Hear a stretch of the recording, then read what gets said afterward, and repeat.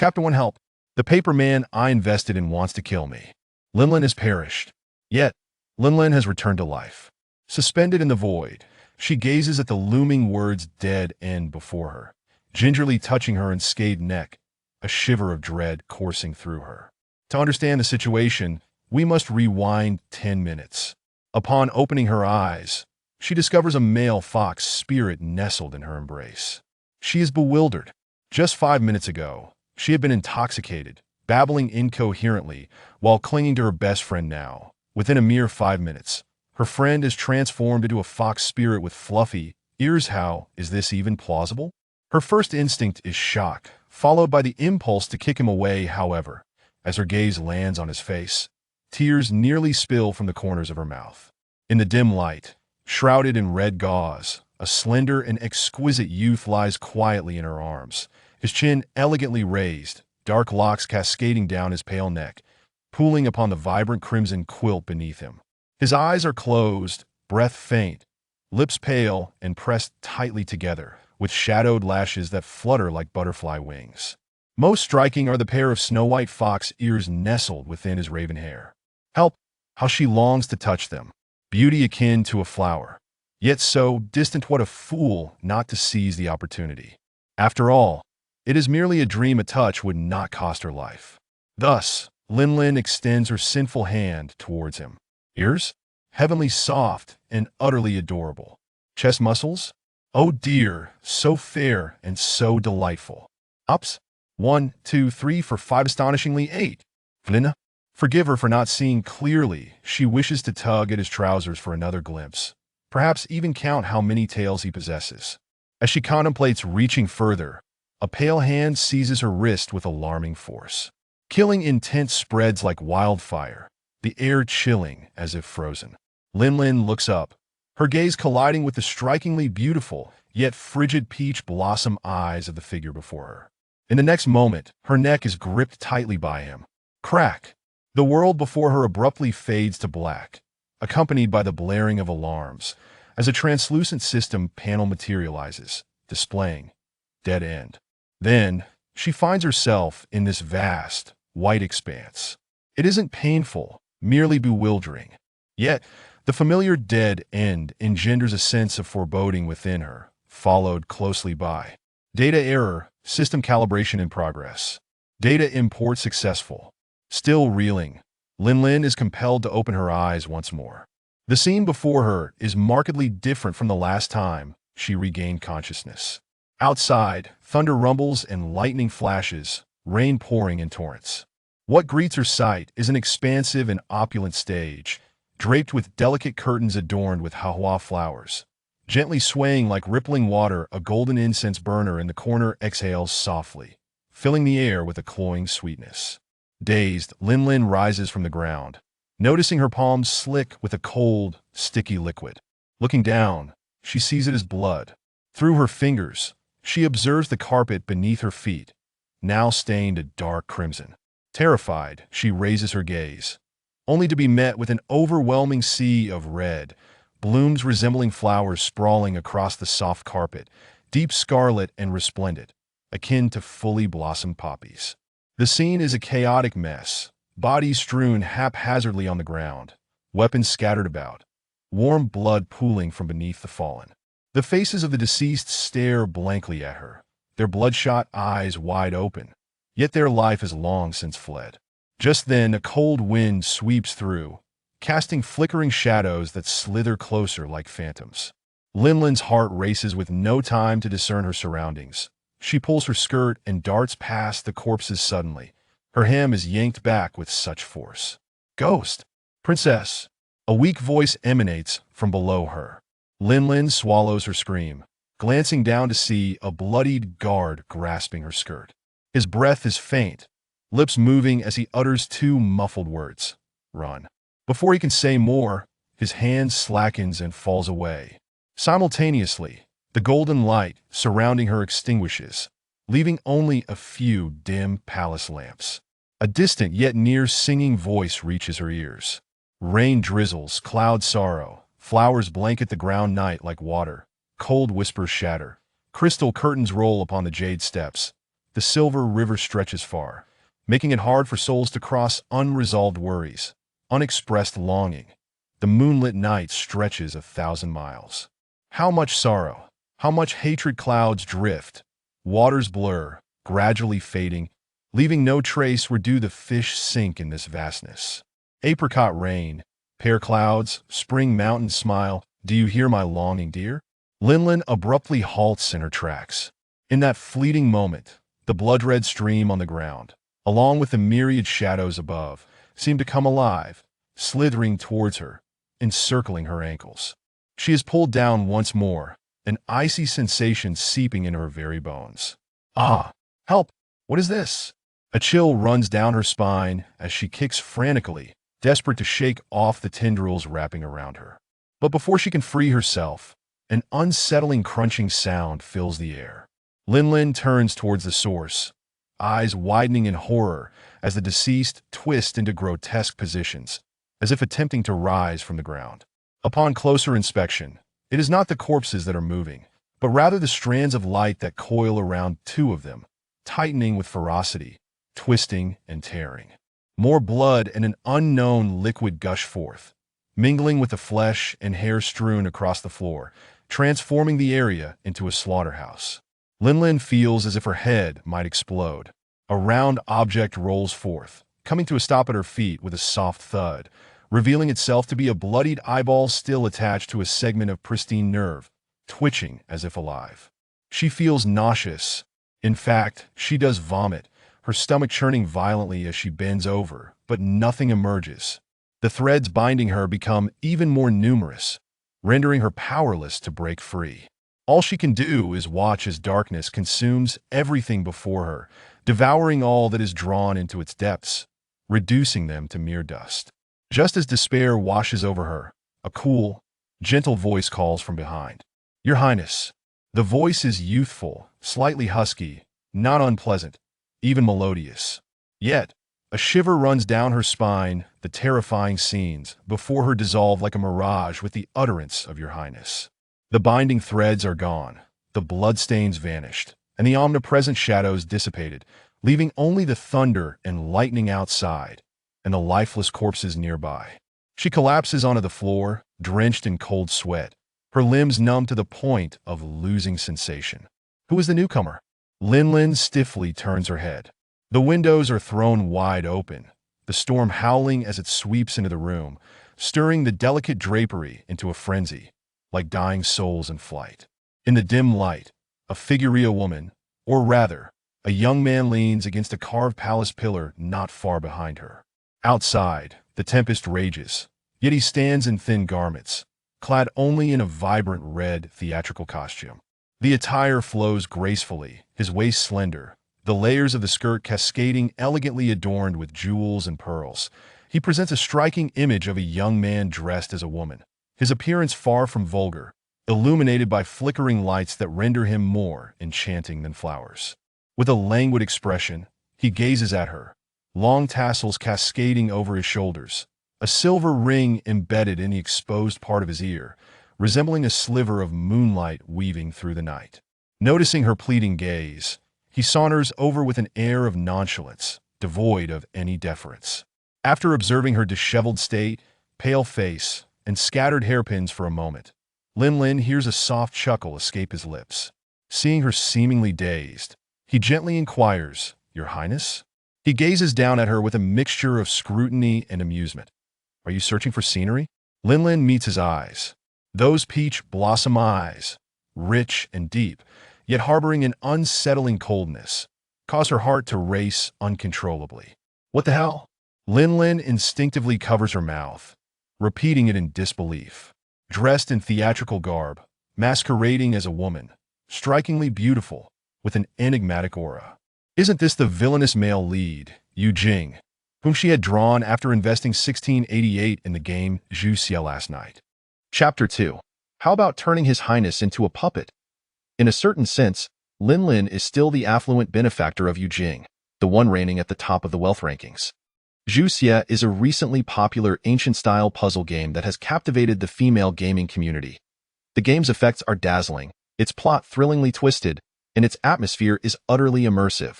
The questing process rigorously tests the player's psychological fortitude. In this game, players assume the role of a royal princess endowed with a unique bloodline, who must not only evade the twisted affections and relentless pursuits of various antagonistic demons, but also gather clues to rescue the trapped citizens from their clutches, while simultaneously forging bonds with several male protagonists within the game. This year's Qixi Festival, the official released a new storyline, introducing a villainous male lead named Yu Jing. His popularity soared, attributed to his nearly otherworldly and harmless visage. Yet he harbors a plethora of dark traits, including perversion, cruelty, and obsession. The narrative surrounding him delves into themes of corruption and captivity, starkly contrasting with the other virtuous male leads. Even more astonishingly, a rescue mode was introduced.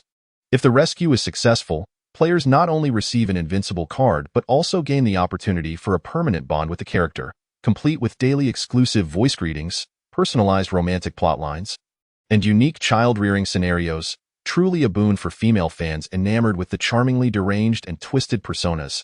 How could the internet-addicted Lin Lin, who spends money like water, possibly overlook such a benefit? Thus, unable to resist spending 1688 to draw Yu Jing, Lin Lin excitedly shared a post on her social media. "Dear friends, I announce that from today onward, Yu Jing is my long-lost husband. Slurp.jpg. However, while her tastes may be peculiar, it does not imply she enjoys the company of the deranged. Nor does it suggest she relishes being ensnared by such madness." As Lin Lin regained her composure, she was met with the indifferent smile of the man before her, his frigid gaze piercing through her like a serpent lurking in the shadows. "Your Highness, what are you contemplating?" A fleeting glimmer of white snow flashed past, captured by Lin Lin's gaze. She saw his long, bony fingers gripping a blood-stained longsword. The chilling gleam of the sword reflected her eyes filled with terror. In an instant, Lin Lin understood. Surely, this sea of corpses must be his doing. Employing the 36 stratagems, her best course of action was to flee. Yet, almost in the blink of an eye, Yu Jing appeared before her. Closing the distance in the dizzying whirl of events, she fell backward, striking the ground with such force that stars danced before her eyes. Despite his lean appearance, Yu Jing possessed immense strength. His fingertips, cold as a serpent, brushed against her skin. She struggled with all her might, but no matter how hard she tried, she could not break free from his grasp. Her breathing quickened, her eyes began to redden, and she whimpered like a small beast. "Let me go." Yu Jing regarded her with an enigmatic gaze, a smile dancing at the corners of his lips. "Why does your Highness wish to flee?" He leaned closer, peering into her eyes, the tips of his hair swaying before her face. An unfamiliar scent enveloping her, the overwhelming pressure nearly suffocating her. "Did not your Highness send someone to bring Jing here? What is your Highness afraid of?" The brightness in his eyes shifted, following her averted gaze to the lifeless bodies strewn about. And he chuckled. "So, your Highness fears the dead. Now, are you also afraid that Jing might kill you?" Lin Lin nodded frantically. Why Yu Jing appeared somewhat taken aback, his expression dimming as if he had suddenly lost interest. "So, your Highness views me in this manner. Yet, your Highness has committed unspeakable acts against Jing, witnessing what should not be seen, touching what should not be touched. Have you considered what you will offer in exchange?" Lin Lin was utterly bewildered. She attempted to protest, to justify herself, only to realize she had already been rendered voiceless by his grip. Choosing silence, "Are we?" He bent down, leaning closer to scrutinize her face, his warm breath cascading over her cheek. "Shall I assist your Highness in contemplating?" Lin Lin was infuriated. If only he would loosen his hold.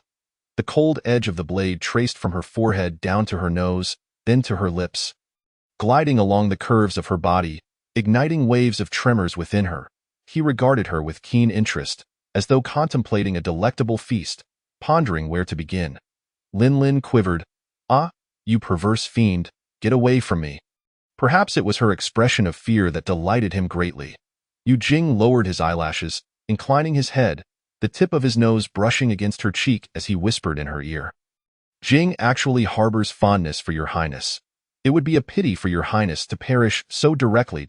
A tumultuous crimson hue surged within his gaze, the thrill and exhilaration in his mind nearly overwhelming. The malevolent impulses raging within him like a lone wolf before its prey, eager to tear her apart. Then, with a cruel smirk, He uttered softly, "Since your highness so enjoys watching plays, how about transforming you into a puppet upon the stage?" His voice, originally soft and melodious, now felt like the whisper of a demon, causing Lin to tremble. What puppet? Before she could finish her sentence, the scene abruptly faded to black. Dead end. When Lin opened her eyes again, she found herself before a semi-transparent floating display screen. The design resembled that of the game Xie.as. If responding to her confusion, an electronic voice echoed in the space. "Apologies, dear. There was a system malfunction earlier." Ahem. The voice cleared its throat. "This is a chaotic world where magic and legend coexist, where demons and mortals intertwine. Dear Chuan Tiaoku Cha Ziba, welcome to Zhuxia." Chuan Tiaoku Cha Ziba was Lin's gaming alias. One she had whimsically chosen, and hearing it pronounced by the system made her feel somewhat embarrassed. You are the super supreme VIP of this game. To ensure service quality and provide you with the most authentic gaming experience, we invite you to experience a tailor-made script to save that villain. Host identity: Ji Qianlin. Target of strategy: Yu Jing. Please complete the main plot outline to rescue the villain, eliminate the target's dark value, and achieve a favorability rating of 100 to receive a mysterious grand prize. What? She spent money to trap herself in the game? Not only could she personally experience the rescue plot, but she could also win a mysterious grand prize. Was such fortune even conceivable? If the host wishes to accept the task, please click the confirmation button. Without hesitation, Lin clicked confirmed. Isn't it just strategizing over a paper character? I am a prodigy at securing the affections of all male leads from the 4 great nations. However, the next moment, Lin's joy was swiftly extinguished. Dear, the main storyline is about to commence. Please successfully escape within the next 3 minutes, or else you will become the first lifelike puppet in Yu Jing's possession. Best of luck. Chapter 3. Who understands? Transmigrating here is a colossal misfortune. Lin felt like cursing. What sort of joke was this? It wouldn't take more than 3 minutes to change a sanitary napkin. Wait, what if I get killed? I am afraid of pain. Not at all, dear. The system comforted her. You have chosen the rescue mode. The system will make preliminary predictions based on your success probability. Just remember to save your progress. If the task fails, you can reload. Reload? Let us consider that a cheat. Yet, she seemed to have neglected to save earlier. The system reassured her. Dear, you can rest easy. We are currently in novice mode, and the little system will save your progress. Lin felt satisfied. This was the exclusive service deserving of a super supreme VIP customer.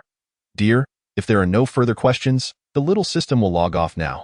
At that moment, Lin recalled an extremely important matter. When I first arrived, I seemed to have touched a male fox spirit to confirm I wasn't dreaming. Indeed, dear. That was a beginner's gift from the system. Through testing, your level of lechery is 100, and your execution ability is also 100, perfectly aligning with your character, Lin. All right, I understand. Please be quiet. After the system went offline, Lin reminisced about the narrative, gradually untangling the story of Yu Jing. Originally named Xiahou Jing, he was the 9th prince of the Xia kingdom, whose father, Xiahou Jie, was a veritable tyrant. Following the downfall of the Xia kingdom, he was sent to the Great Zhou as a hostage. Yet, within merely 3 years, Xiahou Jie violated the treaty and reignited the war, incessantly harassing the borders of the Great Zhou, committing atrocities of every kind. Consequently, Yu Jing, who remained in Great Zhou, became a thorn in the side of the Zhou emperor. By the age of 18, Yu Jing had already displayed the grace of an unparalleled beauty.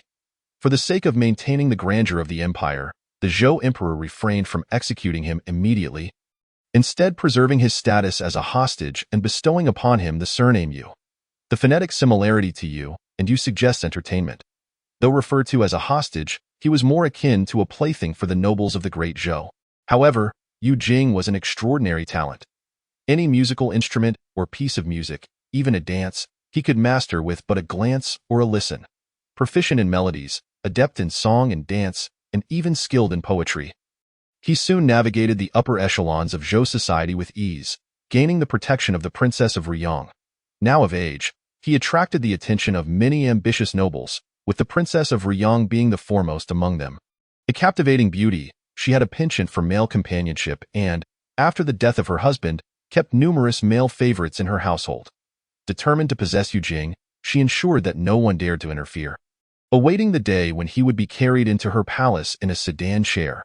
However, the The day before Yu Jing's entrance into the palace, the princess attended the longevity banquet of the Empress Dowager, where, in full view of the public, she transformed into a weasel, nearly scaring the Empress Dowager to death, ultimately being slain by the trusted maid of the Dowager. Subsequently, not only did the Princess of Riyang meet a tragic end, but so did the other nobles who had set their sights on Yu Jing, each meeting a gruesome fate. This incident caused widespread panic in Yujing City, with rumors of demons running rampant. In desperation, the Zhou Emperor summoned the renowned demon hunter, the esteemed He Jie, to the capital. At this point, the narrative of Ji Qianlin and Yu Jing began to unfold. Ji Qianlin, the emperor's most cherished daughter, is the character portrayed by the player, possessing a unique and pure constitution that easily attracted the attention of various demons. She was secretly sent to the Baihe Academy on Mount Buzhou to study under He Jie. Learning to refine her essence and practice sorcery, He Jie, a formidable demon hunter, quickly discovered the connection between this incident and Yu Jing after conducting a discreet investigation. Once he identified Yu Jing as the suspect, Ji Qianlin emulated her aunt and chose a night of the full moon to have Yu Jing abducted to the palace, compelling him to don a costume and sing for her entertainment. Simultaneously, she set numerous talismans and traps in the palace, awaiting the moment Yu Jing would reveal his true form under the full moon. Yet, no one knew what transpired that night. She inexplicably fainted, and upon awakening, she found herself the sole survivor in the palace. Thus, it was Ji Qianlin who had abducted him, and she bore the brunt of the consequences, truly a victim of her own schemes. After some contemplation, Linlin resolved to learn from her mistakes. While she did not harbor a penchant for redeeming a murderous maniac, preserving her own life took precedence. This time, she intended to proactively express her affections towards the male lead, transforming into a warm beacon of light, adopting a gentle and romantic approach to win over this heartless little demon. Save successful. The system's default save point is set right after their initial encounter. Freed from the gruesome and nauseating illusions, Linlin felt an immense relief in her stomach. Simultaneously, a countdown began above her head. 003, 00, 002, 59, 002, 58. The flashing numbers resembled a death sentence. Reflecting in Linlin's widened eyes, filled with fear. Just as she was momentarily distracted, he seized her neck once more, pinning her to the ground. "Why are you running, Your Highness?"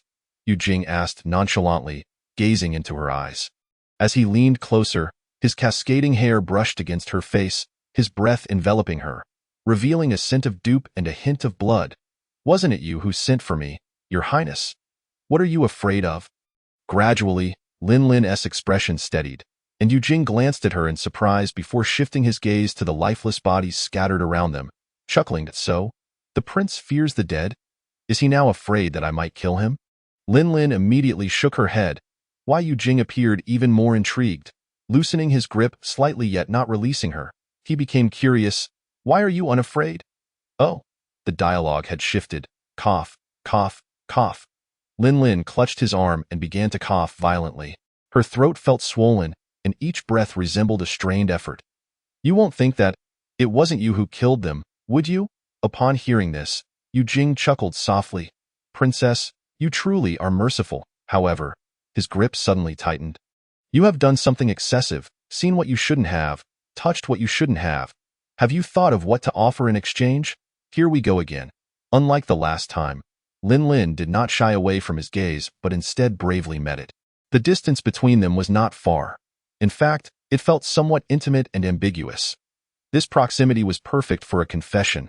Oh no, for a dramatic performance. Chapter 4. I love you. I'm just kidding. Die in order to maximize the effect. Linlin steeled herself and bit down hard on her tongue. The pain surged instantly, a metallic taste flooding her mouth, and tears quickly welled in her eyes. "Why, Yu Jing?" She called his name in a faint, hoarse voice, her damp black eyes gazing at him like a frightened little rabbit. The corners of her eyes reddened from the struggle to breathe. Her cheeks flushed unnaturally, her delicate lips slightly parted, revealing her soft tongue, a sight that inexplicably quickened his heartbeat. Linlin felt a sense of satisfaction at his reaction. "Look at you, won't you be mesmerized?" In his moment of distraction, she boldly reached out and wrapped her arms tightly around his waist. As she embraced him, she internally marveled. His waist is truly slender. The position of male above female was already suggestive, and Lin's sudden hug effortlessly freed her from his grasp. Enduring the fiery pain in her throat, she quickly explained, "I'm sorry. I realize I shouldn't have forced you." Cough, cough. The pain was like a knife slicing through her, but she persisted, enunciating each word. "But I truly like you.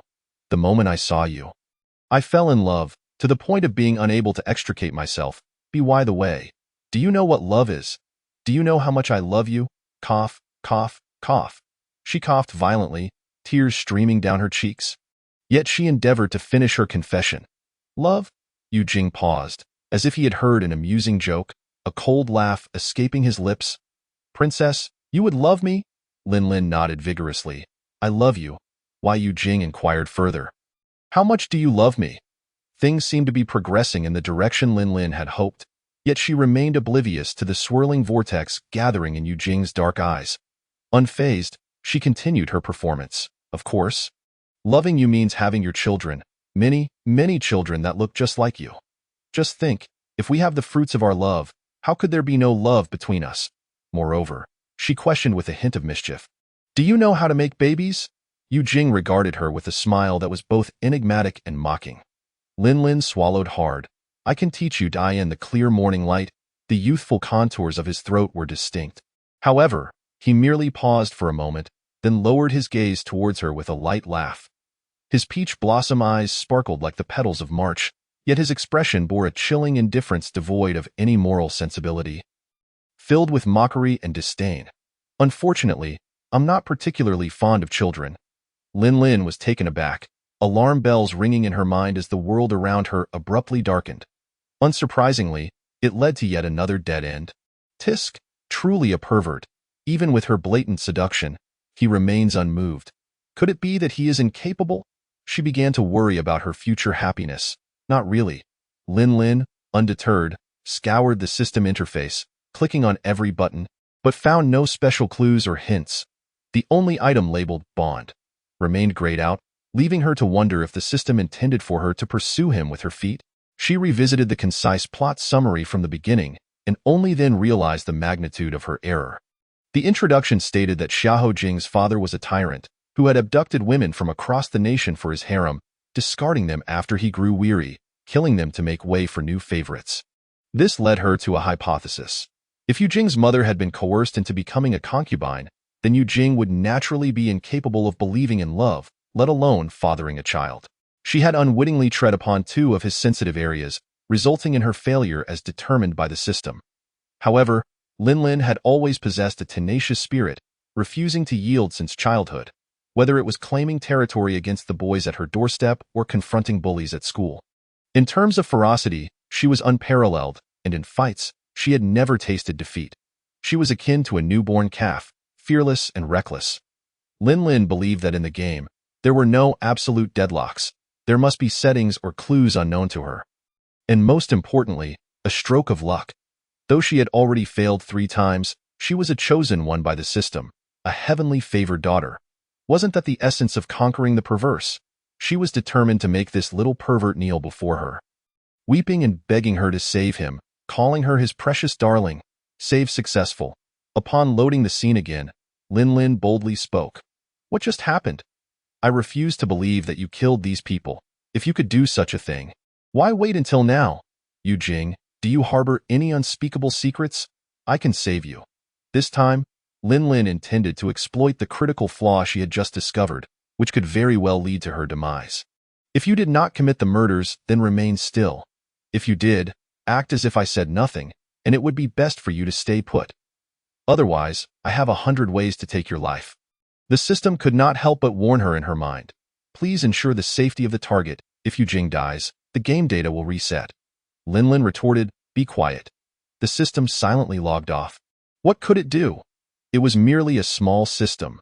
Managing to persuade this ancestral figure to assist it in completing the task had nearly drained all its energy. It was on the verge of hibernation, unable to afford any further mishaps, lest it be completely erased. Lin had already devised a plan. She aimed to buy time and hold out for 3 minutes. If all else failed, she would resort to violence. Employing her lifelong skills learned from Ji Qianlin to confront him, After all, she could reload the game, and she was determined not to be unable to subdue him. She had seen Ji Qinlin's techniques in previous games, but had never studied them in depth. She had just touched upon them, and her pocket still held numerous talismans for exorcising evil spirits. But if it came to actually using them, she felt a twinge of anxiety if she failed to strike true. It would be her who would face the consequences. To her astonishment, the pervert did not take her words seriously and approached her directly. Outside, the rain poured torrentially, while the cold, damp wind filled the room, forcing Lin to squint to see him. The long sword in Yu Jing's hand still dripped with blood, his garments billowing in the wind, and the tassels at his temples hung down long, complementing his elaborate and vibrant attire, exuding the charm of a flower deity. Lin was momentarily entranced. In a daze, this scene seemed to overlap with his exclusive card image. The eaves dripped with wind and dew. Floral shadows danced in golden light. Golden hairpins intoxicated, blood stained the elegance. Yet, Lin would never allow herself to be swayed by beauty. As he drew closer, she impulsively hurled the talismans from her hands. Heaven and earth, disperse the foul qi. Within the cave's mysteries, illuminate the essence. I see your form as clearly as fire. By decree of the highest, hunt the evil spirit, reveal. These powerful talismans, all crafted by Ji Qinlin's master, the renowned demon catcher He Jie, would be enough to send him to his doom in an instant. The wind surged and the air trembled violently. The yellow paper inscribed with vermilion runes spiraled through the air, igniting in succession and bursting forth with dazzling turquoise light. Wow, what beautiful fireworks, my heavens, such lovely butterflies. Look, it's a meteor shower, truly magnificent. Quick, make a wish. Chapter 5. Success in clearing the level, system restart. Incensed, Lin discarded the remaining talismans on the ground. Had Ji Qinlin's brain grown to her chest? As a mage, how could her pockets be filled with mere child's toys? Yu Jing likely did not anticipate her to execute such a flashy maneuver, and he watched with keen interest for a moment before his gaze settled on her face. Under pressure, Lin could not help but take a couple of steps back, attempting to placate him. Whether you believe it or not, I am sent by heaven to save you, Yu Jing. You must trust me. Why Yu Jing did not respond to her words. Instead, he scrutinized her face with a playful glint in his eyes, finally resting on her beautiful, clear eyes. How intriguing. Someone actually wishes to save him. He had long since grown weary of his filthy bloodline, wishing only for death. How could he require anyone's salvation?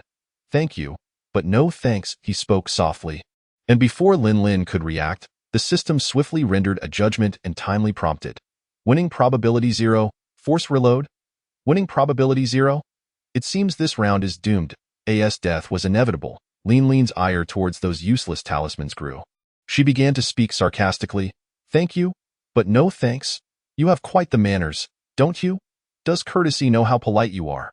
I see your manners have come home. Courtesy to your door. Lin unleashed her long-cherished repertoire of sarcasm, her words almost igniting sparks. Why Yu Jing furrowed his brow deeply. Unable to endure any longer, the system immediately forced a reload. Save successful. Upon loading the scene again, the two faced off once more. Are you sick? Murder is illegal. Do you know that? Lin glared at him, her eyes ablaze with fury, suddenly striding forward and slapping him. Smack!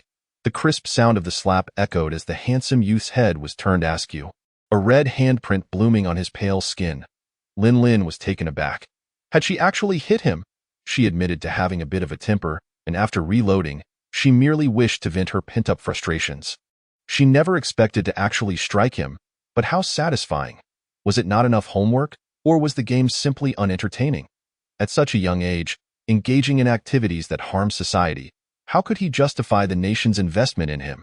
Seizing the opportunity to speak, Lin, still filled with energy, angrily swung her hand at him again. But how could he allow himself to be struck a second time? He swiftly grasped her wrist. Coldly, he asked, "Who are you?" Lin instinctively struggled against his icy grip. Let go. In her struggle, Lin's already disheveled garment slipped, her fair shoulder reflecting the only warm light in the darkness. Why Yu Jing's gaze lingered for a moment in silence before he averted his eyes. This time, she was over in less than 30 seconds. Before the reload, she heard the system's prompt. Favorability 1. Lin suddenly understood. Could it be that this game was forcing her to sacrifice her charm? Save successful. To disappoint the system, Lin had no intention of sacrificing her allure. She held her principles dear. She could not find Ji Qianlin's weapon and abandon the use of spells, simply lifting her skirt and adopting a fighting stance that was entirely at odds with her attire.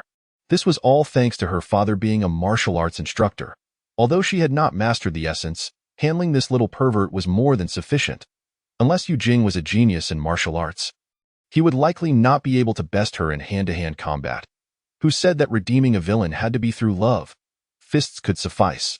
Just as Lin was about to launch into action, talisman pinched between her fingers, she noticed Yu Jing had halted a short distance away. The cold wind and rain battered the windows, and the dark night sky was occasionally split by jagged lightning. He stood there like a specter, motionless. Something felt amiss, as Lin suspected. Yu Jing indeed sensed something was off. Was he hallucinating? He distinctly remembered having seen Ji Qianlin just moments ago, and not just once. Yet why was she appearing here again? He recalled the first time he encountered Ji Qianlin. She had appeared beside him out of thin AI or AT that time. He was plagued by chaotic demonic energy. Revealing his true form, she had been so close, her soft fingers tracing his body, her eyes filled with unabashed affection, while he was consumed by hatred. He loathed Ji Qianlin, if it had not been for her. How could he have been forced to plant the fox's demon core? How could he have ended up in this grotesque state, neither human nor demon? How could he have become a mere plaything for the powerful of the great Zhou? Just as he intended to snap Ji Qianlin's slender neck, she vanished into thin air. Almost immediately, a sharp pain gripped his heart, rendering him desperate for life. When he opened his eyes again, everything around him remained unchanged, leading him to believe it was merely a fleeting dream. Yet, she reappeared once more, right in this very place. Their fates were irreconcilable. She had woven a net of traps to eliminate him, and upon discovering his secret, she was left with no escape but death. Strangely, every time he harbored murderous intent, she would inexplicably disappear. Following that, the excruciating pain would return to torment him. Later, she professed her love for him, claiming she wished to bear his children. A declaration he could hardly believe. Then came the fourth encounter, where she hurled incomprehensible insults at him. The fifth, where she not only struck him but also unleashed a torrent of fierce rebuke. He suspected she would appear a sixth time. Sure enough, in the same scene, she manifested once again. The sensation of her delicate embrace lingered at his waist, and those excessively intimate words echoed in his ears as she declared her love, insisting she could save him. How absurd! How could she, the architect of his suffering, utter such self-deceiving words? Yet, regardless of the truth behind her claims, he knew he could no longer bring himself to kill her. Otherwise, he feared he would be trapped in this cycle forever, forever subjected to an unknown power's control. With this thought, Yu Jing resolved in his heart. Perhaps only by doing so could everything be reset. It was time for it to end. He walked step by step into the illuminated space, gazing at Ji Qianlin and declaring, "The pain you have inflicted upon me must come to an end." Ji Qianlin paused, bewildered. Without uttering another word, Yu Jing raised the bloodied longsword resting on his shoulder. The crimson hem of his garment whirled like a flower, fresh blood splattering against the beaded curtains, the walls, and her pale yellow skirt. Then, he released his grip on the sword. The clang of metal hitting the ground rang out, leaving Ji Qianlin in a daze. All that surrounded her seemed to fade away, leaving only that resolute shadow. The palace doors were suddenly flung open by a gust of wind, and a tempestuous storm swept in, carrying with it red petals, the ailing youth, his enchanting visage, the swaying palace lanterns. The red petals, the sticky blood, the pallid wrists, and the long sword that lay on the ground. Crimson droplets of blood fell, landing on the dark red carpet, the mournful petals, the pale ankles, and the opulent skirt adorned with golden embellishments. He seemed oblivious to pain, filled only with a sense of joy, a release, like a butterfly finally breaking free or a prisoner discovering the key to unlock their shackles. He collapsed before her. Breathless. At that moment, only a minute had passed, the system's countdown halting at 1 minute and 59 seconds. Simultaneously, the system's judgment was rendered. Mission accomplished.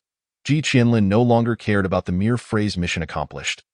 She stared in disbelief at the scene before her, unable to accept that Yu Jing was dead. After a prolonged wait, the system suddenly erupted in frantic alarms. Warning, warning, important character self-destruction, data anomaly. Warning, warning, system malfunction. Entering emergency repair mode. Just before losing consciousness, Ji Qianlin heard the system repeatedly echoing in her ear. System reboot, mission reset, please prepare for traversal. Chapter 6. In the guise of Ji Qianlin, the cityscape lay shrouded in a dim haze. Painted with the colors of dusk, it was the peak of summer, as lanterns illuminated the capital, surrounded by 10 miles of clouds, resembling scattered stars.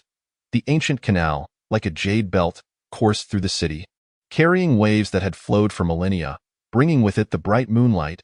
A gentle breeze wafted, causing ripples on the water's surface, while pleasure boats swayed lightly, accompanied by the melodious voices of performers.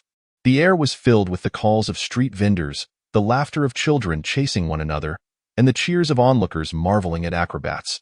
Occasionally, a richly dressed young man would ride past, startling love-struck maidens into tossing flowers in affection, provoking their companions to tease. This was a place where one might encounter celestial beings amidst vibrant clouds, where the lotus blooms toward the jade capital, the capital of the Great Zhou, the most prosperous realm under heaven. The residence of Princess Linyang nestled in this land of opportunity, occupying the most valuable spot along Zhuke Street, closest to the Great Zhou imperial city. As the most cherished daughter of the Great Zhou Emperor, the Linyang princess's abode was constructed with magnificent grandeur, where every 3 steps revealed a scene and every 5 steps displayed a painting. As if one were wandering through a beautifully illustrated scroll, the moonlight illuminated the vermilion banners, while the gentle wind chimed the precious bells. Within the residence, silence reigned, broken only by the creaking of the windmills and the sound of flowing water. The maids moved hurriedly, refraining from speaking too loudly, lest they disturb the slumbering princess within the hall. On the noble couch lay a young girl clad in a smoky purple garment, her arms draped with a jade-colored shawl, adorned with floral embellishments on her forehead, fast asleep. Yet, her sleep was restless, haunted by some nightmare, her brow furrowing tighter, beads of sweat forming on her forehead, while her delicate fingers clutched the silk fabric. Murmuring softly, the maids, Qiongji and Qianghua, exchanged worried glances and approached her gently, calling out, "Your Highness! Your Highness!" The slumbering girl was forcibly pulled from her dreams by an unseen force, her eyes slowly fluttering open. The sounds echoing in her ears were either the lilting melodies from her dreams or the cicadas chirping outside. Upon seeing her awake, Qiongji and Qianghua hurriedly surrounded her, wiping her sweat and offering her water. Anxiously inquiring, "Your Highness, did you have another dream?" The girl mumbled indistinctly, taking the prepared jasmine flower dew with no regard for decorum, tilting her head back to gulp it down. The 2 maids exchanged glances, shaking their heads in helplessness. After finishing the entire cup of flower dew, her heartbeat gradually steadied. "Bring me a mirror," she commanded. Qianghua promptly rose, fetching the precious mirror from the dressing table and presenting it before the girl. In the mirror, the young girl appeared to be around 17 or 18, her hair loosely styled in a flowing cloud bun, adorned with a purple jade grape pendant, looking both unique and charming. Her remaining dark hair cascaded down, her eyes like shimmering autumn waters, her lips naturally red, and the floral embellishment at her brow served as the finishing touch, adding a hint of allure to her originally delicate features. The girl sighed in relief. She was Lin Lin. The reflection in the mirror bore an uncanny resemblance to her, even down to the small red mole behind her it seemed she had truly taken on this identity. Yes, she had arrived here because of the self-destruction of the important character Yu Jing in the game, and the system had directly transported her into the game world, making her the authentic Ji Qianlin. Perhaps due to the catastrophic system failure, all of Ji Qianlin's memories had been implanted in her mind, creating an overwhelming sense of immersion, almost leading her to believe she was inherently the princess of this esteemed Great Zhou. However, this had the advantage of allowing her to more rapidly assimilate into this role, preventing her from being perceived as a malevolent entity possessing Ji Qianlin due to any peculiar behavior. Lin Lin gently closed her eyes, calming herself into a meditative state, and beheld her task panel. The save function displayed only a single save slot, which seemed scant but was better than none. It could prove to be a critical advantage in times of need. Without hesitation, Lin Lin saved her first file, and an image of a young girl sleeping peacefully materialized on the system panel. The task remained unchanged, still aimed at reducing Yu Jing's dark value and gaining his favor. But the task rewards had altered. Upon completion, she could not only return home safely, but the system would grant her any one wish. A wish. Could this wish bring her mother back to consciousness? Lin Lin pressed her lips together, lowering her eyelashes. She wondered if her friends and father had noticed her absence after her long wait. A sense of melancholy washed over her. For some inexplicable reason, she found herself missing her father's loving iron fist. Alas! Now that she was here, she needed to find Yu Jing swiftly, to win his heart, so she could return home sooner. Lin Lin meticulously recalled the timeline of events. Just yesterday, Ji Qianlin had returned from Mount Buzhou, having visited the Emperor of Zhou before returning to her residence to settle in. There was still over a month until her aunt, the Princess Riyang, encountered her misfortune. During this time, she could certainly locate Yu Jing, win him over, and help him completely avoid that deadlock. Your Highness, seeing Lin Lin's complexion improve, Qiongji hesitated. The Emperor has prepared a banquet tonight. Shall we not go bathe and dress now? It might be too late. Banquet? What banquet? Observing Qiongji's hesitance, Lin Lin immediately grasped the situation. Is it yet another matchmaking banquet? Matchmaking? The two maids were unfamiliar with the term, yet they understood the general implication. Exchanging glances before nodding. The princess had practiced sorcery on Mount Buzhou since childhood, often using words they could not comprehend, a habit they had long grown accustomed to. Indeed, it is a gathering for your potential suitors. The court has selected many young scholars, all handsome and talented.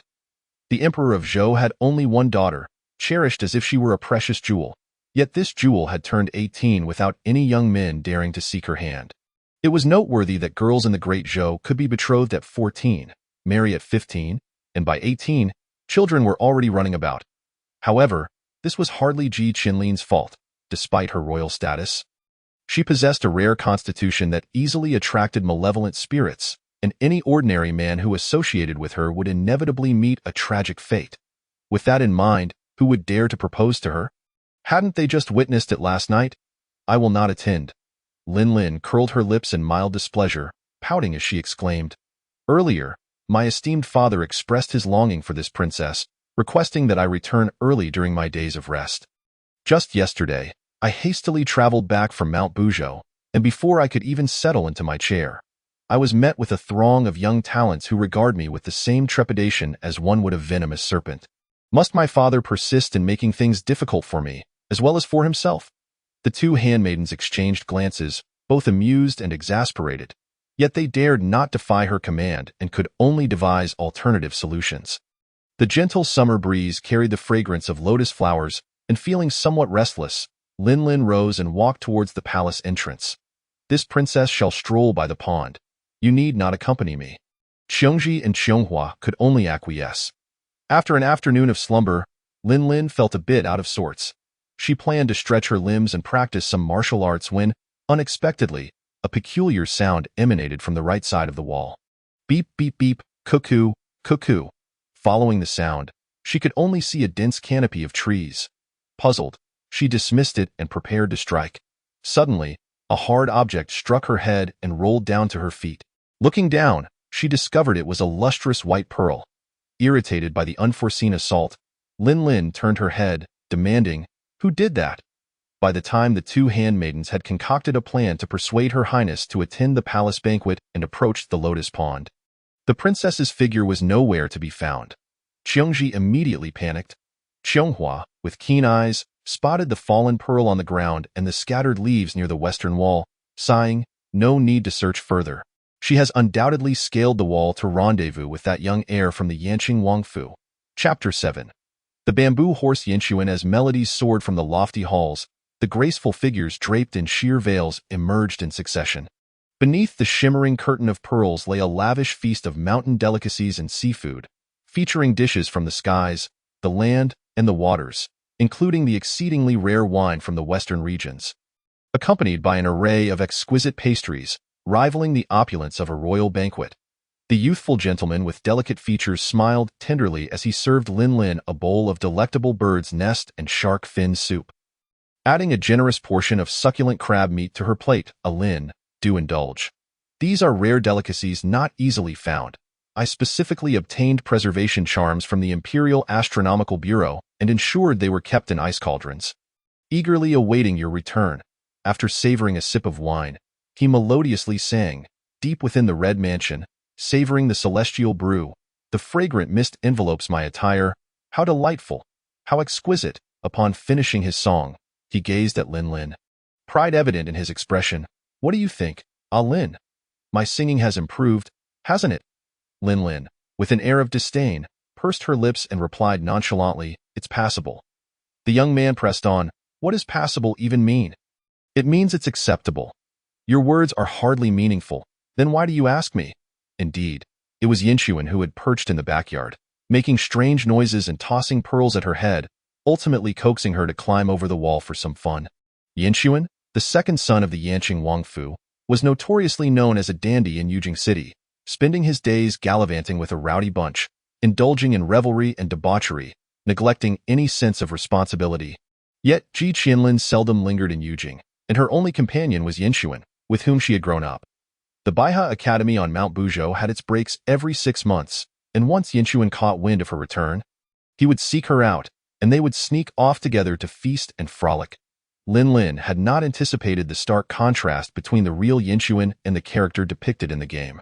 She recalled that Yinchuan was among the potential love interests in Zhu Xia, possessing strikingly handsome features and an amiable disposition, entering the scene as her childhood companion, endowed with an initial favorability of 30 points.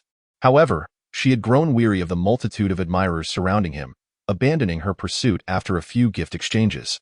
Having finished a bowl of bird's nest and shark fin soup, Lin Lin found the taste slightly fishy.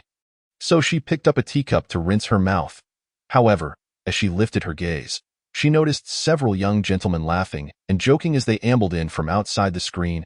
Hey, Sun.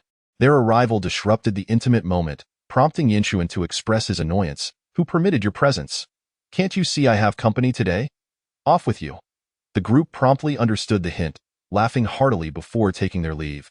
Except for one youthful gentleman with a cherubic face who, upon seeing Lin Lin's beauty, mistook her for Yinchuan's new romantic interest, teasing, "Ah Sun, which lady from the establishment have you brought today?" Lin Lin bristled at the remark. Slamming her teacup onto the table, "You are the one from the establishment. Your entire family belongs there?" The room fell silent. The cherubic-faced gentleman, realizing his faux pas, felt his face flush, sheepishly rubbing his nose while nudging Yinchuan with his elbow. Seeking an explanation, Yinchuan, unable to reveal Lin Lin's true identity, replied, "This is my dear sister. Treat her with respect, or you'll have to answer to me." The gentleman hastily apologized, and after a series of contrite gestures, introduced himself as the proprietor of the Rui Tower. He explained that due to his close friendship with Yinchuan, he had acted a bit too freely. His visit was merely to inform Yinchuan that the matters he had instructed were now in order. Lin Lin chose not to dwell on the earlier incident, while Yinchuan leaned closer, whispering, "The others are mere trifles, but this one is the sole heir of Qianfeng, the wealthiest man in Yujing City, named Qian Duoduo. You may address him as Boss Qian." Qian Duoduo? Lin Lin could not suppress a chuckle, questioning if his father, Qianfeng, had whimsically chosen such a name. "The Rui Tower is the Emperor's intelligence hub, currently managed by my father. We are all part of the same circle." Lin Lin nodded. "I see." After their conversation, Yinchuan caught the subtle smile on her lips and the faint dimples on her cheeks. Her gentle laughter stirred the long, elegant lashes that fluttered like feathers. There was a refreshing fragrance about her, distinctly different from the heavy perfumes he encountered with other women. With a sudden impulse, he softened his voice. "Ah Lin, why don't you lift the curtain and see what lies beyond?" Lin Lin reached for the pearl curtain.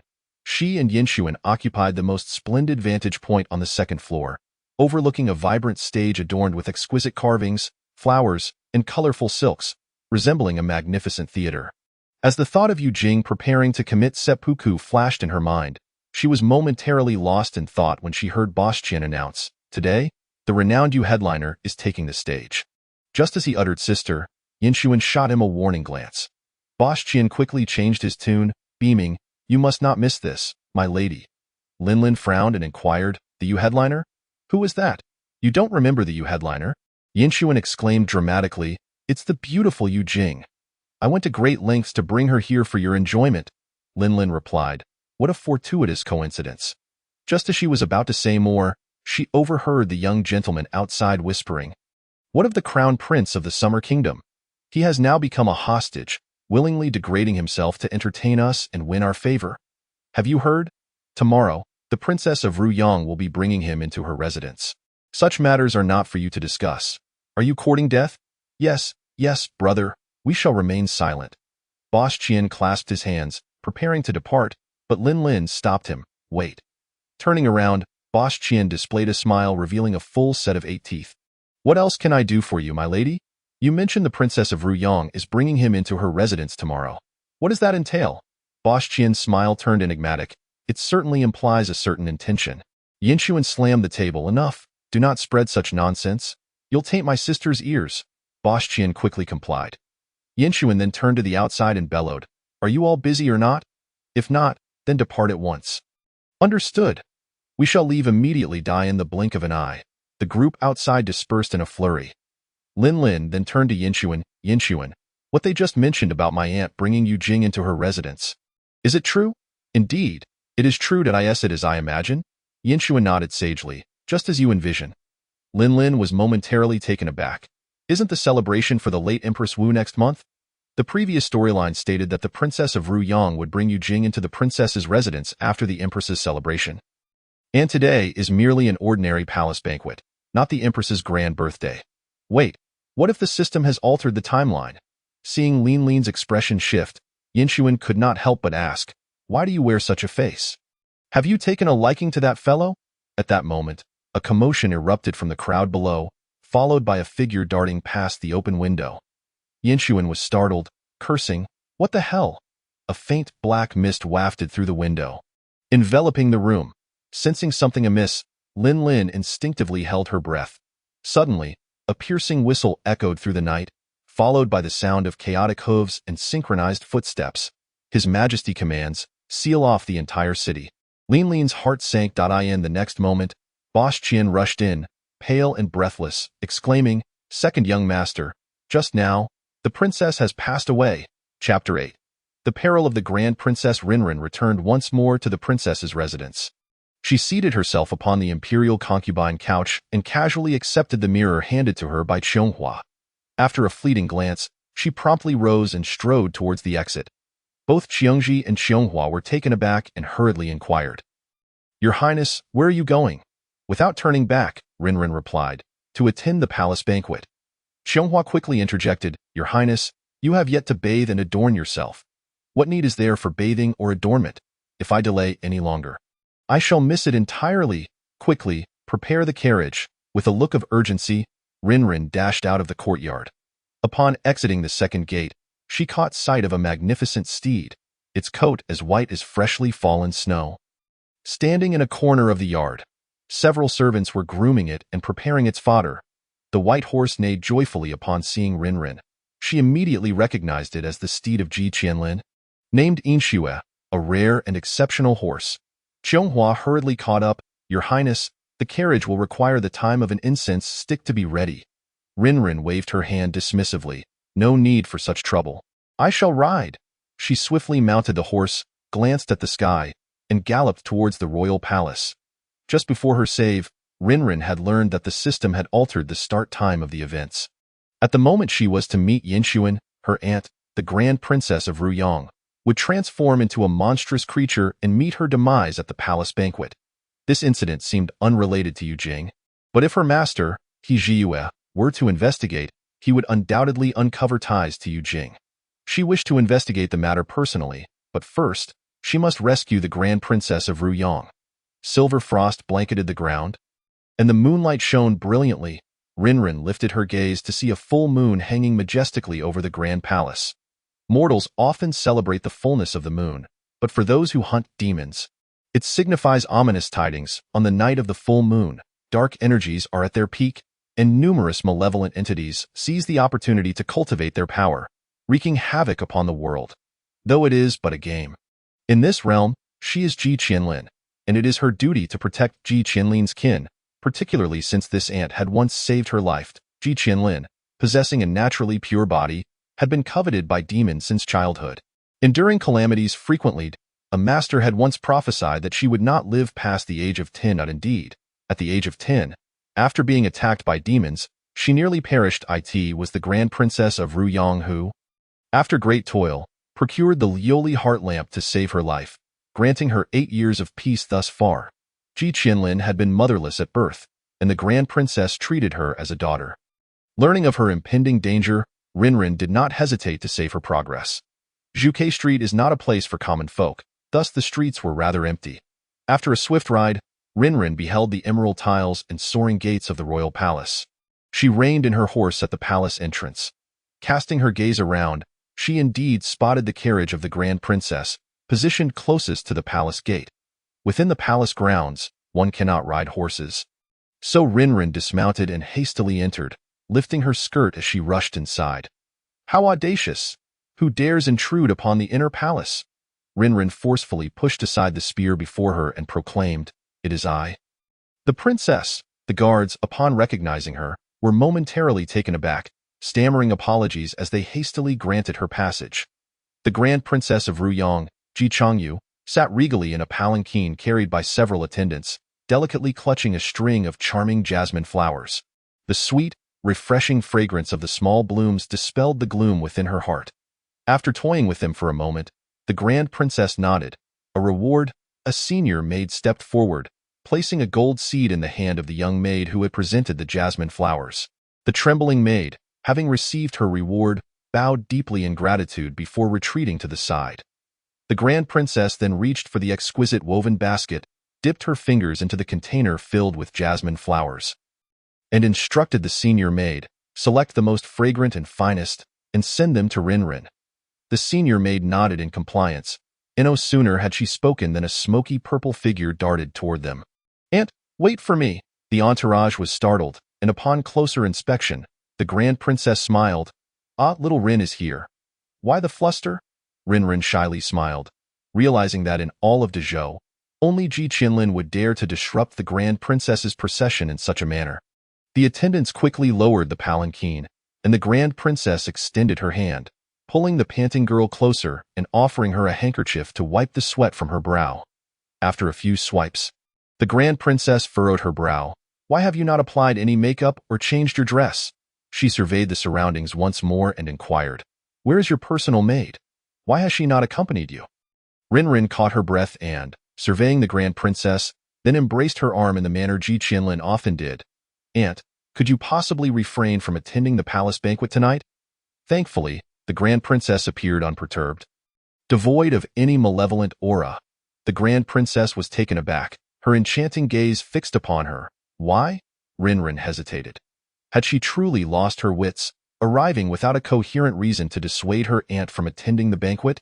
She could hardly divulge that her aunt would become a weasel and perish at the feast, for surely her aunt would dismiss her as fanciful, because Rinrin lowered her gaze, stammering, "Because I do not wish for you to go."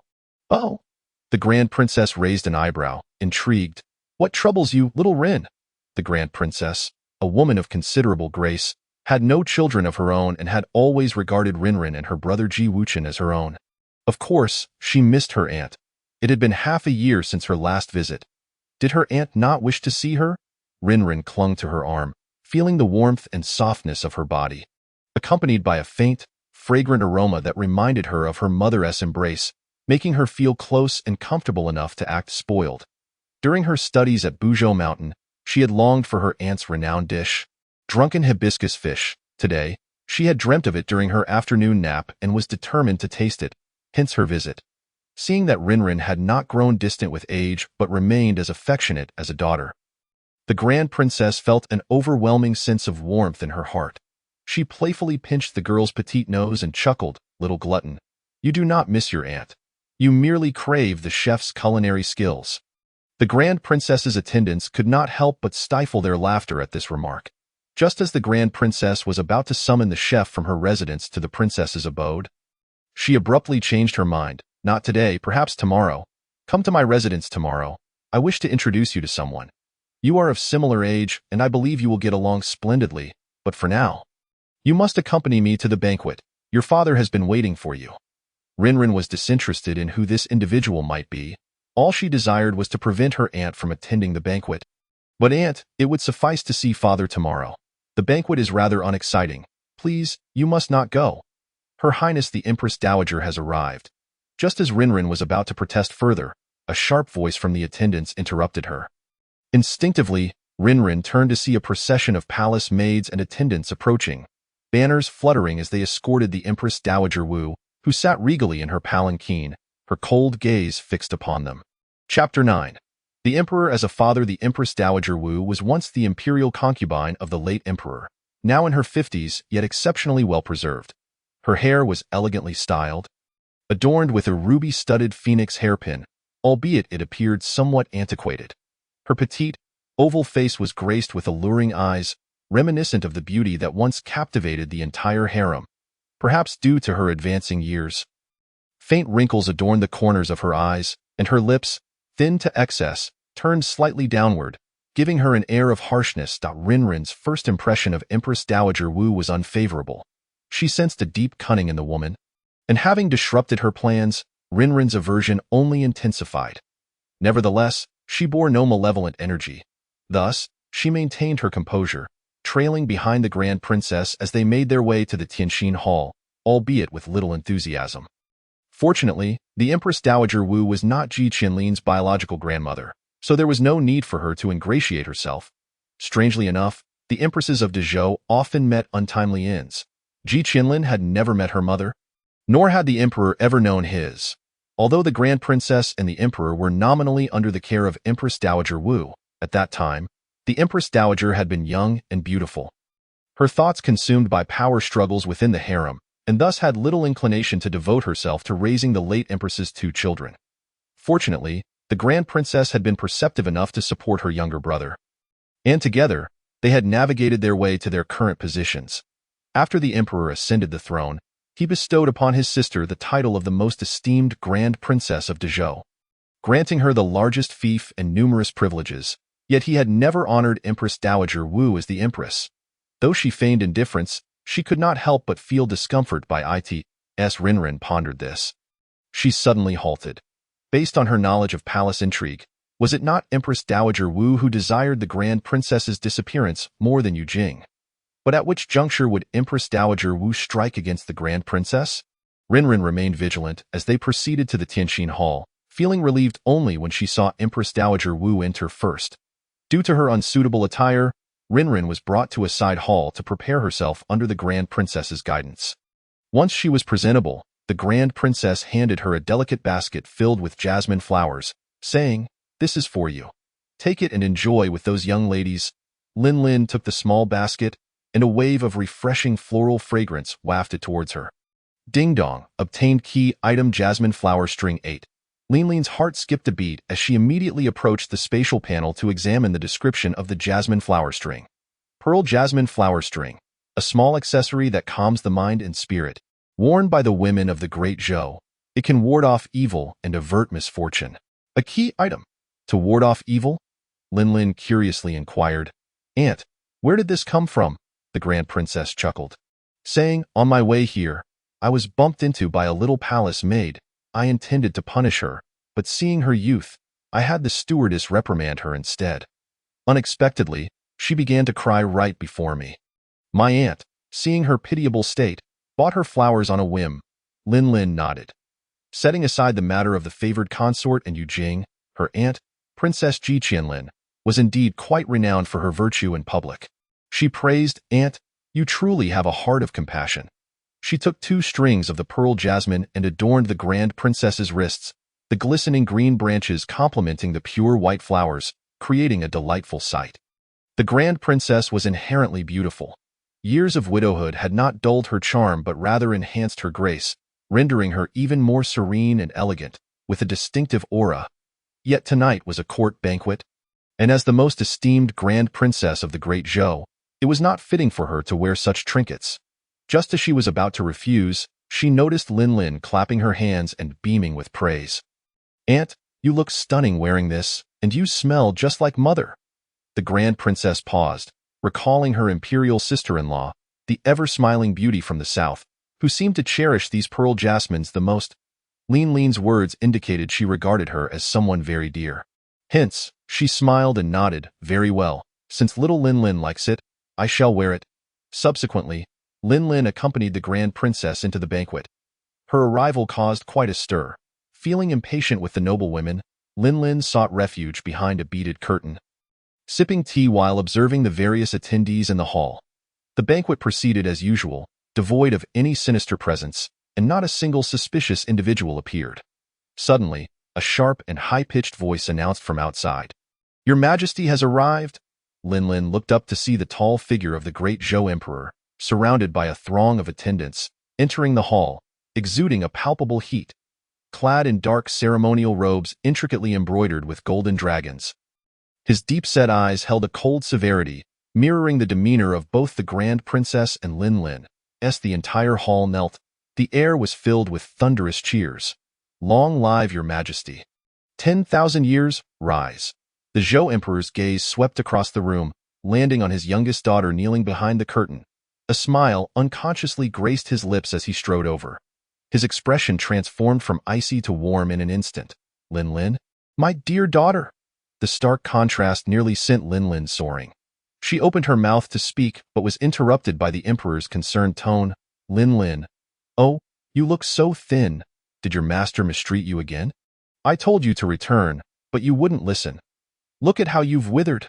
Lin Lin glanced at her plump little arms and well-developed figure, perplexed as to where she appeared thin. "Father, the Zhou Emperor," without allowing her to finish, seated her beside him. "Bring forth the dishes today. I shall properly welcome my little Lin Lin and treat her to a feast. Also, let her take a look at the fine young men in the hall and see if any catch her fancy." Lin Lin hastily interrupted, forcing a smile as she asked, "Father, wasn't the welcoming feast held last night?" "Indeed," the Grand Princess teased. "Your father merely seeks an excuse to host a banquet and to find you a suitable consort." Lin Lin weakly protested, "But aunt, shouldn't you manage father? Lin Lin is only 18. 18 is still young," the Zhou Emperor countered disapprovingly. "Just a few days ago, your brother wrote to say that your little nephew can already call me Grandpa Emperor." Ji Qianlin's brother? Lin Lin was momentarily taken aback, recalling that Ji Qianlin indeed had a brother named Ji Wuqing, the crown prince, who was currently training at the borders. The mention of Ji Wuqing filled the Zhou Emperor with pride as he raised his wine cup, toasting to the heavens, "Our great Zhou is prosperous." The princesses no longer need to humbly send themselves to the wilds to suffer, thanks to the valiant soldiers guarding our borders. Come, let us toast to them. The courtiers in the hall responded with fervor, and after a few rounds of drinks, the Zhou Emperor began to show signs of inebriation. Leaning closer to Lin Lin, he asked, "My dear daughter, among the young men in this hall, do any catch your eye? If one isn't enough, you may choose 2 or 3. It matters not. Marry as many consorts as you wish. Should anyone dare to defy my decree, I shall have them imprisoned." As the Emperor spoke, the young men in the hall bowed their heads in trepidation, fearing that Lin Lin might take a fancy to them, which would surely be a blow to their pride. "No, there's no need. Father, I appreciate your kindness, but I have already taken refuge in Mount Buzhou, and my lifespan has greatly surpassed that of ordinary mortals. There is truly no need for such haste." Lin Lin's words were somewhat halting. While she genuinely wished to embrace the carefree lifestyle of her aunt, the system simply would not allow it. The Zhou Emperor disregarded her drawn-out expression of reluctance, smiling as he observed his treasured daughter, whom he had not seen in a year. The life of cultivation on Mount Buzhou was indeed arduous and perilous, yet Lin Lin had always conveyed good news rather than distress. She sent letters home each month, occasionally bringing back local specialties, sharing her travels and experiences, assuring him not to worry. How considerate and heart-wrenching it was that it was all his fault. He lamented that he could not grant her a healthy body, forcing her to bear the curse meant for him and ultimately leading to her mother's demise. As these thoughts crossed his mind, the corners of the Zhou Emperor's eyes grew misty. Today, his Lin Lin seemed to be adorned rather simply. He discreetly turned his gaze elsewhere, bring forth the box of mermaid tears from the South Asiada. An attendant complied, and soon presented an exquisite set of shimmering pearl jewelry. The moment the box was opened, the radiant pearls illuminated the hall as though it were daylight, leaving Lin Lin awestruck. Yet, the Zhou Emperor, seemingly unsatisfied, called for the Ministry of Attire to bring more. Lin Lin initially intended to decline, but soon found herself lost amidst the treasures and the emperor's affectionate titles of precious daughter and dear treasure. The concubines and courtiers in the hall appeared accustomed to such displays, with some cleverly seizing the opportunity to flatter Lin Lin, showering her with compliments in no time. Lin Lin found herself adorned with riches beyond measure. Understanding at last what it meant to be the center of adoration, tears of gratitude welled at the corners of her mouth. "Oh, father, I'm sorry. Now I must call others Papa instead," as Lin Lin, now unreserved, called the Zhou Emperor Papa repeatedly. His heart nearly melted, until the Grand Dowager Wu could no longer bear it. She slammed her wine cup onto the table and coldly rebuked, "How unbecoming! What kind of behavior is this?" The hall fell silent. Lin Lin realized that this old woman was quite adept at ending conversations. Wherever she appeared, the atmosphere turned dreadfully tense. Lin Lin instinctively leaned closer to the Zhou Emperor. Sensing his daughter's fear, the Emperor grew displeased. It was merely a playful jest. The Grand Dowager is being overly harsh. What if you frighten Lin Lin? Your Majesty, as a royal princess, Lin Lin lacks decorum and grace. I, her grandmother, am merely fulfilling my duty to admonish her. Before the assembled ministers and concubines, Grand Dowager Wu's words left Lin Lin utterly humiliated. "Lin Lin is my daughter. I shall teach her myself. The Grand Dowager need not concern herself. You are of advanced age. Merely enjoy your golden years in the palace." Failing to grant Lin Lin any dignity was akin to striking the Zhou Emperor's face, and it was clear he was not pleased. His words were as sharp as ice shards in the dead of winter. "Very well, I am but an old woman, a lonely soul. Who truly cares for my thoughts?" It was evident to all that Grand Dowager Wu held grievances against the Zhou Emperor, yet he was not one to adhere to convention. He smiled. "It is good that the Grand Dowager understands." Grand Dowager Wu's face turned pale with anger, and she scoffed coldly, falling silent. The Zhou Emperor, unfazed, turned his attention elsewhere, his expression darkening. As tensions rose, the ministers and concubines dared not utter a word. After Lin Lin soothed the emperor with a few words, his mood lightened somewhat. However, she remained vigilant against the very situation she feared most. Thus, she approached her aunt the Grand Princess with a cup of fruit wine. In that fleeting moment, she noticed that the jasmine flower string on her aunt's wrist had vanished. Lin Lin's heart sank heavily, nearly causing her cup to slip from her grasp. She discreetly retrieved the demon-suppressing talisman from her pouch and feigned calmness as she asked, "Aunt, where is your jasmine flower string?" "Flower string? What is that?" The Grand Princess gazed at Lin Lin with hazy eyes, her once dark and gentle orbs now ablaze with a fiery intensity. Then, she caught sight of a furry tail protruding from beneath the Grand Princess's flowing skirt. Lin Lin's heart raced. Her aunt had been possessed by a demon. Lin Lin casually tossed aside her cup and, gazing into her eyes, softly inquired, "You are not my aunt. What manner of creature are you?" The enigmatic being glanced at her. Asking, "How did you see through my guise?" Lin Lin replied, "I am a demon catcher." And no sooner had she spoken than the expression of the princess transformed into one of ferocity, revealing sharp canines that belonged to a beast. "Then I shall eliminate you first," she exclaimed, suddenly rising and lunging towards Lin Lin at lightning speed. Countless tendrils of dark demonic energy emanated from her, identical to the scent Lin Lin had sensed in the Rui Pavilion. Lin Lin sidestepped deftly, simultaneously slapping a demon-restraining talisman onto the princess's shoulder. "By decree of the Heavenly Lord, reveal your true form. Restrain." The talisman ignited in the air, unleashing an invisible magical array that descended upon her. The commotion left Lady Rong, who had been watching in shock, utterly stunned. She emitted a piercing scream before fainting with her eyes rolling back. The noble ladies and palace maids shrieked in terror. Fleeing as chaos ensued. "Help! There is a demon! Quickly, someone! The princess has turned into a monster. The demon is killing."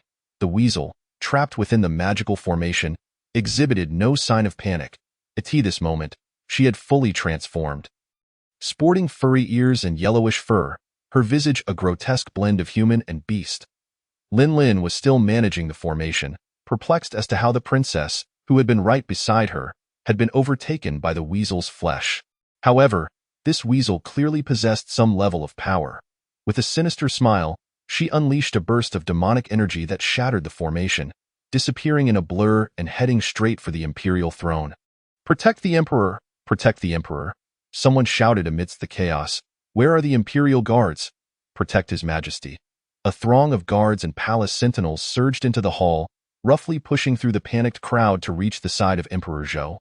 Yet, the turmoil made it exceedingly difficult for them to approach, leaving them helplessly watching as the dark energy rushed towards the stunned Wu Taifei and Emperor Zhou. In this dire moment, Wu Taifei unexpectedly took action. Quietly shoving the Emperor away, "Father!" Lin exclaimed upon witnessing this, her foot landing on the table as she soared gracefully like a swallow, a snow-white silk ribbon flying from her sleeve, in the blink of an eye.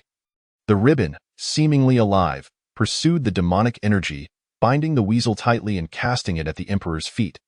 Immediately, Wu Taifei's sharp voice rang out, "Quickly, quickly, Yifeng, slay this demon and protect His Majesty."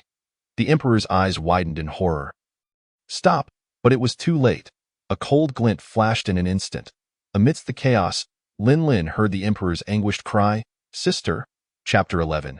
Reloading the save successful, Lin found herself back in the princess's residence. Sitting on the favored couch, her mind had yet to detach from the recent turmoil. She allowed Xiongji and Xianghua to chatter incessantly before her, while her thoughts raced. That venomous Wu Taifei. It turned out the princess had ultimately perished at her hands. Yet, she could not comprehend where things had gone awry. The princess had shown no signs of demonic energy. How had she transformed? Whether the demonic transformation stemmed from within the princess or an external force remained uncertain. One thing was clear. This incident was undeniably linked to Wu Taifei. On that string of jasmine flowers, she had cast a spell learned from Ji Qianlin, capable of restraining spirits and driving away evil. Coupled with a blessing, logically, as long as the princess did not remove the jasmine garland, no misfortune should occur. After sitting in silence for a while, Lin abruptly stood and walked towards the lotus pond. The two handmaidens, puzzled by her intentions, promptly followed. Approaching a nearby wall, she stared at the shade of the tree for some time before casually picking up a small stone and tossing it. "Yinshuan, come out." After being struck on the forehead by the stone, Yinshuan, startled, dropped the twig in his hand and emerged from the dense foliage. The exuberant youth, with a blade of grass in his mouth, had bright, round eyes that sparkled with mirth, revealing a perfect set of white teeth when he smiled. Exuding the vitality of youth, "Lin, you are no fun. I was going to give you a surprise. And you found me so quickly." Lin, preoccupied with her thoughts, had neither the time nor inclination for banter.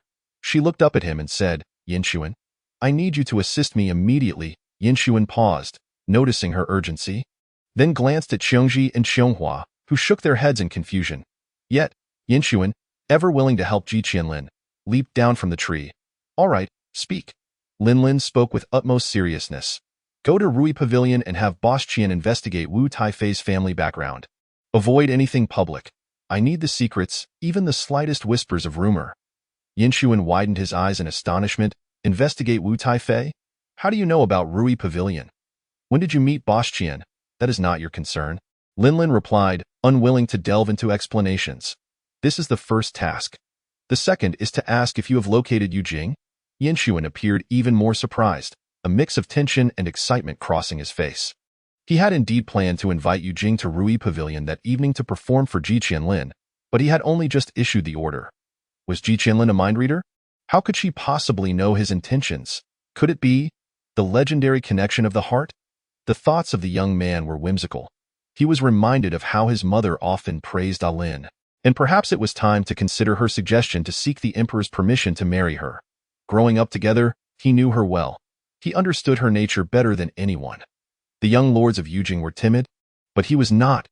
Lost in his musings, Yinshuan smiled unconsciously at the girl before him, prompting Lin to snap him out of it with a light pat. "I am asking you a question." Yinshuan suddenly came to his senses. "No, my people are on their way to the hostage's residence." Lin pondered for a moment before continuing. "Once you find Yu Jing, confine him somewhere secure, with strict surveillance, preferably so that not even a fly can escape." Yinshuan's expression turned strained, as if he were constipated, and after a long pause, he asked, "Why?" "Yu Jing is currently favored by your aunt. He is to be sent to her residence tomorrow. if he goes missing? Your aunt will surely come looking for me. I do not wish to offend the princess. He had no inclination towards any romantic entanglements and did not want to be misunderstood. Lin Lin's demeanor was non-negotiable. Either offend my aunt or offend me. You choose. Yinshuan rubbed his nose, conceding, of course, I choose not to offend you. Lin Lin smiled, appreciating the boost in goodwill this provided her. Unfortunately, Yinshuan's flirtatious nature was not to her taste, and she could not simultaneously pursue multiple suitors as one might in a game. She sincerely expressed her gratitude. Ah, soon, thank you. The girl's smile was enchanting. Devoid of makeup, her skin gleamed with clarity and perfection. The crimson flower ornament at her brow accentuating her ethereal beauty, akin to a lotus emerging from pure water, unadorned and natural. Yinshuan had encountered many beauties, yet Ji Qinlin's allure consistently left him mesmerized. Each time he saw her, she seemed otherworldly. However, that she sought his assistance and trusted him was a treasure beyond measure. He averted his gaze, asking, "What about the third matter?" As for the third task, Lin Lin contemplated for a moment before slowly stating, "I need you to send someone trustworthy to investigate the Huayan Duke's residence." Yinshuan gasped in astonishment. "Investigate the Huayan Duke?" Lin Lin nodded, asking, "Is there a problem?" Yinshuan's expression was conflicted for a while before he replied, "No problem, but the Huayan Duke is the Emperor's uncle." "Why would Lin want to investigate him?" "I suspect him," Lin Lin replied, "but unfortunately, my master and senior brothers are not currently in Yujing." Her expression turned serious as she ignited a communication talisman. The talisman glowed a vibrant blue, transforming into a graceful white crane that soared into the sky painted with the hues of twilight. Having experienced the earlier events, she firmly believed that Wu Taifei and the princess's demise were intertwined, and to facilitate her actions, she laid bare her suspicions to Yinshuan. Wu Taifei had maintained a close relationship with the Huayan Duke's residence. She had a confidant named Yifang, a palace maid skilled in slaying demons, seemingly a gift from the Huayan Duke. Yinshuan remained puzzled. "But how does this relate to your current actions?" Lin Lin gazed into his eyes and said slowly, "I suspect someone intends to harm His Majesty tonight." Following the timeline of previous events, Lin Lin once again encountered the princess within the palace. Strangely, the garland of jasmine that had appeared last time was nowhere to be seen. Lin Lin directly asked, "Aunt, did a little palace maid carrying a flower basket collide with your procession today?" The princess, puzzled, replied, "No, not at all." Lin Lin believed that the little palace maid had not yet arrived, so she slowed her pace. Intending to wait a while, she was inclined to persuade the grand princess to return home, yet she was equally unwilling to let the scoundrel who had harmed her escape easily. She longed to completely rewrite the tragic fate of the grand princess. Noticing Lin Lin lagging behind, the grand princess paused to wait for her. Once Lin Lin caught up, she was drawn into an embrace, and the grand princess gently inquired, "Lin Lin, are you waiting for someone?" Chapter 12. A reunion with Yujing. Lin Lin replied, "I am waiting for a little palace maid." The grand princess nodded, thinking that Lin Lin had an appointment with the maid, and chose to wait alongside her. The setting sun cast a splendid glow, gilding the clouds at the horizon and enveloping both Lin Lin and the grand princess in a soft, golden light. Lin Lin reflected on the interactions she had had with the grand princess in the previous week. Scrutinizing her once more in the gentle light, the grand princess's eyes were crescent-shaped, her complexion serene, presenting an air of utmost grace, entirely unlike the portrayal in the narrative of her obsession with men. Yet, if she were not consumed by such desires, why would she keep so many male favorites in her residence? Lin Lin hesitated to voice her thoughts, prompting the grand princess to ask, "Lin Lin, do you have something to say to your aunt?" After a moment's hesitation, Lin Lin nodded. The grand princess smiled and led her to a nearby flower bed. The palace gardens were never lacking in vibrant blooms, and the grand princess extended her finger, adorned with a protective ring, to gently caress the layers of petals before saying, "Go on. What do you wish to ask your aunt?"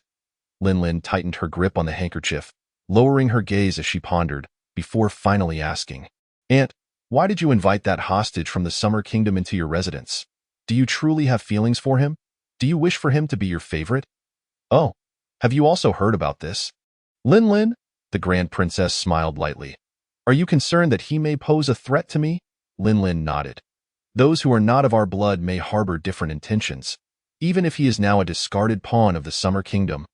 Having endured such humiliation in Dezhou, how could he possibly resign himself to such a fate? I may not be his best protection. Protection? Lin found herself somewhat bewildered. The Grand Princess regarded her with a smile, refraining from providing a direct explanation, and instead began to speak of another matter. Your aunt made a mistake in her youth. You may consider it as her act of atonement, yet she does not regret it. Were time to rewind, she would still choose the same path, that moment. A notification from the system chimed, indicating the acquisition of a clue. Side story. The Grand Princess's concerns. After the Grand Princess finished speaking, she fell into silence. Lin, sensing her melancholic mood, refrained from further conversation. She contemplated the mistake the Grand Princess had made in her youth and its connection to her main storyline, while the Grand Princess's thoughts drifted back to that year. That year, when Lin was merely 10, she was abducted by a 1,000-year-old demon. By the time she was rescued, the demon had shattered her heart vein, leaving her beyond salvation. Lin was the beloved of the Emperor of Zhou and the sole descendant of his cherished one. Upon learning of Lin's impending death, the Emperor fainted on the spot. A nation cannot be without a ruler for even a day. She could not bear to see her brother fall into despair. Nor could she allow Dezhou to fall into the hands of others. Thus, following the guidance of ancient texts, she summoned all her strength to seek the glazed heart capable of reconstructing her heart vein. Eventually, the glazed heart was found, and Lin awakened. Yet she had also committed an irrevocable mistake. After a while, the little palace maid did not arrive, but Yen Sun did. He hurriedly approached, momentarily taken aback upon seeing Lin and the Grand Princess together. Today, Yen Sun had also dressed with great care. His tall frame was adorned in a stone-blue narrow-sleeved robe, embroidered with clouds and gold thread at the cuffs, and he wore a delicate white jade ornament at his waist. Exuding an air of elegance and unparalleled charm, he greeted the Grand Princess and exchanged pleasantries before frequently glancing at Lin. The Grand Princess, sensing that the two had something to discuss, instructed the eunuchs to depart ahead. Only then did Yen Sun turn to Lin, his expression tensed. Lin, I could not find Yu Jing. The people at the hostage residence said. He lowered his voice. He has been summoned into the palace by His Majesty. The news of Yu Jing being summoned into the palace was indeed unexpected for Lin. She could not fathom why the emperor would summon him, and it seemed that since the introduction of the little palace made in the previous storyline, the direction of events had shifted. Why had the little palace maid collided with the Grand Princess's procession, and why had she fortuitously brought the key item, the jasmine flower garland, in this timeline? The little palace maid had not appeared, and the key item was unattainable.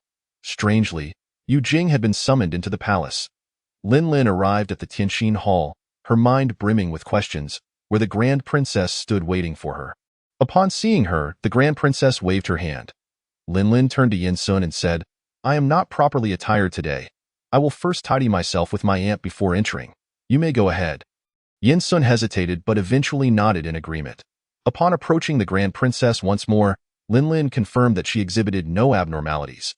After finishing her grooming, Lin insisted that the Grand Princess avoid any food or drink of unknown origin at the palace banquet. Though puzzled, the Grand Princess could not resist Lin's endearing tug on her arm and reluctantly agreed. Then, Lin retrieved a few protective talismans from her pouch, carefully folding them into small triangles to place in the Grand Princess's incense pouch. At that moment, she noticed that the Grand Princess's incense pouch was quite unique. Unlike the valuable jade and other adornments she wore, this was an ordinary pouch, embroidered with the design of the Pine Mountain and Bright Moon. As soon as Lin opened the pouch, a faint scent of calamus wafted out. The system then provided a prompt. Key item discovered. Pine Mountain and Bright Moon incense pouch. Aunt, what is this pouch? The Grand Princess glanced over calmly. It was a gift from Yu Jing. When Lin entered the Grand Hall, Consort Wu had already arrived. She appeared unchanged from the previous timeline, still bearing her cold and acerbic demeanor. Lin took a moment to observe the plain-looking maid, Yifeng, who stood in her shadow. Yifeng kept her head down, seemingly servile, yet her posture was remarkably straight, and Lin noticed the intertwining of her hands. The fingers were thick and strong, with darker joints. Clearly the hands of one accustomed to wielding blades. It seemed that Yifeng was not only capable of slaying demons, but was also adept with weapons. After a brief exchange of pleasantries, Lin took her seat beside her aunt, the Grand Princess, determined that no unforeseen events would transpire this time. The emperor arrived just as the banquet was about to commence. Upon entering the hall, he gave Lin the same impression as in the previous timeline. Even his first words to her were unchanged. However, this time, he was accompanied by someone, a youth of unparalleled beauty. The entire banquet fell into silence at his arrival, all eyes drawn to him. Even Lin could not help but gaze in his direction. The boy had a gentle demeanor, his long black hair cascading to his waist. Dressed as a court musician, cradling a pitch-black guqin in his arms, he wore a white outer garment with a deep red inner layer, the red and white contrasting like plum blossoms blooming in the snow, exuding an aura of elegance and striking beauty. His lashes hung low, framing slightly upturned peach blossom eyes, yet his demeanor was cool and aloof, conveying an air of nobility and detachment. However, the moment he raised his eyelids, the youthful purity was overshadowed by a glint of hostility in his gaze. It was he, Yu Jing. Chapter 13. Who would care whether a plaything feels embarrassed? The system simultaneously issued a prompt. Target identified. Yu Jing. Current self-destruction value 90. Existing affinity 0. Lin did not anticipate encountering Yu Jing again during her third save. By this point, the narrative had drastically transformed. Even though she had mentally prepared herself for this reunion, Lin still felt a twinge of anxiety. After all, she had previously failed at his hands multiple times, once being dominated by the fear he instilled. She was uncertain of Yu Jing's intentions for being here, which left her feeling somewhat vexed. However, various clues suggested that Yu Jing might have come for the crown princess. Lin thought to herself, he had better be here for the crown princess. She had her own set of principles. If Yu Jing truly was a reckless individual who indiscriminately harmed the innocent, she would not hesitate to employ a violent strategy to confine the ferocious beast in a cage, tormenting him day and night until he dreaded and relied on her, ultimately submitting solely to her command. Stockholm Syndrome could transform an ordinary person into a pitiful supplicant or convert a perverse individual into a devoted slave. At this moment, Lin had yet to fully immerse herself in this world. In her eyes, both Yu Jing and the Emperor Zhou, along with the crown princess, were merely a collection of data, akin to paper dolls. The Emperor Zhou, now a doting father, fussed over Lin, his precious daughter, bestowing gifts and raising cups in celebration. The atmosphere of the banquet grew increasingly animated. However, the Emperor Zhou merely brought Yu Jing along, casting him aside without uttering a word. Without the Emperor's directive, he could not take a seat freely. Moreover, he was the discarded pawn of the enemy state, the son of the tyrant Xiahou Jie, merely a plaything. The ambience of the banquet surged to a climax. No one cared whether Yu Jing, left on the steps, felt humiliated. Even the crown princess merely lowered her head in silence, sipping her wine, while Yu Jing stood alone in the center of the grand hall. His eyelashes lowered, accepting the scrutinizing gazes of those around him with an expression of detachment. Whether admiring, disdainful, or contemptuous, the eyes that scrutinized him intertwined like an overwhelming net, binding him tightly if those gazes held substance. He might have already been stripped bare. Throughout history, when people mock an individual, they spare no effort, especially when it comes to tainting the purest of snow with mud. Initially, someone took the opportunity to approach him under the pretext of toasting the emperor, deliberately bumping into him to provoke a blunder. Later, another person intentionally disheveled his clothing, exposing a glaringly white collarbone beneath. Soon after, someone even splashed a cup of wine onto his face. The amber liquid trickled down his lips and chin, soaking a large portion of his attire. The summer garments, often made of sheer fabric, became thin and transparent when Wet spring's light burst forth. Male guests with a penchant for beauty were nearly transfixed by his presence. The ladies' section was even more animated. Noblewomen giggled, whispering amongst themselves while concealing their faces with embroidered fans, peeking through with curious eyes. The societal norms of the great Zhou had become liberalized, with actors, musicians, and dancers regarded as mere slaves. Yu Jing, a discarded son of the Xia nation, held a status even inferior to these individuals, existing solely as an object of amusement for the masses, who would concern themselves with the humiliation of a mere plaything. Lin restrained her impulse to speak up for him, wishing to see just how much he could endure. Helping him in his moment of need would quickly elevate her affinity. Yet, Lin Lin evidently underestimated his sense of shame. He kept his eyes lowered, resembling a stone statue, revealing not a trace of embarrassment or anger. The Emperor Zhou turned to speak with Wang Yanqing. Meanwhile, those with malicious intent began to stir. Wu Taifei's nephew, Wu Yongchang, approached him with a cup of wine in hand. He leered at Yu Jing for a moment before elongating his tone. Why does the son of the Yu family stand here like a lost dog? Yu Jing, holding a guqin, stood upright without raising his gaze, not even fluttering his eyelashes. Laughter erupted around him. Wu Yongchang felt a pang of humiliation and attempted to grasp his chin to force him to look up. Before he could extend his hand, someone else chimed in, Wu Gongzi, do you dare to touch him? Are you courting death? Wu Yongchang's hand froze and instinctively retreated, his eyes glancing toward the crown princess's table, where he caught sight of Wu Taifei seated at the lower left of the Emperor Zhou. The banquet at Tianqin Hall was arranged by rank. The true nobility of the great Zhou occupied the higher platforms of white jade, with the Emperor Zhou and the crown princess seated even higher. Those on the elevated platform could look down upon the assembly, while those below could only gaze upward. Preposterous. Why should he fear the crown princess? His own aunt was the current Wu Taifei. Perhaps after today, there would be no more distinctions between crown princess and lesser princesses. It might even lead to a change in the great Zhou's rulership. What infuriated him further was Yu Jing, an inexplicably formidable presence. Just days prior, he had sent people to intercept him, wishing to invite him to the loyal duke's residence for a performance, yet none had returned. Today, he was determined to humiliate him thoroughly. Wu Yongchang thought this as he anxiously swallowed, then exclaimed, "What nonsense! Get lost!" Laughter erupted once more among the young masters, drawing the attention of noblewomen across the way. "Is Wu Gongzi planning to concede?" asked a tall, thin fellow with shifty eyes, unsure of which family he belonged to. "Who said I plan to concede? Susan, keep your eyes peeled." Wu Yongchang, already a fool, lost all reason when provoked. Suddenly, he reached out with his stubby fingers, gripping Yu Jing's chin and forcing him to lift his head. Seeing the cold white skin redden under his grasp, Wu Yongchang inexplicably felt a thrill. He sneered, "Come on, give me a smile, and this cup of spiced wine will be yours." Spiced wine? A hush fell over the surroundings. Lin Lin prepared to rise, but the crown princess pressed her hand down and shook her head.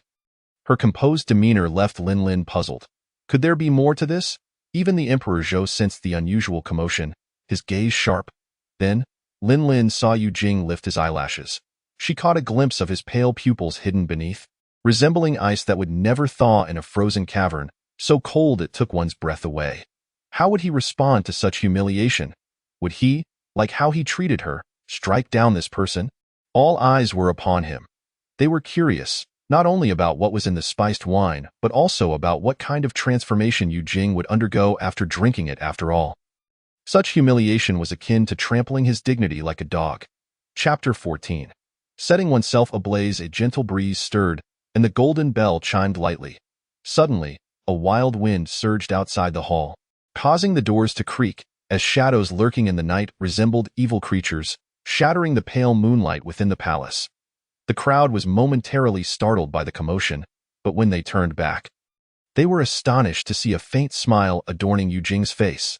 His features were exquisite, with naturally curved lips, and he appeared both beautiful and gentle. Though a man, he wore a round earring on his ear, creating a strikingly harmonious image. This blend of purity and decadence, contradictory yet perilous, swiftly captivated the hearts of most noble women present, who could not help but express their admiration, their eyes sparkling with an unusual light.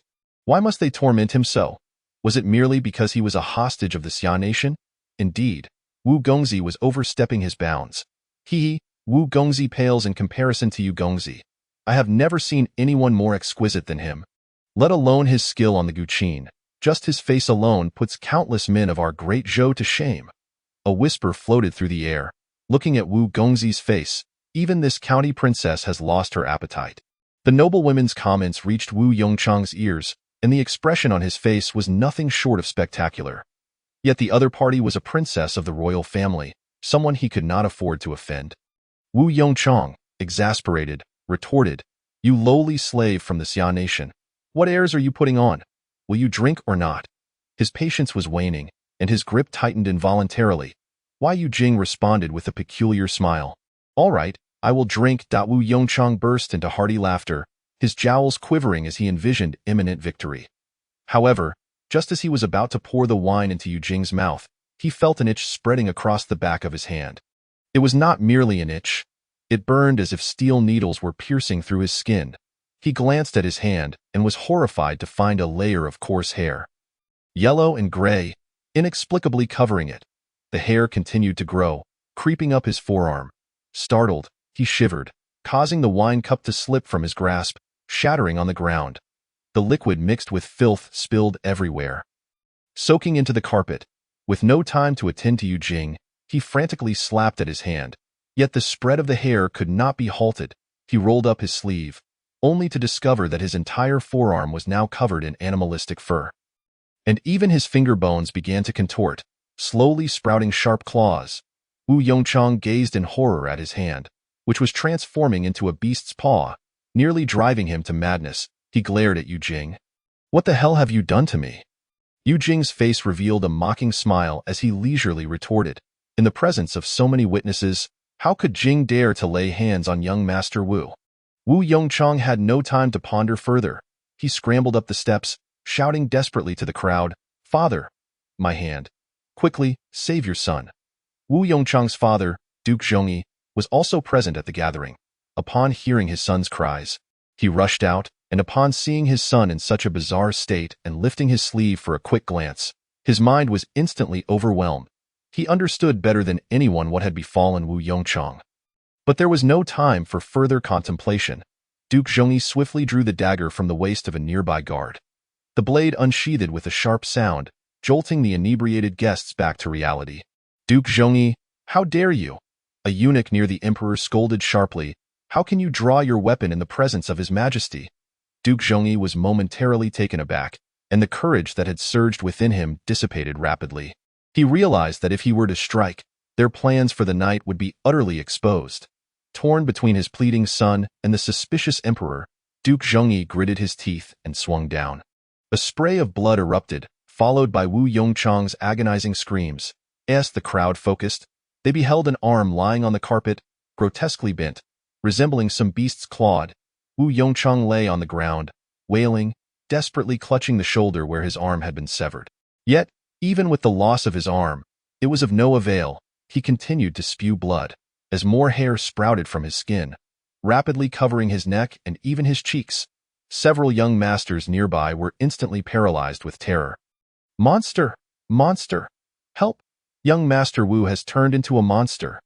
The gruesome scene was too horrifying, and the noble ladies screamed in panic, the timid huddling together, diving beneath the couches, while the bolder ones fled toward the palace exit. Yin Sun's father, King Yanqing, immediately approached Emperor Zhou, drawing his sword and sternly commanding, "Imperial guards, protect His Majesty." The Empress Dowager, witnessing this chaos, stood up in disbelief, glancing first at the Grand Princess. Lin stood beside the Grand Princess. Meeting her puzzled gaze, indeed, her suspicions were confirmed. It appeared that the Empress Dowager's plan intended for the Grand Princess to undergo the transformation. Despite Wu Yongchang's severed arm, his metamorphosis had not ceased. He gradually transformed into a 9-foot-tall creature, covered in grayish-yellow fur, sporting sharp claws and a long tail. An actual weasel. Unlike the Grand Princess's previous transformation, Wu Yongchang had truly become a frenzied beast. In the ensuing chaos, candelabras toppled, palace lanterns fell from the ceiling, igniting the drapes and carpet, and flames erupted, rapidly engulfing the hall. Nobles and servants screamed as they fled. "Alan, are you all right?" Yin Sun appeared at her side, kicking aside two cowardly officials attempting to use the princess as a human shield. Lin shook her head, noticing his injuries, and quickly used her handkerchief to staunch his bleeding. Just then, Wu Yongchang went berserk again, claiming several more lives. Lin pulled out a talisman, preparing to intervene when she suddenly heard Emperor Zhou's voice. "All guards, protect the two princesses." The scene descended into utter chaos, with everyone focused solely on their own escape. Yet Emperor Zhou pushed past the crowd, striding toward Lin. He forcefully shoved her into the Grand Princess's arms. "Sister, it's dangerous here. Quickly take Lin away." His eyes betrayed clear panic, his hands trembling. Emperor Zhou's concerns were not unfounded. Lin Lin possessed a unique constitution that made her susceptible to the covetousness of demons. Although she was protected by the Lioli heart lamp, nothing was absolute. He would not allow even the slightest misfortune to befall her in his presence. The Grand Princess understood her brother's worries and immediately grasped Lin Lin's hand. "We must go," Lin Lin hurriedly protested. "Aunt, I can." The Grand Princess interrupted her. "Do not be reckless. Your father has already made arrangements." The chaos intensified, yet Emperor Zhou showed no signs of retreat, decisively issuing commands. "Prepare the black-clad crossbows." Immediately, Lin Lin heard the cold, mechanical sounds of machinery from all directions. The hall's doors and windows swung open, and countless black-clad soldiers armed with bows and crossbows formed a formation, their arrows shimmering ominously, all aimed at the now monstrous Wu Yongchang. These were no ordinary arrows. They were imbued with anti-evil spells. This time, it was Lin Lin who was taken aback. She was not the only one shocked. The Empress Dowager sat in horror, her face pale. How did he discover their plan? Duke Zhongyi seemed equally stunned. Cowering in a corner, clutching his head in fear, his eyes fixed on the transformed Wu Yongchang. When he caught sight of the Empress Dowager on the high platform, his eyes lit up. He crawled over, grasping her legs and crying out, "Your Majesty, did you not say today's plan was foolproof? Why has Yongchang transformed like this? The Wu family is doomed." Silence. The Empress Dowager, furious, kicked him away and met Emperor Zhou's piercing gaze. "What plans? I know nothing, Yifeng. The Duke is confused. Take him away." But before Yifeng could act, Emperor Zhou's authoritative voice rang out, "Wait." Chapter 15. Puppet strings having initially left the Tianqin Hall, Lin Lin, Yin Sun, and the Grand Princess once again encountered the now transformed Wu Yongchang, who had become a weasel that appeared unscathed, its eerie red eyes fixed on them, seemingly poised to pounce at any moment. In the distance, flames engulfed the Tianqin Hall. Yet Wu Yongchang's presence here raised suspicions about whether something had gone awry with Emperor Zhou. Qinglong guards, kill the beast and protect the two princesses. The duty of the Emperor's guards was to protect Emperor Zhou, among whom were his trusted confidants. The leading figure, his expression grave, stepped forward, commanding the guards to draw their swords and attack. However, the creature stood nearly 9 feet tall, its claws as sharp as steel, and its hide impervious. Blows from their swords merely sparked against its fur. The leader of the Qinglong guards fell back, supporting himself with his sword, panting. No wonder the black-clad crossbows in Tianqin Hall couldn't restrain it. It's incredibly formidable. Yet Lin Lin felt that matters were not so simple. No, this isn't Wu Yongchang. He hasn't lost an arm. Prompted by Lin Lin's observation, the others realized this version of Wu Yongchang had all its limbs intact, and its fur seemed distinct from that of the Wu Yongchang in the hall. Has the Wu family disturbed a den of weasels? Why are there so many of them? Yin Sun stepped forward, positioning himself protectively in front of Lin Lin. "Alan, you take the Grand Princess and leave. I will hold it off with that." He brandished his sword, ready to engage the beast. Lin Lin seized the headstrong Yin Sun and pulled him back. "No. You don't know any spells. Fighting it with brute strength is tantamount to seeking death." Yin Sun glanced at the 3-foot sword in his hand and then at the bloodthirsty Wu Yongchang. Feeling deflated, "I wish I had realized sooner the gravity of the situation. If I had only practiced my magic when my father urged me instead of slacking off with my friends, I wouldn't be in this predicament." Watching Lin Lin, a girl, step up to protect me, his handsome face flushed with embarrassment and rage. Lin Lin steadied her nerves and quickly saved her current progress. Then, she retrieved a talisman from her waist, deftly unfurling a strip of snow silk. Sensing her intentions, the leader of the Qinglong guards immediately directed the soldiers to encircle the beast. The snow silk flew like petals, tightly binding the creature's hind legs and restricting its movement. Simultaneously, a golden talisman exploded in midair, and a faint blue anti-evil formation slowly rose beneath the creature.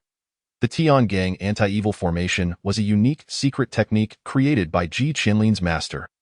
He any beast ensnared within the formation would have its defenses and offensive capabilities halved. Lin Lin wielded this snow silk, Ji Qinlin's personal weapon, which she had practiced using since childhood, allowing her to manipulate it with precision.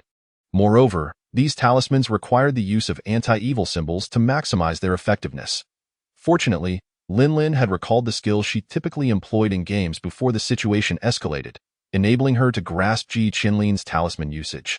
She casually tossed a talisman, recalling its name, the Thunderbolt Talisman. This was the same talisman that had released fireworks previously, turning her into a laughingstock for Yu Jing. Lin had not anticipated it would pack such a punch, but as soon as she threw it, a thunderous roar erupted from the heavens, illuminating the night sky with a blinding flash, and a bolt of lightning struck down, incinerating the rampaging weasel into a charred mass. A foul stench wafted through the air, and the crowd fell silent for a moment before erupting into retching. Yin Sun, gagging, remarked, "What on earth did this weasel eat? It stinks to high heaven." The thunderous light summoned by the talisman was not limited to a single strike. Approximately 3 or 4 more bolts descended, mercilessly cleaving the yellow-skinned creature until its skin was rent asunder and its life extinguished. Lin was genuinely astonished at the efficacy of this talisman. Not only did it leave the crown princess and Yin Sun in a state of shock, but even the formidable imperial guards were left speechless. Once Yin Sun regained his composure, he fervently exclaimed, "Ah Lin, you are truly remarkable. Does your master still lack a son? A disciple? I wish to apprentice myself."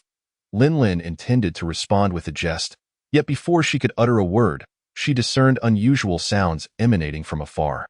The rustling noises were considerably loud, or perhaps the source had no intention of concealing its presence at all. The Great Zhou Palace was vast and imposing, yet a catastrophic fire several years prior had nearly consumed half of it. Now, as they found themselves near the ruins, their path back was obstructed, placing them at the edge of the cold palace, a desolate area seldom tread by human feet. However, traversing this palace corridor would lead them to safety. What they did not anticipate was that the fallen Wu Yongchang would give rise to dozens of his kind. Shadows loomed in the darkness, and numerous grotesque figures of varying sizes began to move swiftly towards them. The overwhelming miasma of malevolence rendered the air nearly suffocating. Lin signaled for her companions to cover their mouths and noses with cloths to prevent inhaling too much of the noxious essence. She glanced up at the full moon, which cast a serene glow, illuminating the ruins and revealing the forms of these malevolent beings.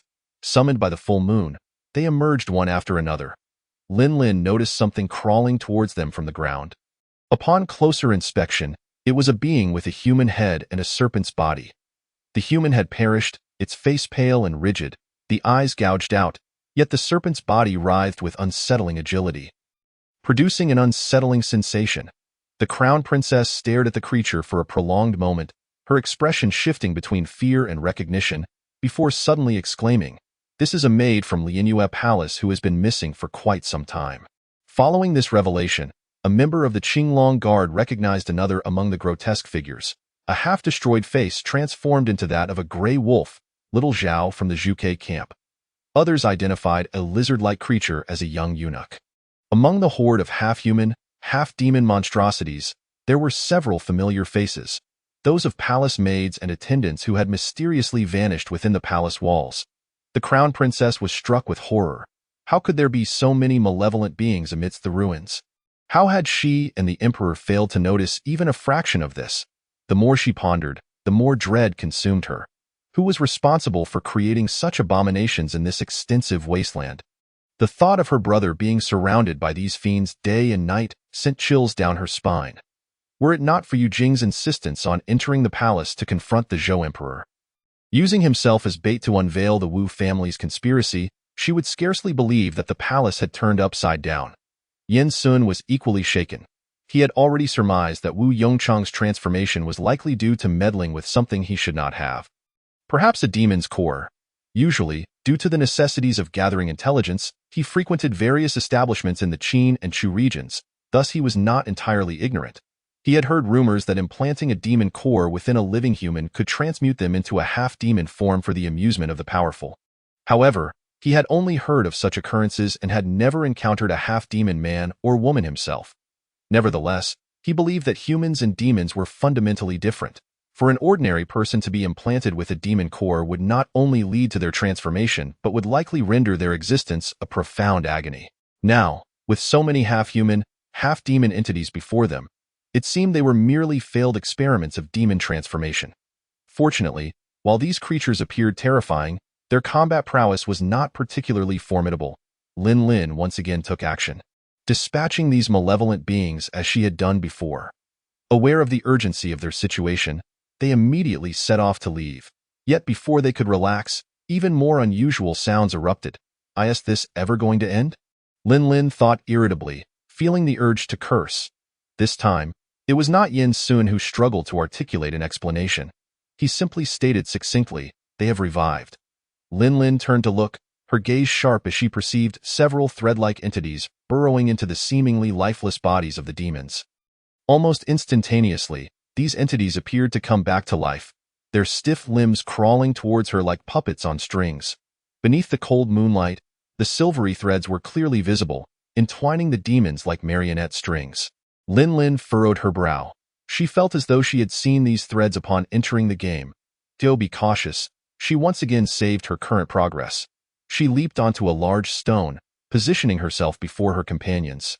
"You all go ahead. I will deal with them." Yin Sun hesitated.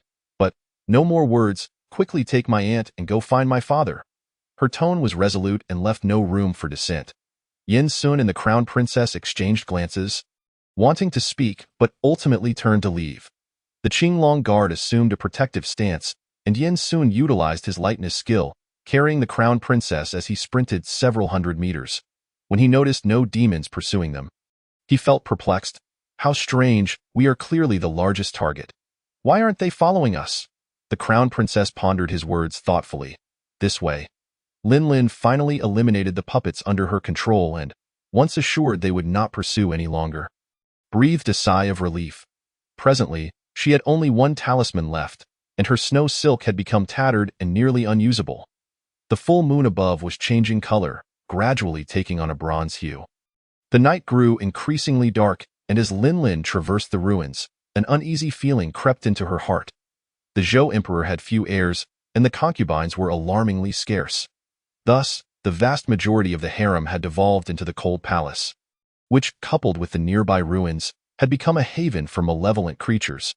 How had such a large expanse of ruins come to be? Why had she never heard her aunt or the Zhou emperor mention them? And who was responsible for these demons? Why had they hidden within the palace? These questions spiraled through her mind, leaving her utterly bewildered. Lin Lin had already been perplexed by Wu Yongchang's sudden demonization. The more she contemplated, the more she suspected it was part of Yu Jing's scheme. After all, she had witnessed Yu Jing's half-demon form, and it was possible he possessed such power. Yet, this was likely a secret known to no one but her. And fortunately, everything had started anew, allowing her to let go of the matter. At that moment, Lin Lin keenly detected a faint, almost imperceptible sound of breathing. The noise was soft and slow, barely detectable, indicating that the source was either immensely powerful or remarkably composed. Could it be the one controlling these demons? A slender shadow materialized behind her. Lin Lin lowered her gaze, watching the approaching shadow, when a dagger suddenly slipped from her sleeve. This was the dagger Yin Sun had given her before leaving. She had not anticipated it would come in handy so soon.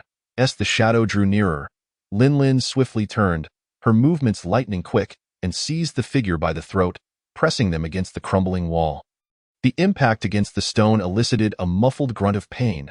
In the darkness, Lin Lin found herself temporarily blinded, yet she could feel the soft, cool skin of the figure beneath her grip, devoid of hair. Resembling human flesh, her hand pressed against a protrusion, likely from her excessive force, prompting the figure to swallow audibly.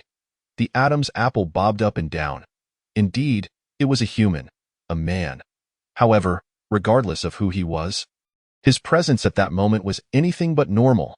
Just as she prepared to raise the dagger to end his life, the figure lifted his face. "Me." Once again confronted by that familiar visage, Lin Lin momentarily froze. His upturned face was perfectly illuminated by a beam of moonlight, allowing her to clearly discern his features. Those eyes, seemingly holding the allure of the world, had elegantly shaped tails that drew the moonlight into their depths. And he appeared to smile, his expression exceedingly endearing. His eyelashes fluttered gently, and he spoke softly, "Your Highness, I am Jing and I am Yu Jing." He was her target, the very man who had killed her multiple times. This fox spirit.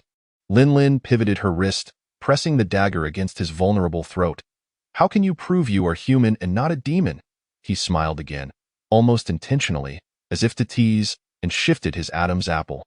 How would your highness like me to prove it? His voice flowed through the night, a melodic delight for the ears.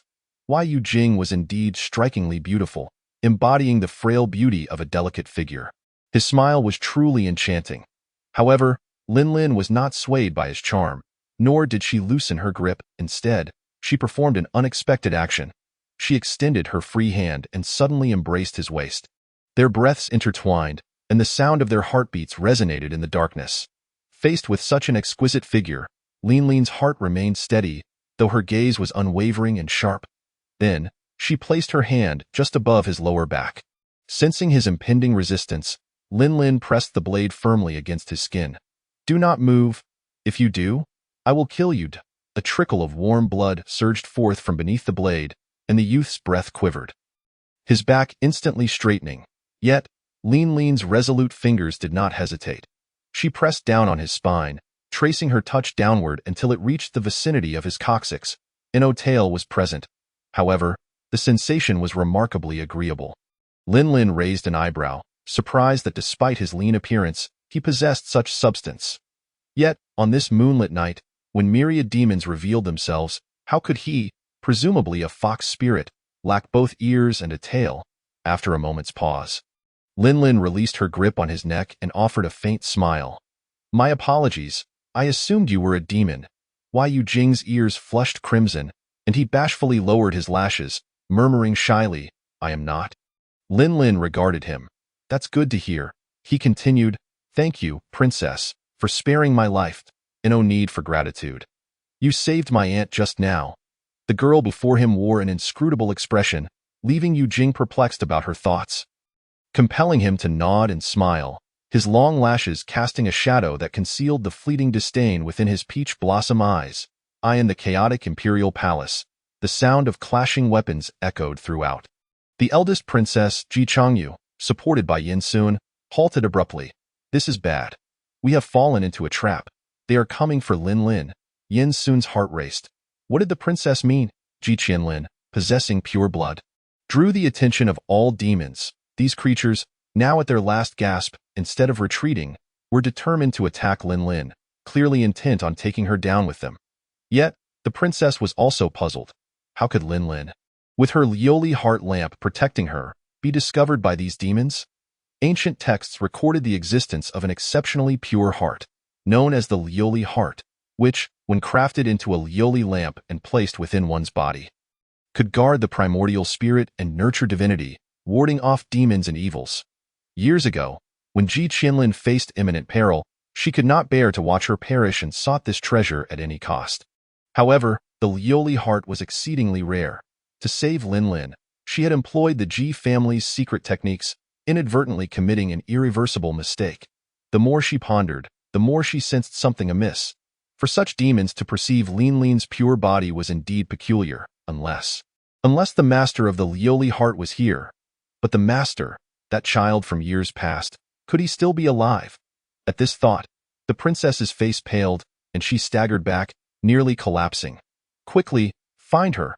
She grasped Yin Sun's arm, using all her strength to whisper urgently, hurry. She is in danger.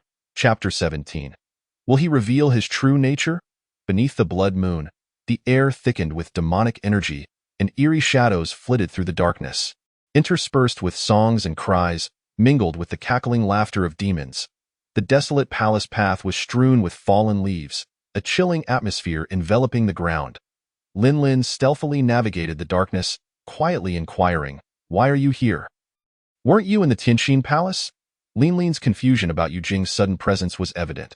Though she maintained an outward calm, her vigilance remained unyielding. In truth, she could always choose to rewind the narrative and avoid this encounter.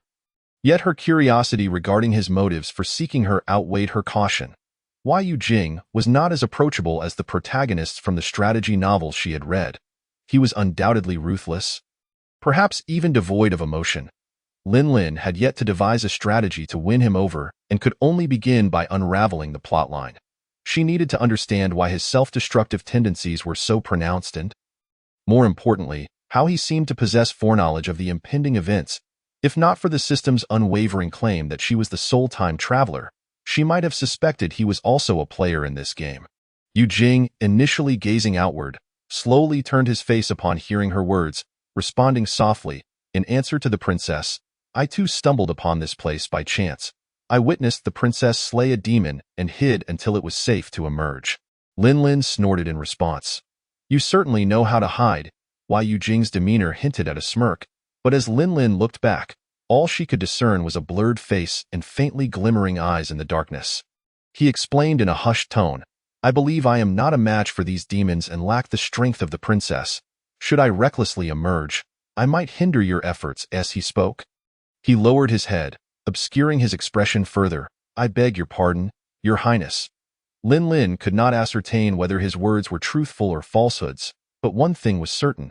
He was quite adept at feigning innocence.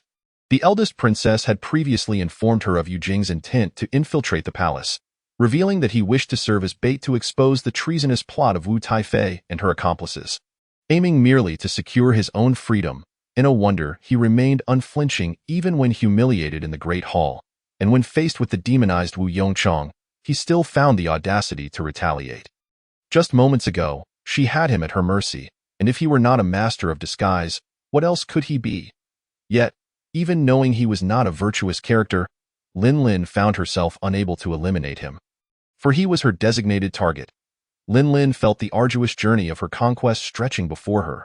Was it too late to change her target? Discreetly, she lagged a few steps behind, allowing Yu Jing to lead the way. She quickly saved her current progress.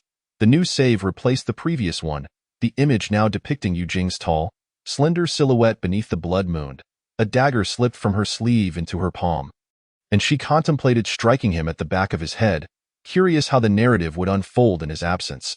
She could not bring herself to believe he had truly stumbled upon this place by accident. However, he did seem rather tall. Lin Lin measured the distance with her hand, uncertain if she could land a decisive blow. Just then, Yu Jing unexpectedly turned around. Lin Lin, unaware, lifted her face only to meet his downward gaze. He watched her, his dark pupils flickering slightly. What? Lin Lin thought he had caught her little maneuver, her heartbeat momentarily stalling. Just as she prepared to disguise her reaction, he raised a finger to his lips, softly shushing her. Your Highness, do you hear any sounds nearby? Sounds? Lin Lin had been so focused on him that she hadn't noticed her surroundings until his reminder jolted her into awareness. She quickly scanned the vicinity. Disaster. In the brief moment of distraction, they had wandered into a place resembling an illusory maze. A series of eerie clattering sounds emerged, accompanied by the gnashing of something hard being chewed. Not far from them, amidst the ruins, several humanoid demons crouched, feasting on something. One of them, with hollow eyes, glanced over, and Lin Lin noticed, to her horror, that it held half a human face in its grasp. Unable to maintain her composure, Lin Lin dove into Yu Jing's embrace. She was aware that this game harbored elements of bloodshed and terror, yet the difference between images and reality was stark, and no matter how she urged herself to treat the scene before her as mere gameplay, her eyes insisted this was real. Why Yu Jing seemed startled as well. After a moment, he gently patted Lin Lin's shoulder. What shall we do, princess? His voice, cool and indifferent, broke through her panic, and Lin Lin suddenly realized she had buried her face in his chest out of fear.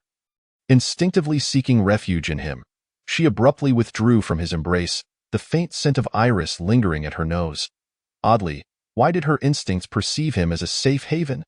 Lin Lin had no time to ponder this, suppressing her nausea as she surveyed their surroundings. The illusionary maze was rather simple and easily decipherable. With a little analysis, she could uncover the path to safety.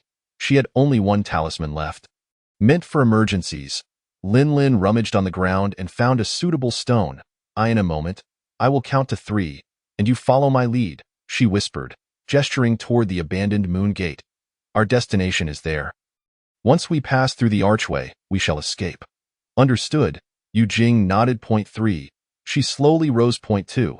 She weighed the stone in her hand. 1. Suddenly, she hurled an object towards the opposite direction in which the two were attempting to escape. In the darkness, the sound of the stone hitting the ground soon echoed, and several monstrous creatures, alerted by the commotion, simultaneously abandoned their nearly consumed flesh and blood to rush into the shadows. The two immediately sprinted toward the exit. The area was littered with rubble and debris, and navigating through such terrain was akin to modern parkour. Fortunately, Lin had trained her body from a young age and often participated in parkour activities, allowing her to quickly distance herself from Yu Jing by the time she reached the moon gate. Yu Jing had yet to catch up, but the monsters had already detected his presence. They swiftly surrounded him from all sides.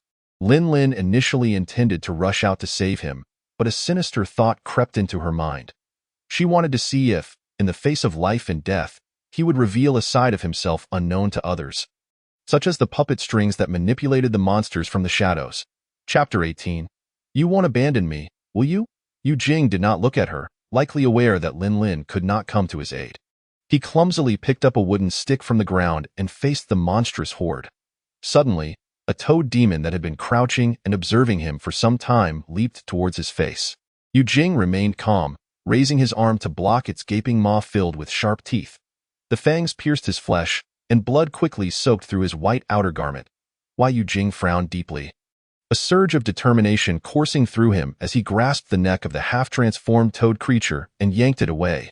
With a tearing sound, a large chunk of fabric and flesh was ripped away. Blood gushed forth, and the young man's handsome face turned pale. However, this was not the end. The scent of blood immediately attracted several other monsters, who charged at him with the intent of tearing him apart. Yu Jing swung his stick, initially gaining the upper hand, but soon, the wooden stick was bitten in half, and a lizard demon clamped onto his leg, causing blood to stain his trousers once more. Self-destruct value 1, current self-destruct value 91. Self-destruct value 1, current self-destruct value 92. The system intermittently issued alarms in Lin's mind, urging her to ensure the safety of the target. Clutching the last talisman in her hand, she hesitated. Wait! One of the serpent demons suddenly spoke. This serpent demon was clearly the leader. It swayed its long tail and slowly approached Yu Jing, scrutinizing his face before saying, "Young master, I recognize you. You are the former hostage of the Summer Kingdom, residing near the Cold Palace."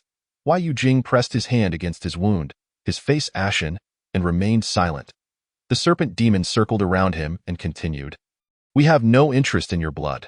Just tell us where the woman who was with you earlier is, and we shall spare your life."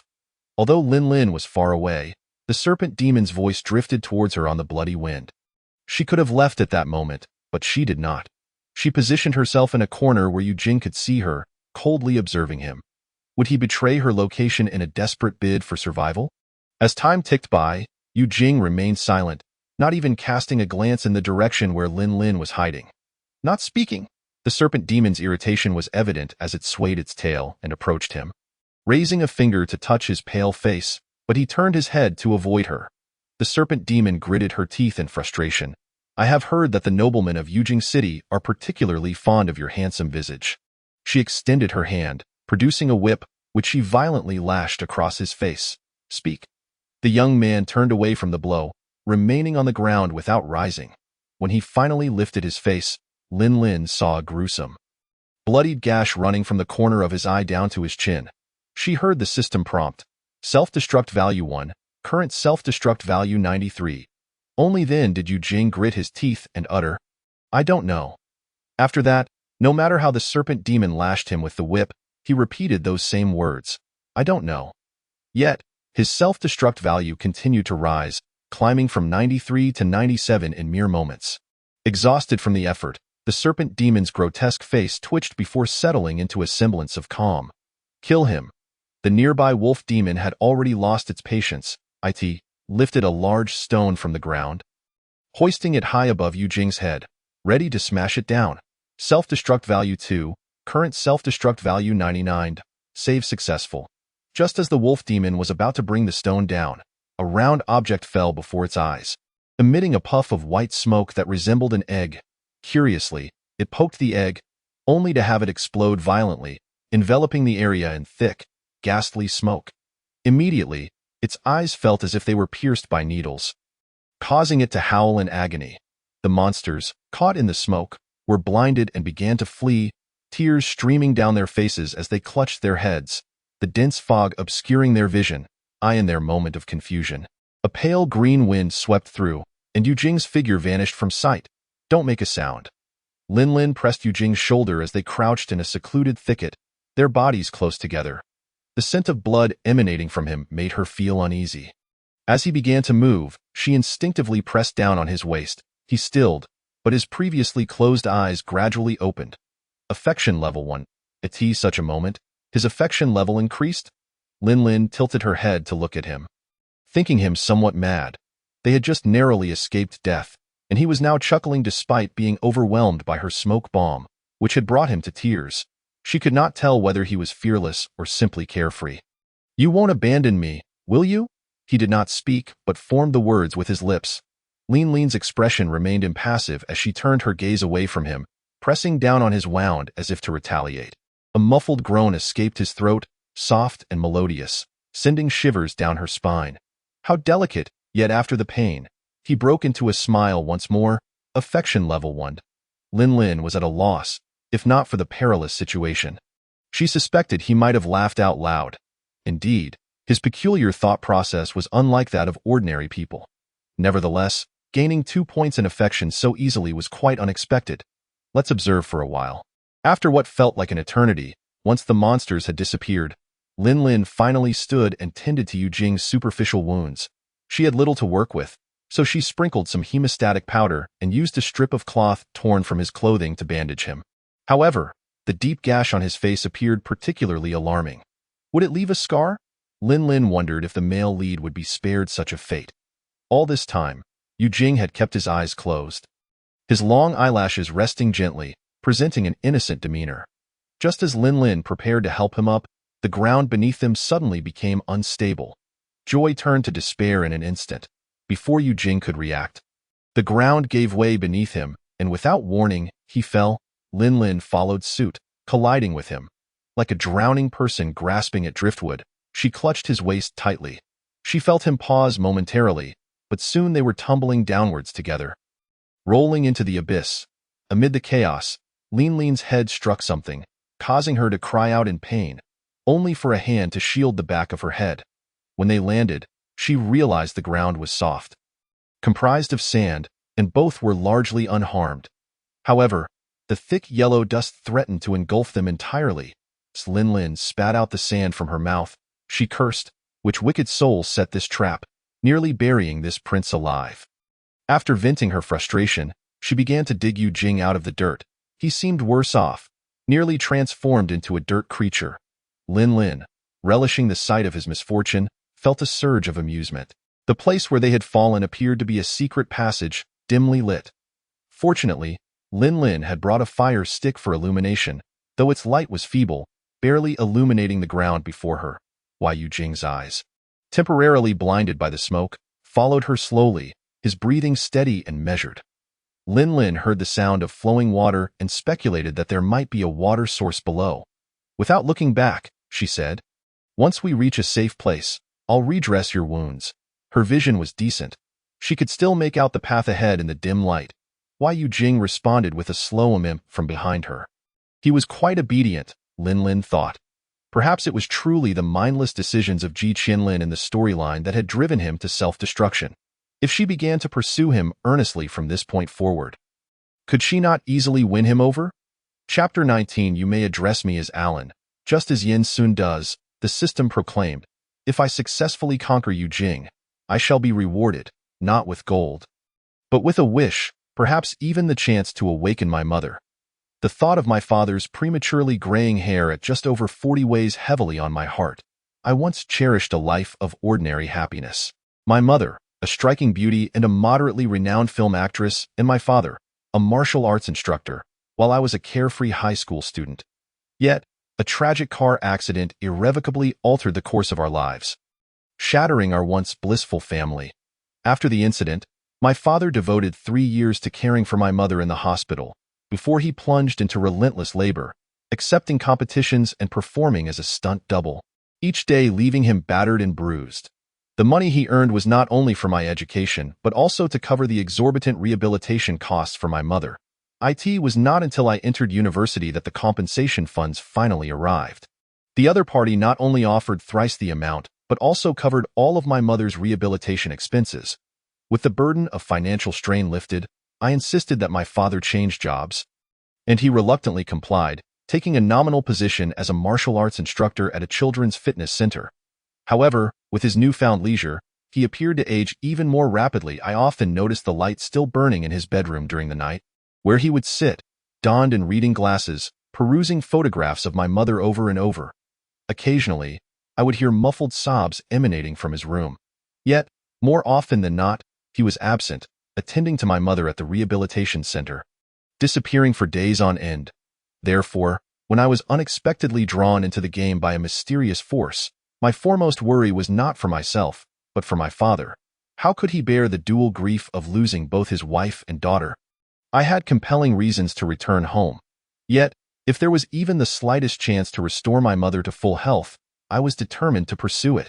With this resolve, I felt a sense of liberation. My steps grew lighter, and my long hair brushed against Yu Jing's chest as I walked behind him. Slowly, Yu Jing opened his eyes in the darkness. Had there been light, I would have seen that his eyes were unblemished, free from the red veins left by smoke, even possessing an otherworldly allure. He brusquely brushed away strands of hair that had blown onto his clothes, yet the pain in his arm slowed his movements. His arm had been tied in a butterfly knot by Ji Qianlin in a peculiar manner. How unsightly! The previous path had been completely obstructed, but fortunately, there was still a flow of air within the cave. I could only follow the faint breeze deeper inside, wondering with anticipation if I would find an exit at the end. I was perplexed as to why the palace contained such a secret passage. I vowed to inquire thoroughly with Ji Qianlin's father once I emerged. After a night of turmoil, it was likely dawn outside.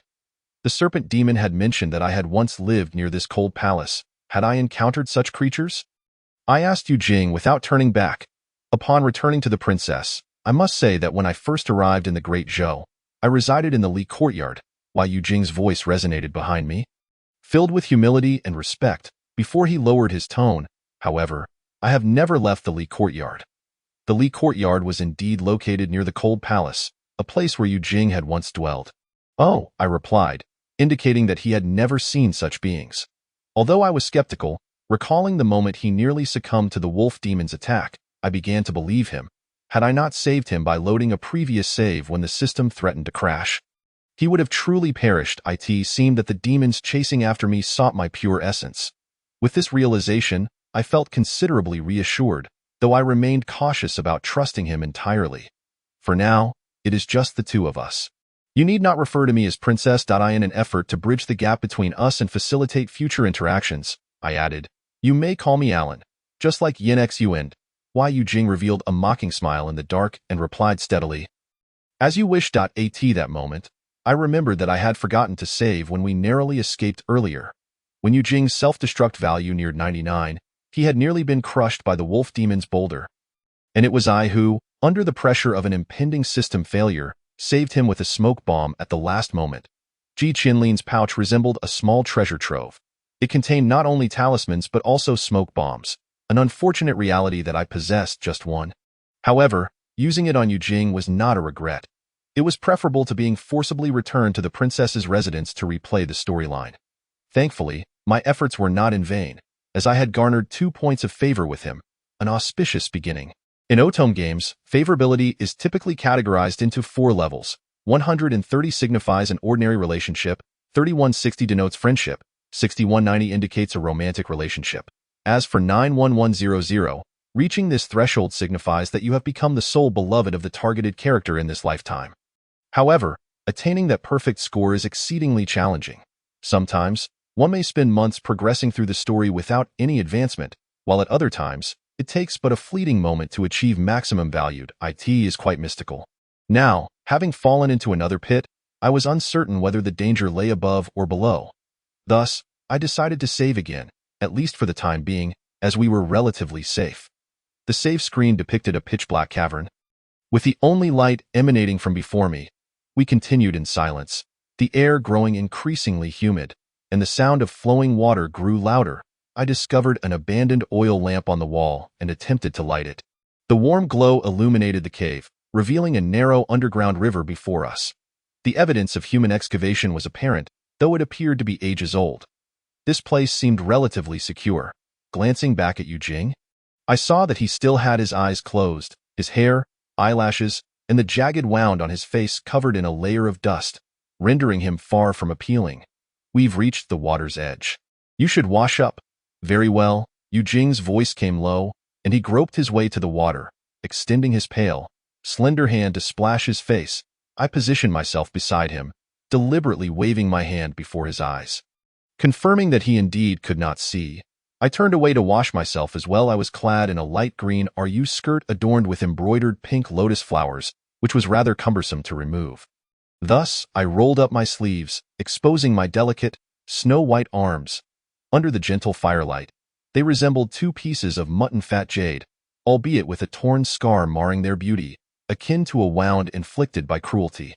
I had slain countless demons along the way, my mind tense, and I had not even noticed when a new wound had appeared on my arm. Now that it was visible, I began to feel the pain.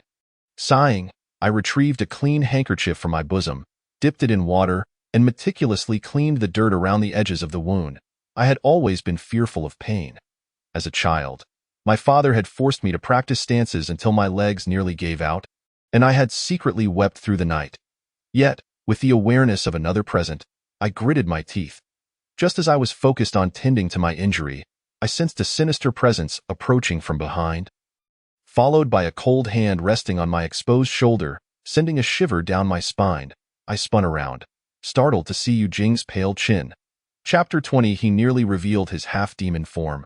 I was taken aback, my voice rising. Why did you suddenly come up behind me? You scared me half to death. Yu Jing recoiled as if startled, immediately dropping to his knees. I cannot see, so I must rely on my senses to locate the princess. I apologize for the offense, Your Highness. Yu Jing's voice trembled as he slightly bowed his head. Please forgive me. He had been worried that I would abandon him.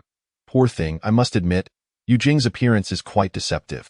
From my vantage point, I could see droplets of water clinging to his long lashes, accentuating the clarity of his features, like ice and snow. Much like himself, fragile and unsteady, on the brink of collapse. Yet, why would someone so weak and defenseless reject the protection offered by his aunt? I spoke again, my tone tinged with affection. I am right here. You need not worry. After a night of wandering, though uncertain of the outside situation, at least this place was secure. I wished to rest for a moment before we departed. I had always been a lively and talkative person, but after my mother's incident, I had restrained myself. Now, with the prospect of saving her and Yu Jing's obedience, my spirits lifted, and I found myself speaking more freely. Engaging in conversation fosters connection and allows two unfamiliar individuals to become acquainted quickly. Drawing them closer together, I casually asked Yu Jing a few questions. Then, as if by chance, I inquired, I heard from my aunt that you requested to meet my father and stage that impressive act together. But how did you know that concubine Wu intended to scheme? Yu Jing pondered for a moment before responding slowly. To answer, Your Highness, as for the actions of the concubine, the emperor will have his own judgment. I am merely a pawn, directing the blame elsewhere. A pawn? Diverting the blame? I pondered, intrigued. Why did the narrative change slightly each time I reloaded the game? It seemed as if some force was deliberately guiding me to this outcome. I refrained from further questioning, instead rambling to myself, while Yu Jing remained silent, resting with his eyes closed. Ji Qianlin was unaware that his eyes were unscathed, so he was content to play the blind man. In the fleeting moment of closing her eyes, images of two snow-white arms and the glaringly red blood flashed through her mind. It seemed as if even the air was imbued with the sweet scent of blood, nearly causing her to reveal her half-demon form. Why Yu Jing's expression remained impassive as she clenched her fingers tightly. Before long, a delicate and disdainful voice emerged from the girl beside her. What bad luck. This place is both cold and damp, and I'm covered in dirt. I truly miss the warmth of the bedding in the princess's residence. If only there were a warm bed here, that would be simply perfect. Yu Jing lowered her head, feeling a tad irritable. How could a woman chatter incessantly like a noisy sparrow? After they had taken a moment to rest, the two continued their journey forward when Lin Lin spotted a stone door. The door bore a handprint, suggesting it could only be opened by pushing inward. Lin Lin glanced at Yu Jing's slender waist and decided to take matters into her own hands. The stone door appeared to be an ordinary one, easily pushed open without triggering any mechanisms. However, the damp air that rushed in almost knocked Lin Lin off her feet. The intense stench of decay was something Lin Lin had never encountered in her life. She leaned against the wall, retching for quite some time, yet produced nothing. When she turned to look at Yu Jing, he stood there as if unfazed. "Don't you think it smells awful?" she asked. "Awful?" Yu Jing replied with a hint of self-mockery in his smile. "I've been in places far more putrid than this." With that, he stepped past Lin Lin into the interior. Lin Lin stood with her mouth agape, speechless by the time she caught up with him. She found him motionless at the center of a secret chamber. "Can you see?" she inquired. "Yes," Yu Jing answered coolly. Lin Lin furrowed her brows slightly. Was it her imagination, or did his aura seem different now compared to outside? She raised the oil lamp in her hand to illuminate the room. Better not to shine it, as the moment she did, she was taken aback. In order to facilitate her investigation, Lin Lin ignited all the oil lamps on the walls. This was unmistakably a torture chamber.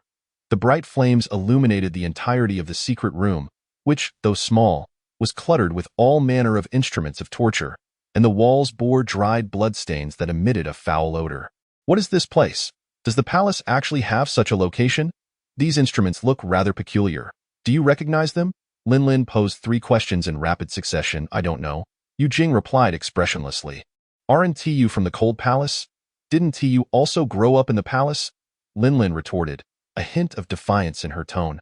Suddenly, a chill breeze swept past Lin Lin's arm, causing her to shiver. Following the direction of the wind, she spotted a faint, hazy glow, a peachy pink hue. Lin Lin tapped Yu Jing and pointed, "Look over there, it seems there's light. Let us go check it out." After saying this, she stepped toward the glimmer. Yu Jing did not immediately follow. He merely tilted his head, watching the girl's skirt flutter as she moved away, the corners of his lips curling into a smile that was either mocking or dangerous. As she neared, Lin Lin realized that thick, pale pink curtains hung there, adorned with floral embroidery. Hanging curtains in a stone chamber, especially pink ones. Surely it couldn't be a woman's boudoir? The stench of decay intensified, emanating from this very spot. Lin Lin closed her eyes briefly, placed her fingers on the curtain, and yanked it aside. The heavy veil fell away, allowing soft light to spill forth. Lin Lin's eyes gradually adjusted to the brightness. She discovered that it indeed resembled a boudoir, albeit one imbued with subtle, suggestive charm, akin to certain modern hotels. The floor was covered in soft animal pelts, but they were thick with dust, each step raising a cloud of it. Compelling Lin Lin to cover her nose, in one corner stood a shelf laden with whips, bracelets, anklets, and many other implements whose names she could not recall, reminiscent of certain forbidden films. The center of the stone chamber lay an open stone bed, its disheveled bedding a stark contrast to the iron rings and soft veils that hung above. One of the veils had a section torn away, its whereabouts unknown. Beside the bed was a long bench. Upon closer inspection, Lin Lin realized that this bench could hardly be deemed as such. It consisted merely of a horizontal beam, with an additional cylindrical piece of hardwood protruding from it. The light in the room emanated from a massive luminous pearl overhead, not particularly bright, yet sufficient for Lin Lin to discern the walls adorned with intertwining images of men and women in the throes of passion. Chapter 21. Powerless, affected Lin Lin's eyes widened in astonishment. Her mouth agape, neglecting even to maintain her composure, resembling someone who might swallow an entire egg whole. The colors of the murals remained vibrant, the lines drawn with grace and beauty, revealing that the creator of this secret chamber had invested considerable thought into its design. The instruments were meticulously arranged, appearing as though they had never been used. A gust of wind, seeping through some fissure, stirred the layers of fine gauze. As the gauze danced, the figures in the mural seemed to come alive. Their clothing disheveled, their expressions laden with longing, and the barely audible sighs seemed to beckon Lin Lin to observe their intimate details. Lin Lin found herself captivated, her mind swirling with thoughts of how exhilarating it was. "Oh, could this be something I am meant to see?" The inner musings continued until Yu Jing's voice broke the spell. "Is it captivating?" Startled, Lin Lin nearly stumbled onto the bench, narrowly being caught by Yu Jing's outstretched hand. The wrist that grasped her arm was illuminated by the cold light of the luminous pearl, pale and straight, with distinct joints, adorned with flecks of blood, reminiscent of plum blossoms on white porcelain. Lin's face flushed crimson as she shook off the tumultuous thoughts from her mind, straightening herself. How strange! What had come over her just now? Yet, what she truly wished to inquire was who had orchestrated such debauchery here. Alas, being a girl, she felt it inappropriate to voice such inquiries. Instead, she feigned innocence and asked Yu Jing, "What is this for?" "You don't know?" Lin was taken aback. How dared he respond with a question of his own? Since this is a secret chamber, it must pertain to some form of torture. Lin spoke earnestly, fabricating her words. "Torture?" Yu Jing's eyes sparkled with a teasing glimmer, not overtly pronounced, yet his peach blossom eyes hinted at an endless spring, making Lin feel inexplicably flustered. Would the princess like to know how it is used? His voice was low, resonating with the provocative tone in the ambiguous space. Lin couldn't help but take a step back. How could she possibly know how to use such things? Even if she did, it was not something she could divulge to him. The youth before her smiled, his arched eyelashes appearing somewhat perilous. Lin's rationality began to resurface. She gazed at Yu Jing's face, her intuition warning her that should she utter a word of curiosity, he would undoubtedly demonstrate it for her.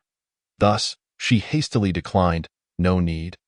Let us just find a way out of here quickly." Why Yu Jing remained silent, yet his expression seemed tinged with regret. Lin was infuriated. Just how much had she underestimated his depravity? The secret chamber was not vast.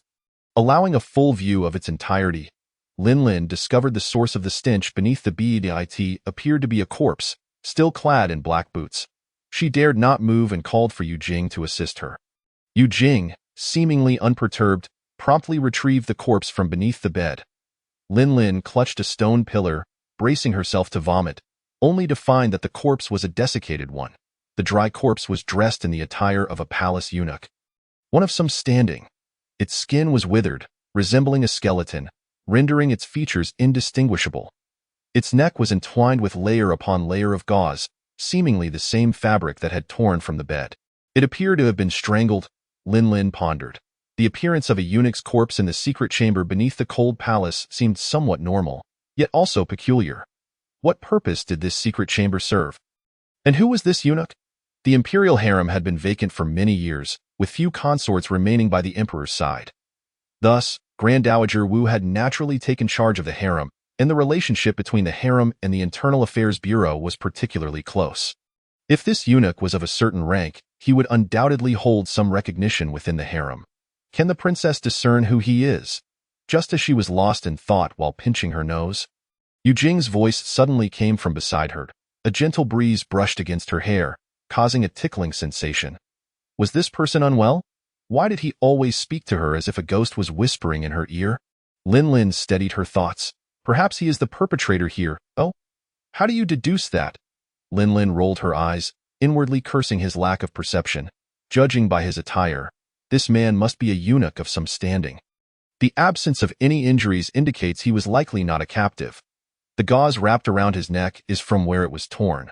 Lin gestured toward the disarray of the bed, adding, however, I suspect he may have been killed by someone else. Such instances of dungeons within games are exceedingly common, yet for her, it is the first time she has experienced it firsthand. To claim she is unafraid would be an utter falsehood. Yu Jing chuckled softly. He said nothing, merely fixating on the lifeless corpse before him, his eyes flickering with an inscrutable yet almost gleeful light. He extended his hand, tracing the neck of the cadaver as if searching for an angle to deliver a fatal grip. What are you doing? Lin inquired, perplexed by his actions. Was he not afraid of encountering a corpse? Did not Her Highness the Princess also remain unperturbed? She could analyze the situation with remarkable clarity. Yu Jing leisurely withdrew his hand, not even sparing a glance at the young woman beside him. I have heard that the princess has honed her magical skills abroad and has vanquished numerous monstrous beings. Surely, she has taken many lives as well? Lin frowned, increasingly convinced that Yu Jing was challenging her authority as a princess. Ever since they entered this secret chamber, he had been imbued with an inexplicable hostility towards her.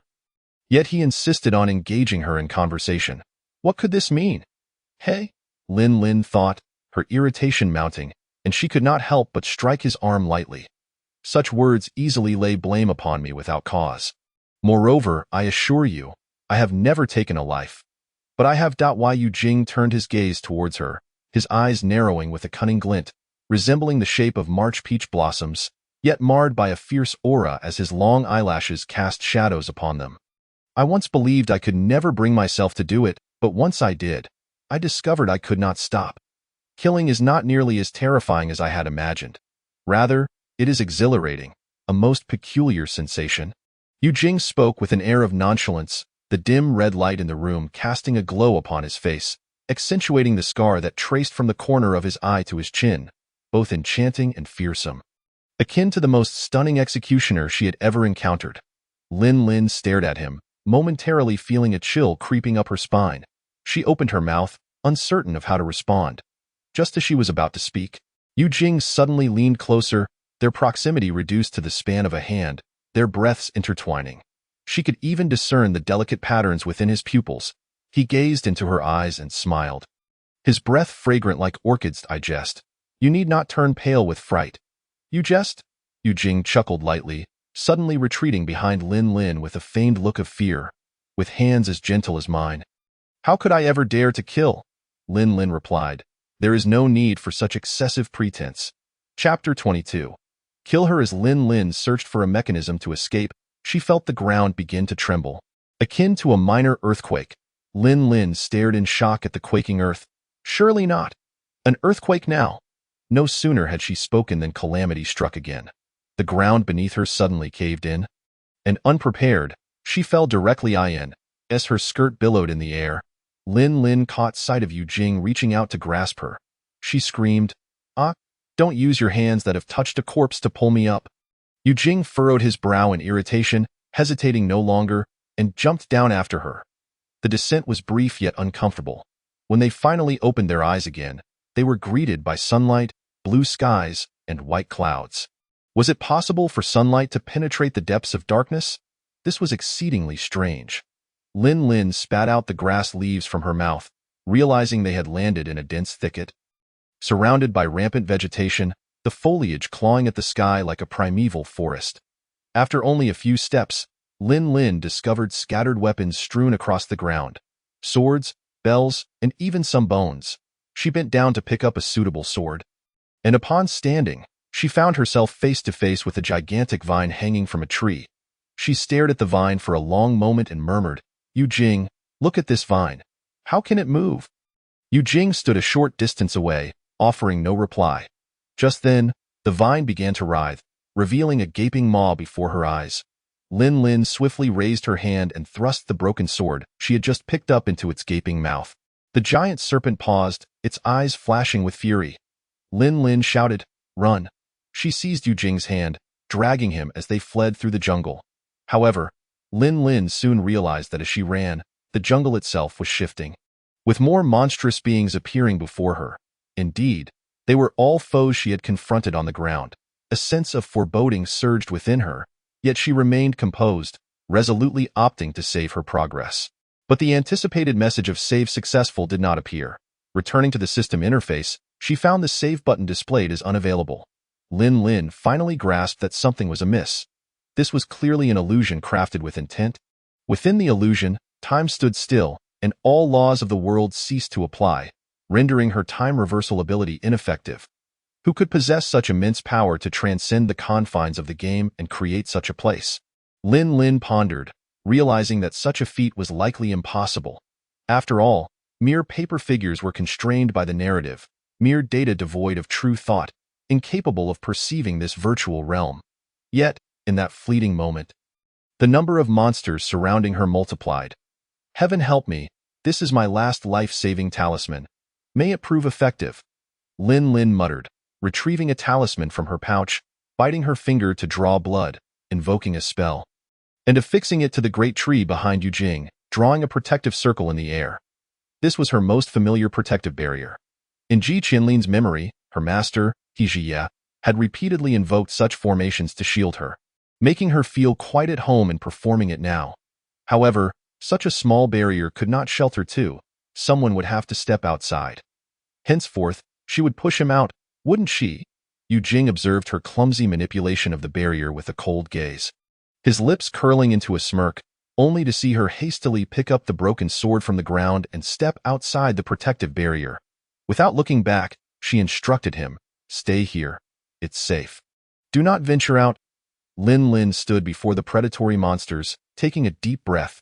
"Come on, it's just a trivial dungeon. If I fail, I can always start anew." Die in her lifetime, she had never been one to cower before anyone. Yu Jing was oblivious to how she, who was usually chatty and afraid of pain, boldly charged into the midst of the monsters with that broken sword. Relying on her meager skills, she wielded the sword with ferocity, carving a bloody path through the swarm.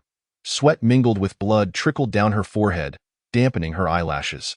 When she glanced back at him, the bright daylight illuminated her light-colored pupils, nearly blinding him. The wind in the valley rustled the leaves overhead, and fierce combat unfolded before him. He stood unarmed beneath the tree, yet thanks to the talisman, none of the monsters dared approach him. Yu Jing raised his head, deeply inhaling the sweet aroma that permeated the air. Throughout his life, he had encountered myriad scents. The sweet fragrance of milk in his mother's arms, the foul stench of spoiled food in the cold palace, the powdery scents of the maidens, the loathsome odors of excess in the summer palace, and the overwhelming smell of blood when his mother passed away. Yet, the only scent he dared not recall was that of the candy-like sweetness. He had once lost his sense of smell, only to find it restored and even heightened. After becoming a half-demon, it was by this very sense that he had located Ji Qianlin, discovering the cherished heart of glass he had long lost. Ji Qianlin was a naturally spiritual being, and the sweet blood emanating from her was particularly alluring. It was the first time he had been captivated by someone's scent, harboring a desire to consume her. However, the thought of the heart of glass within her kept him consumed with hatred. He could not help but shut his eyes, confronted by an abyss of darkness. In that darkness, he envisioned himself grasping Ji Qianlin's wrist, forcefully pinning her down into a pool of blood before him, feeling her body tremble violently with fear, witnessing her plead softly for mercy, begging him to spare her. Yet, how could he ever grant her mercy? He would tear open her garments, his fingers piercing through her chest to extract what belonged to him. He could almost hear his voice, filled with venomous hatred. "Ji Qianlin, do you know how long I have awaited this day? What reason does one who has destroyed another's life have to be forgiven? What could she possibly offer to atone for all that I have lost?" His fingers splayed open, and countless silver puppet strings extended from beneath his feet as Yu Jing expressionlessly commanded, "Kill her." As if under a spell, the monstrous beings began to frantically converge upon Lin Lin, their minds seemingly unhinged. In a moment of chaos, she found herself unable to discern the whereabouts of Yu Jing. And upon hearing those words, a chilling dread surged from her very soles. Wiping the blood from her face, she summoned her strength to slash through the encircling foes with her sword, casting a complex gaze toward the boy standing opposite her. Indeed, it was him. It had to be him. The perverse one, the demon, the ultimate antagonist of the game, her designated target, was watching her intently. It was he who sought to take her life. From the moment he had approached her with ulterior motives, he had conspired to end her existence. Observing Lin Lin's panicked expression, the boy smiled faintly, his eyes curving slightly as the coldness in his gaze deepened. He seemed somewhat transformed. But what precisely had changed? Was it the sudden shift from his typically polite and gentle smile to one imbued with menace? Or was it that he had anticipated her every move, disrupting her plans? Lin Lin even caught a glimpse of the dangerous glint flickering in his eyes. Concealed beneath his hair, exuding an ominous aura reminiscent of a predatory beast, instilling a sense of dread. Before her, he had completely shed his facade, revealing a being of peril and horror, akin to a demon resurrected. He smiled at her. His lips moved. The tumultuous battlefield was filled with chaotic sounds, rendering his words indistinguishable. Yet Lin Lin understood. He was repeatedly, almost maniacally, calling her name, infused with an indescribable thrill and a perverse desire for destruction. Over and over again. Kill her. Chapter 23. Ji Qianlin, I truly despise you. The illusions of the heavens shifted as swiftly as the devil before her. The azure sky and white clouds above vanished, replaced by a dense shroud of dark clouds that engulfed the firmament, and large raindrops pummeled her relentlessly. Lin Lin found herself encircled by these half-human, half-monster abominations, their gaping, blood-stained maws revealing sharp teeth smeared with grotesque remnants of flesh. Their drool oozing a foul stench, while decaying fingers emerged from the ground, clutching at her skirt. "Ah, you hideous creatures, do not come near me." Though she had braced herself, she had still underestimated the situation. She had envisioned myriad scenarios of failed strategies, but she never anticipated that Yu Jing would employ such a method to vanish. He was no ordinary paper figure. He was at least a manifestation with a semblance of self-awareness. Lin Lin kicked a centipede demon aside and thrust her rusted sword through its head, the noxious, yellow-green fluid splattering onto her pearl-embroidered shoes. She screamed again. "Help! I feel nauseated." The downpour intensified, blurring her vision, making each step forward an arduous endeavor. Across the chaos stood the boy, his visage pale and flawless, his peach blossom eyes cold, his long, fair neck exposed. The whip marks on his cheeks were otherworldly, and the corners of his crimson lips curled insidiously.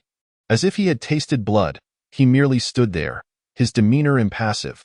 Upon witnessing Lin Lin's arm being slashed open by a spider demon, blood gushing forth, he did not even bat an eyelash. Confronted with Yu Jing's merciless onslaught, Lin Lin's competitive spirit surged within her. What challenge could be more exhilarating than facing a worthy opponent? Yet, could he not devise a different demise for her? This was utterly repugnant. Stubbornly, she shouted across the throng of monsters. Her tone laced with mockery. "Well done, Yu Jing. You've truly outdone yourself. I hope you won't come to me begging in the future." Begging? Yu Jing seemed to find this notion amusing, a smirk curling at the corner of his mouth as he raised his hand, instantly halting the attacks of all the monsters, as if he had pressed a pause button. "Do you know?" The boy's lips curled into a taunting smile, his voice dripping with sarcasm. "Ji Qianlin, I truly despise you." Lin Lin pressed her lips together, remaining silent. He continued, "Don't you wish to know why?" Stepping out of the barrier, he approached her slowly, his scarlet lips slightly raised, leaning closer, much like he had in the dim chamber. Gazing into her eyes, "Allow me to pose a question to you." Lin Lin regarded him warily. "What trickery are you up to now?" He smiled reassuringly. "Do not fret. I want to deliberately make things difficult for you. This question is one you can surely answer. If you respond correctly, I shall reveal the reason." "What do you say?" Lin Lin stifled the impulse to drive her sword through him, observing the darkening hue of his pupils in the shadows, and nodded reluctantly. "Go on." As the sky dimmed, a more intense storm brewed in the air. The crisp, clean fragrance of lilacs enveloped her as he drew near. In the gloom, she saw him extend a cold, pale finger, gently wiping away a drop of her blood from the corner of her eye, tasting it upon his lips. Following this, his long, distinct eyelashes fluttered at her enticingly, his warm breath almost brushing against her ear. Lin Lin instinctively tightened her grip on the rough sword hilt, holding her breath. In the darkness, his voice was low and soft as he gently inquired, "Who am I?" "Ji Qianlin, tell me, who am I?" Lin Lin was at a loss for words. For in Ji Qianlin's past memories, there was no trace of Yu Jing. It seemed Yu Jing had not anticipated her inability to respond. He silently regarded her for a moment before turning away, showing no lingering attachment. "Kill her." The monstrous creatures revived once more, encircling her anew. Lin Lin glared furiously at Yu Jing's retreating figure, contemplating whether she should simply eliminate him, when she heard the system's prompt echoing in her mind. "Dear host, your bond with Yu Jing has been activated. Would you like to initiate the subquest? A bond subquest?" It sounded like a means to escape this place. "Open it, open it, open it." Lin Lin beamed with joy. "Yu Jing, are you not insane? But do you not know that a cage called love exists in this world?" She could hardly wait to witness the day Yu Jing would kneel before her.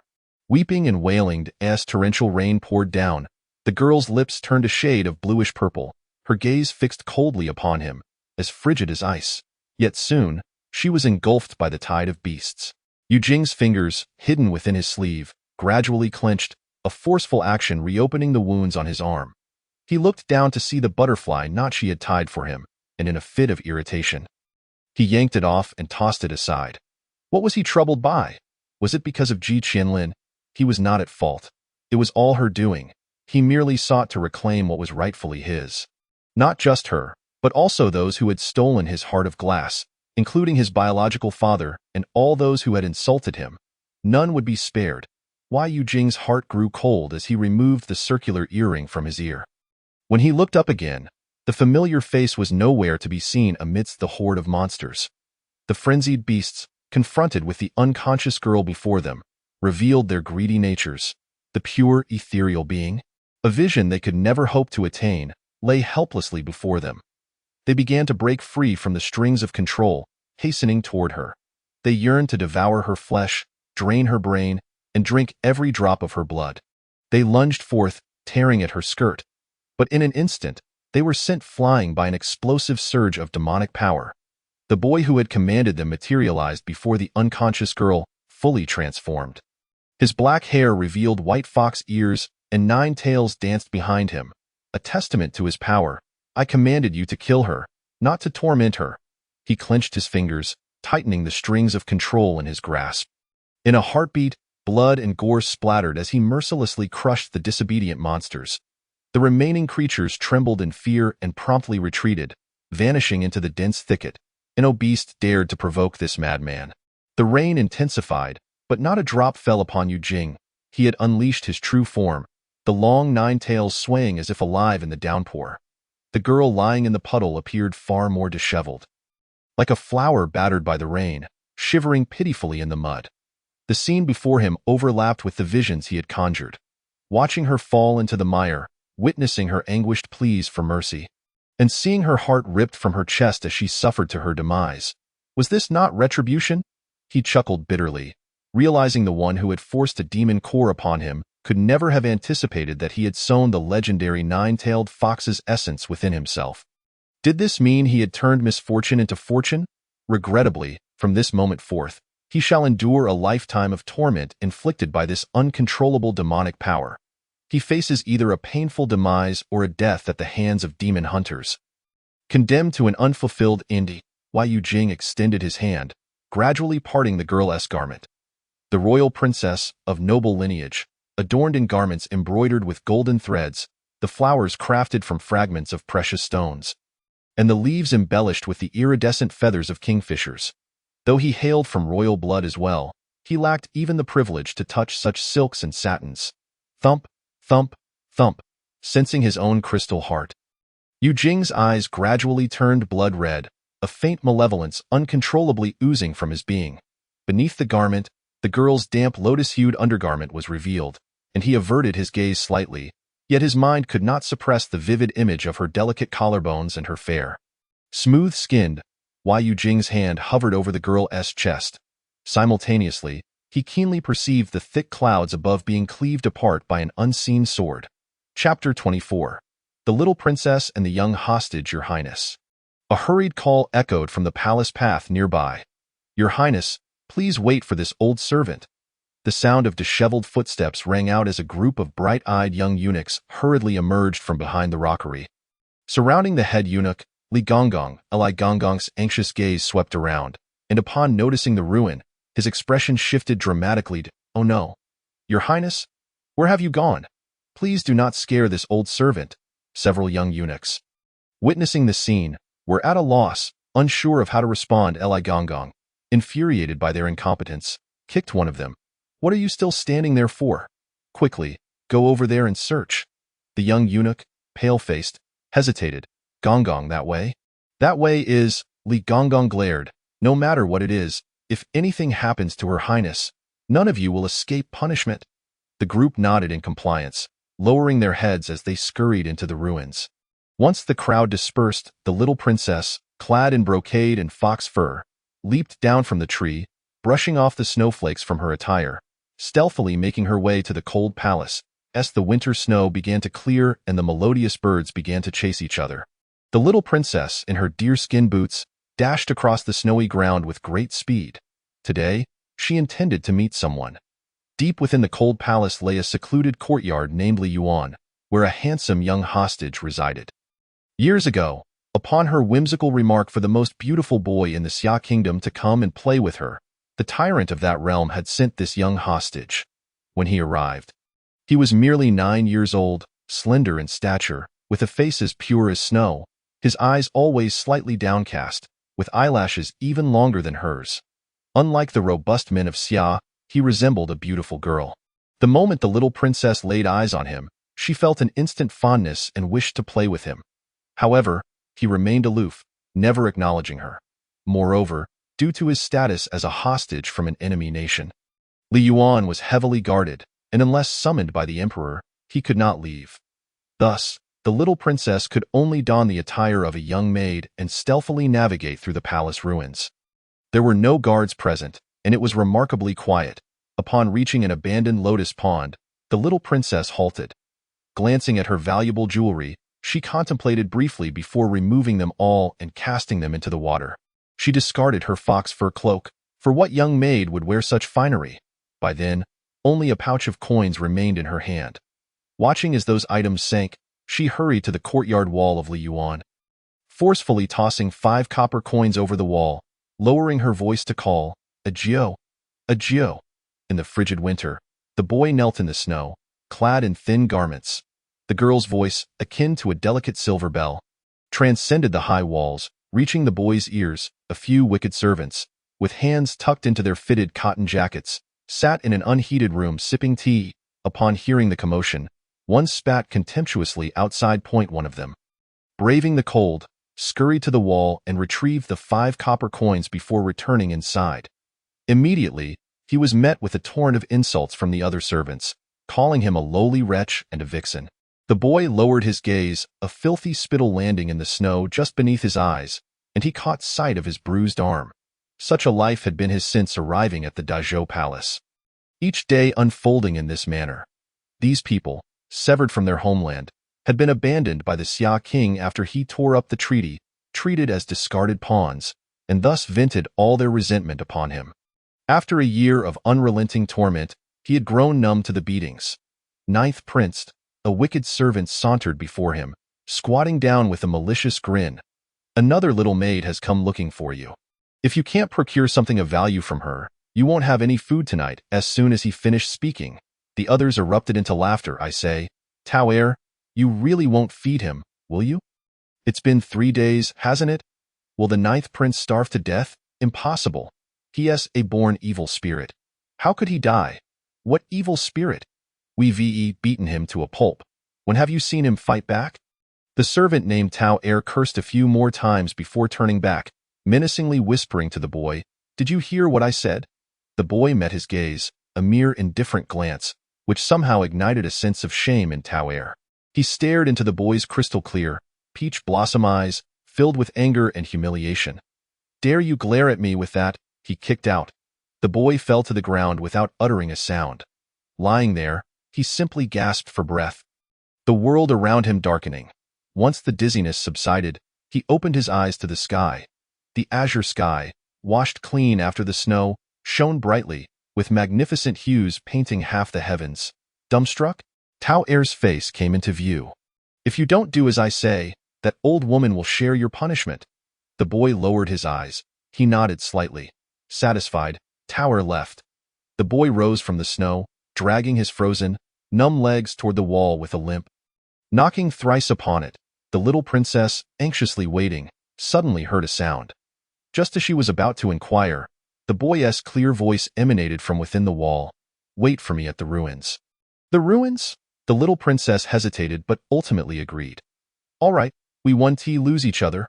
A voice filled with joy came from beyond the wall, and the boy lowered his gaze, slowly scratching at the wall with his fingers for a moment before responding with a faint "M." Having made their pact, the little princess happily dashed off to the ruins, utterly unconcerned about the potential dangers or why it was deemed forbidden. Her heart brimmed with joy. This was her first meeting with him while disguised as a young maid. She had learned from the maidservants that by calling Agio beneath the wall and tossing over 5 copper coins, the handsome young hostage would emerge. If she offered him a piece of silver, he would smile at her. Even though the sun shone brightly after the snowfall, she soon found herself shivering without the warmth of her fox fur.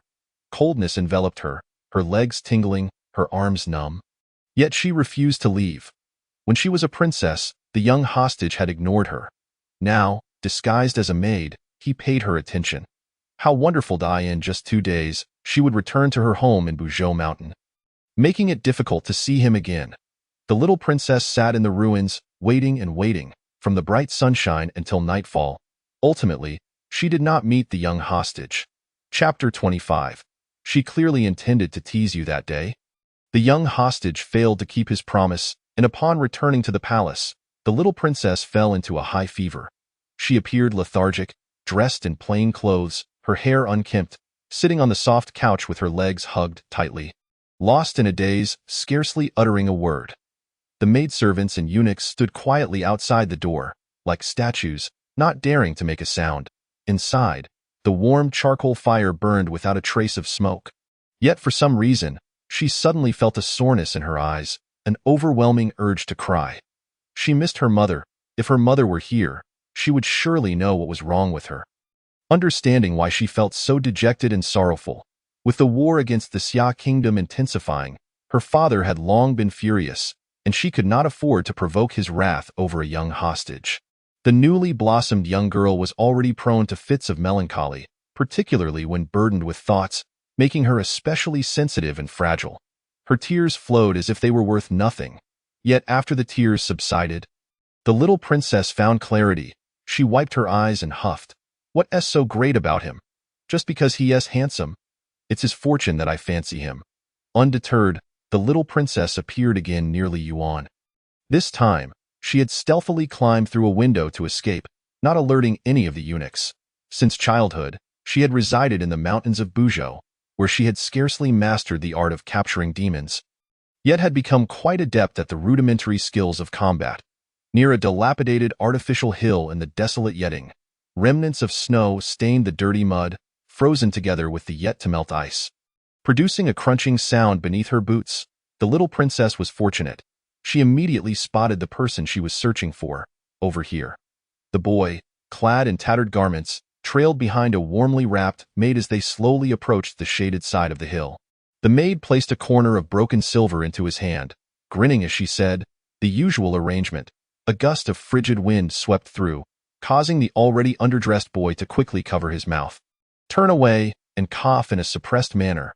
His cough was intense and painful, his frail shoulders trembling, with his dark hair cascading down in a manner that evoked sympathy.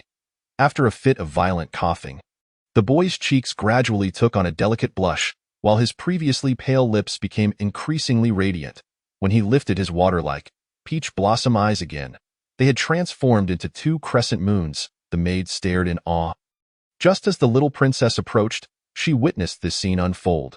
Feeling as though a vast expanse of peach blossoms had suddenly bloomed, it was no wonder that these palace maids, who had long remained in solitude, akin to flowers in their loneliness, were willing to spend their coins for a mere smile from him. Despite his youth, the boy possessed a beauty that overshadowed all others. His allure was undeniably stunning and lethal, yet imbued with a fragile, glass-like delicacy, particularly when he looked at others, ensnared by those crystalline, transparent eyes. It was impossible for anyone to resist the feeling of being entranced. However, she, with her keen eyesight, immediately discerned the indifference reflected in the boy's gaze. She could not comprehend why, if he was so unwilling, he would still smile at her. After a moment of contemplation, the maid felt a faint blush rise to her cheeks and remarked, "Indeed, as they say, your smile is truly enchanting." The boy silently lowered his gaze. Still not speaking? The maid regarded him for a while longer, sighed softly, and said, "My sister intends to introduce you to someone today. I know you are in need of money, but she is quite generous, as long as you comply with her requests." The boy hesitated, the smile at the corners of his mouth gradually fading, seemingly reluctant. The maid hurriedly reassured him, "Fear not, you won't be asked to do anything inappropriate. It's merely a matter of attending to her. I understand you have never done such a thing, and my sister would never harm you. Please accept this first." As she spoke, she retrieved a piece of red gold from her sleeve and placed it in his hand. A small golden bead, likely removed from an earring, sparkled brilliantly under the sunlight. The boy hesitated for a moment, but ultimately nodded. The two of them proceeded toward the cold palace, with the little princess trailing behind them, treading lightly. The vicinity near the garden was characterized by ruins and the cold palace, where many palace maids, not released from the palace, remained in Yetting to live out their days. The emperor, with his ascetic desires, seldom approached women.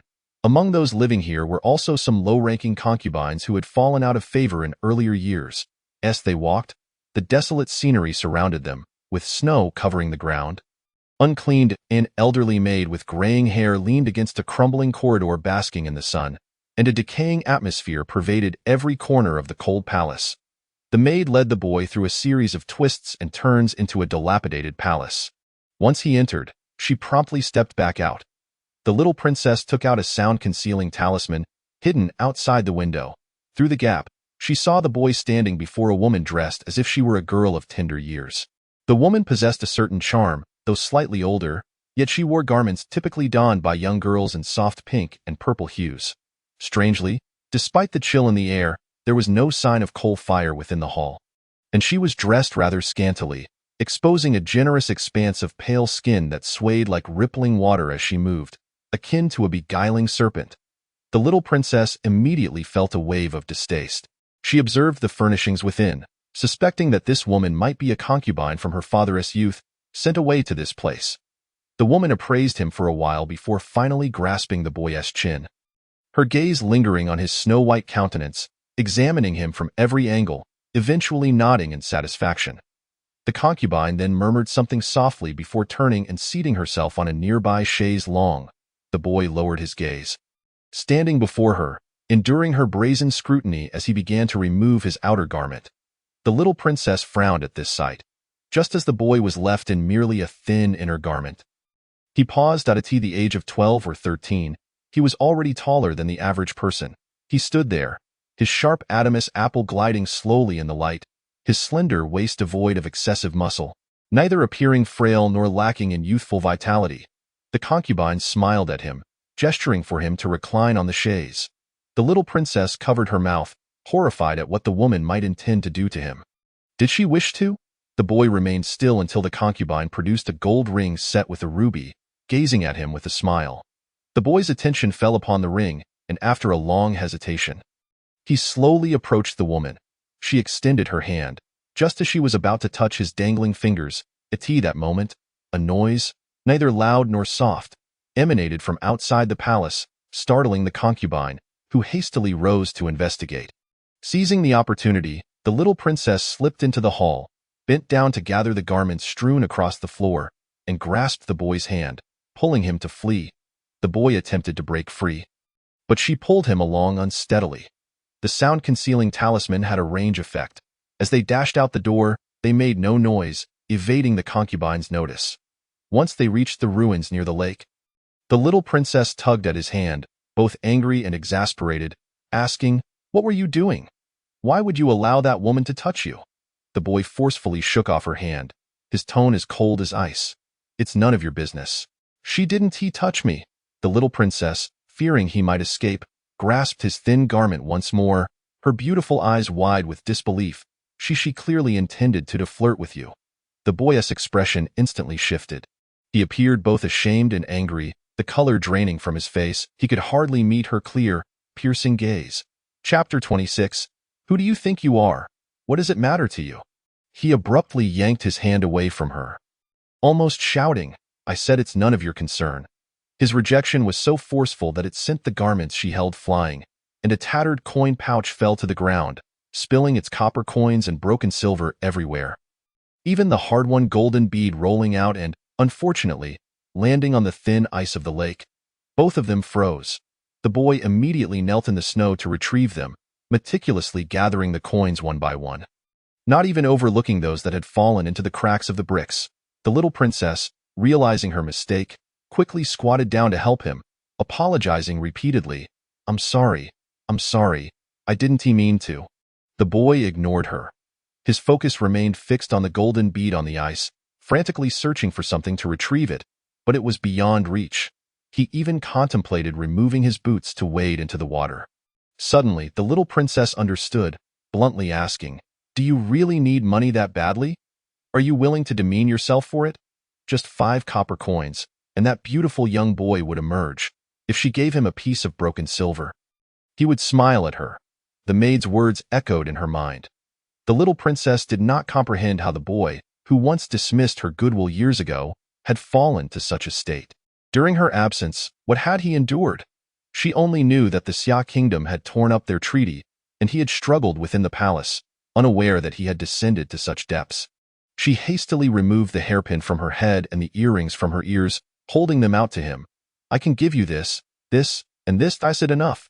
The boy's actions of removing his boots slowed, a mocking smile curling his lips, ready to speak. But the little princess interjected. I know where more is. Come with me, I'll get it for you. Without waiting for his response, she shoved his foot back into his boot, gathered the garments scattered on the ground, and pulled him forward. Fortunately, the pond was not far from there. She climbed onto a large stone and pointed at the water, saying, Right here, there are plenty of my lost accessories. I can swim and am not afraid of the cold. Just wait here. I'll fetch them. She removed her outer robe and little boots, preparing to enter the water, but was interrupted by the boy's derisive tone. Princess, do you really need to make a fuss over this? Who do you think you are? Do you believe you can decide my fate? The little princess turned to look at him. He met her gaze with an expressionless face. His lips pressed tightly together, sunlight casting a soft shadow beneath his butterfly-like lashes. He stood behind her, clutching the pouch tightly, his body trembling slightly, as if suppressing something within. A cold wind swept by, carrying an invisible menace that sent the fine snow fluttering down like sand, momentarily blinding her eyes. The little princess quickly shut her eyes. Nothing happened. All she heard was his disdainful tone. Stop pretending. I have no need for your charity. As he opened his eyes once more, he had already turned and walked away in the opposite direction, watching the figure of the young boy fade into the distance. The young princess felt her eyes welling up with tears, the glistening droplets swirling within her gaze, stubbornly refusing to fall to that moment. She finally understood the source of his resentment. He resented her for a careless jest that had forced him to leave his homeland, subjecting him to humiliation and rendering him unable to hold his head high. How infuriating! The proud princess sniffed, her nose reddened by the cold, resolutely stifling her tears, declaring, Is it so wrong for this princess to have erred? I shall seek my father to clarify this matter. In a fit of anger, she descended from the green stone, only to find her foot slip, sending her plunging directly into the water basin. The frigid water engulfed her head in an instant, yet her thoughts were consumed by the belief that she could swim. After all, it was merely the lotus pond of the palace. She would not drown. However, gradually, a sense of unease began to creep in. Wasn't this water supposed to be shallow? Why was she sinking deeper? Moreover, it seemed as though an unseen force was pulling her down. Her consciousness spiraled into chaos. Memories dissolving within the water, everything she had encountered that day fading as if into smoke. Mother! She opened her mouth, but only a stream of tiny bubbles escaped. Just before losing all awareness, a white figure swam towards her from afar, grasping her collar and pulling her towards the surface. How dare you cause the princess to fall into the water? How many worthless lives do you have to spare? In the desolate, crumbling courtyard, several servants clad in the attire of the Summer Kingdom roughly dragged a boy from the house, forcefully throwing him to the ground. No food for him today. And that old hag is not to give him any either. Beat him hard. The sounds of fists and feet striking flesh accompanied by curses echoed. Yet the boy's pained groans were conspicuously absent. Such acts of violence against a master were a daily occurrence, while the guards stationed outside feigned ignorance, treating it as mere entertainment. The Summer Kingdom had breached the treaty, and the great Zhou should have executed these offenders. However, the benevolent monarch spared their lives, allowing them to witness such a spectacle that a prince, subjected to such degradation by the very servants meant to protect him, forced to sell his laughter for a meal. How absurd! Wait! Tower rushed back from outside, quickly discerning the situation. He seized the most aggressive assailant and scrutinized the boy's face. The boy lay motionless on the ground, eyes closed, a bruise marring his mouth from which a trickle of blood seeped. Fool! He kicked the nearest person in frustration. The boy's face was his most valuable asset. If it were damaged, how would they earn a living? The others suddenly realized the gravity of the situation. Yes, their sustenance depended on him. If not for their control over that madwoman, he would not be so compliant. Boss, what should we do? Tower glanced at the nearly unconscious boy and instructed, clean him up and dress him well. At midnight, hand him over to the rotating guards. Someone has requested him. Chapter 27. No, I do not want to become a monster. Within the dimly lit stone chamber, imbued with the potent aroma of aphrodisiac incense, thick animal hides lined the floor, warding off the chill from the underground. In the corner, shackles, whips, ropes, and candles hung ominously. Deeper within, behind layers of crimson gauze, a stone bed was faintly visible, upon which a blindfolded youth was restrained by chains. The boy lay on his back, his cheeks flushed, lips a vivid crimson, his raven hair cascading like water from the bed, his frail garment barely covering a back marred by lash marks. It seemed he had inhaled a significant amount of the intoxicating fragrance, causing his body to tremble imperceptibly, beads of sweat threatening to saturate his clothing. He furrowed his brow, softly murmuring, "No, no." At that moment, the boy was ensnared in a bizarre and surreal dreamscape. The night was dark as ink.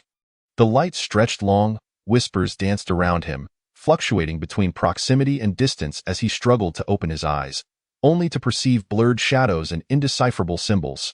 Someone wielded a knife, slicing open his abdomen and extracting a gem that radiated a kaleidoscope of colors.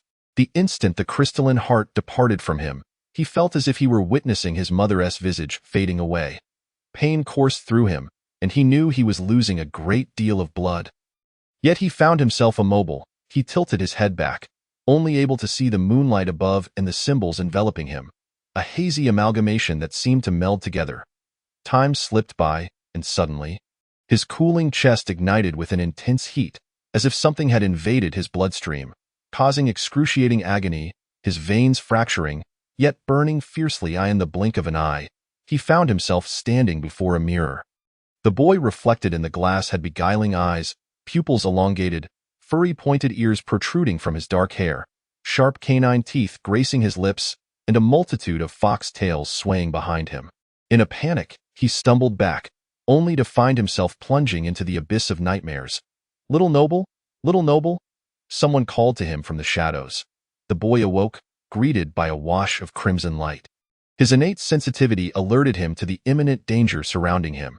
His hands and feet were shackled, his body burning with an unfamiliar heat that was terrifying. He had no knowledge of his whereabouts, and fear surged within his chest. Struggling, he sought to break free from the confines. "You're awake." A figure appeared silently before him, their sharp voice feigning gentleness, yet sending chills down his spine. The boy rasped, "Who are you?" The figure chuckled, "Do not fear, noble you. We shall first remove the cloth from your eyes." As the red cloth was lifted, he beheld the individual before him, a beardless old eunuch with bright, gleaming eyes, adorned in the attire of a high-ranking servant, flanked by several timid attendants.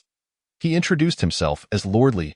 Lordly's covetous gaze roamed over the boy's face, punctuated by sounds of admiration.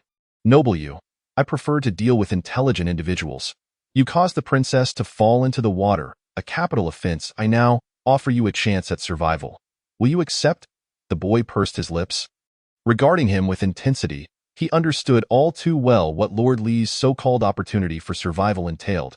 As the eunuch extended his hand, the loathsome sensation brushed against the boy's face, slithering like a serpent. The gaze directed at him made him feel like fish upon a chopping block, vulnerable to the whims of another. This was not mere mockery. It was true humiliation. The boy fixated on the eunuch's face. Memories of the princess's astonished eyes flooding his mind. As that face loomed closer, fear finally manifested upon his features. Spitting at Lord Lee's face, he erupted into a frenzy of struggle. Lord Lee's expression darkened, slowly wiping the spittle from his visage before delivering a resounding slap across the boy's face. The force of the blow turned the boy's head sharply, splitting his lip open. A vivid handprint blossomed upon his flushed cheek, resembling the blush of dawn, black hair sticking to his face, crimson droplets seeping from the corner of his mouth, a stark contrast. Yet the boy's gaze, shimmering with tears, held an undercurrent of profound humiliation and fury. Delighting Lordly immensely, a lascivious, euphoric smile danced upon Lordly's lips as he commanded the attendants, "Come, hold him down for me."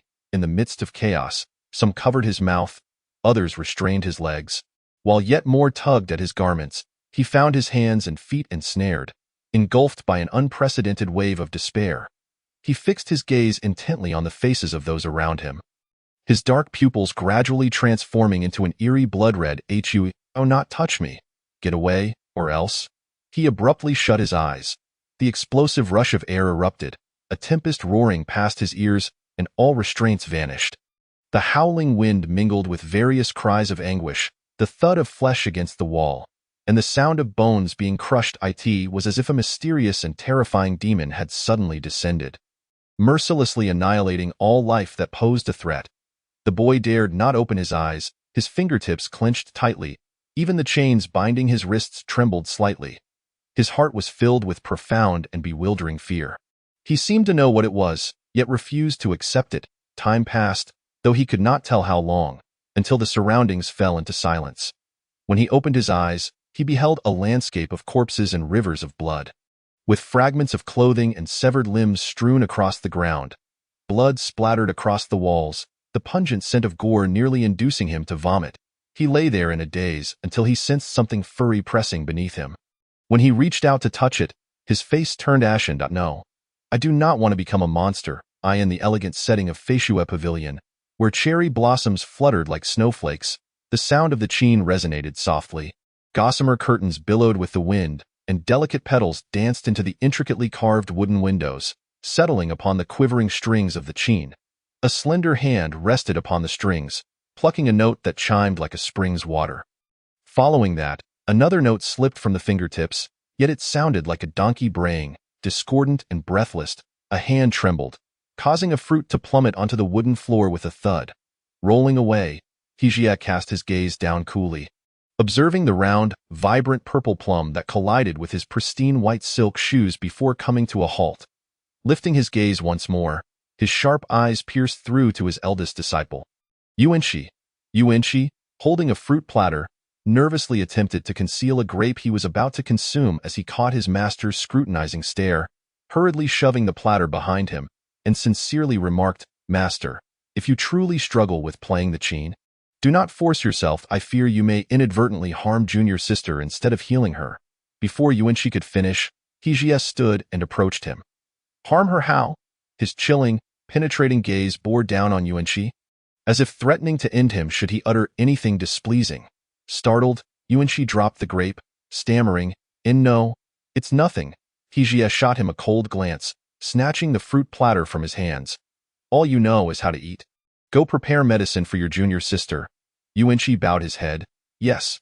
Only then did Hijia return to the cheen stand, resuming his play. Meanwhile, within the princess's residence, the cacophony of braying donkeys and neighing horses startled countless birds into flight. Linlin awoke amidst the raucous donkey calls, rubbing her aching temples, and shouted in exasperation, "Who brought a donkey inside? Drag it out." The music of the cheen abruptly ceased. Chapter 28. He was not born of the demon clan. Linlin sat in the hall, exchanging glances with her master, Hijia, and her senior brother, Yuanxi. She was quite familiar with these two. In the game, she had developed quite a rapport with them, especially with Hijia, the ethereal demon hunter, to whom she had lavished gifts worth 680 yuan to achieve a 50-point favorability.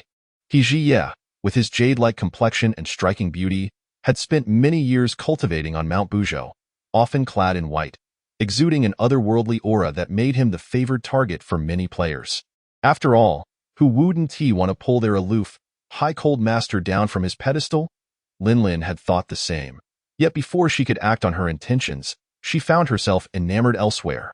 What touched Linlin was that her master was even more handsome than his character art. Every movement a captivating sight that was a feast for the eyes. Yet such beauty was meant to be admired from a distance. Everyone in Mount Buzhou knew that anyone who wished to pursue him must first contend with the sword in his hand. Thus it was. Hijia sat upright, sipping from a cup of pre-rain Longjing tea. When your master arrived, you were alone by the lakeside. I did not see the one you mentioned, Yujizi. Linlin was taken aback. Hijia had not encountered Yu Jing. She had thought her master had defeated him and rescued her from his clutches. Yes, junior sister, when my master and I found you, you were surrounded by the corpses of slain demons. My brother has been exterminating demons with my master for years and has never seen so many demon corpses. What on earth happened that day? Yuanxi spoke, his handsome features earnest. Yuanxi, though not as striking as Hijia, was warm and approachable, often infused with humor, his lips curling into a gentle smile that evoked instant familiarity. His character was that of a supportive elder brother harboring a secret affection for Ji Qianlin. So when he entered, it was no surprise that he presented Lin Lin with a bowl of chilled sour plum soup, a courtesy not even extended by their master. Fortunately, He Jie did not favor chilled food. He merely frowned slightly and continued sipping his tea. Noticing Yuanqi's worried gaze, Lin Lin offered him a reassuring smile, casually placing the bowl of sour plum soup aside, saying, "It's nothing, just that evening." She then recounted the events of the banquet in detail. He Jie had encountered Emperor Zhou when he entered the palace, learning of a conspiracy. As an outsider, he had never involved himself in worldly power struggles, focusing solely on slaying demons. Thus, he hurried to the ruins, where he rescued Lin Lin. Recalling her dream, Lin Lin deliberately concealed what transpired after her encounter with Yu Jing, stating only that she had lost consciousness after exterminating the demons in the ruins. He Jie nodded, yet sensed something amiss. He had distinctly caught the scent of a fox demon that day, yet none of the deceased demons belonged to that clan. Moreover, the gruesome manner of their deaths seemed beyond human capability. Suppressing his suspicions, He Jie shifted the conversation. "I sensed an overwhelming demonic presence in the palace ruins. Someone is cultivating demons there using the vile method of living human essence. Have you heard anything?" "Arlen? Living human essence?" Lin Lin recalled what she had witnessed that night. No wonder those demons appeared half human, half demon. They were transformed from living humans using demon essences. But to turn a living person into a demon, what could be more challenging? What were the intentions of the one behind this? "I know." Yin Sun had appeared outside the flower hall without her noticing, striding in with purpose. He smiled slightly at Lin Lin seated in the chair, then courteously bowed to He Jie. "I have met with the princess and the national master." "National master?" Lin Lin turned to He Jie. "Master, when did you become my father's national master?" Yuanqi chuckled. "Silly junior sister. During your days of unconsciousness, His Majesty entrusted the power of investigation to our master, appointing him to establish the Sanqing division to purge the demon scourge of Yujing." Lin Lin nodded. It seemed there was little deviation from the game's plot, save for the addition of the Sanqing division. With so many demons emerging within the palace, failing to address the matter promptly could threaten the imperial authority. After a few pleasantries, they returned to the main topic. Lin Lin recalled He Jie's earlier question and asked, "Yin Sun, how do you know about living human essences?" Having hurried over, Yin Sun was exceptionally thirsty. Spotting a delicate ice bowl filled with sour plum soup on the table, he seized it and drank it dry. Yuanqi attempted to stop him but failed, staring at the empty bowl, mouth agape. "Ababa."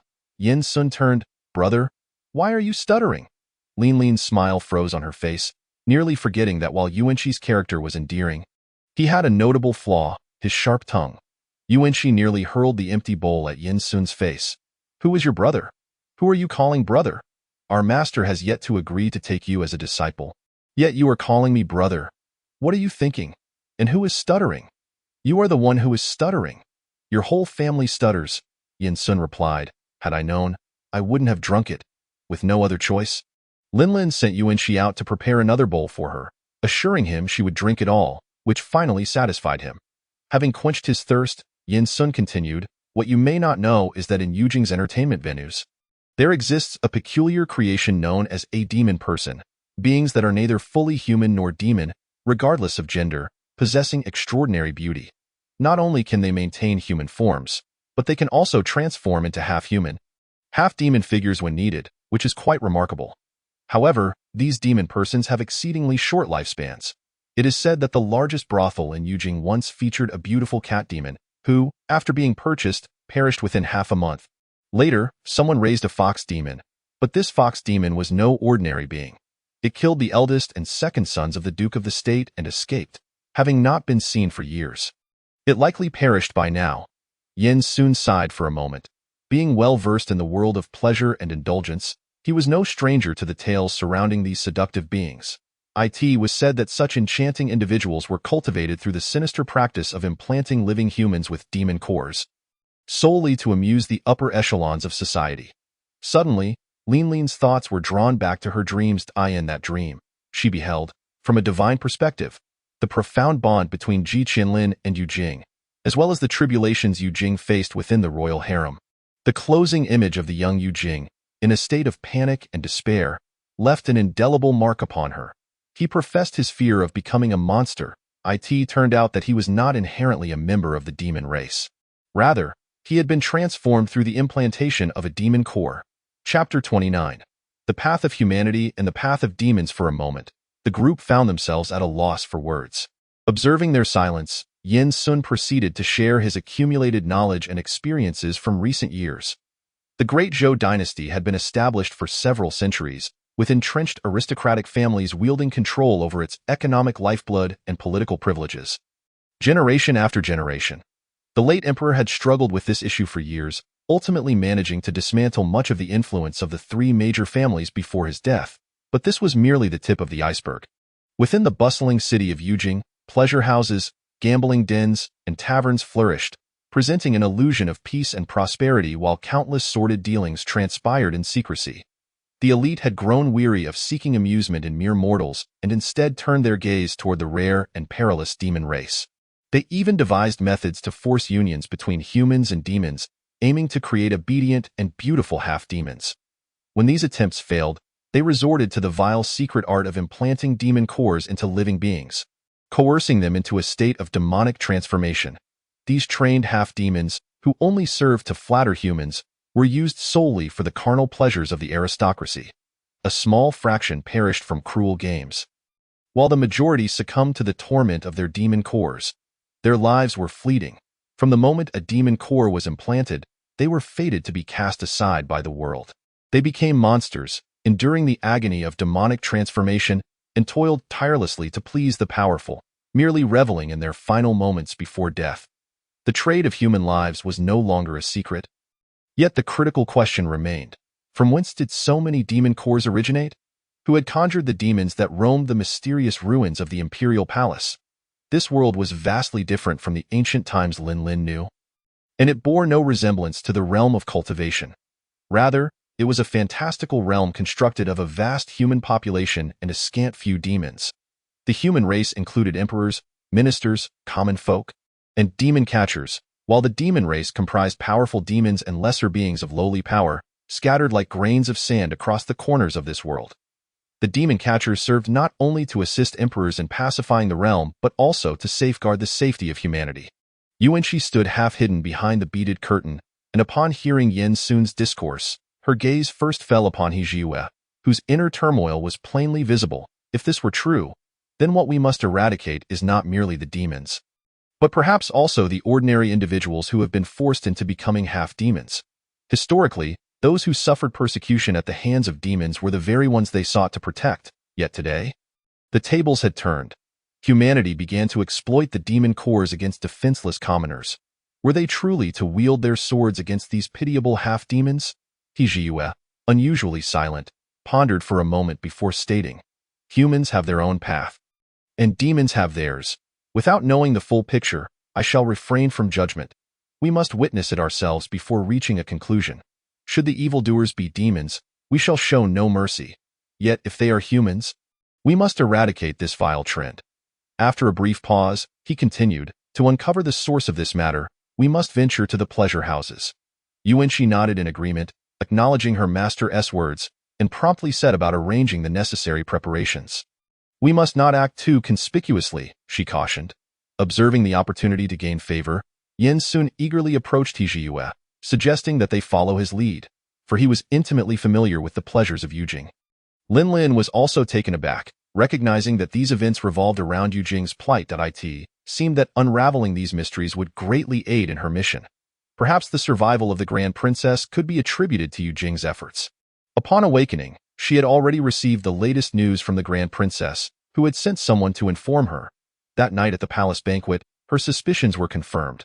The late Empress Dowager had indeed plotted to poison the Grand Princess, but Yujing had intervened, thwarting the scheme before it could bear fruit. Consequently, Yujing reached an accord with the Zhou Emperor, securing his freedom, and the Emperor, in turn, withdrew the surveillance from the hostage residence. After awakening, Lin Lin meticulously reviewed the information gleaned from her 3 resets. The demon that appeared in the first cycle shared the same aura as the one that possessed the Grand Princess in the second cycle. However, by the third cycle, Lin had failed to detect that familiar demonic essence. The second cycle introduced a crucial item, a jasmine flower bracelet. The third cycle presented another vital item, a Songshan Mingyue fragrance pouch, simultaneously unlocking the subplot concerning the Grand Princess's hidden thoughts, culminating in Yu Jing's attempt to restrict her reset abilities in a secret realm with the intent to kill her. These seemingly unrelated clues were, in fact, intricately intertwined. Lin felt a vague sense of curiosity. Could it be that Yu Jing possessed some form of foresight, or had he mastered the rules of the game? Yet, such thoughts were swiftly dismissed. A mere paper doll could not transcend the confines of the game. However, to fully comprehend these connections, she would need to validate each point one by one. At that moment, she realized that since awakening, she had yet to save her progress. Opening the system interface, she discovered that the save slot was empty. Once the plot reached a certain stage, the completed storyline could no longer be saved. And upon entering a new narrative, the save function would be reactivated to end this segment. She had gained 2 points of favor from Yu Jing, a crucial item, and unlocked the bond story to owe her relief. Even though her relationship with Yu Jing had plummeted to an all-time low, and despite his orchestrating a plot to kill her, the system had not erased those 2 points of favor. This indicated that she had found a glimmer of hope amidst her dire circumstances. Gazing at the pitiful number 2, she felt the weight of her responsibilities grow heavier. He Jiyue and the others resumed their discussion on different matters. But Lin found herself disinterested in the establishment of the Sanqing Bureau, her thoughts drifting back to that dream of intertwined destinies. In the dream, Yu Jing appeared to be merely 13 or 14 years old. His prolonged confinement rendered him even more fragile, seemingly smaller than his peers. Meanwhile, Lin, as Ji Qianlin, had lived a sheltered life on the untroubled Mount Buzhou, her nature imbued with a nearly cruel innocence. Utterly oblivious to the hardships Yu Jing faced, particularly in the dream's climax, the boy, forced to take a life, fled the hidden chamber in a state of near terror, leaving a profound impression upon her. Now, she understood that had it not been for the Zhou Emperor's disdain, who would dare to brazenly humiliate him? Yet, despite their past connection, why had Ji Qianlin lost all memory of that time? Lin found herself at a loss, so engrossed in her thoughts that she failed to notice Yin Sun calling her, Lin. Lin looked up to see the concerned gazes of her companions. Yin Sun remarked, I called your name several times, but you didn't respond. What were you contemplating? Nothing in particular, Lin replied with a smile at Yin Sun before asking, by the way, have you received any news from Bosch as I requested? Yin Sun's expression shifted to one of peculiar intrigue. I came today precisely to discuss this with you. He lowered his voice. There's a rumor that the Empress Dowager has been involved with your royal uncle, the Prince of Huayan, and they've even had a son together. Absurd, isn't it? Lin remained composed. The favored consort of the late emperor bore a child with the late emperor's brother, thus cuckolding the late emperor. This isn't particularly outrageous.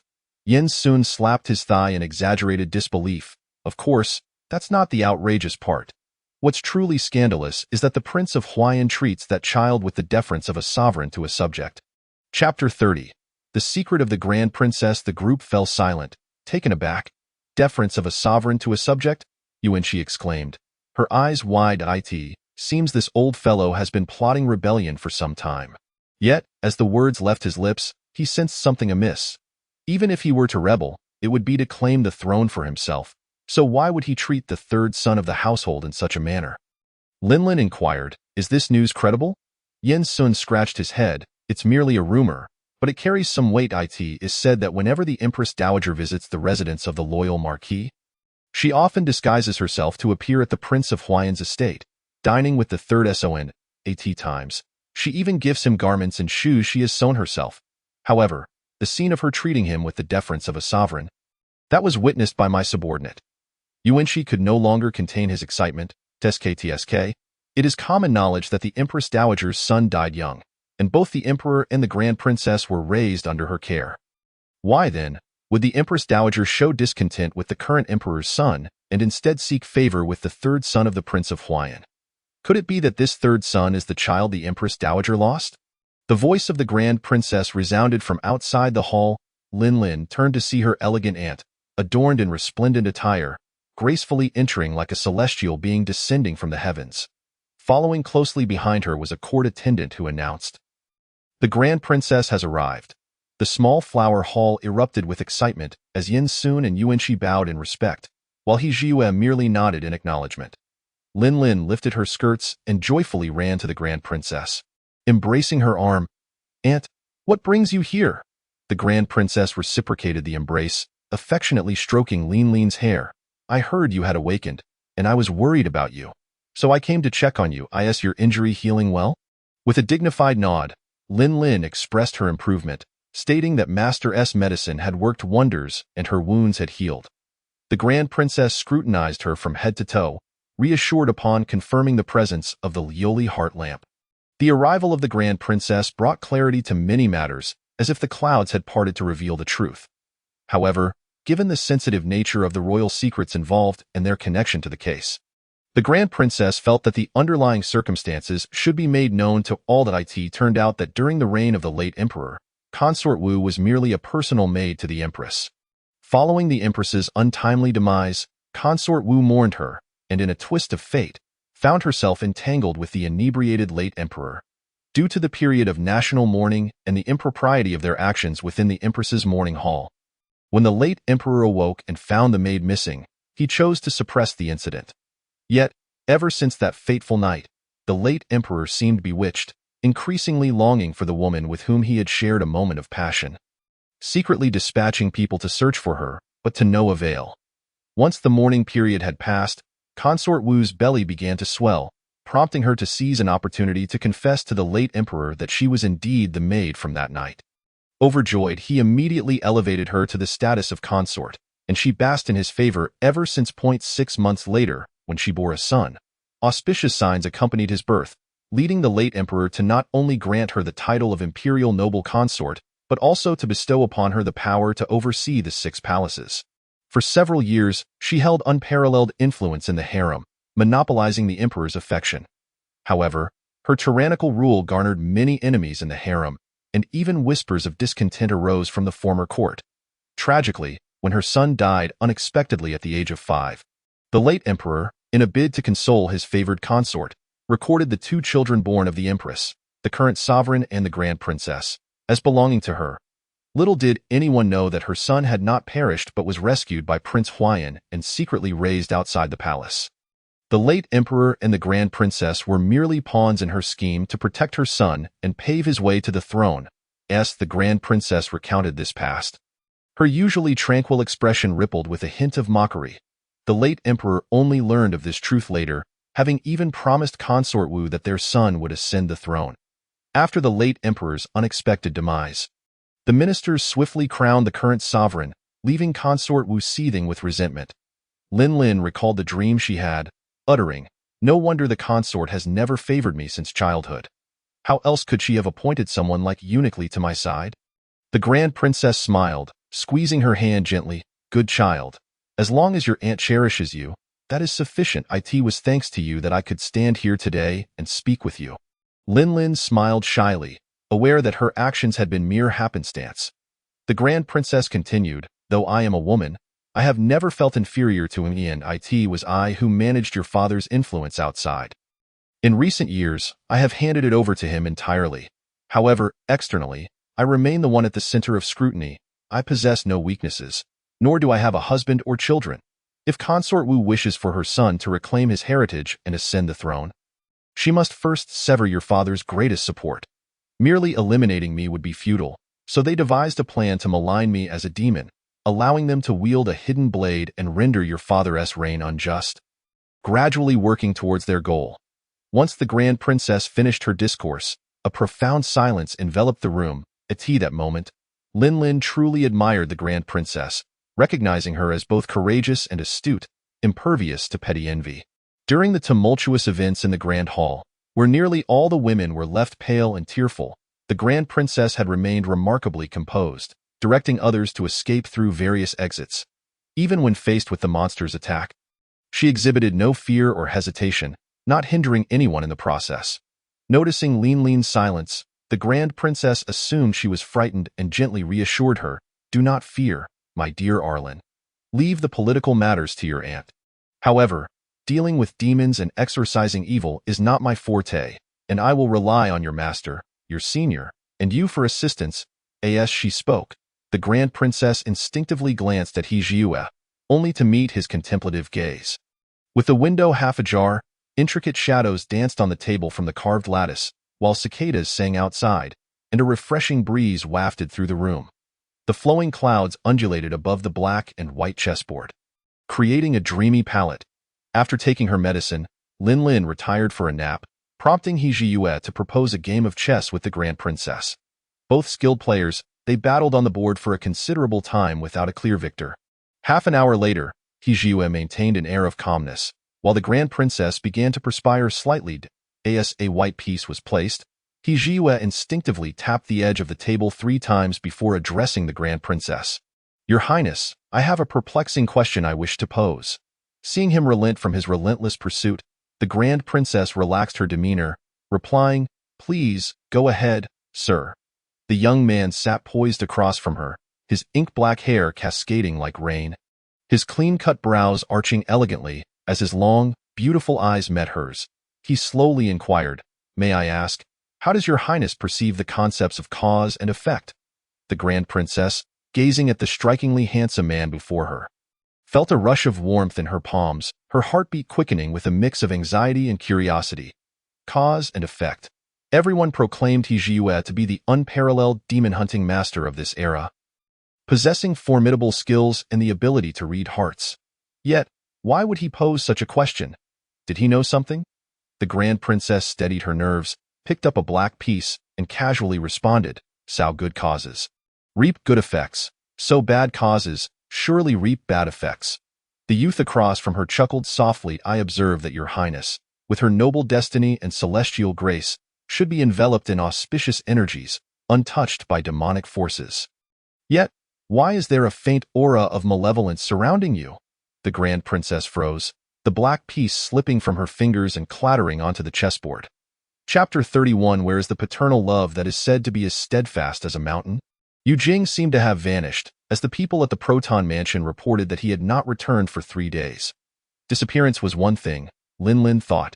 After all, she had no inclination to place her neck under the blade. The young girl, clad in a pale green gauze dress, lay with her feet up in a cool waterside pavilion, swaying slightly as the gentle breeze caressed her eye in her hand.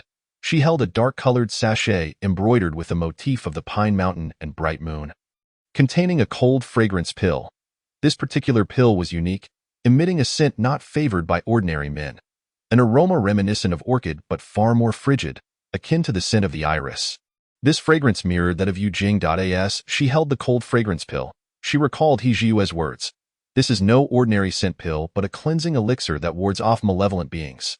The elixir was not easily concocted. Even powerful demon hunters carried one, for it could repel evil when worn and alleviate poisons when held in the mouth. This sachet had been gifted to her by her aunt. Upon awakening from her nap, she discovered her aunt sitting by her bedside, watching her with a furrowed brow and an unspoken concern. Lin sensed that her aunt had something to convey but remained silent. Waiting patiently, only for her aunt to ultimately say nothing at all, Lin took the initiative to inquire about the sachet featuring the Pine Mountain and bright moon, prompting the Grand Princess to reveal the truth.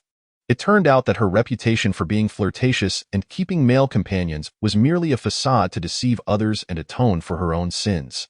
However, she was reluctant to disclose the nature of her wrongdoings, only recounting that fateful night. On that day, she had summoned Yu Jing to discuss his entrance into the mansion, during which he had gifted her the sachet, urging her to wear it that night and saying, Princess, like the Pine Mountain and bright moon, should be free of worldly burdens. Initially, she had not understood, but later realized that Yu Jing had subtly declined her offer to shelter him in the mansion. Even hinting at unusual happenings during the palace banquet that evening, it was this cleansing elixir that helped her avert disaster. Lin held the elixir tightly, contemplating how Yu Jing had indeed altered her aunt's fate. A sense of relief washed over her. This meant that Yu Jing was not beyond saving. At least, in the face of his benefactor, he had chosen to repay his debt of gratitude. A fox who could repay kindness was still worthy of forgiveness. Yet, as her thoughts continued, Lin found herself wanting to curse. If he understood right from wrong, why did he treat her differently? Had she desecrated his ancestors' graves or slaughtered his entire family? Was it necessary for him to place her in peril time and again? In order to further validate her suspicions about Yu Jing, Lin Lin ventured into the palace. She first sent Xianghua to inquire about the whereabouts of the pearl jasmine, and as they whispered together, Emperor Zhou entered the room. "You seek the pearl jasmine? That is your mother's favorite flower." Lin Lin's heart leaped with joy, ready to ask the emperor to take her to see it, only to hear him lament. A tragic fire 10 years ago destroyed them all. Upon Lin Lin's arrival at the imperial palace, she was struck by the realization that not a single pearl jasmine could be found within the vast expanse of the royal residence. Upon seeing Lin Lin, Emperor Zhou, shedding the burdens of governance, transformed once more into an affectionate father, indulging in sweet terms of endearment, becoming the most amiable and generous of patriarchs. Initially, Lin Lin lamented the loss of treasures in the second cycle. Yet, unexpectedly, the emperor generously bestowed upon her a bounty of gifts. Overjoyed, Lin Lin accepted them, reveling in a life devoid of worries, her health robust, with every need catered to, living a life of ease that she had always dreamed of. If only she did not have to navigate that troublesome strategy. While dining with Emperor Zhou, Lin Lin took the opportunity to prepare a soup, and once the palace attendant presented it, she pulled up a chair beside him. This sour fish soup was her specialty, its golden broth filled with tender white fish, delicately garnished with finely chopped red peppers, and topped with a sprinkle of bright yellow chrysanthemum petals. It was the first time the emperor had encountered a dish garnished with flowers. And as he inhaled the appetizing aroma, his interest was piqued.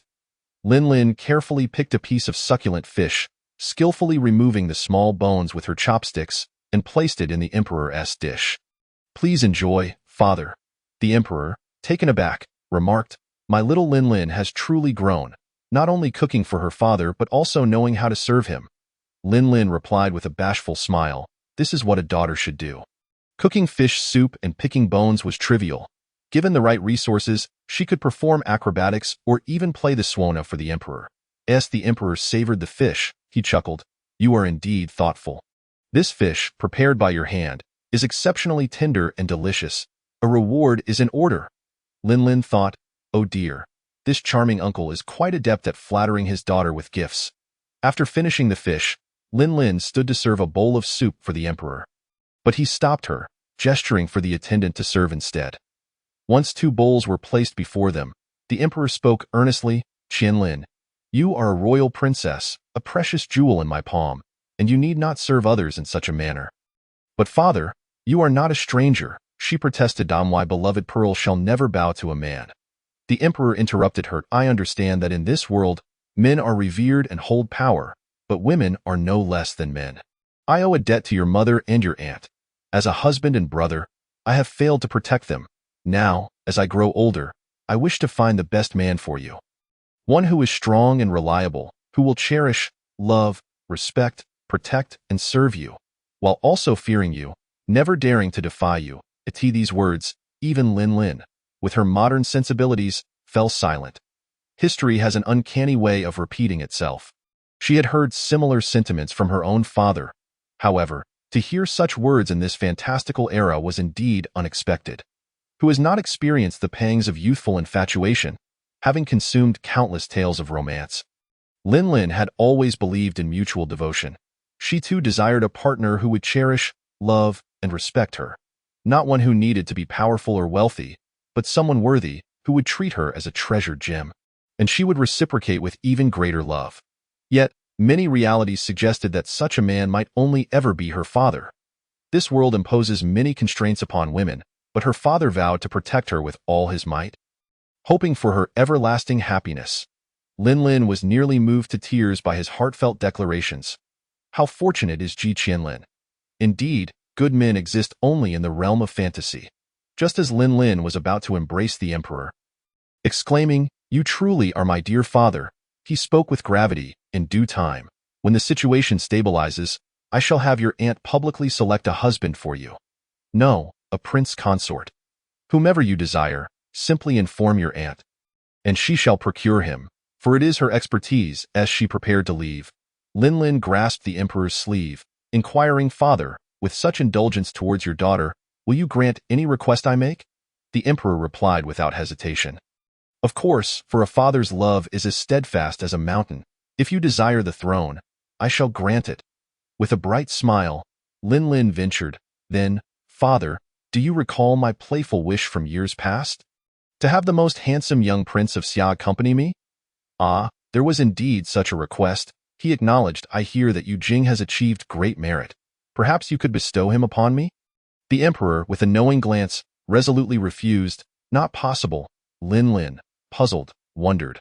What happened to that steadfast love? Chapter 32. Who doesn't love fluffiness? In the stillness of night, Lin stood alone before the ruins of the imperial palace. Since the incident, this area had been heavily guarded by the emperor, strictly prohibiting entry. Following He Jie's arrival, a vast array of powerful talismans had been laid out here. Strangely, on that night of the full moon, despite numerous monsters roaming about, all was now eerily quiet, as if nothing had ever transpired. Clutching the Song's Han Mingyu's sachet, Lin turned towards the cold palace. Passing beneath the dilapidated plaque inscribed with Li Yuan, she forcefully pushed open the cobweb-covered wooden door, stepping into the place where Yu Jing once resided. The desolation here was beyond description. Haunting seemed a more fitting term, as tattered curtains swayed in the breeze. The wind whispering in her ears, evoking the feel of a horror film, as she ventured further into the courtyard. Standing where the boy had once knelt, she surveyed her surroundings. A gentle night breeze carried a faint floral scent, prompting Lin to inhale deeply. It was jasmine. Following the fragrant trail, she discovered a cluster of blooming pearl jasmine, beside which stood a solitary grave. Perhaps not solitary, for there was no tombstone marking its presence. A cursory glance revealed some dark remnants in front of the grave. Lin approached, kneeling to inspect the ashes of burnt paper money, still relatively fresh. She could think of no one but Yu Jing who would come here to pay respects. Just then, she sensed a disturbance nearby. Although she initially intended to leave, curiosity compelled her to investigate the source of the sound. Clutching her talisman, she resolved to confront whatever lay ahead, be it human or demon. To her surprise, upon rounding a screen indoors, Lin was entranced. Before her unfolded a surreal scene. A shallow blue valley shimmering with a faint bioluminescent glow, enveloped in mist. Within this dreamlike landscape lay a celestial spring, completely shrouded in white fog. The ethereal mist swirled as the wind dispersed it, revealing crystalline snowflakes cascading down from the sunlit crevices above, twirling gracefully in the air. Countless fireflies or perhaps bioluminescent organisms congregated, glowing with a cool blue luminescence, shimmering in the sunlight. Lin stood, utterly mesmerized, at a loss for words. However, as the mist cleared, a figure gradually emerged. Her eyes were drawn first to the pointed ears peeking through dark hair. White and covered in soft fur, seemingly inviting to the touch. Is that a fox? She pondered, uncertain, before stealing another glance. Upon closer inspection, her breath caught in her throat. As the mist dissipated entirely, she beheld a slender, naked youth curled up on the snowy bank, pale and delicate. In an instant, she recognized him. It was Yu Jing. He wore a loose robe that barely concealed his well-defined physique, yet the garment was futile against the sight of his exposed figure. As the numerous tails behind him offered little cover, Lin excitedly covered her mouth, fearing that a gasp of astonishment might scare him away. Her gaze fell upon his slightly exposed waist, and she quickly turned her head away, blushing profusely. What a sight! This moment was overwhelmingly intense, and her fingers unconsciously gripped the talisman, nearly reducing it to tatters. To be fair, this sensation was quite delightful. She had spent her life doing good deeds, and this was her reward. Since it was a reward, she felt compelled to observe more closely. Just as she was entranced, a hand suddenly rested upon her shoulder, causing her to jump. Slowly, she turned to face the newcomer. Long, inky hair floated gently in the breeze, silver ornaments on his ears reflecting a cold glimmer. Yu Jing stood behind her, bathed in moonlight, his ink-black brows like feathers, a noble nose, and his peach blossom eyes shimmering with a tranquil hue. He lowered his voice and chuckled. What is the princess gazing at? Accompanied by a stifled scream, Lin jolted upright from her bed. After a long pause, she finally regained her senses. Oh dear, how terrifying! How could she dream of Yu Jing in such an alluring scene? Clearly, she had been startled into a state of distress. What was it called again? post-traumatic stress disorder. She would have to demand compensation for her mental anguish later. Regardless, she would remember this moment. Not to mention, he truly was quite enticing. After all, he was a male fox spirit. Who doesn't love fluffiness? Ah, with the quilt draped over her head, Lin excitedly kicked her legs on the bed. She knew little of Yu Jing's childhood experiences. Yet even this brief scene was sufficient to reveal that he was undoubtedly a beautiful yet tragic figure. However, it is often the case that such beautiful yet tragic individuals possess a difficult temperament, which perhaps accounts for the challenge of winning him over, hence his worth of 1688. Lin thoughtfully analyzed that Yu Jing was akin to a temperamental stray cat found outdoors, requiring tenfold patience and perseverance to win his affection. As long as one could stroke him the right way, whether he was perverse or aloof, he would eventually relent and lean into her embrace. With this thought, Lin suddenly felt invigorated once more. Taming Yu Jing? That sounded audacious and exhilarating. Having worked up a sweat, feeling a bit sticky, Lin did not call for the night watch, Qiongji, but instead donned her robe and made her way to the cleansing room. Within the cleansing room was an open-air hot spring, continuously flowing with warm water day and night. She sought to wash away the burdens of her wounded spirit and cleanse her mind, which had just been tainted. She had visited the Li courtyard tonight merely to verify the events that transpired in her bond dream. Indeed, Yu Jing had resided in the Li courtyard for 2 years. But after a fire broke out, the emperor had hastily transferred him to the Proton mansion, which had been prepared in advance. Upon leaving the palace, Yu Jing's circumstances had seemingly worsened. He became nothing more than a source of amusement for the nobility, summoned at their whim and dismissed just as easily. Yet, those who had humiliated him all met with the same fate, death or disappearance. Perhaps the water's temperature was too comfortable, as drowsiness soon enveloped Lin, and she gradually closed her eyelids while resting on the warm stone platform. So tired, she thought, I shall rest for a while. However, not long after she drifted into a deep slumber, a tall shadow approached her. Stepping into the moonlight's silvery glow. Chapter 33. The adorable fox spirit autumn had arrived, with clouds sparse and the sky pale. The moonlight cloaked everything in a cold, snow-like hue, and the white rose petals blooming in the corner appeared to gather like a mound of snow. Inside the colorful glass lampshade, the warm glow of the fire refracted through the misty water of the bath, creating an ethereal ambience. The young girl slept soundly, perhaps due to the soothing waters of the spring, showing no signs of awakening.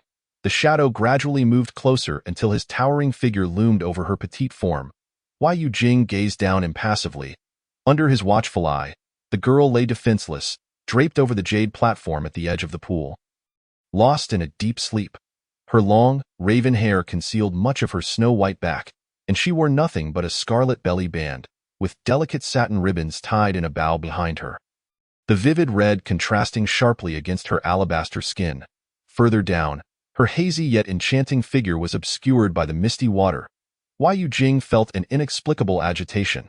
He had envisioned countless scenarios of personally ending Ji Qianlin's life. Yet he never anticipated finding her in a bath. Who bathes in the middle of the night and falls asleep in the pool? He extended his hand, gently curling a finger, a nearly invisible thread of puppetry shimmering between his fingertips. His expression remained impassive as he manipulated the puppet strings with an elegance that belied the lethal intent they concealed. A line of crimson appeared on the girl's slender arm, bright red droplets gushing forth in haste. Attracted by the sweet scent of her blood, a scorching demonic energy stirred within him, and he could not help but narrow his eyes. Indeed, she was a pure vessel that drew the attention of demons across the realm. His voice, low and soft within the mist, echoed, ethereal yet unyielding. But the girl submerged in the spring remained blissfully unaware. Yu Jing's curiosity piqued. If he were to kill her today, would she reappear tomorrow as she had before? Yet, before ending her life, there was one matter he needed to attend to. Soul-searching. By delving into her soul, he could glimpse her past and perhaps uncover those who had wronged him. Reclaiming his puppet strings, he bent down, fingers poised to touch the back of her head. However, as he lowered his gaze, he caught sight of her exposed bosom, voluptuous and moon-like, spilling forth from her garment. Just a fleeting glance, and he averted his eyes. Yu Jing remained silent for a moment, then shifted his gaze to the partially ajar window. How bothersome! What insect is incessantly chirping? its incessant noise nearly unbearable. After regaining his composure, he closed his eyes once more, pressing his fingers against the back of her head. Moments later, he recoiled as if burned, his expression shattering into one of disillusionment, the coldness reminiscent of ice spikes encasing a frozen lake. A mixture of humiliation, anger, and an overwhelming urge to kill surged within him. Through gritted teeth, he spat out her name. Ji Qianlin. What could provoke Yu Jing's composure to such a degree, if not the contents of Ji Qianlin's mind? Upon entering, he witnessed the dream she had just experienced, and in it, there was no one but him. Devoid of clothing and transformed into his demonic form, he wore nothing, and she had seen all of him. Yu Jing lowered his lashes, his face darkening with murderous intent. How vexatious! Even the incessant chirping of those insects was maddening. He wished to kill them all, just as he had those who had once insulted him. Well then, after killing her, he could reclaim what was his and leave her remains for the emperor. This would be his final act of mercy. Why Yu Jing closed his eyes, a cruel smile gracing his lips. His icy fingers slid down slowly, his grip tightening around the delicate curve of the girl's neck. At that moment, hee, what an adorable fox spirit. Suddenly, his arm was seized with considerable force, and the sweet fragrance of the girl enveloped him.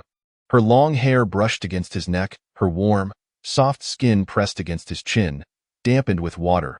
Why Yu Jing's eyes snapped open, and his once placid heart surged with tumultuous waves. Ji Qianlin had awoken. Disregarding her drenched state and the springtime allure before her, struggling to climb onto him, Why Yu Jing's voice was icy. Let go. The girl let out a few soft sounds, her tone imbued with a delicate charm. No, I like it so much, I want to touch. The youth's expression shifted subtly. Touch what? In mere moments of distraction, Ji Qianlin's hands found their way to his shoulders, and with a splash, she leapt toward him, clad only in her soaked belly band. Water splashed everywhere as Yu Jing remained unfazed, leaning back to evade her surprise attack. Yet, to his astonishment, her target was none other than him. She threw herself into his embrace. Wrapping her arms around his neck, the force of her impact bore him down onto the floor, his disheveled dark hair strewn about. She clung to his waist, leaving his garments soaked, her entire body wet and disheveled. Ji Qianlin enveloped him like an octopus, and though he knew he should push her away, his hands felt rooted in place, and even his breath was stolen away. Her presence was overwhelmingly potent, the smooth, fair curve of her back, the delicate contours of her waist, her slender, straight legs, and the undeniable warmth radiating from her body. Wherever he placed his hands, he would touch her, and this sensation drove him to the brink of losing control, yearning to kill her on the spot. Yet, the girl continued to whisper in his ear, undeterred by danger. Let me touch, Yu Jing. Get lost? The girl. So stingy, just let me touch. Stingy? Yu Jing felt heat rising to his ears. Did she think he was some common market vegetable, to be touched at will? Get lost, or I will kill you, the girl pouted. Don't be so fierce, just let me touch, and I'll leave. Why Yu Jing's murderous intent flared. Ji Qianlin. Don't push me to kill. Before he could finish his threatening words, a muffled sob escaped his throat, as if his lifeblood had been constricted. Why Yu Jing's mind went blank. How dare she touch? The demonic blood within him surged, and as he struggled to suppress the urge to kill her, the girl's fingertips seemed to innocently drift away, igniting flames elsewhere. In this back and forth, Yu Jing could no longer tolerate it and grasped her wandering hand. Seizing her chin, Ji Qianlin. What madness is this? Forced to meet his gaze, Lin Lin looked up at him, her eyes dazed, the whites and blacks shimmering with moisture, staring at him with the innocence of a child. Perhaps pained by his grip, her brows furrowed, and her expression shifted to one of grievance, as if tears were imminent. It hurts. Hurts? Yu Jing instinctively loosened his grip but quickly reconsidered, sneering, Ji Qianlin, you're not putting on an act. Are you? Feigning innocence, Lin Lin replied, Congratulations, young man, you answered correctly. Chapter 34. The seducer. Though Ji Qianlin's features may not rival the breathtaking allure of Yu Jing, her eyes possess an unparalleled clarity, reminiscent of freshly sprung spring water and the nascent beauty of blooming trees, ethereal and enchanting. Akin to clouds that elude grasp at the horizon, she requires no performance to effortlessly capture another's heart. particularly due to her noble lineage, when she lowers her stature and reveals the vulnerability of an ordinary maiden. Few can withstand the impact. Why Yujing furrowed his brow once more, his expression growing increasingly rigid. Just as he was about to speak, he noticed the girl's body go limp, her eyes closing as she collapsed into his embrace. In the next moment, even breaths filled the air. She had fallen asleep. It dawned on him that she was still ensnared in a dream, having lost her senses due to his abrupt cessation of soul-searching. Leading to this uncontrollable predicament, Wei Yujing exhaled a sigh of relief, his tumultuous thoughts settling, the storm within his gaze vanishing as if he had cast aside any superfluous emotions in an instant. He attempted to push her away, intending to rise, however. After several futile attempts, his agitation only intensified. What was she made of, to be so soft? Her entire form seemingly boneless as it clung to his waist. He could not shake her off no matter what. In the midst of his struggles, his arm inadvertently knocked over a wooden rack, producing a loud clatter. From the outer hall came the voice of Qiongji. "Who is it?" Instantly, Yujing unleashed a surge of demonic power. Propelling Ji Qianlin aside and flipping himself away, he departed swiftly, leaping over the wall, his garments billowing as he vanished from sight. Qianlin opened her eyes, sitting up from the ground, clutching her chest and grimacing. "Damn it, Yujing, you brute. Did you have to be so rough? My chest feels like it's shattered." Your Highness, Your Highness." Qiongji rushed in, only to find the place in disarray. The rack holding floral cloths had toppled to the side. Petals scattered across the floor. The princess, clad in scant attire, sat on the ground, clutching her chest with a distorted expression, looking as though she had been assaulted. Qiongji was immediately struck with terror. "Help, someone!" Qianlin swiftly stifled her mouth. "Don't shout. This concerns my honor, understand?" Qiongji blinked her large eyes and nodded. Only then did Qianlin release her, grimacing as she rubbed her chest, casually picking up her garments from the ground and putting them on. Qiongji hurriedly stepped forward to adjust her clothing. Unexpectedly, just as her hand reached for the attire, she noticed a new scar on the princess's arm. Moreover, it appeared that someone had forcefully grasped her chin, leaving imprints on her fair skin. Qiongji felt her legs weaken in fear. In a wonder the princess mentioned her honor. "Could it be, Your Highness?" Qiongji's eyes shimmered with tears. "What happened?" Qianlin, tying her clothes, glanced at Qiongji's terrified face, her own expression remarkably serene. Qiongji swallowed hard, struggling to articulate. "Your Highness, did you encounter a flower thief?" "A flower thief?" Qianlin recalled the events that transpired earlier and burst into laughter.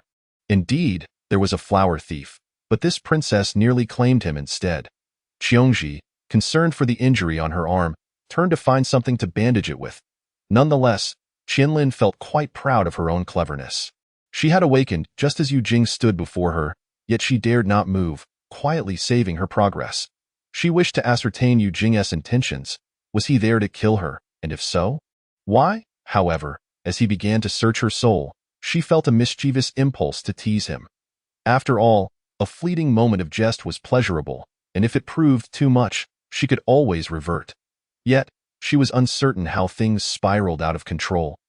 And at the peak of his murderous intent, she inadvertently committed a foolish essai that moment. A singular thought consumed her mind. "Oh dear, the little yellow book does not deceive me, though be honest." She was quite flustered once she realized what had transpired, fully prepared to revert. Yet, it was Yujing who seemed more distressed. His expression was a mix of humiliation and agony, with the corners of his eyes stained by a blush of desire. Oblivious to the fox ears that had emerged, his eyelashes trembled as he looked at her with a mixture of shame and fury, as though gazing at a lecherous seducer. How to describe it? The sensation was intoxicating. She finally understood why those in power favored delicate beauties like Yujing, despite his fragility being feigned. Reflecting on this, Qianlin felt a warmth spread across her cheeks and palms, prompting her to rush to the basin and vigorously scrub her hands with soap. Qiongji, bewildered, asked, "Your Highness, what's wrong with your hands?" Qianlin nonchalantly replied, "Nothing much, just detesting the scent of a fox." On the way back to her quarters, Qiongji inquired again, "Your Highness, why were you bathing in the middle of the night?" Qianlin responded, "I felt hot." Qiongji gasped, glancing down at her own thick garments, which she had donned due to the cooling weather. Upon returning to her quarters, the sky was beginning to lighten. At this point, Qianlin had lost all desire for sleep. Her earlier encounter with Yu Jing had drained her of energy. She promptly entered the system interface, intending to save her current progress, only to notice that Yu Jing's data had changed once more. The self-destruction value remained a vivid red at 90. Yet his favorability had inexplicably risen to 5. Qianlin distinctly remembered that before she went to bed the previous night, it had been 2. Could it be that her earlier antics had earned her an additional 3 points of favorability? Qianlin clapped her thighs in delight. How marvelous! Meanwhile, Yu Jing had stealthily returned to the Proton Manor. The warmth in his cheeks had dissipated, and under the gentle breeze and bright moonlight, his heartbeat gradually steadied. He was perplexed by his own emotions. Was it not merely the act of killing someone? Why had he hesitated to such an extent? Noticing something unusual in his grasp, Yu Jing looked down to find a single soft strand of Ji Qianlin's hair entwined around his fingers, leaving red marks in its wake. Ji Qianlin. He was determined to reclaim what rightfully belonged to him. Why Yu Jing closed his eyes, releasing his hold and allowing the hair to drift away with the wind. Turning back, he caught sight of his reflection on the wall, 2 pointed fox ears having sprouted atop his head without his notice. The crime of treason is a grave sin. The noble Lady Wu was confined within the palace, barred from any outside visits. Meanwhile, the loyal and righteous Duke's residence faced a far grimmer fate, raided and its occupants imprisoned, awaiting execution after the harvest. Lady Wu, adamant in her innocence, declared her ignorance of any malice or treasonous intent, rebuking Emperor Zhou for his disloyalty and unfilial actions unworthy of an emperor. Conversely, the loyal and righteous Duke Wu Qishui, under severe torture, had divulged everything he knew. However, he played only a minor role in the grand scheme, and under duress, could offer no useful information.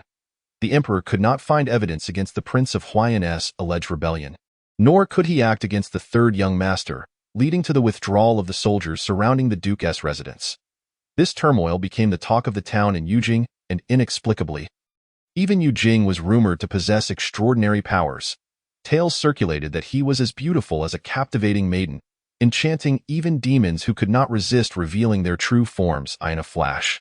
Titles such as Femme Fatale and Reincarnation of Daji, the harbinger of disaster, were bestowed upon Yu Jing. Some even petitioned Emperor Zhou, suggesting that this disaster-bringing beauty, Yu Jing, be enrolled in the Three Pure Ones Bureau, arguing that his deep-seated sins provided a prime opportunity for atonement for the people of Zhou. If he could lure demons, they would surely reveal themselves. Upon hearing this, Qianlin could only think, he possesses such a function? Chapter 35. Brother-disciple poisoned. Since that night of turmoil within the palace, the entire city of Yujing fell into a state of heightened alert.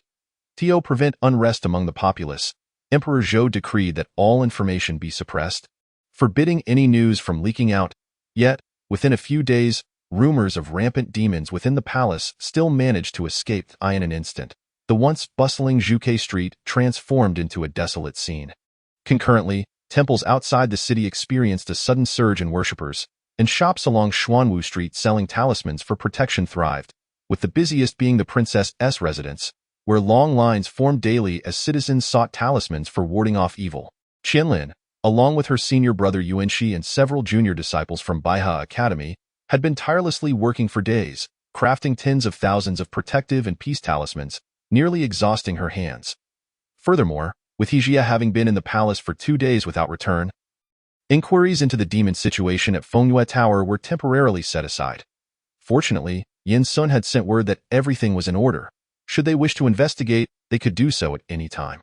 Within the princess's courtyard, where rockeries and flowing water adorned the landscape, the air was filled with tranquility. Qianlin sat in the courtyard, frowning deeply, holding a scroll and reciting its contents. Who could possibly understand? After 3 arduous years of diligent study, she finally succeeded in gaining admission to university, escaping the torment of memorization and examinations. Yet, upon entering this new realm of games, she found herself once again burdened with the need to memorize. Hijie, the head of Baihe Academy, imposed stringent expectations upon himself and his disciples. In the past 2 days, he had been occupied at the Sanqing office, yet he still managed to assign her homework amidst his busyness. Lin Lin felt like crying. It seemed that being a direct disciple of the esteemed He Jie was no easy task. Her senior brother, Yuanxi, smiled as he looked at her. This is called Tingzhu. It can poison fish. Oh, thank you, senior brother, Lin Lin replied weakly. Do not mention it, junior sister. If you have any questions, feel free to ask me directly. After finishing this passage, she found herself unwilling to continue, her eyes fixated on her senior brother Yuanxi, who was busy concocting liquor nearby. This liquor had been taken from that fateful night at the banquet, specifically the cup that the princess had never touched. The serving maid who had offered the drink had already committed suicide out of fear of punishment, confessing before her death that the liquor had been given to her by a maid beside the Dowager Wu. The same liquor was also discovered in the cup used by Wu Yongchang to humiliate Yu Jing. And during a raid on the loyal and righteous duke's residence, it was found hidden in the study's secret compartment. He Jie had brought this liquor back and instructed Yuanxi to analyze its composition. Yuanxi, his expression focused, examined the clear yellow liquid in his hand, occasionally shaking it or inhaling its fragrance, jotting down the changes with a pen. In such moments, the scholarly male was particularly charming, like Yin Sun and He Jie. Yuanxi was one of the potential male protagonists to be pursued within the game, and he was equally depicted as a strikingly handsome figure, if Yin Sun could be considered her childhood companion. Then this senior brother Yuanxi was akin to an elder brother who had watched her grow up, and their mutual affection had already reached a level of 40, unlike the tragic and strong Yu Jing, or the flamboyant Yin Sun. Yuanxi always donned the attire of a Baihe Academy disciple, dressed in white with matching white boots, a feather duster at his waist, and a sword upon his back. The light, flowing fabric draped gracefully, giving him a clean and sharp appearance. The bright daylight highlighted his fair complexion, and his features were gentle yet handsome, with sword-like brows above eyes that were warm and inviting, particularly when he gazed at others, often leading them to mistakenly believe he possessed an exceptionally good temper. Alas, yet another unattainable beauty. Lin Lin watched as he lifted a nearby flower due to sip gently. Suddenly, Yuanxi's hand, holding the glass bottle, trembled slightly. He was aware that his junior sister was watching him. While he feigned concentration on his task, he felt as if he might leap into the river in despair. Something was amiss. He felt short of breath, as if poisoned. Thus, under Lin Lin's watchful gaze, the dashing yet gentle senior brother Yuanxi gradually transformed into a humanoid balloon. Lin Lin widened her eyes. Senior brother? A quarter of an hour later. He Jie stormed back in. To his surprise, Yin Sun had followed him. Upon catching sight of Yuanxi's swollen face, he erupted into wild laughter. Wow, little brother, I've never seen a pig with a human face before. Pig head, ha ha ha, you want pig head damn. He Jie's eyes twitched. Striving to maintain his aloof demeanor, he instructed Lin Lin, call someone to carry him to bed. I must administer an antidote to your senior brother. At that moment, Lin Lin finally understood. No wonder she had felt something was off with Yuanxi during the experiment. He had neglected to change his clothes, wear a mask, or don gloves, which had led to his poisoning. Yuanxi lay nervously on the specially prepared sickbed, while Lin Lin pulled a stool to sit beside him. Yuanxi gently asked, Junior sister, have you come to accompany me and help me relax? Lin Lin glanced at the sleeping talisman in her hand and replied, Senior brother, you are mistaken. I am here to apply a sleeping talisman on you. With a swift motion, she placed a yellow paper over Yuanxi's face.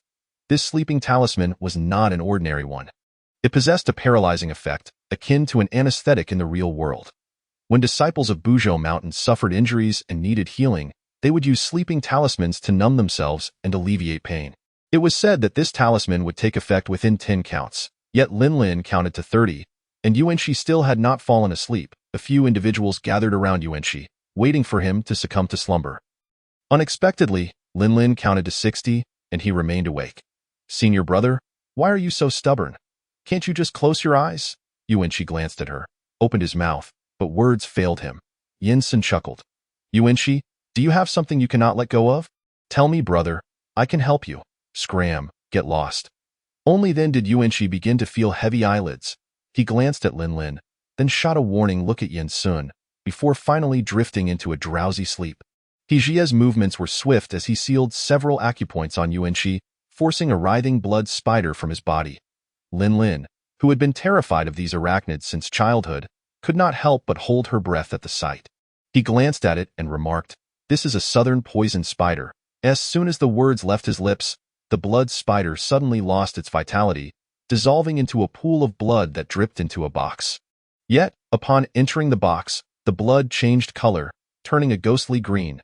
In a wonder, Hijie mused. These poison spiders fed on the inner den of demonic creatures, capable of burrowing into meridians and transforming individuals into monsters. However, now that they had lost their demonic power, they could only induce poisoning, causing swelling akin to that of a monster. Chapter 36. The transformation of the Aunt Linlin and Yen Sun finally understood. No wonder Wu Yongchang had coerced Yu Jing into drinking that cup of allegedly spiked liquor. Yet, it was a case of self-inflicted harm, leading to dire consequences. Linlin recalled Yu Jing's dazzling smile in the grand hall and fell into a trance. In the second round, the weasel that possessed her aunt had been alive, while the transformed weasel under Wu Yongchang appeared more like a puppet under control. Speaking of control, this matter was inextricably linked to Yu Jing. But how had Yu Jing foreseen everything that was about to unfold? Hijie swiftly drained the poisonous blood from Yuanqi, bandaging his wounds with healing ointment. When Yuanqi awakened, the poison had been resolved. Yen Sun regarded him with a knowing smile. "Yuanqi, you just confided many secrets to me." Secrets? Yuanqi's mind was hazy, but he struggled to concentrate. If he had a secret, it was his unrequited love for his junior sister. Oh no, he hoped he hadn't inadvertently revealed this secret in his sleep. His junior sister was still present. If she found out, Yuanqi dared not meet Linlin's gaze and blurted, "If you mention this, I will no longer feel drowsy. You must not tell anyone. My private stash is reduced to that mountain of gold." Yen Sun replied, "Do you think I would believe you?" Linlin face-palmed, stifling her laughter. Once the two had laughed enough, Yen Sun leaned closer to Linlin, winking at her.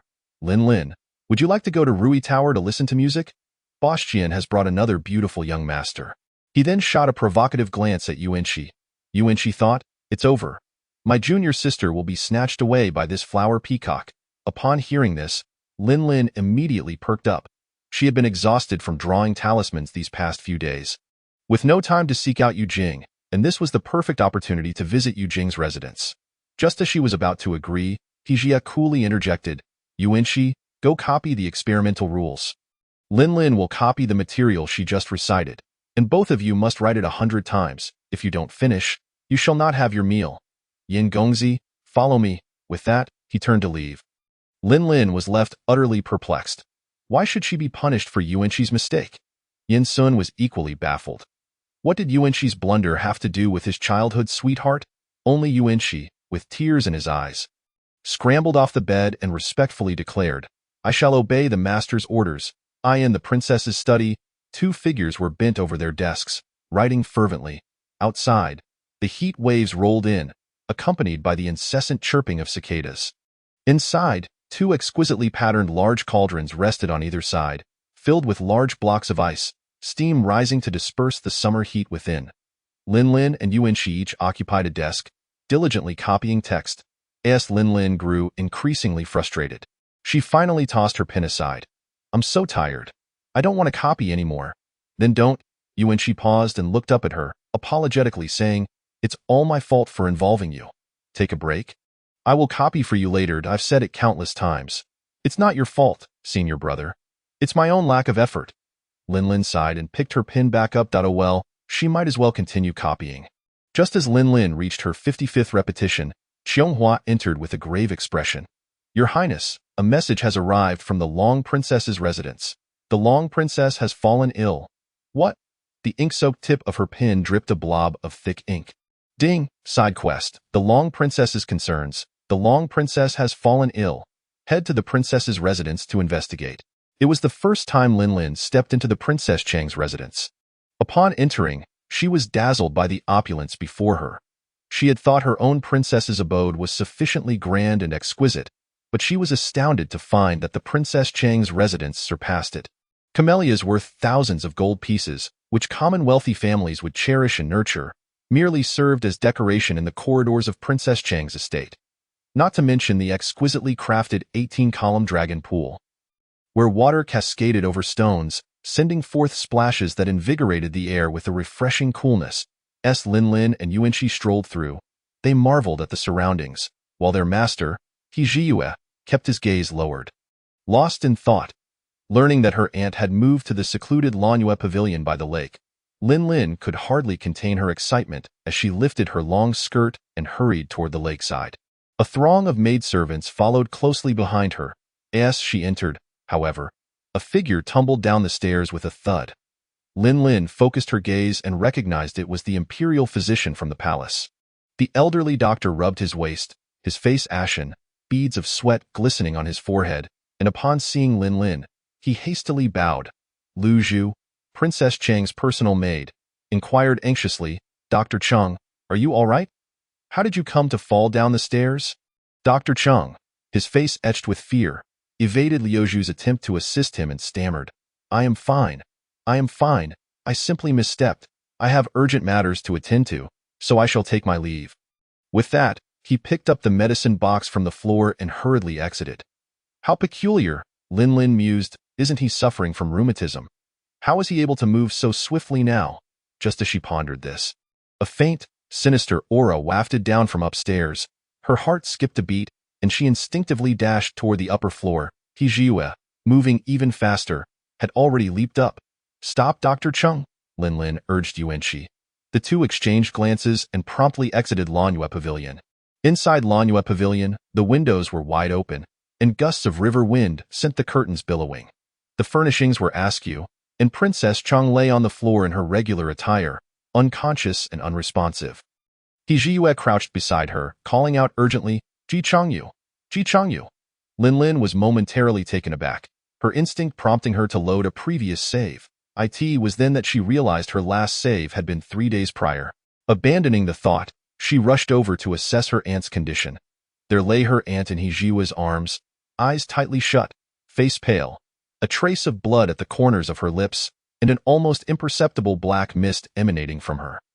A telltale sign of the aura familiar to demon hunters. Demon aura? In a flash, Lin Lin recalled a scene from her second playthrough. That time, Princess Cheng had exhibited a red glow, with a demon tail sprouting from beneath her skirt. Having been possessed by a demon, ultimately slain by a maidservant of the Wu Empress. Suddenly, it dawned on her that if Wu Yongchang's demonic transformation was orchestrated by Yu Jing, then the demon that had taken possession of her aunt's body was the true source of her peril. No wonder she had sensed something amiss back then. Seeing that Princess Cheng was no longer in mortal danger, He Jiyue instructed, "Lin, stay here and guard your aunt. I will pursue." With that, he leaped from the window, vanishing into the forest with a few agile bounds. That moment, Lin Lin sensed that the room contained not only this malevolent aura, but also a more powerful one. She gently laid her aunt down and retrieved an exorcism talisman, preparing to expel the demon aura from Princess Cheng. Just then, the previously unconscious Princess Cheng suddenly opened her eyes, revealing blood-red irises. Her body convulsed violently, sharp claws extending as she seized Lin Lin by the throat. Caught off guard by the sudden attack, Lin Lin struggled desperately. The demon's gaze was alluring yet sinister, her lips curling into a cruel smile, long hair billowing behind her as she coldly remarked, "Did you think that with the Lioli heart lamp for protection, you could remain unscathed?" The mention of the Lioli heart lamp sent a jolt through Lin Lin's heart. How could this secret be known?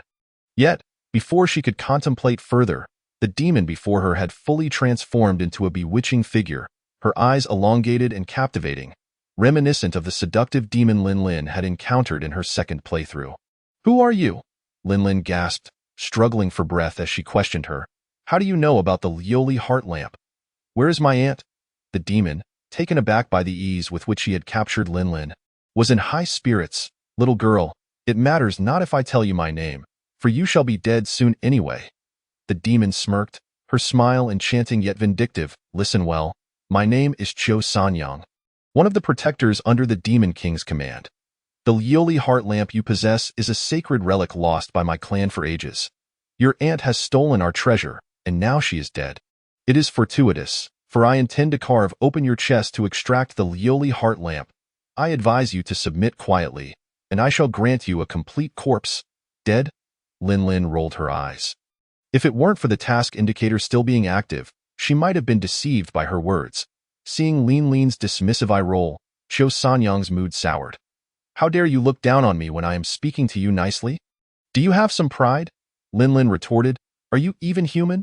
Qiu Sanyang was momentarily speechless, her grip tightening even further. Linlin felt her vision dimming, regretting that she hadn't saved at the door. Now was certainly not an opportune moment to do so. Yet, if this continued, she might very well perish. She needed to think of a way to escape. In her contemplation, her gaze drifted toward Ingli behind her. Her face brightened with excitement, as if she had found a savior. Master, master, master? Hiji Yue. Qiu Sanyang's expression changed in an instant. She turned to look behind her but found only emptiness, realizing she had been tricked. However, at that moment, Linlin swiftly unleashed the talisman in her hand, igniting it with azure flames that engulfed the demon's long red hair. Instantly, smoke and the scent of burning filled the air. Qiu Sanyang fumed, unsure whether to extinguish the flames on her head or to maintain her grip on Linlin. Gritting her teeth as she cursed, "You little brat, how dare you deceive me?" Her fingers morphed into claws, squeezing Linlin's throat with even greater force, intent on killing her quickly to extinguish the fire atop her head. The flames intensified. Linlin felt herself growing faint from the acrid odor. With one last desperate struggle, she implored, "Won't you save your hair?" What demon wouldn't care for their appearance, especially a demon that cherished its hair? Qiu Sanyang was enraged yet amused, finding this girl audacious enough to jest at the brink of death. "What kind of food did you grow up on?" Linlin squinted playfully. "Let me go, and I will tell you the secret recipe." "What recipe?" "The recipe for enhancing bust size." Qiu Sanyang instinctively glanced at both of their chests. The moment she did, her composure shattered. Deciding to throw caution to the wind, she slapped a wave of demon aura against Linlin's chest. "You won't escape my grasp." Linlin was sent flying, crashing against the wall, her insides feeling as if they had shattered, and she couldn't help but spit out blood. "Do all demons have a penchant for attacking chests?" Linlin mused. Just as she suspected, Qiu Sanyang was no trivial foe, extinguishing the flames atop her head with a mere blink. The demon aura surged again, and Linlin quickly fished out another talisman from her pouch. Hurling it at her, Qiu Sanyang instinctively recoiled, raising her hands to shield herself from the talisman's attack. She was well aware of Hijiyue's prowess. Even a single talisman could easily vanquish a lowly demon, and she had no desire to suffer a loss at the hands of this girl.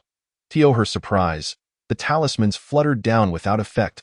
"Little girl, how dare you deceive me? You are still too young to challenge me.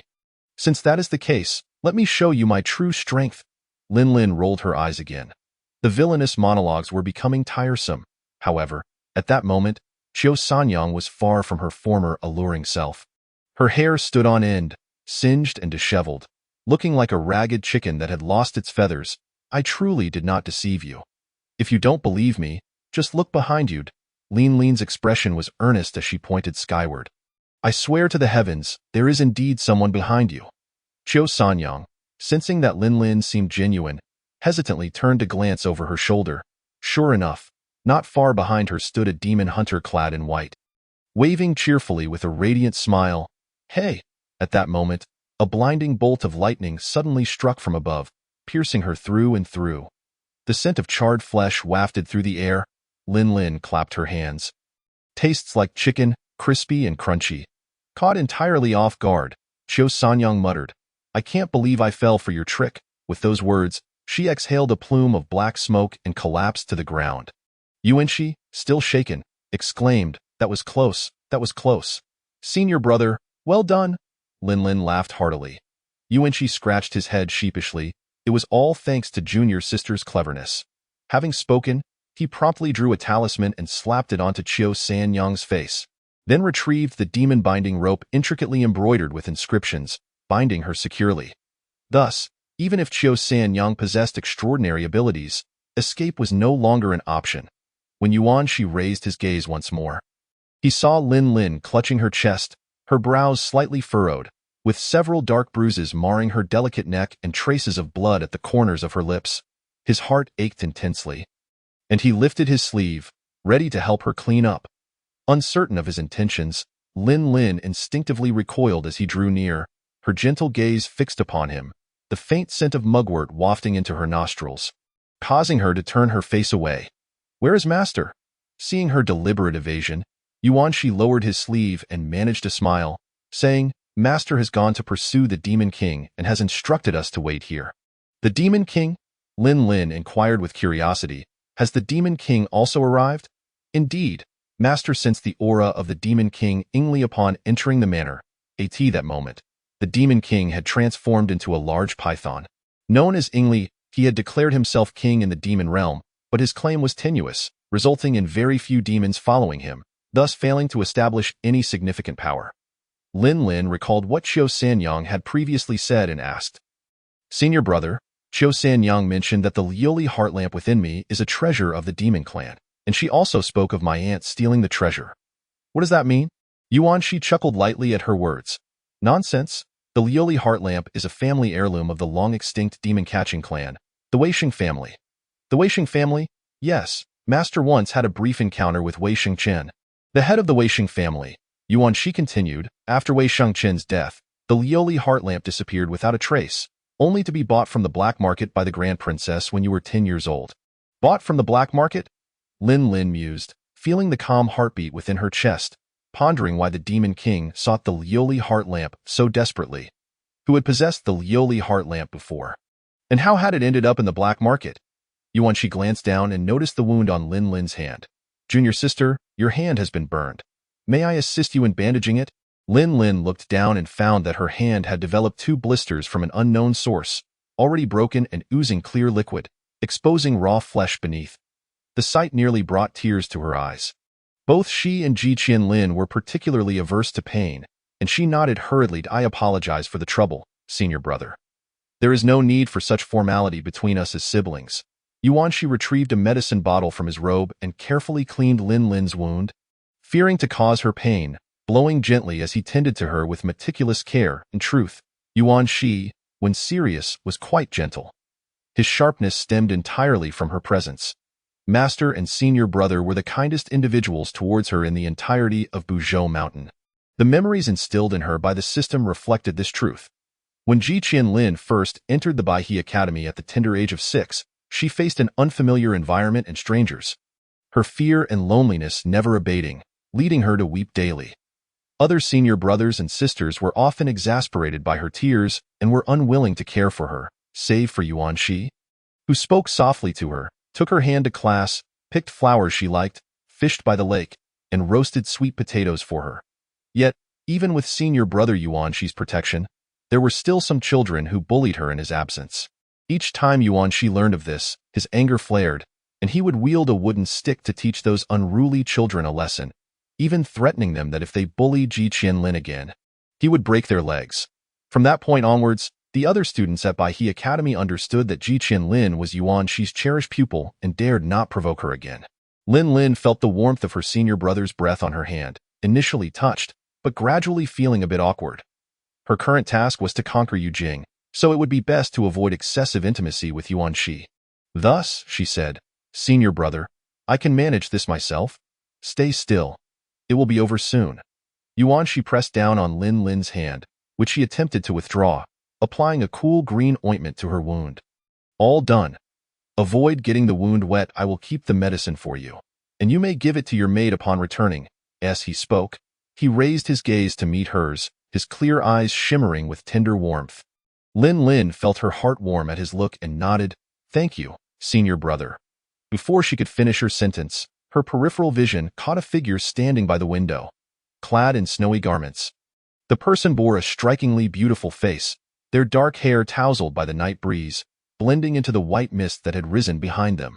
They exchanged silent glances, their complexion pale and sickly, as if infused with the color of snow, exceedingly cold yet hauntingly beautiful, seemingly devoid of life. Their gaze, as frigid as snow, bore a mocking smile at the corners of their lips. It was Yujing. He appeared to have been watching them for quite some time. Was he here to rescue his aunt? If that were the case, then they might be allies now, right? Lin immediately stood up and waved at him. "Yujing!" Yuanshi was momentarily stunned. "Junior sister?" Lin dashed past Yuanshi towards the window. However, before she could approach, Yujing's figure vanished into the thick mist. "He Ji Yi, you hypocritical scoundrel! How dare you leave me hanging here?" I'll get you for this. In the depths of the princess's manor, a furious man clad in a dark python robe was unleashing a torrent of expletives. His words filled with foul language that turned into a series of beeps in Lin Lin's ears. With 2 cotton balls stuffed in her ears, her specially designed noise-canceling cotton, also known as rebound damage cotton. Every curse word that entered her ears was transformed into beeps, making it an essential item for home, travel, and quarrels. Noticing the furious expression on Yuanshi's face, Lin Lin offered him the cotton balls. Dio not listened to indecency. Yuanshi accepted the cotton and stuffed it into his ears, his expression improving slightly. The snake demon Ingli, also known as the Demon King, caught sight of He Ziyi and his 2 disciples emerging from the dungeon and became even more incensed. He Ziyi, if you have the guts, let me go. Let us compete fairly. You're just a powerful being, resorting to underhanded tactics. How shameless can you be? Previously, he had intentionally left a trace of his aura at the Lanyu Pavilion to deceive He Ziyi into following him, hoping to have Qiu Sanyang capture Ji Qianlin.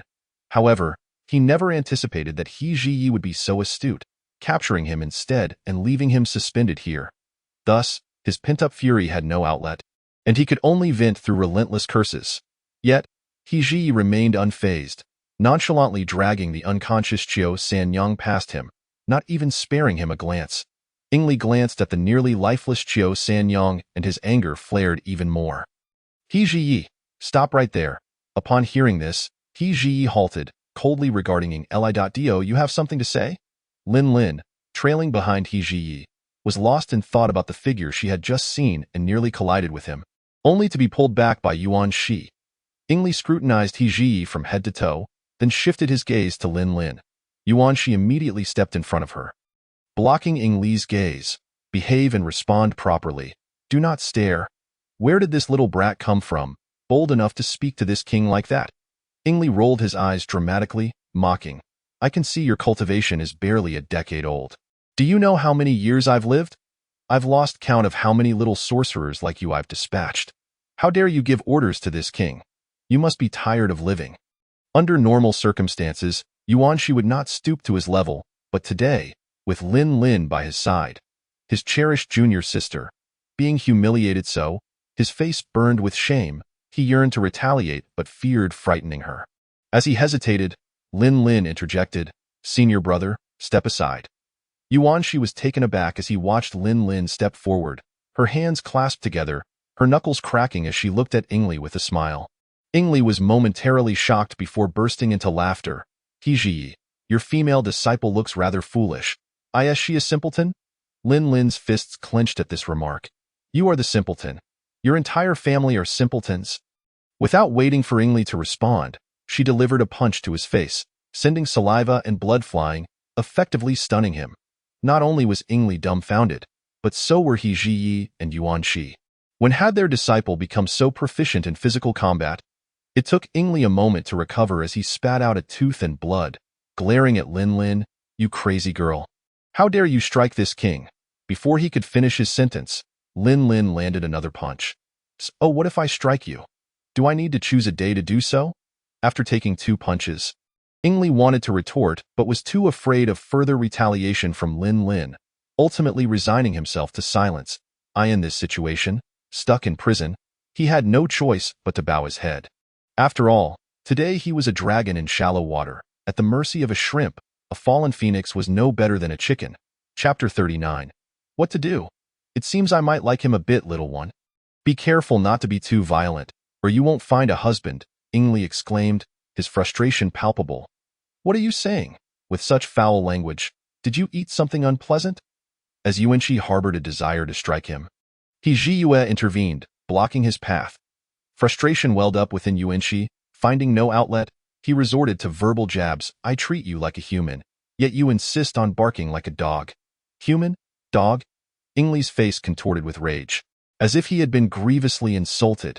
You foolish child, unable to recognize greatness. I am a serpent, a python, the king of demons. Enough.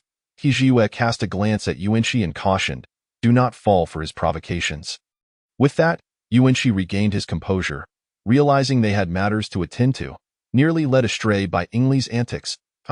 He Ziyue, I know what you wish to inquire, but I shall not divulge it." Before he could finish, a sharp whip crack pierced the air, landing squarely on Ingli, leaving him momentarily dazed. The assailant was none other than He Jiue, who nonchalantly flicked the whip in his hand, a smirk playing on his lips. "Not going to tell me, are you?" This time, not only was Ingli stunned, but Lin Lin was as well. "Hey, master. Your facade has crumbled." Yuanqi, unfazed, remarked, "That is only because you do not yet comprehend your master." Ingli spat blood. Disbelief etched on his face as he gazed at the elegantly poised man before him. Struggling weakly, He Jiue. A gentleman uses words, not fist. He Jiue examined the intricate patterns on his whip, replying coolly, "Who told you that I, He Jiue, am a gentleman? Speak. Where have you hidden Ji Changyu? If you dare deceive me." His lips curled into a slight smile, the implicit threat hanging in the air. The wind rustled the jade ribbons cascading from his hairpin, casting his tall silhouette against the wall, the smile at the corner of his mouth delicate as mist, yet imbued with an otherworldly pride. Lin Lin nodded, realizing she had indeed misjudged He. No wonder her initial generous gifts had only earned a mere 50 in goodwill. However, upon seeing He Jiue, Ingli's heart raced uncontrollably, a sudden wave of inferiority washing over him. This man, He Jiue, was undeniably formidable. Despite Ingli's robust constitution, the thought of He Jiue's profound magical prowess made him feel vulnerable. A single lash could shatter his bones. Demons are drawn to strength, and he was no exception. What was he to do? It seemed he had developed a liking for He Jiue. Reluctantly averting his gaze, he murmured, "The last time I saw Ji Changyu was at the Fengyue Tower." The others responded, "Fengyue Tower?" Ingli surveyed the group, his movements causing pain to flare in his swollen eyelids. He recalled the scene. She had ventured alone, disguised, yet he had recognized her at once. She seemed familiar with the establishment.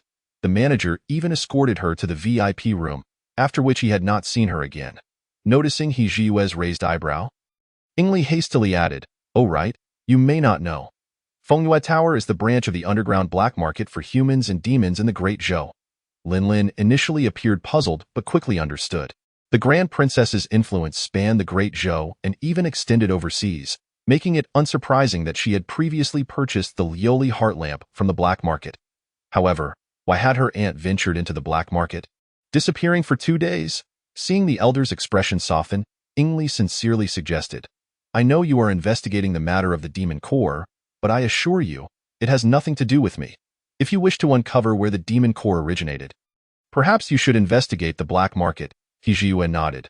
Having intended to do just that, he discarded the whip and leisurely retrieved a pure white handkerchief from his pocket, meticulously wiping his fingers. "Then, how did you learn that the Lioli heart lamp was with my young disciple? And how did you orchestrate today's events?" Ingli felt a sense of relief as He Jiue cast aside the whip. After a moment of contemplation, he responded honestly, "There was a bounty of 100,000 for information regarding the whereabouts of the Lioli heart lamp.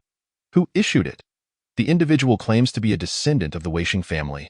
He Jiue fell silent, though his fingers in his sleeve began to unconsciously tap against his thumb, a habitual gesture when pondering. Weisheng Yinsummer? After the fall of Zhuoguang Jun, the Weisheng family has scattered like leaves in the wind, losing their former glory. Why would they suddenly seek the Lioli heart lamp now? Ingli interjected, "The black market maintains confidentiality regarding buyers' identities. I only learned by chance that Ji Changyu had purchased the Lioli heart lamp. With her absence, I instructed Qiu Sanyang to take action. I had heard years ago." He cautiously glanced at Lin Lin, his gaze laced with a hint of flattery. "I heard that the little princess of the Great Zhou possesses an innate, pure body. Burdened from birth with a curse from demons, and later nearly perished from a surprise attack." He Jiue regarded him coolly. "You are indeed quite astute." Ingli chuckled, "Flattery is undeserved." Lin Lin fell into deep thought. Besides the demon king Ingli, there was another who wished for her demise. Yu Jing as a hostage from a rival nation, he held little standing in the Great Zhou, and following the breach of contract by the Xia nation, his situation had grown even more precarious. To murder her, a princess of his own nation, would be tantamount to self-destruction. Yet why would he take such a risk, unless he had compelling reasons to kill her? Perhaps it was connected to his own demon transformation or the coveted Lioli heart lamp she possessed. Regrettably, the game offered no additional hints, and these truths could only be uncovered through her own exploration. Yuanqi, take Shou Sanyang to the innermost cell, then wait for me outside. I have a few words to exchange with this serpent. He Jiyue commanded. Yuanqi complied. What do you mean by this serpent? Do I not have a name? You can strike and humiliate me as you please. Do I not have dignity? Yingli, naturally not one to easily bow down or relent, became even more agitated by these words, shaking the torture rack with a resounding clatter. But no one paid him any mind. Once Ji Qianlin and Yuanqi's figures vanished at the end of the dungeon, Yingli shifted his tone. For the sake of a human princess, you dare repeatedly undermine the rules between our realms? He Jiyue, I truly underestimated you. If I were in your position, I would have long lost the face to remain in the Buzhou Mountains. Oh? He Jiyue chuckled nonchalantly. If not in the Buzhou Mountains, should I instead consort with you, a demon? Yingli was left speechless. We are all in the same boat. You simply have better luck. If one were to consider who among today's demon hunters was exceptionally talented. Aside from He Jiyue, Yingli could find no other, as someone who appreciated talent. Having navigated the intricate dance of power with He Jiyue for decades, he could not bear to see him meet a tragic end. Thus, he advised, have you considered the consequences of your actions? How do you know that those ancient ones won't turn against you in the future? Every person possesses two hearts, one of greed and one of discontent. He Jiyue's cold, proud gaze met his. You are, as am I. Chapter 40. The death of the Grand Matriarch in the depths of Shoan Palace. At the witching hour it was already the fourth watch. Tranquility enveloping the world, the entire palace ensnared in a chaotic slumber, save for Grand Matriarch Wu, who remained awake. A crescent moon hung high, casting shadows of the trees within the depths of the palace, their silhouettes swaying in the night breeze, evoking a sense of unease. Having been confined in Shoan Palace for days, she found herself utterly alone. Even her most trusted maid had been killed for resisting the guards. With the fall of the loyal duke, she too had withered, no longer resembling her former opulence. She had heard that the loyal duke had committed suicide in prison, his body left unattended, while others in the household were sentenced to execution. A self-deprecating smile escaped her lips, her insides twisting with pain, yet feeling utterly hollow. She had not eaten for 3 days, and within the vast Shoan Palace, she could find not a morsel to sustain herself. That woman had always surpassed her in every regard. Now her son had ascended to the throne, and she even sought her life, yet she would not bend to her will. Grand Matriarch Wu lay amid her disheveled hair. Memories flooding back to her youth, during the Lantern Festival, amidst the fiery trees and silver flowers, young maidens strolled gracefully. She and Ruan Xueqing had encountered the charming young emperor during the festival. He had spoken to her first, yet in the end, it was Ruan Xueqing who entered the palace as empress, while she was relegated to the status of an ordinary maid. Jealousy consumed her as she watched Ruan Xueqing, her personal attendant, turn a blind eye while other concubines plotted her demise. She had humiliated Ruan Xueqing, deliberately coaxing the inebriated emperor into her morning chamber, and had schemed against her, finding a powerful ally to ensnare the emperor in a curse, ensuring he was forever lost in her embrace. She had treated Ruan Xueqing's children with disdain, claiming them under her name without ever caring for them, even manipulating them to eliminate her foes. Though it appeared she had obtained her desires, she had also lost what she initially sought. Dissatisfaction gnawed at her. She was unwilling to relent, still yearning to become the Empress Dowager. Just as she became lost in her thoughts, a faint sound of footsteps broke the silence. Grand Matriarch Wu snapped back to reality, catching sight of a man's silhouette emerging in the dark corridor. She fixed her gaze on the approaching figure, and as soon as the hem of his garment appeared, she crawled forward on her knees. "Master, you have come." She grasped at his garment as though it were a lifeline. "Ji Chang'an seeks to kill me. I implore you to save me." The figure of the newcomer was shrouded in darkness, rendering his face indistinguishable. Yet Lady Wu recognized him. He remained silent, motionless. Lady Wu raised her face, which seemed to have aged a decade, and struggled to force a smile, almost pleadingly beseeching him. "My lord, I implore you, considering the favor I once bestowed upon you, please assist me once more." "Favor?" The man let out a soft chuckle. He was a remarkably young gentleman. He leisurely pulled away the hem of Lady Wu's tightly grasped garment, his voice indifferent. "While you may have rendered me a service, you also have your own desires. Do you not?" With that, he disregarded Lady Wu's face, which had instantly turned ashen, and turned to the man behind him, saying, "Prince Huayan, this piece on the board has now been rendered useless. Let us dispose of it." The prince, standing a short distance behind him, complied. Yes. Upon hearing his voice, Lady Wu was initially stunned, followed by a frenzied lunge towards him, her gaze sharp as a blade directed at Prince Ji Yuanying. "You dare treat me this way? Have you forgotten how you ascended to this position?" Prince Ji Yuanying stepped out from the shadows, looking at the disheveled Lady Wu with pity. "Huaishu, accept your fate. My lord has never desired this throne. Your own recklessness has already exposed him." Lady Wu was struck dumb, at a loss for words, yet the fear of death quickly enveloped her. "You cold-blooded, heartless fiend. You will return my son's life. If you kill me, your conspiracy will eventually." Prince Huayan paid no heed to Lady Wu's vitriol, directly covering her mouth, a length of white silk appearing in his hand, which he then wound around Lady Wu's neck. The silk tightened relentlessly, causing her eyes to widen in terror. She whimpered in agony, gasping for breath like a ruptured bellows, but ultimately could not withstand the strength of the robust man behind her. Her arms fell to the ground, gradually succumbing to silence. The young man showed no concern for the brutal scene unfolding behind him, casually remarking, "As expected, after the news was leaked, Ji Changyu has walked right into the trap. They have already sensed Ji Changyu's disappearance. That fool must have sent the message in by now. This time, they shall be left with no escape. At your command," replied Prince Huayan. The young man smiled, his voice sharp as the edge of a blade, losing its youthful timbre. "Make the arrangements. I wish to personally meet that little girl who escaped from my grasp all those years ago. This time, I shall obtain the Lioli heart lamp." Understood. After the two departed, another figure clad in white stepped into the scene, treading upon a carpet of fallen leaves. The autumn wind lifted his snowy garments, swirling like a flurry of snowflakes. "No escape? A little girl?" Yu Jing gazed down upon the deceased Lady Wu, his expression contemplative. The news of the disappearance of the Grand Princess soon reached Emperor Zhou. Infuriated, the emperor dispatched several covert forces to rescue the Grand Princess from Fengyue Tower. He Jie and Yuanxi had already ventured ahead to scout the tower, while Lin Lin remained at the Grand Princess's residence.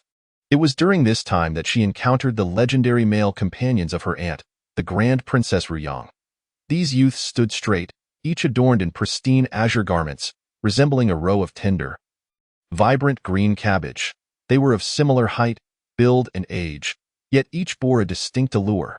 Some possessed gentle faces and watery gazes, akin to exquisite sheep-fat jade.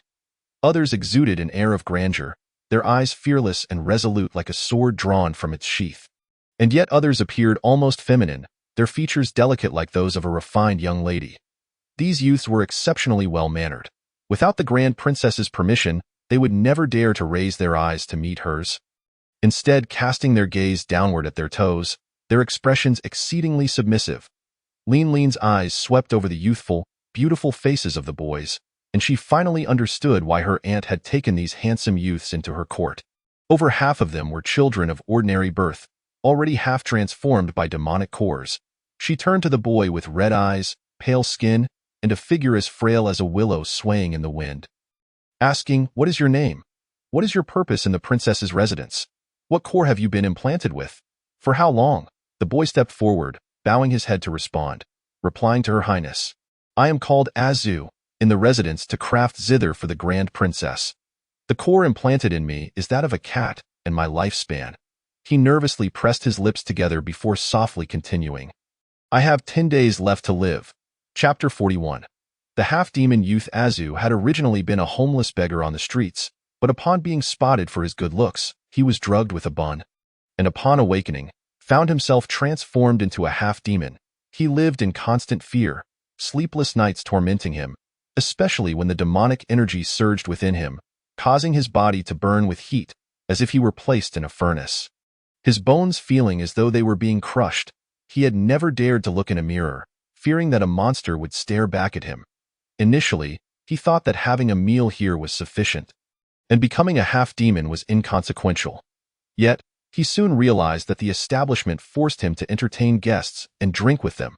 He was shackled with iron chains, kneeling before patrons who mostly regarded him as a novelty. while some daring ones would embrace him, brazenly toying with him, leaving marks of crimson on his chin, neck, and chest. There were even those who would reach into his trousers, igniting an uncontrollable desire within him. As Azu recounted this, tears began to streak down his face. Not only he but the other boys also started to quietly sob, their restrained cries echoing softly in the room, which stirred Lin Lin's own heart to sorrow. Lu Zhu, filled with fury, exclaimed, "Under such circumstances, this is still considered fortunate. Should one encounter a perverse patron?" She stepped in front of Azu, saying, "Your Highness might wish to see the scars upon their bodies." With that, she rolled up his sleeve. Beneath the sleeve, his arms were thin and frail, resembling a mere shadow, yet they were marred with horrific scars, intersecting lash marks, knife wounds, and burns from hot iron. What shocked Lin the most was that Azu's left pinky and ring fingers had been completely severed. Azu, noticing her compassionate gaze, hurriedly explained, "When I was in a frenzy during my transformation, I could not control myself and harmed others, leading to my fingers being cut off by the patrons." Lin instantly comprehended. During the transformation, the fragile will of a human could not resist the inherent brutality of the demon's nature. One by one, the other youth stepped forward, their past abuses having stripped them of any sense of shame. Unreservedly shedding their garments to reveal the scars upon their bodies, without exception, they bore the marks of mistreatment, shocking to behold. Some, like Azu, even bore physical deformities. Lin could no longer bear to look and gestured for them to lower their clothing. Then inquired, "How did my aunt save you?" Azu lowered his head, speaking softly. "On that day, I attended to a lady from an official's household. She took pleasure in inflicting pain, whipping me nearly to death and tormenting me throughout the night. I seized the opportunity when the lock was loose and the window wide open, intending to leap to my death, but instead collided directly with the Grand Princess's procession." He let out a gentle sigh of relief, pulling over another beautiful youth standing beside him, continuing, "It was then that the Grand Princess appeared, punishing the official's lady and sealing that brothel, bringing me and Aching back to the princess's residence." The boy named Aching lifted his head, smiling shyly at Lin. The youth's charming features evoked fondness, and Lin returned his smile, softly saying, "Do not fear." Seeing the princess's kindness, Aching opened his mouth to stammer, causing Lin to pause in surprise. Azu quickly interjected, "Your Highness, Aching is mute." His tongue was removed by a patron. Lin's smile froze on her face.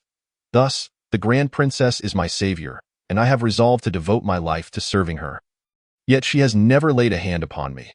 Not only has she appointed tutors to teach me reading and etiquette, but she has also instructed the household managers to teach me practical skills." As Azu spoke, a contented smile graced his face. He was already endowed with rosy lips and white teeth, resembling a delicate maiden. When he smiled, he indeed possessed a charm that elicited sympathy. "I am skilled with my hands, and my ears are keen, so the Grand Princess invited craftsmen to teach me the art of zither making. The Grand Princess's kindness towards me is akin to rebirth, and I am determined to repay her kindness for the rest of my life."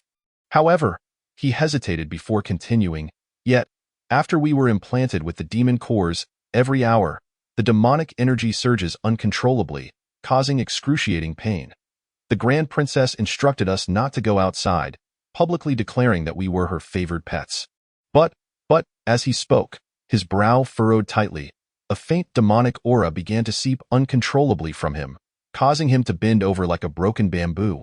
Lin, unsure of what was happening, called out anxiously, "Azu, Lu Zhu, sister." Azuzu crouched down, cradling his head, his tone both urgent and rapid, his voice fractured. "Quick, take Her Highness the Princess away. Azuzu is about to transform." Lu Zhu hurried forward, poised to assist Lin in her departure, but Lin gestured dismissively, indicating that she wished to witness Azuzu's transformation firsthand in hopes of discovering a means to reverse it. However, Lu Zhu was fraught with anxiety. Newly transformed half-demons were capable of inflicting harm, and with the princess just having encountered peril, she could not allow the young princess to remain in jeopardy. Lin placed a reassuring hand on Lu Zhu's arm, urging her to remain calm. With no other recourse, Lu Zhu deftly withdrew two exquisitely crafted ame daggers from behind her waist, positioning herself protectively behind Lin. Lin Lin could not help but steal another glance at Lu Zhu. Initially, Azuzu's complexion had merely paled, his lips losing their color, but soon he collapsed to the ground in agony, hair sprouting on the back of his hands as his fingers began to contort grotesquely. The other youths, witnessing this transformation, instinctively recoiled, with some unable to bear the sight, covering their faces, and others collapsing in sheer fright. The same terror played out daily in their lives. No one understood the depths of such suffering better than they did. Having gradually lost the will to live amidst this relentless torment, Azuzu gasped in anguish, his nails digging into his flesh, his long eyelashes fluttering as he fixed his gaze on Lin Lin, pleading, "Your Highness, save me! Aching, save me!" The sickening sound of dislocating bones erupted, and he could not suppress a wail of despair. Aching immediately knelt beside Azuzu, cradling him in his arms, tears streaming down his face as he uttered incoherent sounds of distress. He then forcibly pried Azuzu's jaws apart, inserting his own fingers into his mouth. Soon, Azuzu's teeth punctured Aching's fingers, bright crimson blood trickling down Azuzu's chin as Lin Lin heard the sickening sound of him swallowing blood. Lin Lin murmured, "This is..." Lu Zhu turned her head away, unable to watch the two, her voice choked with emotion. After they transform, they must drink blood to alleviate their suffering. Aching, he is doing it willingly. It was then that Lin Lin noticed how frail Aching appeared, his face bearing a pallor indicative of excessive blood loss. However, it was not long before Aching could no longer endure. Collapsing to the ground. Chapter 42. Your Highness, would you like to touch it? Aching. Lu Zhu rushed to support the fallen Aching, as several youths gathered around to carry him aside.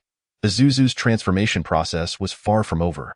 Perhaps due to his agonized screams, two other youths began to lose control, showing signs of transformation themselves. The once spacious hall descended into chaos, with several young attendants unable to restrain the half-demon youths, suffering bites that left their arms and hands bloodied. Glancing at Lu Zhu with desperate eyes, Lu Zhu inquired of the attendants, "Why have they all begun to transform simultaneously?" The attendants shook their heads, explaining that everything had seemed well during the day, but today, the young lords appeared unusually agitated. Agitated? Lin Lin seized upon this crucial piece of information, instinctively glancing at the night sky, and indeed, it was the night of the full moon once more. The youths writhed in turmoil, their faces contorted in pain. They simultaneously recognized their humanity while pleading for help from Lin Lin and Lu Zhu, yet they were also attacking the attendants trying to subdue them, with some even having their pupils shift to hues of gold, blue, or red. Lin Lin understood that they were affected by the essence of the dark moon. Quickly, Lin Lin produced a talisman from her possession, inscribing it with runes as it spiraled through the air, invoking its spirit and summoning its power. Awaken! As her words fell, dozens of talismans ignited, forming a barrier of runes that enclosed the youths affected by the dark moon's essence. Yet, wild beasts would not willingly confine themselves within a cage. They unleashed their full might, using their demonic energy to assault the rune barrier, which weakened with each impact, causing Lin Lin great distress. She even contemplated resetting the scene. But this particular narrative could not be avoided even through such a means. The talismans of Hijia were immensely powerful, each capable of obliterating a small demon with ease, and the spells she had practiced were all intended for exterminating demons, none designed to rehabilitate half-demons. Lin Lin had no choice but to reinforce the rune barrier with her own talismans, fearful of causing them harm. Lu Zhu was not oblivious to this predicament. If there were a way to manage these half-demons, how could the Grand Princess possibly call upon the young princess to subdue them? After a moment's contemplation, she resolutely summoned one of the attendants. "You must go to the hostage estate and request..." Before Lu Zhu could finish her sentence, a melodious, ethereal flute sound wafted in through the window. At the same moment, Lin Lin sensed her rune barrier beginning to falter, as if an invisible force surged within. Just as she was taken aback, she witnessed the runes silently burn away to nothingness. The flute's melody was light and airy, akin to a gentle spring breeze, soothing the pain of the afflicted and calming their surging demonic auras. Lin Lin stood in a daze for a moment before exclaiming, "That sound! It is not a flute. It seems to be the sound of a leaf being blown." Lu Zhu remarked as she perked her ear to listen. Suddenly filled with joy, "It is him. He has arrived," Lin Lin inquired. "Who?" Before Lu Zhu could respond, Lin Lin beheld the newcomer. The hall was bathed in shifting light, reflecting off the colorful glass panes, fragmenting the night into myriad ethereal shadows. As Yu Jing stood tall, exuding an otherworldly presence, resembling an unreal dream. His hand rested at his lips, holding a green leaf between his fingers, and as he parted his crimson lips, a hauntingly melancholic melody flowed forth. His inky lashes quivered silently, the shimmering light from the glass casting delicate patterns upon his exquisitely sculpted profile, enhancing his regal beauty. All eyes were upon him, and as he strode through the shattered world towards her, he cast a fleeting glance her way, a glance devoid of sorrow or joy, imbued with a chilling indifference that felt like a storm's extinguishing touch. With Yu Jing's arrival, the situation within the hall began to improve. It was unclear what method he employed, but he managed to swiftly pacify the agitated half-demon youths. Lin Lin exhaled in relief. She vowed that it was not her ineptitude that hindered her, for she could vanquish even more formidable demons, yet could not bring herself to harm these pitiful half-demon youths. Fortunately, though Yu Jing ignored her, seeming to disregard her entirely, it appeared he had indeed come to assist rather than to settle accounts with her. Lin Lin felt a sense of gratitude, yet was also conflicted. Having traversed into this world for half a month, her narrative had progressed rapidly, but her rapport with Yu Jing lingered at a dismal 5. While his self-destruct value soared to an alarming 93, a shiver ran down her spine at the thought of completing her storyline only to find Yu Jing still unresolved. Indeed, matters of romance could not be merely theorized. Uncertain of what Yu Jing had administered to Azuzu, the collapsed boy gradually propped himself up. By this point, he had transformed into a cat boy, complete with feline ears atop his head, fine fur gracing his face, and a long tail extending from beneath his garments.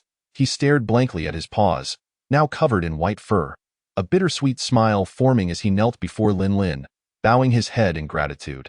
"Thank you, Your Highness. Thank you, Yu Jing. I owe you my thanks." Meanwhile, the others also knelt, expressing their gratitude to the princess. Though their familiarity with Yu Jing was evident, it was only then that Yu Jing uttered his first words since entering the hall.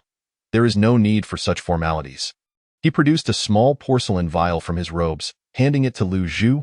Lu Zhu, evidently accustomed to this, required no further instruction on its use, distributing a pill to everyone present in the hall. Lin Lin received her own as well. Clutching the pale blue pill, she pondered if it was not the very one Yu Jing had gifted her aunt in the past. As this thought crossed her mind, she retrieved the pouch from her bosom, placing the pill within before carefully stowing it away once more. At that moment, Yu Jing's gaze inadvertently fell upon the pouch, pausing momentarily. Azuzu roused Qing. The two engaged in hushed conversation while Azuzu diligently tended to Qing's wounds. "Why are you so foolish? Do not do that again." With nothing else to occupy her attention, Lin Lin's gaze involuntarily drifted to the ears atop Azuzu's head. She promised herself that it was entirely unintentional. Her eyes simply had a will of their own.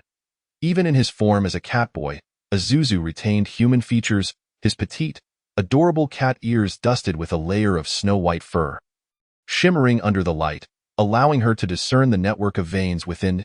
As an avid cat lover, Lin Lin felt an irresistible urge to reach out. The 16-year-old boy possessed a striking beauty, akin to a blossoming flower. Although he could not quite match Yu Jing's allure, he was nonetheless a rare gem. Noticing Lin Lin's unwavering gaze upon him, Azuzu's cheeks flushed crimson. "Why, Your Highness? Why do you look at me so?" Lin Lin quickly averted her scrutinizing gaze, smiling as she remarked, "I merely think your ears resemble the real thing." "They are real," Azuzu replied, then knelt and crawled closer, lifting his face to look at Lin Lin shyly, his patterned cat tail swaying gently. "Would you like to touch them? Is that permissible?" Lin Lin asked, a hint of surprise in her voice. Azuzu smiled brightly, as if basking in the warmth of spring. "Of course it is." Lin Lin excitedly rubbed her hands together, just about to reach out and give a playful pinch, when suddenly, her wrist was seized by someone. Turning her head, she was met with Yu Jing's face, and a flood of questions instantly filled her mind. In a small theatrical moment, Zhu quipped, "My ears are as genuine as can be. Would the princess like to give them a touch?" Lin Lin responded eagerly, "Sure." Extending her hand, Jing interrupted, "This cat is quite audacious. Is it possible to put an end to it? Chapter 43. A deadly temptation. Lin felt as though both she and Yu Jing had fallen victim to an intermittent amnesia. Just days prior, he had orchestrated a plot to take her life, and she had barely escaped his clutches. Yet now, he dared to venture into her chamber at night, brazenly taking advantage of her. Remarkably, he exhibited no signs of guilt or trepidation. At this very moment, he held her wrist firmly, preventing her from touching another's ears, and remained uncomfortably close, so close that she could detect the faint, elusive fragrance of orris emanating from him in stark contrast to the delicate, ethereal cat-demon youth. His hands were slender and elegant, with prominent veins pulsating with latent strength beneath the thin skin of his knuckles. The orris scent he exuded was peculiar. She could not quite articulate its uniqueness. Yet it compelled her to draw him into her embrace and tease him mercilessly. Truly, he was the most challenging character to conquer in the game. The allure of his beauty intertwined with danger was utterly irresistible. Lin's heart swelled with delight. What could she do? Naturally, she chose to forgive him. They exchanged knowing glances, and Lin even asked in a soft, almost drowning tone, "What is the matter?" Yu Jing slightly bowed his head, his eyelashes casting shadows as a strand of long hair fell by his ear. His voice remained as submissive as their first encounter. "Your Highness possesses a unique constitution. One should not touch half-demons carelessly." Touch half-demons carelessly? Perhaps you should consider your own actions, you fox spirit. At that moment, Zhu had an epiphany, inhaling deeply the scent lingering in the air, exclaiming, "So it's the princess's blood that is fragrant." Yet, why had he not noticed it before? Especially when this Yusion was near her, the scent of her blood was exceptionally enticing. It was said that this little princess had a naturally pure body, having endured myriad hardships in her youth, attracting the covetous gaze of demons. Thus, the rumors proved true, and no wonder he had struggled to suppress his cat-demon instincts to curry favor with her. Zhu sheepishly scratched his head, grateful for Lin's assistance, and was about to voice his concerns when he heard someone call him from behind. "Hey," Zhu responded, turning to seek out Qing, leaving his budding suspicions behind. Before the screen, only the two of them remained. "Is the princess's blood sweet?" Lin found Zhu's jest amusing. She had tasted it before, and it was far from sweet, merely the blood of an ordinary human, with a pronounced metallic scent. As if to answer her unspoken question, Yu Jing smiled faintly. "Zhu is not mistaken. Your Highness's blood is of no benefit to humans, yet is quite enticing to demons." He leaned in slightly, his lips brushing against her ear, a warm breath cascading over her skin, laden with danger and an unsettling allure, a whisper of deadly temptation. Lin lifted her gaze to meet his. Only then did she realize that the fingers gripping her arm felt like ice, as if he were dead, while her heart began to race uncontrollably. Instinctively, she retorted, "Have you tasted it?" Her soft, melodic voice, uttering such a mundane question, inexplicably dripped with an undertone of seduction. Why Yu Jing was momentarily taken aback. Seemingly unprepared for her inquiry, yet he quickly regained his composure, laughing lightly. "Your Highness, with such a precious body, how could I dare to touch?" Lin's gaze fell upon her wrist, where he shamelessly held her, showing no intention of releasing her. What a bold little demon, not only audacious but perhaps also blind. Lin's smile faded, her tone turning icy. "Let go of me." Why Yu Jing gradually raised his gaze, offering her a more docile and obedient smile. "Your Highness, Jing harbors no ill intentions. I merely wish to converse with you." His words were respectful, yet the grip on her wrist remained unyielding. Lin felt a mix of amusement and irritation. "Go ahead. I am curious to know what this insufferable fox has to say." Why Yu Jing was tall, needing to bend slightly to whisper in her ear, creating the illusion of holding her close. However, he maintained this posture, his voice soft and elusive, blending with the conversations of others in the hall, as if they had plunged into a surreal dreamscape. "Your Highness is aware of your unique bloodline, but do you know why no demons have attacked you?" Here it was again, his probing nature. Lin had suspected all along that this peculiar man would not simply let her be. She slowly relaxed her clenched fingers, responding calmly, "Because I practice the arts of the unfathomable mountain. I am a demon slayer. Oh?" Yu Jing scoffed lightly, a hint of mockery in his tone. "Has no one ever informed you that you are a thief, a butcher, a thief?" A butcher. What are you implying? Linlin retorted, unwilling to accept such baseless defamation. If you are referring to what happened in my childhood, I can apologize, she emphasized. I truly was unaware, and I have forgotten much at the mention of this incident. Yu Jing's expression shifted, the careless smile fading from his face. In that moment, he bore none of the softness or acquiescence he had shown before. Instead, a sardonic smirk graced his lips. Ji Qianlin, you remain as detestable as ever. Linlin countered, detestable or not, is it necessary to be so close while you speak? If she had forgotten, then perhaps it was time to remember once more. Why Yu Jing tightened his grip on her wrist, the pressure increasing to the point of nearly crushing her bones. Linlin suddenly sensed something amiss and instinctively pressed a hand to her chest.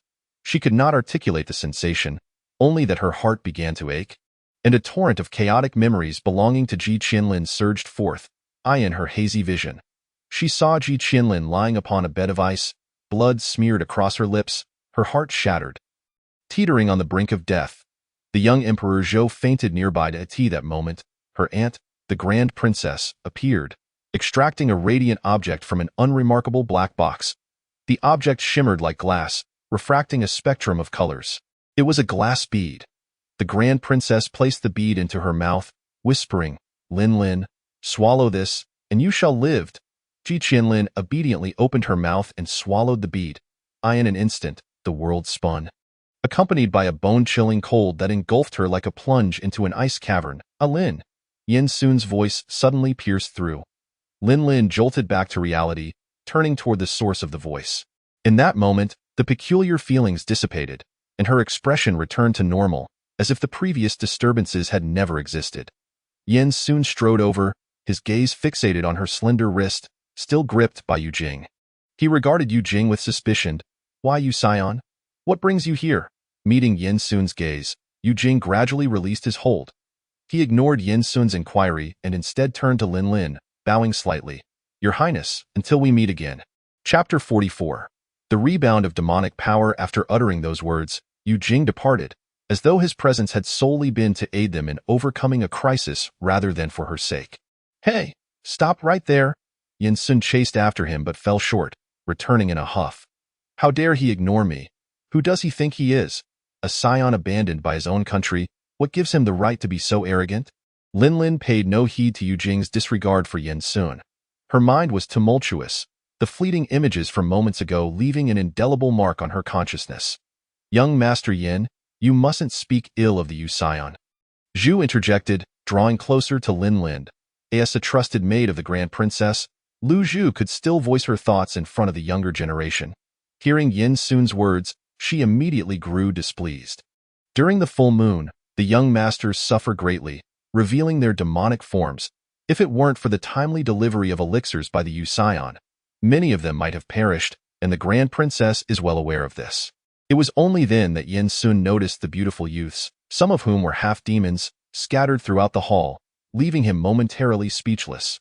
After Linlin shared her experiences from the night, he remained in shock for a while before stammering. The Grand Princess is truly a remarkable woman.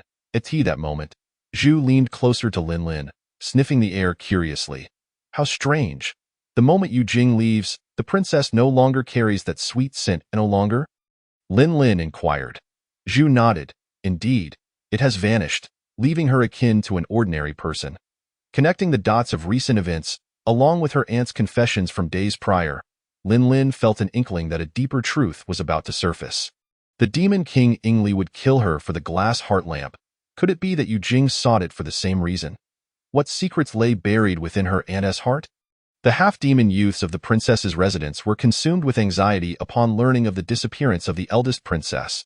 Zhu even volunteered to accompany Linlin in her quest to rescue her. Yen Sun brought news of the demise of the Wu Empress, who had taken her own life. Although Linlin was taken aback, she had anticipated such a turn of events. The occurrences of that day were overwhelming. The immediate priority was to locate the eldest princess and uncover who was orchestrating these events from behind the scenes, as well as who had implanted demon cores within these youths. Linlin pondered that if she could resolve these issues, she might unravel Yu Jing's emotional turmoil. Thus, a visit to Fengyue Tower became imperative. As the hour approached near the third watch of the night, Linlin was fully equipped and ready to depart. Yet Yen Sun suddenly opposed her infiltration of Fengyue Tower, presenting the command token of Hijia. Your master and senior brother have instructed that you watch over that so-called demon king at the princess's residence. Unless absolutely necessary, you must not venture into perilous territory. But Lin had no desire to keep an eye on this demon king. She held no interest in cold-blooded creatures like snakes. Ingli had already revealed his true form in the cage adorned with talismans, transforming into a jet-black, millennia-old python, its back marked with yellow, white, and red patterns, its scales as hard as iron. He writhed incessantly, at times violently ramming his head against the wall, and at others, opening his gaping maw to unleash a crimson forked tongue. A sight that was quite terrifying. Qiu Sanyang was faring much better. Perhaps due to the talismans suppressing her demonic aura, she lay motionless on the ground, having transformed into a weasel, now appearing rather diminutive and far less intimidating. Unable to contain her sarcasm, Lin taunted Ingli, "For a demon king, can't you take a page from your subordinate Qiu Sanyang's book?" Upon hearing this, Qiu Sanyang shot Lin a resentful glance. It wasn't that she didn't wish to move. She was simply too battered to do so. This little princess, appearing as innocent as a white lotus, was, in reality, as dark as the depths of the abyss. Ingli soon ceased his writhing and slithered over, flicking his tongue in a somewhat ingratiating manner as he gazed at Lin. "Little girl, could you spare a drop of your blood for this king?" Lin eyed him warily. "What do you want my blood for?" Ingli's massive serpent head inched closer, seemingly sniffing the air. "The night of the full moon is the most arduous time for the demon clan. I've heard you possess a pure body, and your blood may soothe the restless demons." "Soothe the restless demons?" Lin pondered this, suddenly recalling a Qing. When a Zhu was in excruciating pain from his demonic transformation, it was a Qing who voluntarily offered his blood to calm him. Seeing Lin lost in thought, Ingli grew impatient. "What are you thinking? Will you give it or not?" Lin snapped back to reality, retorting, "You old serpent, having lived for 1,000 years, surely you won't be in any mortal danger without this drop of blood." Ingli was infuriated. "If you won't give it, then fine, but why insult me?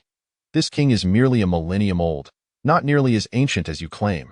You younglings are only enamored with those pretty little creatures. They are utterly worthless aside from their looks. You know nothing of the merits of an old serpent. Pretty little creatures." Lin's heart skipped a beat. Yu Jing was also a half-demon. This was an opportune moment to earn favor. With no time to ponder further, she executed her skill of inscribing talismans in the air, enveloping both Ingli and Qiu Sanyang within the formation. The hem of her begonia-colored skirt traced a graceful arc in the darkness as she fled the cell. Nestled beneath the watchful gaze of the emperor, the Proton residence resembled a modest three-compound courtyard rather than a grand estate. The courtyard lay desolate, devoid of servants or attendants, save for a solitary full moon hanging in the sky. Yu Jing returned to his humble little room as if nothing were amiss, only to feel utterly overwhelmed once the hidden sentries around him vanished. At that moment, cold sweat threatened to drench his back. He trembled as he pressed his hand firmly against his chest, which felt as though it were being torn apart, the violent demonic energy surging through him, bringing with it a searing pain that left him feeling as if he were engulfed in flames. He gasped for breath, cautiously regulating his inhalations, daring not to make a single unnecessary movement. Once the wave of demonic energy began to subside, he shakily opened the concealed compartment beneath his bed, retrieving a dagger from within and biting down on it. This series of actions seemed to reignite the demonic energy within him, and he gripped the hilt of the dagger tightly, swiftly reaching to remove the circular ring from his ear. The instant he did, a strange wind swept through the room, unleashing a torrent of demonic energy that surged uncontrollably, rattling the tightly shut doors and windows. A pained groan escaped Yu Jing's throat as the deluge of demonic power erupted within him, shattering every vein and bone that belonged to the human race. Today, he had expended an unfathomable amount of his essence to concoct numerous purity elixirs for those half-demons. Yet, no one knew that he too would suffer the excruciating torment akin to being drawn and quartered on the night of the full moon. Perhaps it was better that no one knew. After all, he was a monster, never in need of anyone's pity. The demonic energy shredded his garments, leaving him nearly naked on the ground. Silver fox ears sprouted from his head, and his closed eyelashes gradually turned silver, while several fluffy, Plush foxtails emerged from beneath him, silently draping to the floor. The demonic power that had been suppressed for so long finally turned against him on this full moon night. Chapter 45. Get out. The sky towered infinitely above. The night was ethereal. The sound of the night watchman's clapper echoed through the desolate streets, accompanied by the rhythmic clatter of hooves. Lin hurriedly rode Ingxue towards the vicinity of the Proton residence on Baihu Street. Unfamiliar with Yujing, it was her first time in this area. Gazing at the row of towering buildings and estates lining the street, she felt a sense of confusion. Previously, while playing the game, the map had concentrated around Mount Buzhou. Far from Yujing, which had yet to be unlocked, it was only due to Yujing's storyline that Ji Qianlin returned to Yujing. As she sat atop her steed, surveying the empty street, she suddenly sensed watchful eyes lurking in the shadows. Observing her from all directions, it was evident that the Zhou Emperor had dispatched spies to monitor Yujing.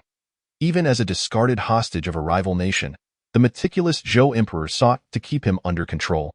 Lin called out, "One person step forward and guide this princess." Shortly thereafter, a hidden guard descended from the shadows, kneeling before her. "I greet your highness, the princess. I am called Ji Li. May I inquire where the princess wishes to go?" Ingxue, startled, spun around in agitation, and Lin calmed her before addressing Ji Li. "This princess seeks Yujing. I would appreciate it if you could lead the way." Ji Li hesitated for a moment, then replied, "His Majesty has decreed that unauthorized persons are not permitted to meet the hostage." Taken aback by this obstruction, Lin paused. "Unauthorized persons? Who? Me? The princess? How unreasonable. Those nobles can see him, yet this princess, of noble birth, cannot?" Pressed for time, Lin spoke with less courtesy than usual.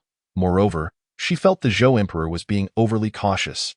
Although he had granted Yujing freedom, he still monitored him from the shadows. Lin had just heard from Lu Zhu that some nobles would host banquets at their homes, inviting Yujing under the guise of friendship, but in reality, treating him like a courtesan, demanding he play music and dance for their entertainment, subjecting him to humiliating degradation. Sensing the anger in Lin's tone, Ji Li realized that the princess was likely displeased. However, it was late, and he wondered what the princess could possibly want with the strikingly beautiful Yu hostage. Furthermore, His Majesty had indeed instructed that the young princess should not approach Yujing or the Proton residence. As a mere shadow guard, he possessed little insight, and he thought perhaps His Majesty feared that the young princess would take a liking to the handsome hostage, attempting to steal away the affections of the eldest princess. With this in mind, Ji Li earnestly advised, "Your Highness, it is now the dead of night. If you have matters to attend to, you may return tomorrow to see the hostage." Lin stood her ground. "What if this princess insists on seeing him today?" Ji Li remained dutiful. "I regret to inform you that I cannot guide the princess." Lin fell silent for a moment, preparing to dismount and seek him out herself, when suddenly a crash echoed, the sound of a wine jar shattering. Lin turned toward the noise and spotted a group of drunken young masters and their attendants stumbling down the street, their behavior utterly unruly. They staggered toward an imposing estate, heedless of their surroundings, and began pounding on the door with raucous shouts. You hostage! Open the door! You hostage! Come out! Young master knows you're inside. Come out and drink with me!" Lin turned to Ji Li with a smile. "See? They seem to know," Ji Li exclaimed. "Does he have time to knock out those ruffians?" "What to do?" "Young master, he is not opening the door." The attendants banged on the door, but no one answered.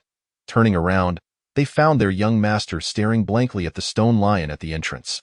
The young man in blue, intoxicated, gazed at the stone lion and muttered to himself, "I must truly miss you, the Yu hostage. Even the lion outside his residence looks so handsome." "What lion? It's clearly a horse," another young man in green interjected, his speech slurred. Come, someone help me up. I want to ride the big horse." The subsequent scene was rather difficult to behold. Lin turned her gaze and, upon seeing Ji Li's rather dull-witted expression, immediately adopted a stern demeanor and admonished, "Did not Father Emperor issue a decree that no one is permitted to meet the hostage? Why have you not hastened to dismiss these intruders?" Ji Li glanced at Lin, then at the rowdy young men who were riding stone lions as if they were steeds and preparing to hurl stones at the door, and, with a sigh of resignation, complied.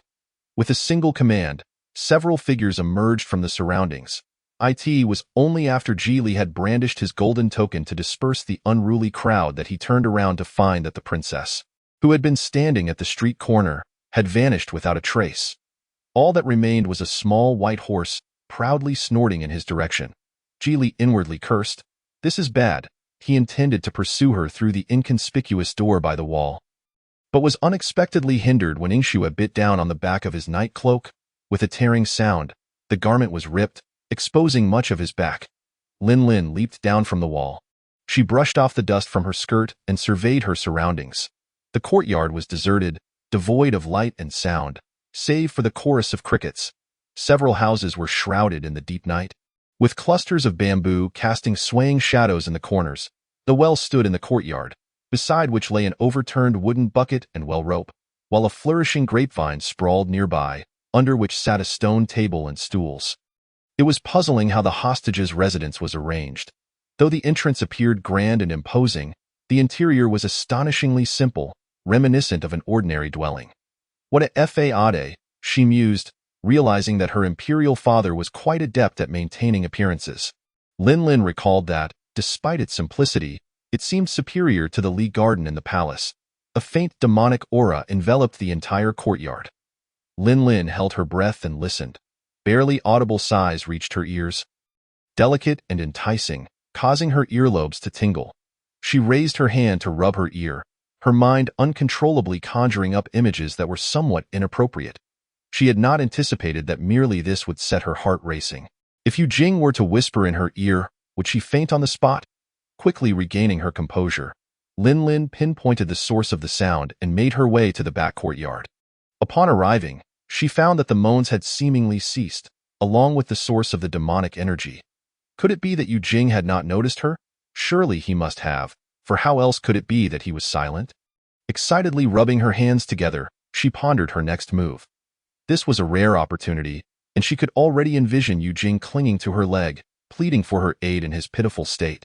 Without hesitation, she traced symbols in the air, conjuring a barrier to isolate the demonic energy. Such alluring energy would surely attract the attention of nearby demons. The pale blue runes shimmered in the air, known only to demon hunters. Placing her palm against the door, Lin Lin applied a slight force and pushed it open. The interior was cloaked in darkness, and a heavier demonic presence surged forth. Before she could discern what lay within, a flash of cold light zipped towards her with astonishing speed, accompanied by a voice within the room, filled with indignation. "Get out!" Lin Lin instinctively closed her eyes. "Damn you, Yu Jing." Chapter 46. Failed Strategy? Save successful. In an instant, Lin Lin completed the saving and loading process, her hand pressed to her chest as she gasped for breath, nearly terrified to the point of fainting. This time, she was determined not to be so careless. Taking a few cautious steps forward, she gently opened the door a crack and peered inside. To her dismay, that glance nearly cost her dearly. Holy moly! Lin Lin reflexively shut the door again, as a bizarre and inappropriate BGM played in her mind. What is your father's name? Your father's name is grandfather. Good heavens, was this something she should be witnessing? Unlike the previous dream, this was a tangible sight right before her eyes. Blinking, she opened the door once more, just a sliver, to gaze inside. The room was unlit, but the moonlight streaming through the wide-open window illuminated the figure curled on the ground in stark detail. He faced away from the door, his bare back marred by numerous scars. Despite the injuries, his skin was as beautiful as jade. His waist was slender, and his legs long. Though his back muscles were thin, they did not appear feeble, the taut curvature of his spine exuding both allure and strength. What captivated Lin Lin's attention most was the cascade of silver hair that fell like a veil, soft and ethereal, nearly reaching his ankles, more radiant than the moonlight that bathed him. The fox ears atop his head trembled, seemingly in fear, while several tails, 1, 2, or perhaps 3, lay languidly on the floor. He huddled, clutching his knees on the cold, hard ground, like a slick fish stranded without water, the demonic aura swirling around him, tormenting his will over and over again. Yet he remained silent, biting his lip until it bled. How pitiable, forgive him, for he was her long-lost husband. Resolutely, Lin Lin pushed open the door. Just as in the previous attempt, a flash of cold light flew toward her.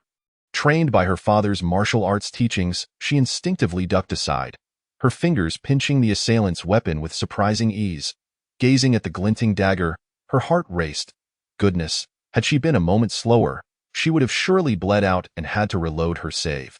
Entering the room, she turned to close the door, then looked at the young man curled on the floor, smiling as she spoke. "Yu Jing?" Before she could finish, Yu Jing's voice, gritted through clenched teeth, erupted from him. "Did you not hear me, Ji Qianlin? Get out, otherwise I will kill you." It seemed he had summoned all his strength to shout those words. Lin was momentarily taken aback. Wasn't this a reload? Shouldn't Yu Jing's first words have been to tell her to leave? Had her action of catching the dagger altered the narrative, or was it something else? Suddenly, a thought struck her. Could it be that this game contained mate elements? As a seasoned gamer, Lin was well aware of what mate entailed. NPCs developing self-awareness and reflecting on their existence within the game. Her friends had once recounted a peculiar tale of an NPC selling items who suddenly committed suicide, only to have the system erase all traces of them. At the time, she had thought it impossible. Even in the real world, such themes were explored in films and series, yet she had never taken them seriously. It then dawned on her that when she first received the quest, Yu Jing's dialogue had already deviated from the preordained script, leading to his eventual self-destruction and the system's collapse. The implications were chilling, but there was no time to ponder further, as Yu Jing was already struggling to rise from the ground. His flowing silver hair obscured half of his shoulder, the veins in his exposed neck and the tension in his shoulders betraying the fact that he was still under the influence of the demonic power. His bushy foxtails concealed his lower half, bare from the waist up. He pushed himself off the floor, his long silver eyelashes slowly lifting as his captivating eyes fell upon her. His enchanting peach blossom eyes, now influenced by the demonic energy, were slightly slanted and flushed with red, typically exuding an alluring charm. Yet, combined with his silver lashes, translucent gaze, and strikingly handsome nose, the allure was subdued, resembling a beam of moonlight that, even when cast into the muck, seemed too precious to trample upon. Fractured yet beautiful. The thoughts that had lingered in Lin's heart dissipated in an instant. He was currently battling the encroachment of the demonic power, resisting his own instincts and the force within him, biting his lip until it bled. She knew she should not take advantage of his vulnerability.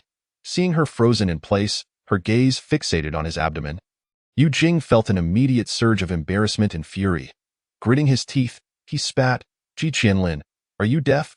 Get out, or I swear, I will kill you." The loathing in his eyes was as thick as the night, causing Lin to feel a shiver of fear. Just then, she heard the system's prompt. Self-destruction value 2, current self-destruction value 95. Lin clicked her tongue.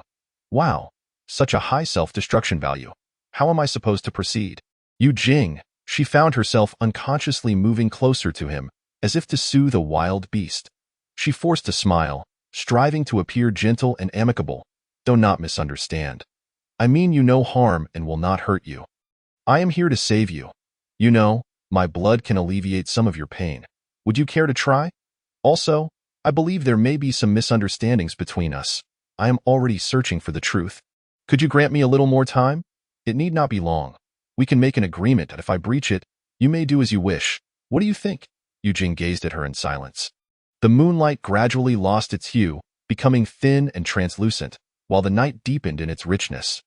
Both understood that this was the darkness preceding the dawn, why Yu Jing's eyes fell upon the girl standing not far from him. He observed the rise and fall of her chest, her pointed chin, her tightly pressed lips, and her liquid eyes. She still bore the same visage from his memories. After a lengthy pause, Yu Jing extended his hand towards Lin. His hand, as pale as cold jade, reached out to her, resting in a cascade of pure moonlight, as sacred as humanity's first touch of the unknown.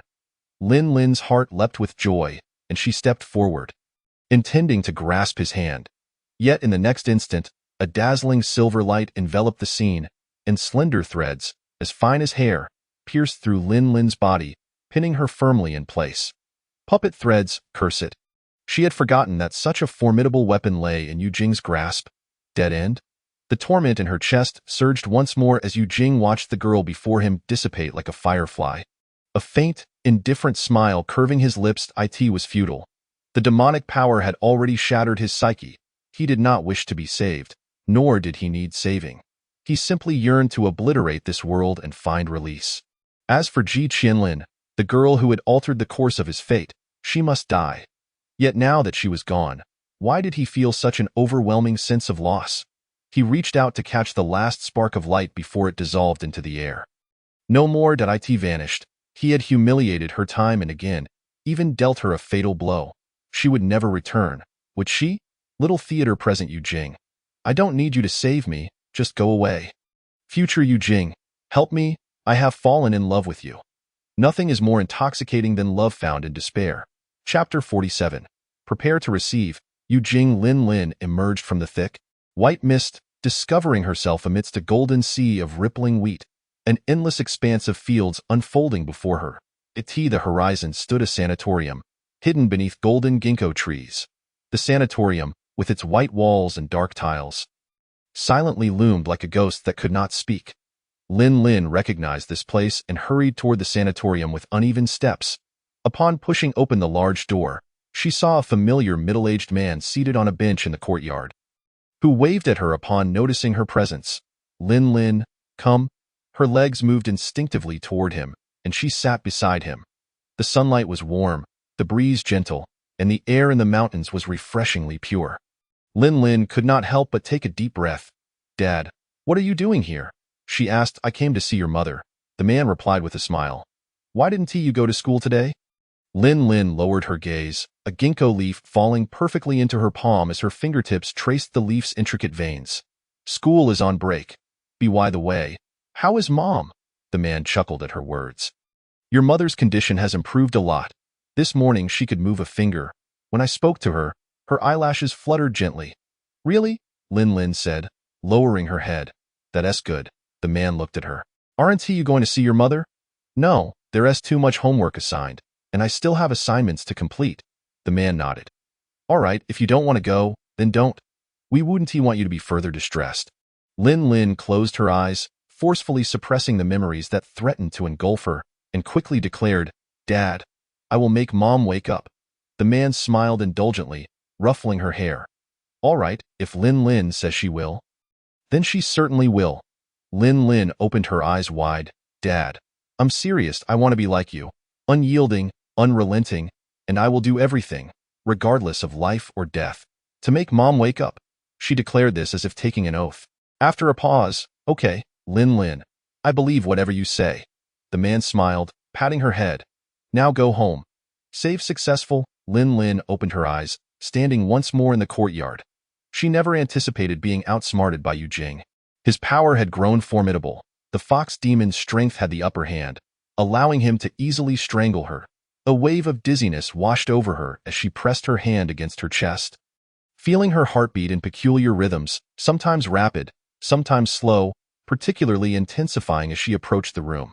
She even felt a fleeting illusion, as if the glass heart within her was responding to something. Lin couldn't help but start berating the system. Couldn't it just provide straightforward plot guidance? Why complicate things?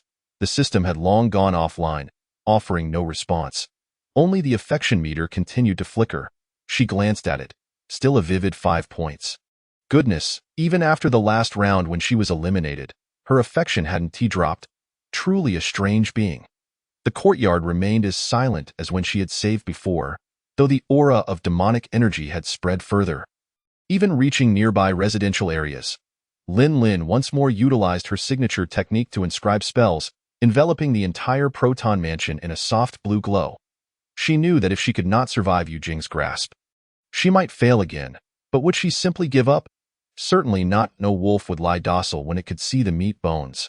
And Yu Jing was that tantalizing morsel. Lin smiled slyly. Prepare to receive, Yu Jing. Having long since prepared for destruction, Yu Jing found time reversing.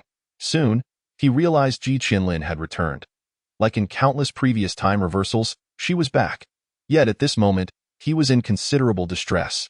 It felt as if a fire burned within him, consuming his reason, while his body was as cold as ice, his complexion pale, resembling a figure sculpted from snow, on the verge of melting into the ground. He lacked the strength to crawl onto the bed, merely able to hunch over, clutching his legs tightly. lying on the floor, biting down on a dagger to endure the waves of excruciating pain. The overwhelming demonic energy had seeped into his every limb, threatening to devour the last remnants of his sanity. This power, born of the primal desires of humanity, had tormented him since the moment the demon core was implanted within him. Demons are called demons because they cannot control their emotions like humans. Their greed, anger, ignorance, and hatred are amplified to the extreme. To alleviate this, the source of their desires must be quelled. For instance, tearing apart the girl separated from him by a mere wall. Tearing her apart like a beast, devouring her, possessing her, drinking her fragrant, sweet blood, leaving brutal marks upon her, ensuring she remains forever submissive before him. The purest blood in the world poses the most lethal temptation to demons. Yet for him, it is the deadliest poison. Yu Jing curled up, burying his face in his knees, a tear slowly trailing down his cheek. Ji Qinlin, do not come closer. I do not wish to become a monster. But just as he fervently prayed for Ji Qinlin to stay away, the door swung open once more. Clad in a lotus-colored garment, Lin Lin appeared at the threshold, moonlight cascading down upon her. Bathing her in radiant glow, her gaze calm and unwavering as she approached him, like a deity descending from above. Her features were exquisite, her brows and eyes captivating, enveloped in the moon's ethereal light. Taking deliberate steps toward him, the lingering specter of her presence enveloped him, that moment, as if sensing her unique aura. The demonic energy within him surged violently. Yu Jing felt a sharp pain in his heart. Blood trickling from his lips, glimmering with the cold light, while the 9 demonic tails behind him flared like an explosion. This was the battle stance of the 9-tailed fox. Lin Lin had already devised a strategy. Hence her expression showed no signs of panic. She even took an interest in counting his tails. 1, 2, 3, 4. There are 9 tails. No wonder he can control so many demons. Just as Lin Lin contemplated how to defend herself, Yu Jing abruptly raised his hand. Get out! The fierce demonic energy instantly engulfed the entire room, shattering all within. The purity of the 9-tailed fox's aura was chillingly intense. In an instant, the room was enveloped in a delicate mist of snow. The air stirred, swirling like being trapped in a mountain of clouds. The dagger hurtling through the air was caught by Lin Lin once more. She spoke, Yu Jing, I have something to give you. Chapter 48. I want to be your beloved today. Lin Lin donned a chest-length skirt in the hue of begonia blossoms, its hem cascading in layers, adorned with an intricate embroidery depicting the spring slumber of begonia flowers, her most cherished garment. At this moment, she made a resolute decision. Gazing intently at Yu Jing, she slowly moved her hand to her chest, deftly untying the crimson sash that bound her attire. Instantly, the long skirt fell away, concealing her embroidered shoes embellished with pearls. The delicate, porcelain-like legs of a maiden appeared before him, slender and enticing, a vision that beckoned temptation. Bending down, Lin Lin picked up a dagger from the floor, extending her left hand to unhesitatingly slice through her wrist. Drops of crimson blood surged forth from the wound, that vivid, mesmerizing liquid akin to a lethal poison, irresistibly drawing him in as the room gradually filled with a faint, enchanting fragrance. Yu Jing was oblivious to her intentions. Yet he found himself unable to resist the allure of her blood.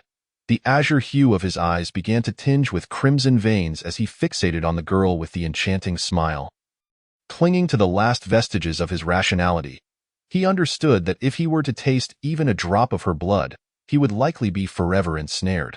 Since the day he was cursed with the demon's heart, he had refrained from partaking of human blood, aware that it could alleviate the agony of his demonic power's eruption, yet he was unwilling.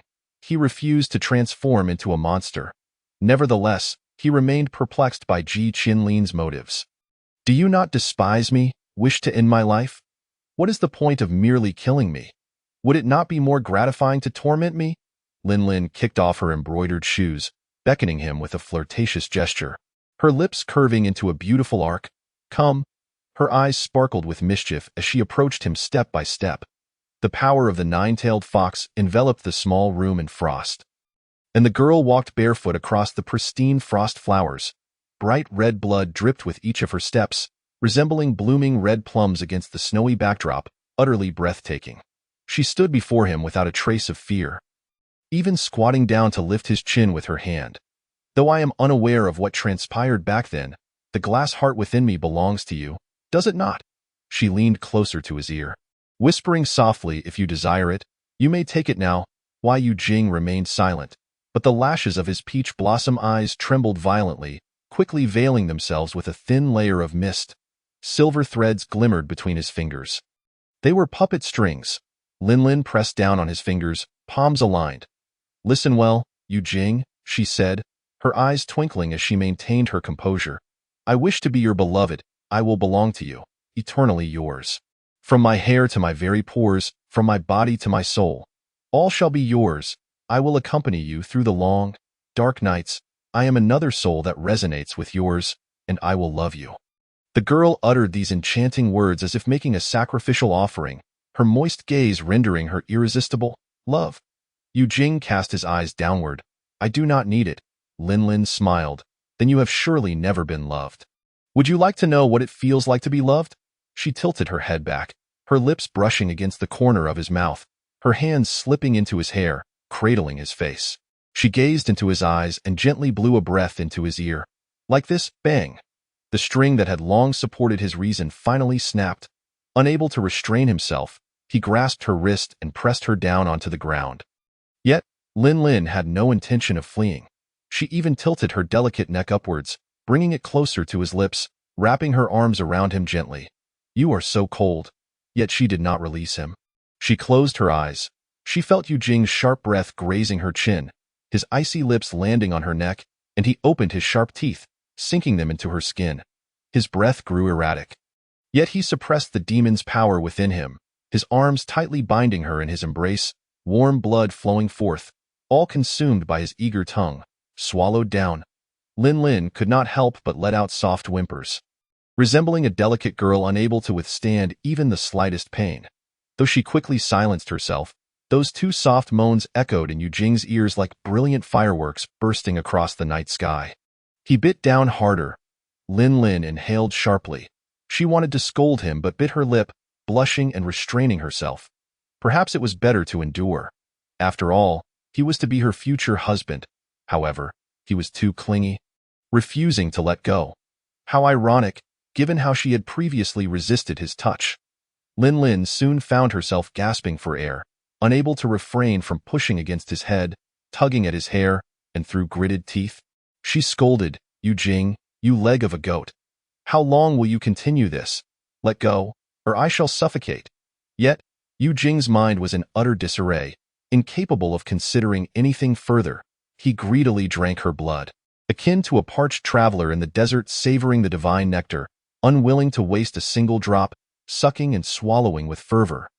The overtly fragrant aroma, the sweetness of her blood, reminded him of the first piece of candy he had tasted in his childhood.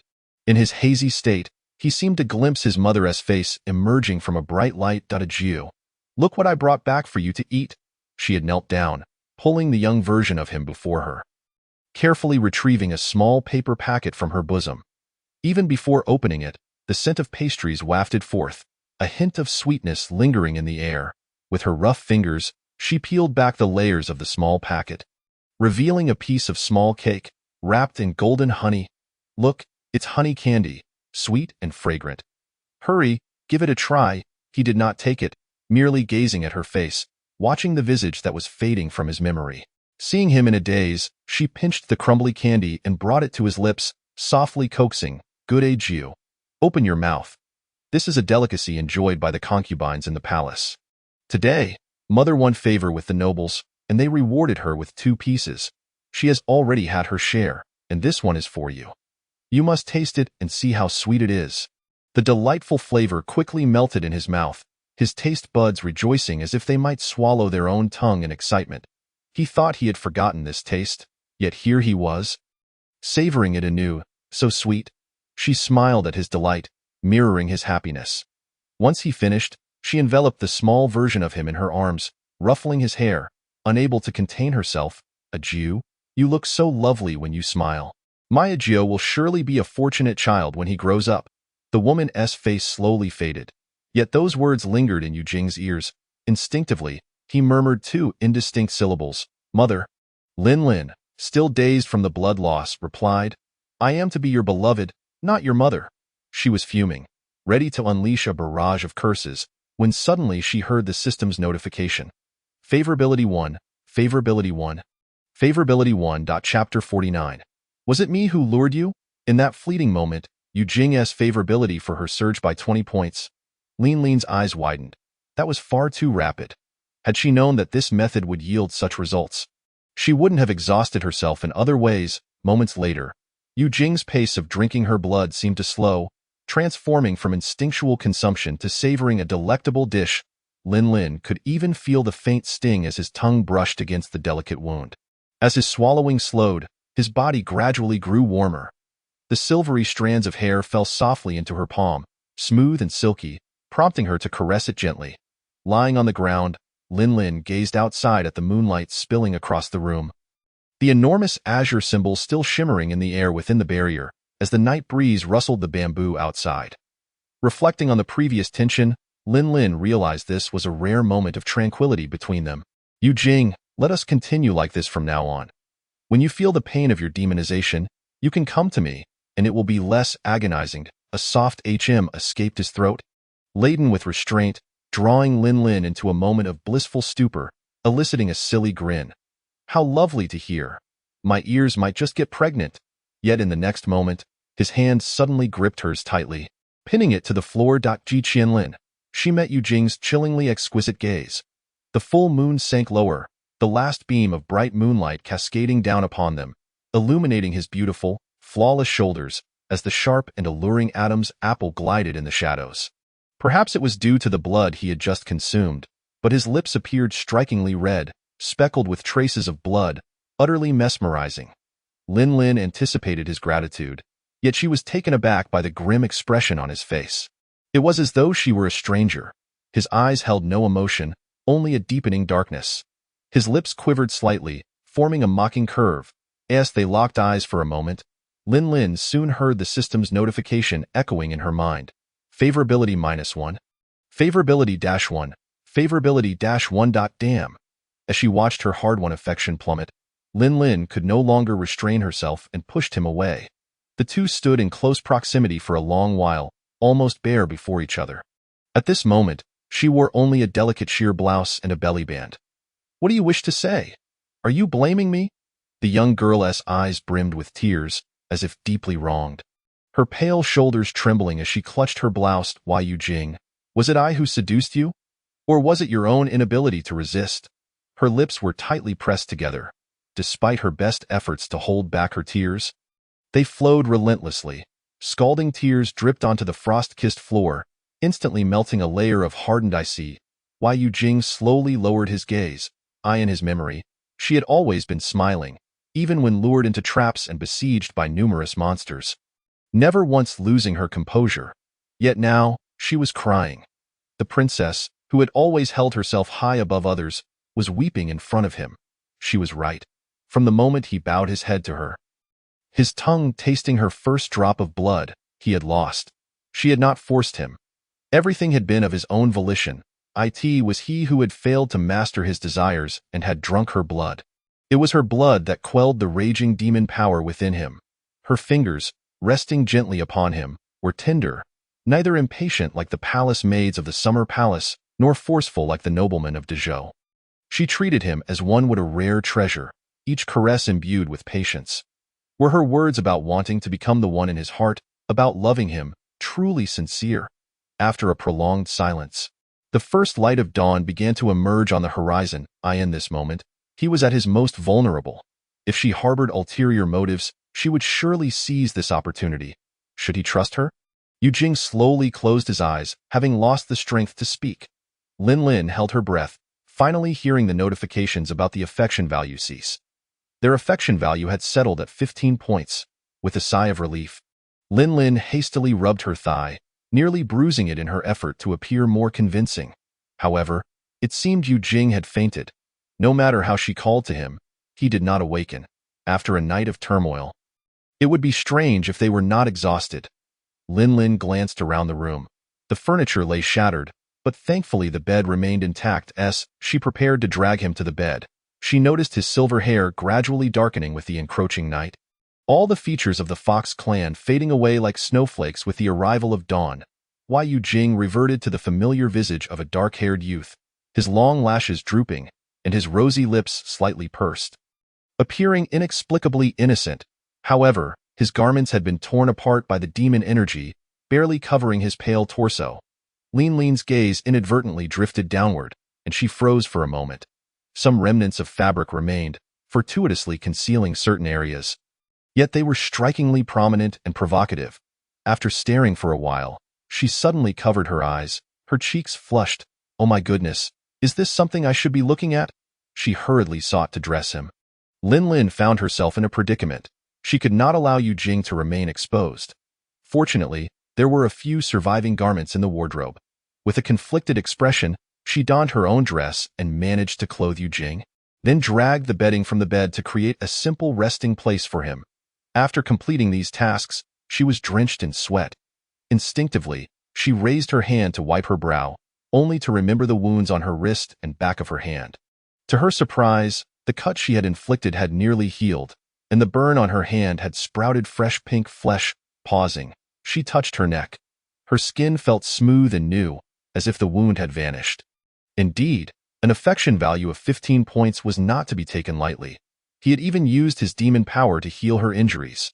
Yet, recalling how much blood she had lost, Lin began to feel dizzy again. The quantity was almost equivalent to her monthly cycle. Her physical exhaustion only heightened her frustration. Yu Jing, just wait and see. Sooner or later, you will be begging me to love you, clinging to my legs. With a determined kick, she struck him and stormed out of the room, slamming the door behind her. Chapter 50. Imitating my aunt, supporting Yu Jing. The sky had brightened considerably by then. As Lin turned around, she saw a figure standing in the courtyard. It was her shadow guard, Ji, who had intercepted her the previous night. He stood motionless, his expression akin to one who had seen a ghost. Ji, having inadvertently allowed Lin to enter the envoy's residence, was fearful of returning to face punishment from his leader, so he had guarded the wall of the envoy's residence all night, even sewing clothes throughout. After finally finishing the garments, he had scaled the wall only to find their esteemed princess emerging from the envoy's quarters, anger radiating from her disheveled appearance. A chill ran down his spine. This was bad. Having witnessed something he should not have, he feared for his life. Lin, already fuming, caught sight of him staring blankly, resembling a dazed goose, which only fueled her ire further. What are you looking at? What is so interesting? Ji, startled, instinctively shrank back, preparing to kneel and plead for forgiveness, when Lin added, ensure that you keep an eye on him for me. He must not leave your sight. If he escapes, you will bear the consequences. With that, she flicked her sleeves and strode into the outer courtyard. Ji stood frozen for a moment, still processing his relief at surviving, when he was suddenly tasked with an important responsibility. This should have been a cause for celebration, yet he felt overwhelmed by the implications of her command. He could not help but envision a scenario where he would be pursued by her. Unable to escape, a melodramatic tale of love triangles unfolding, with a niece vying against her aunt for the affections of the androgynous envoy. Ji's curiosity ignited, his expression shifting from one of delight to one of absurdity. Completely unaware that Lin had already approached him. What are you thinking about? You look so pleased, Ji blurted out. Are you thinking about whether you or the long? Before he could finish, he caught sight of the spiked club in Lin's hand, causing his face to pale as he knelt on the ground. Why, your highness? I wasn't he thinking about anything. Oh, nothing at all? Lin circled him, scrutinizing him for a moment before playfully tapping his arms and legs with the club, making Ji uneasy. Then did you hear anything? See anything? Ji hurriedly replied. I saw nothing, heard nothing. Incorrect. The corners of Lin's lips curled into a smile. You saw the son of the Minister of Rites drunk and causing a ruckus, demanding that the envoy accompany him for drinks. When the envoy refused, he vandalized the envoy's residence and even injured him. I happened to pass by and saved the envoy. Ji blinked. Yes, I saw the son of the Minister of Rites drunk and causing a ruckus, demanding that the envoy accompany him for drinks. When the envoy refused, he vandalized the envoy's residence and even injured him. Your Highness happened to pass by and save the envoy. Lin patted Ji on the shoulder, handing him the spiked club with a knowing look. Very clever. You now understand what to do? Don Tu? Geely nodded vigorously. I understand. He approached the main gate, gathering his strength, and with a forceful stomp, shattered the brick beneath his feet. At the same time, his muscular arms flexed, gripping the club. He raised it and smashed the main gate, sending the broken piece flying far away. The plaque engraved with the envoy's residence trembled and crashed to the ground, raising a cloud of dust. Observing that the princess's expression remained unchanged, Geely knew she was not yet satisfied, so he delivered a swift kick, sending one of the gates tumbling down the stairs. Next, he kicked down half of the servant quarters and kitchen. Yet, the room where the envoy resided seemed unnecessary to kick down. Whatever had transpired the previous night had left half the roof torn away. Lin watched him, her gaze lingering until she was satisfied. Before lifting the sound barrier and smiling, your name is Geely, correct? You will now assist me in my endeavors. As the favored daughter of the Emperor of Zhou, Ji Qianlin, like her aunt Princess Ruyang, possessed the authority to command the Emperor's personal guards. She had seen Geely before. He was one of the guards who had escorted her during the incident at the palace banquet. Known for his immense strength, rather than eliminate him, she decided to recruit him.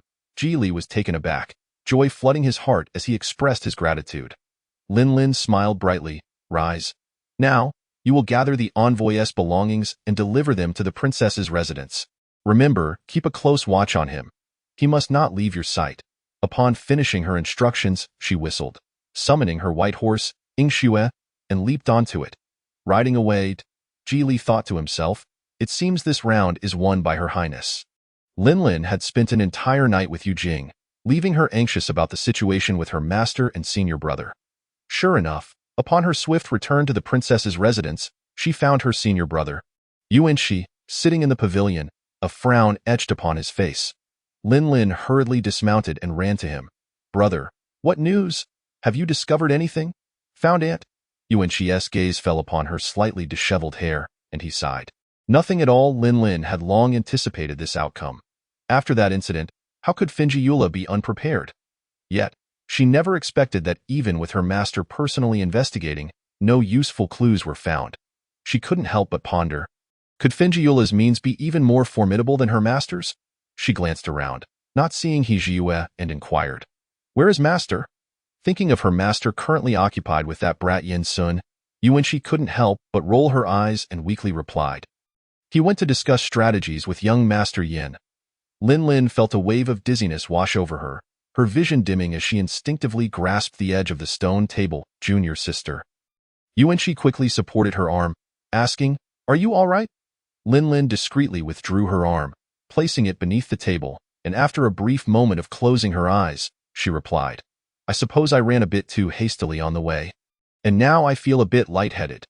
Yuanxi, always particularly attentive to Lin, noticed her sudden pallor and was filled with concern.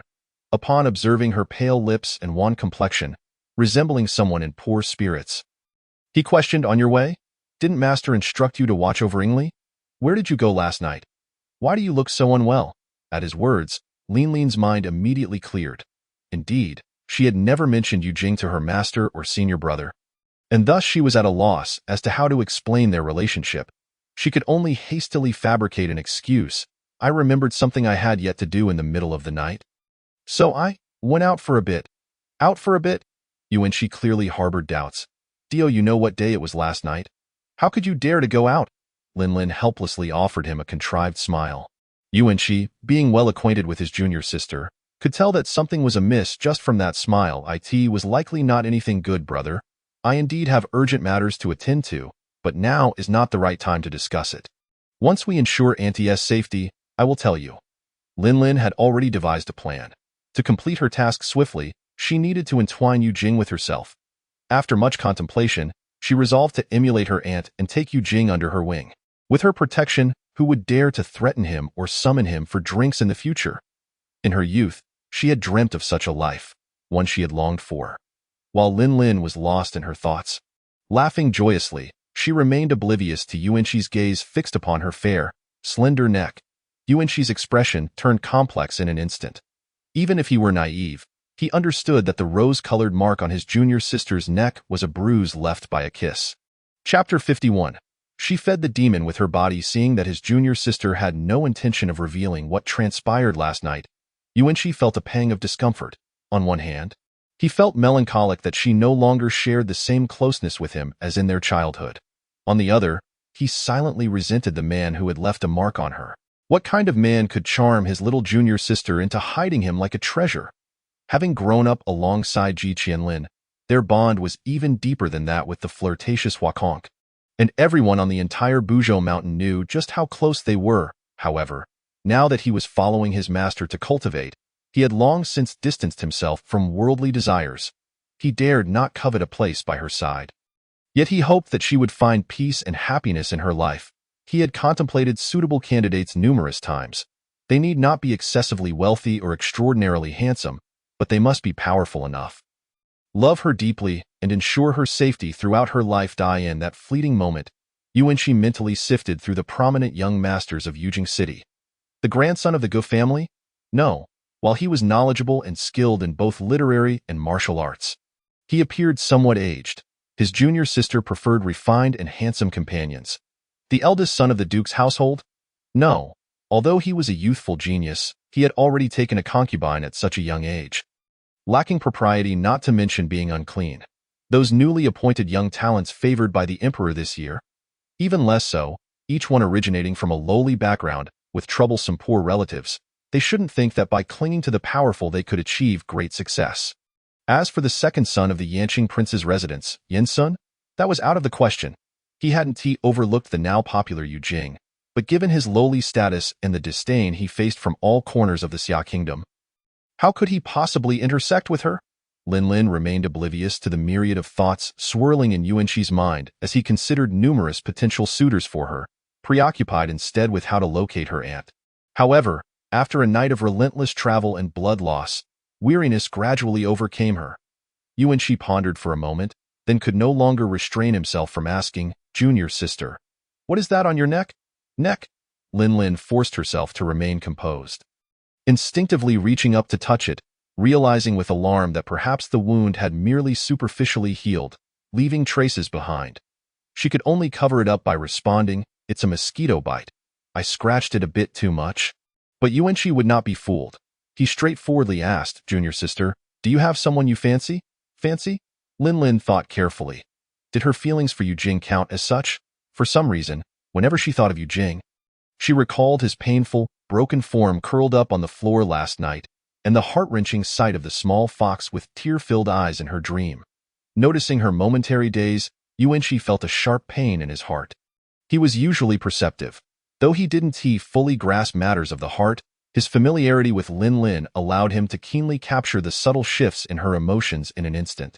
Lin, recognizing the look in Yuanqi's eyes, understood immediately and recalled his secret affection for Ji Qianlin. Promptly concocting an excuse to slip away, a woman had appeared beside Yuanqi, arms crossed, watching the unfolding drama with interest. Observing Yuanqi's forlorn figure in the morning breeze, on the verge of tears, she jested, "Brother Yuanqi, why are you crying?" "Who said I was crying?" Yuanqi turned to see a woman standing in the morning breeze, dual daggers at her waist, and shot her a glare. "Wen Luyue, what are you doing here? Don't tell me you've given up on masquerading as a maid."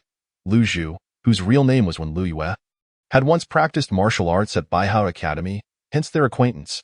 She chuckled, "Come on, you can at least consider me your senior brother. It's been a while since we last met. Can I come to greet you?" "Sure. Why not?" Yuanqi rolled his eyes. "Speak. What business do you have?" Wen Luyue promptly ceased her playful demeanor, adopting a serious expression as she said, "Can you bring me along when you go to rescue the princess this time?" Lin had taken a brief rest in her room, then hurriedly called for someone to bring water infused with mugwort for a bath, hoping to dispel the lingering demonic aura from her body. She even donned several talismans meant to repel evil spirits. However, despite her careful concealment, when she met Hijiyue, he still discerned the faint, demonic energy surrounding her. Her steps were unsteady, her vitality waning, and the demonic aura clung to her. Hijiyue sat in a chair, his long hair cascading over his shoulders, clad in an ivory-white robe that fit him perfectly, accentuating his slender and upright form. He slowly spoke, his voice gentle, yet it struck Lin's heart like a heavy hammer. "Lin, what did you do last night?" Lin felt a jolt. the drowsiness that had enveloped her mind dissipating instantly. It was over. She had been discovered by her master. He Jiyue was not one to be easily deceived. She could not lie to him as she had with her brother Yuanxi and could only answer truthfully. I dare not conceal anything from master. I saved a half-demon. He is the hostage of the Xia kingdom, Yu Jing. Upon hearing this, He Jiyue furrowed his brow deeply. Lin gauged his expression, hesitated, then added, he has been implanted with a demon core. And I thought he might be related to the truth we are currently investigating. So I took the liberty to save him. He Jiyue rose and slowly walked over to Lin's side. She lowered her head, noticing the hem of his robe circling her before a sudden chill descended from her head. With a single gesture, He Jiyue dispelled the demonic energy that had enveloped her. And in an instant, she felt her senses sharpen, the previous feeling of detachment vanishing. You fed him your blood? He Jiyue inquired. Lin dared not withhold the truth and quickly replied, yes. He Jiyue fell silent, pondering for a while without speaking. Lin was puzzled by his demeanor, contemplating how to steer the conversation away from this matter when He Jiyue finally spoke. Tonight, we will investigate Finjiula again. If you wish, you may bring him along. When Yu Jing awoke, it was already noon. The room was bright and airy, with the window half open, gentle autumn breezes lifting the sheer curtains, revealing lush greenery outside. Burning incense for calming the mind wafted through the air. And the bed he lay on was adorned with simple, elegant linens, all imbued with a faint fragrance. The room was well furnished, complete with a writing desk, an easel, a piano table, and various other items, all arranged neatly and exquisitely, starkly contrasting with the decor of his own room. Finding himself in an unfamiliar environment, Yu Jing's senses sharpened, and he quickly became alert. He instinctively reached to touch the top of his head, realizing that the signs of demonic transformation had receded, and his clothing was in order, allowing him to breathe a sigh of relief. But where was this place? How did he end up here? The door creaked suddenly, and someone pushed it open to enter. His acute sensitivity to the surrounding environment and an overwhelming sense of distrust compelled him to launch an immediate attack on Ji Li, who was entering the room with a tray of tea. In that fleeting moment, Ji Li reacted swiftly. The danger was aimed at his throat, and he instinctively raised the tray in his hands. In the next heartbeat, the ceramic teapot and cups upon the tray were severed in half by an invisible force. Staring in bewilderment at the teapot, then at the handsome youth seated on the bed, Ji Li decisively retreated, slamming the door shut behind him. He stood at the doorway for a moment, gradually exhaling the breath he had been holding. At that moment, his heart raced like a wild stallion. Was that the puppet thread? Surely, he could not be dreaming. How could anyone employ the hidden weapons of the Wei family to inflict harm? Yu Jing did not pursue him, for everything that had transpired before his unconsciousness was slowly resurfacing in his mind. It was Ji Qianlin, who had fed the demon with her own essence to save him. She had also professed her love for him. Chapter 52. The fragrant fox Lin made no effort to inform the emperor about her taking Yu Jing away, knowing that the shadow guards would relay the message for her.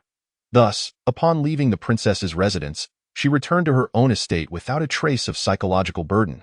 She was eager to see if her captured little fox had awakened. The emperor, troubled by how to locate the princess, upon learning this news, sent someone to verify the matter. In a fit of rage, he dispatched an inner court attendant to summon her urgently, only for the attendant to find nothing at the princess's residence, and then hurriedly make their way to her own estate. Lin arrived at the princess's residence first and was met with the peculiar gazes of Qiongji and Qianghua. Your Highness, do you truly intend to bring Yuji to our residence? Lin nimbly dismounted her horse, responding, indeed. I plan to make him my male companion. Is there a problem? The two women widened their eyes in astonishment. A male companion? They were aware that their princess was known for her unconventional nature, but they never anticipated she would boldly keep a male companion, especially one who was a hostage from an enemy nation. Was it true, as that attendant named Ji had suggested, that Yuji was no longer pure and had already become the princess's? The two were momentarily stunned into silence as their princess strode directly toward the guest quarters. When Lin arrived at the guest quarters, she found the place in disarray, with Ji Li in a disheveled heap on the ground, groaning. Such a large man, yet his groans resembled those of a woman. Utterly disregarding his masculine image, upon seeing her, Ji Li appeared as if he had found salvation. Your Highness, you have returned. If you hadn't, I would not have been able to hold him back any longer. What happened? Where is Yu Jing? Just as Lin Lin posed her question, the door to the guest room swung wide open, revealing Yu Jing, who was leaning against the doorframe for support. Ji Li had intended to inform Yu Jing of the situation, but upon meeting his expressionless gaze, he lost his resolve. Why Yu Jing quietly regarded Lin Lin without uttering a word. His hair was unbound, cascading softly over his shoulders, and the strands framing his face fluttered gently in the midday sunlight. Lin Lin also observed him, noting that he appeared much improved. His lips bore a healthy hue, a vibrant red against his pale, exquisite face, rendering him quite alluring. Why Yu Jing gazed at her for a long moment before suddenly speaking. When you said you loved me, was that true? Ji Li, eavesdropping, thought to himself, damn. He's so direct it makes my face flush. Lin Lin was momentarily taken aback, then smiled faintly. Yes, I love you. I sit love if I desire your face. Crave your body and wish to redeem you. He lowered his gaze, his voice airy, as if pondering aloud. What is love? He wished to inquire whether it resembled the gentle affection of a mother, who would forever shield him and offer him the sweetest confections. Or if it was akin to what she described, another soul in this world that resonated with his own. Lin Lin contemplated for a moment before responding. Love is an intense fondness, an overwhelming desire to be near you, to kiss you, to embrace you, and to merge into one. Kiss? Embrace? Merge into one? Yu Jing lifted his gaze, a look of confusion crossing his face, akin to a child unacquainted with the world, encountering adulthood for the first time. Ji Li silently mouthed to Lin Lin, little ancestor. It's evident he knows nothing about this. Could you please refrain from corrupting him? Lin Lin shot Ji Li a glare. Your mind is broken. Go fix it. Yu Jing, indeed, could not comprehend Lin Lin's innuendos. He envisioned what kissing, embracing, and merging would entail, likely reminiscent of the scenes he had witnessed of men overpowering women, akin to animals in mating. A wave of physiological revulsion washed over him. Simultaneously, the memories of the inhumane treatment he had endured throughout his childhood and into adulthood flooded back. He furrowed his brow and closed his eyes. Feeling as though he might collapse, Lin Lin rushed forward to support him, sensing his body trembling, and quickly reassured him. However, none of that matters. What is important is the desperate desire to protect you. Indeed, upon hearing this, Yu Jing's body ceased to tremble.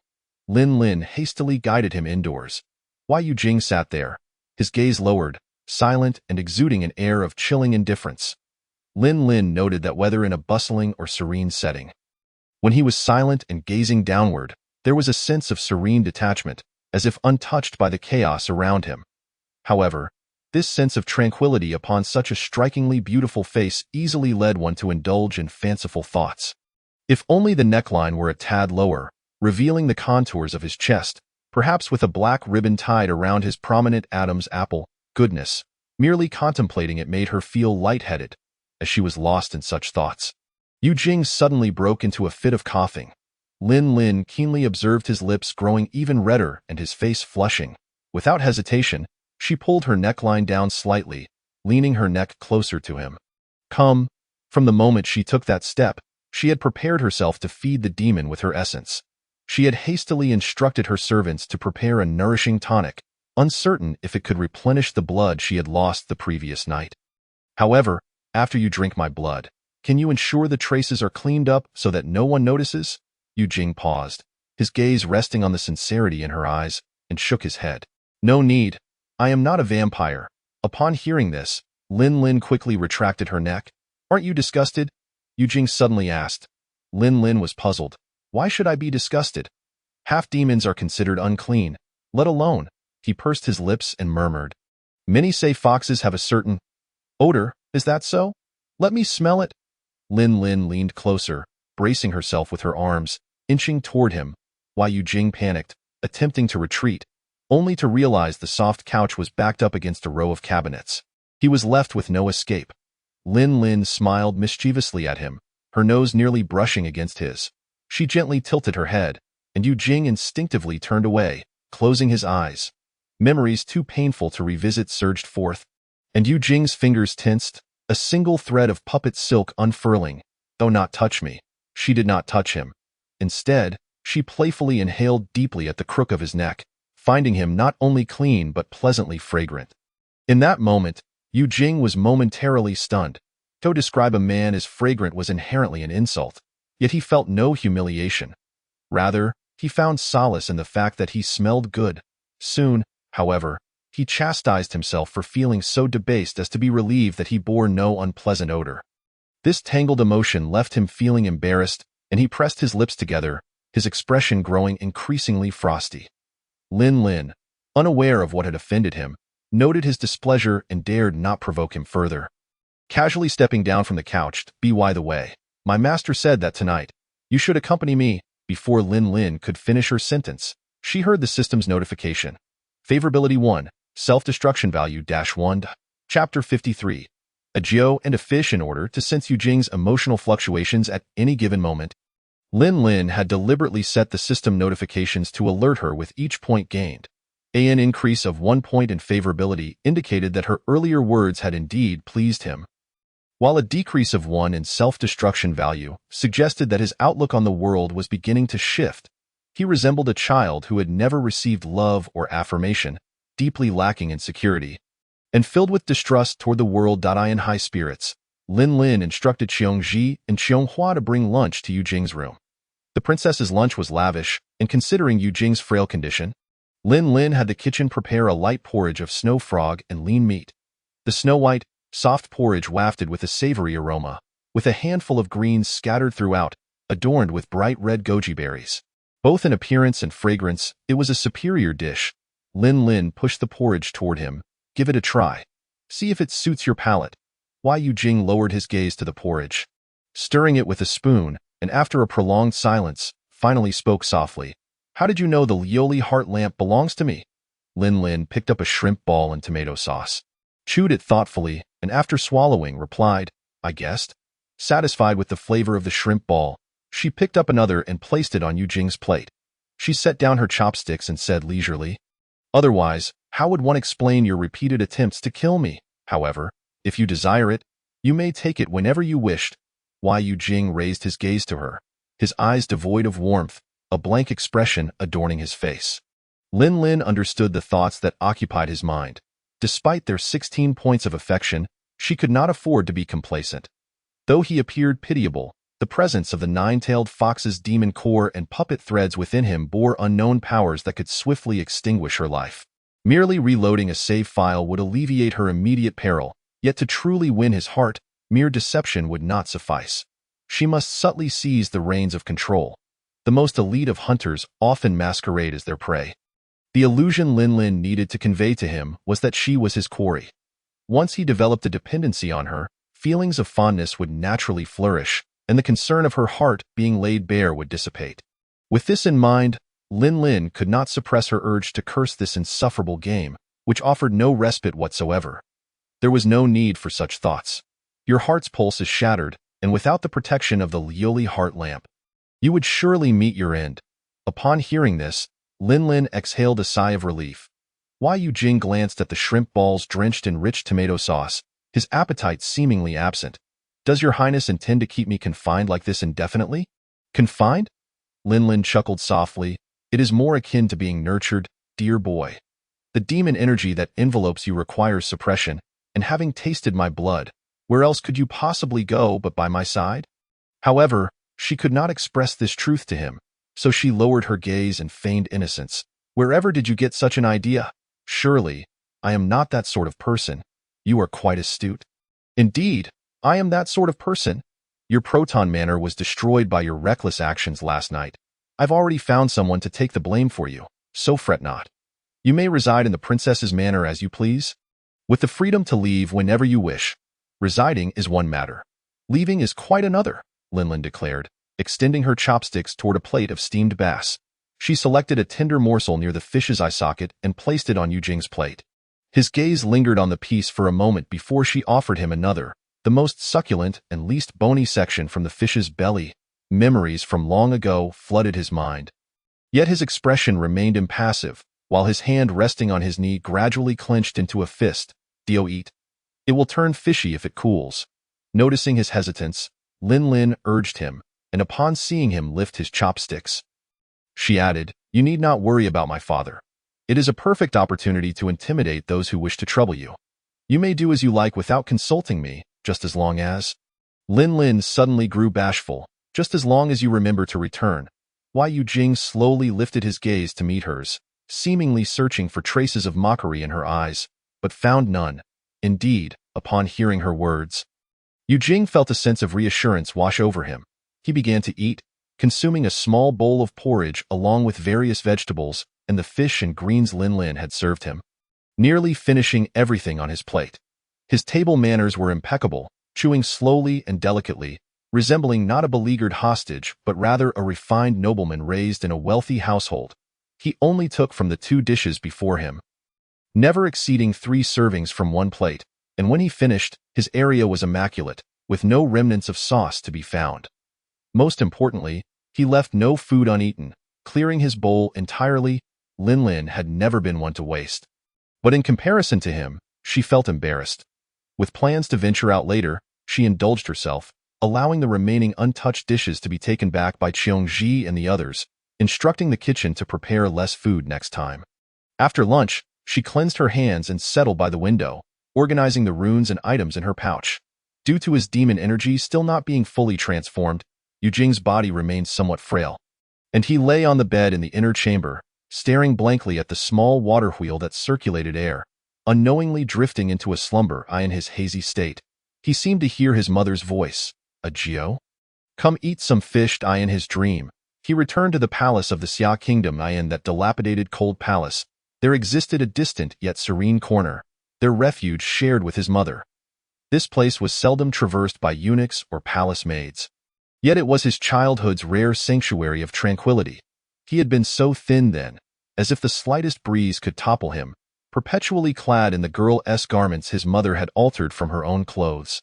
From afar, he appeared to be a little girl, 3 years old. A child in the midst of growth requires nourishment. Thus, his mother stealthily gathered fish from the abandoned lotus pond to cook for him. A mere palm-sized fish, seasoned with just a hint of salt, could tantalize his palate. Each time, his mother would meticulously pick the fish meat and place it in his small bowl, while she herself never touched the flesh, opting instead for the fish head. "Mother loves eating fish heads," she would say. After her words, she would use her chopsticks to extract the tender meat beneath the fish's eyes for him. This exquisite morsel was the tenderest part of the fish, and eating it would brighten his eyes. Mother loves a Jew the most. She gives a Jew the best parts. "Come, a Jew, open your mouth." The fish belly, with its few bones, was also offered to him. The bones on the fish's back are all cleaned. A Jew can eat without worry. A Jew, eat more. Once you finish, you'll grow quickly. At that time, he believed his mother would always be by his side.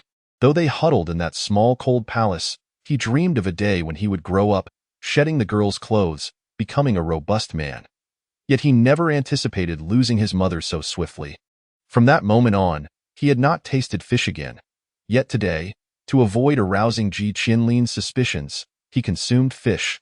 The fishy taste lodged in his throat, lingering in his nostrils, inducing waves of nausea. Yu Jing rolled over, leaning against the bed's edge, struggling to suppress his retching. Ultimately, nothing emerged. He tilted his head slightly, peering through the gauzy fabric at the indistinct silhouette of the girl, seemingly asleep with her face turned upwards. Motionless, Yu Jing rose and approached her, gazing down at her from above.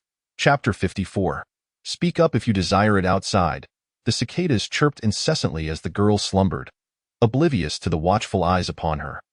She wore a thin, gauzy garment, beads of perspiration glistening on her delicate nose, her long hair cascading over the soft pillow, revealing her slender, graceful neck, marked by an ambiguous red mark, perhaps feeling the heat.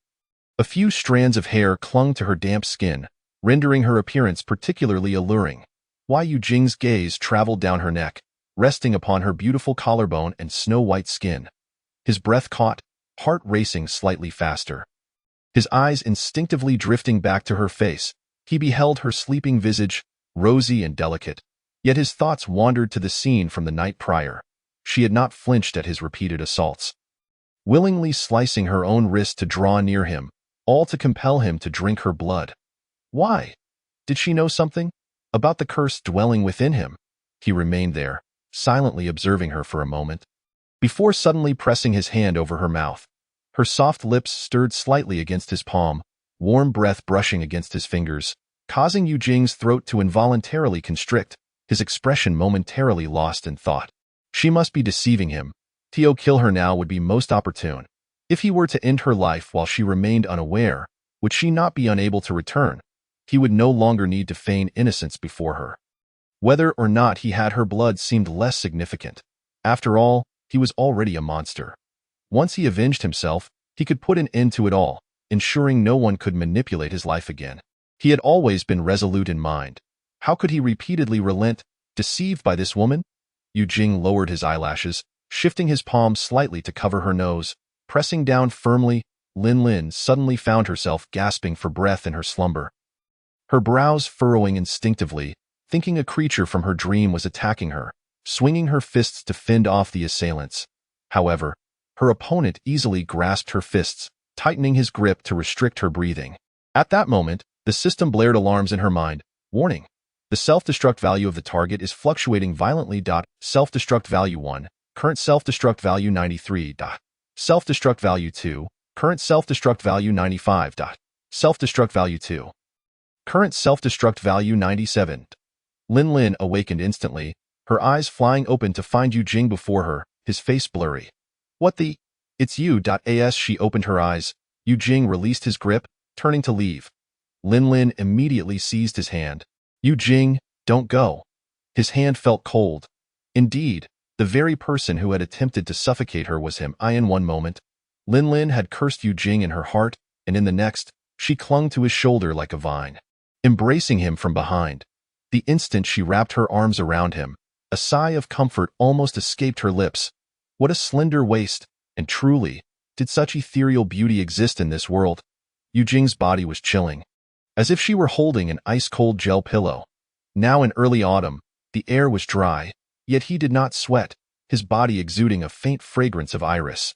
Noticing the boy's body tense in response, Lin hastily said, I just dreamt you died, and I was so scared. The desire for your demise is indeed genuine, yet the fear of failing to complete my task is equally real. Yu Jing was enveloped from behind by Lin. An involuntary stiffness coursed through his spine, the unfamiliar yet soft sensation electrifying him, surging from his waist to the crown of his head. In that moment, the vivid memory of their bodies intertwined from the previous night resurfaced in his mind. He could not forget how he had seemed to lose all reason, fully aware of the impossibility of the act, yet unable to resist the urge to hold her tightly, as if seeking to merge her very essence into his being. Such emotions were profoundly alien, terrifying, and utterly uncharacteristic of him. Yu Jing stood motionless, not even casting a glance at the girl behind him. His eyes betrayed a tumult of emotions, roiling and shifting, ultimately suppressed beneath the elegant sweep of his long lashes. Slowly, he pried Lin's arms from around his waist, turned silently, and raised his gaze to meet hers, so close yet so distant. His scrutinizing stare was akin to a steel blade, seeking to dissect her thoroughly, to unveil her true intentions. What troubles you? Lin asked, maintaining a facade of calmness while her heart raced with anxiety. Her progress had been painstakingly slow, securing a point of affection just before noon. She was unwilling to squander it so easily, thus she had refrained from reverting to her previous save during the crisis. However, Yu Jing's self-destruct value had already reached 97. She could not fathom how her brief slumber had provoked him. Looking up at him, she wondered if he had once again fallen under the spell of some malevolent force. She understood the timing for a woman to reveal her alluring side, and as she tilted her head back, her delicate neck fell within his line of sight. A faint, enchanting fragrance wafted toward him, the scent of her untainted blood. In that instant, Yu Jing's gaze darkened profoundly, and Lin noticed his Adam's apple bobbing slightly. While the green mountains remain, one need not fear the absence of firewood. With that thought, Lin boldly wrapped her arms around his neck. You cunning fox, I shall not yield, if you desire something. Speak your mind. In a voice that was both teasing and heart-stirring, she whispered in his ear, Yu Jing, I am yours. The youth's lashes quivered violently, ultimately surrendering to the relentless hunger that gnawed at him. He lowered his head, pressing his lips against her neck. The warmth and smoothness of his tongue glided along her veins, sending waves of unfamiliar shivers coursing through her. She did not flinch. Instead, she clung to him more tightly. His sharp canines slowly sank into her skin, and in that fleeting moment, she could almost hear the sound of her blood gushing through the breach. She found herself pinned against the soft pillow, his grip firm around her waist, ensnared in his embrace, utterly immobile. Lin dared not let her guard down for a moment until the system notification chimed. Self-destruct value -10, current self-destruct value 87. Affection value 1, current affection value 17. Affection value 1, current affection value 18. Affection value 1, current affection value 19. A wave of relief washed over her, and she turned her gaze to the window. Outside lay a garden, where two butterflies danced gracefully in the sunlight. At that moment, their garments intertwined, their black hair tangling, as if they would never part again. Chapter 55. The secret fragrance as the sun set. The sky was adorned with scattered, scale-like clouds, the twilight casting a golden hue upon them, as if celestial beings traversed the clouds, descending into the mortal realm. The two at the window remained entwined, resembling a couple deeply in love. Yet, only they understood the weight of the mistrust that lingered between them. This time, Lin noticed that he had consumed but a small amount of blood. Yet remarkably, Yu Jing's emotions seemed to settle. Regrettably, the affection value had only risen by a single point, starkly contrasting the previous surge. It appeared that her attempts to boost his affection through such means were futile. However, she discovered a peculiar phenomenon. Yu Jing's heartbeat appeared to synchronize with hers, as for the reason why. Lin chose not to dwell upon it. Instead, she recalled her intentions for the evening and swiftly placed a puppet talisman upon his shoulder. As Yu Jing's hazy expression transformed into one of cold intensity, Lin gathered her clothing to conceal the small wound. Mischievously, she pinched the soft flesh of his cheek and playfully patted his face. Smiling as she said, "Darling, my apologies, tonight. We have an important matter to attend to, one that concerns your lifelong fate. Come, I shall take you to meet my master." Determined to uncover the truth, Lin planned to bring Yu Jing directly to the princess's residence to meet her master. The puppet talisman was effective on both humans and demons, with a prolonged duration, and it only adhered to the commands of the caster. Prior to seeking out Yu Jing, she had prepared several such talismans, fearing he might prove disobedient. Initially believing she wouldn't need them, she was incensed when he dared to ambush her while she slept. She even intentionally led him to bump against stones and into puddles, leaving him in a disheveled state, afterward feigning innocence, claiming she was unfamiliar with the spell's application. Yu Jing, however, displayed no signs of anger, merely observing her charade with a detached gaze, as Qianghua prepared the carriage. They had just arrived at the princess's gate when a palace servant approached with a message. Your Highness, I have searched high and low for you." It was the trusted eunuch Zhao, a confidant of Emperor Zhou, who appeared disheveled, his garments dusted with dirt and grass, even his hairpin askew. Lin recognized this NPC and inquired, "Eunuch Zhao, what has happened to you?" Eunuch Zhao, bending slightly, stole a glance at the cold-faced youth standing behind the princess. Upon noticing Yu Jing's demeanor, he quickly averted his gaze, his expression clouded with concern. "Today has been rather chaotic. A horse startled along the way, and despite the efforts of several men, it rampaged through the streets, nearly costing me my life." Upon hearing this, Lin promptly instructed Qianghua to summon a physician to tend to Eunuch Zhao's injuries. The eunuch hastily declined, insisting it was merely a minor injury, but he continued to explain his purpose. It turned out that Emperor Zhou had summoned Lin to the palace due to last night's events. Aware of the true reason for the summons, she was unwilling to comply and attempted to leave with Yu Jing. "Eunuch Zhao, Your Highness." As Zhao stepped forward, he collided directly with Yu Jing. In that fleeting moment, Yu Jing seemed to catch a whiff of a peculiar scent, faint yet ephemeral, dissipating almost as quickly as it appeared. Years of hardship had honed his keen instincts, and instinctively, his gaze fell upon Eunuch Zhao's face. Yet, the eunuch was too preoccupied with Lin, revealing no extraordinary expression or sign of that elusive scent. Was it merely an illusion? Yu Jing sat in the carriage, his eyes lowered. Lin climbed into the carriage, disregarding Eunuch Zhao's attempts to stop her, and drove off. Eunuch Zhao and two young servants hurriedly pursued the vehicle. Once the carriage picked up speed, she leaned out the window and cheerfully called back to Eunuch Zhao, "Eunuch Zhao, Please inform my father that this princess will visit him once I have completed my affairs."